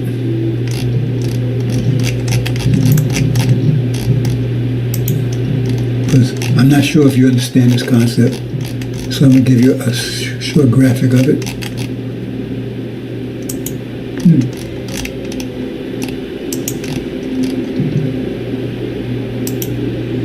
Okay, about right here.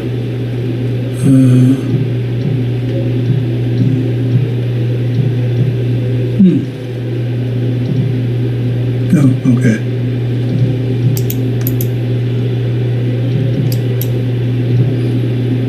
Okay, this way.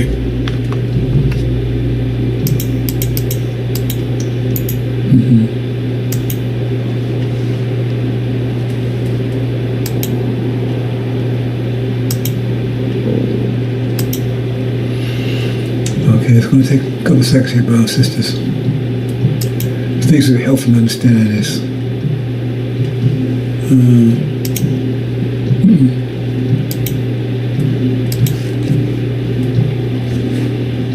Where is this at?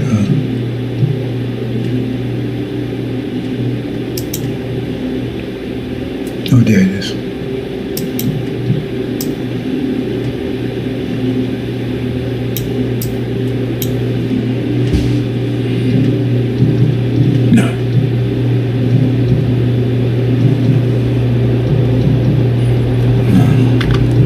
Something else here. All right, take a minute, brothers and sisters. There you go, use this.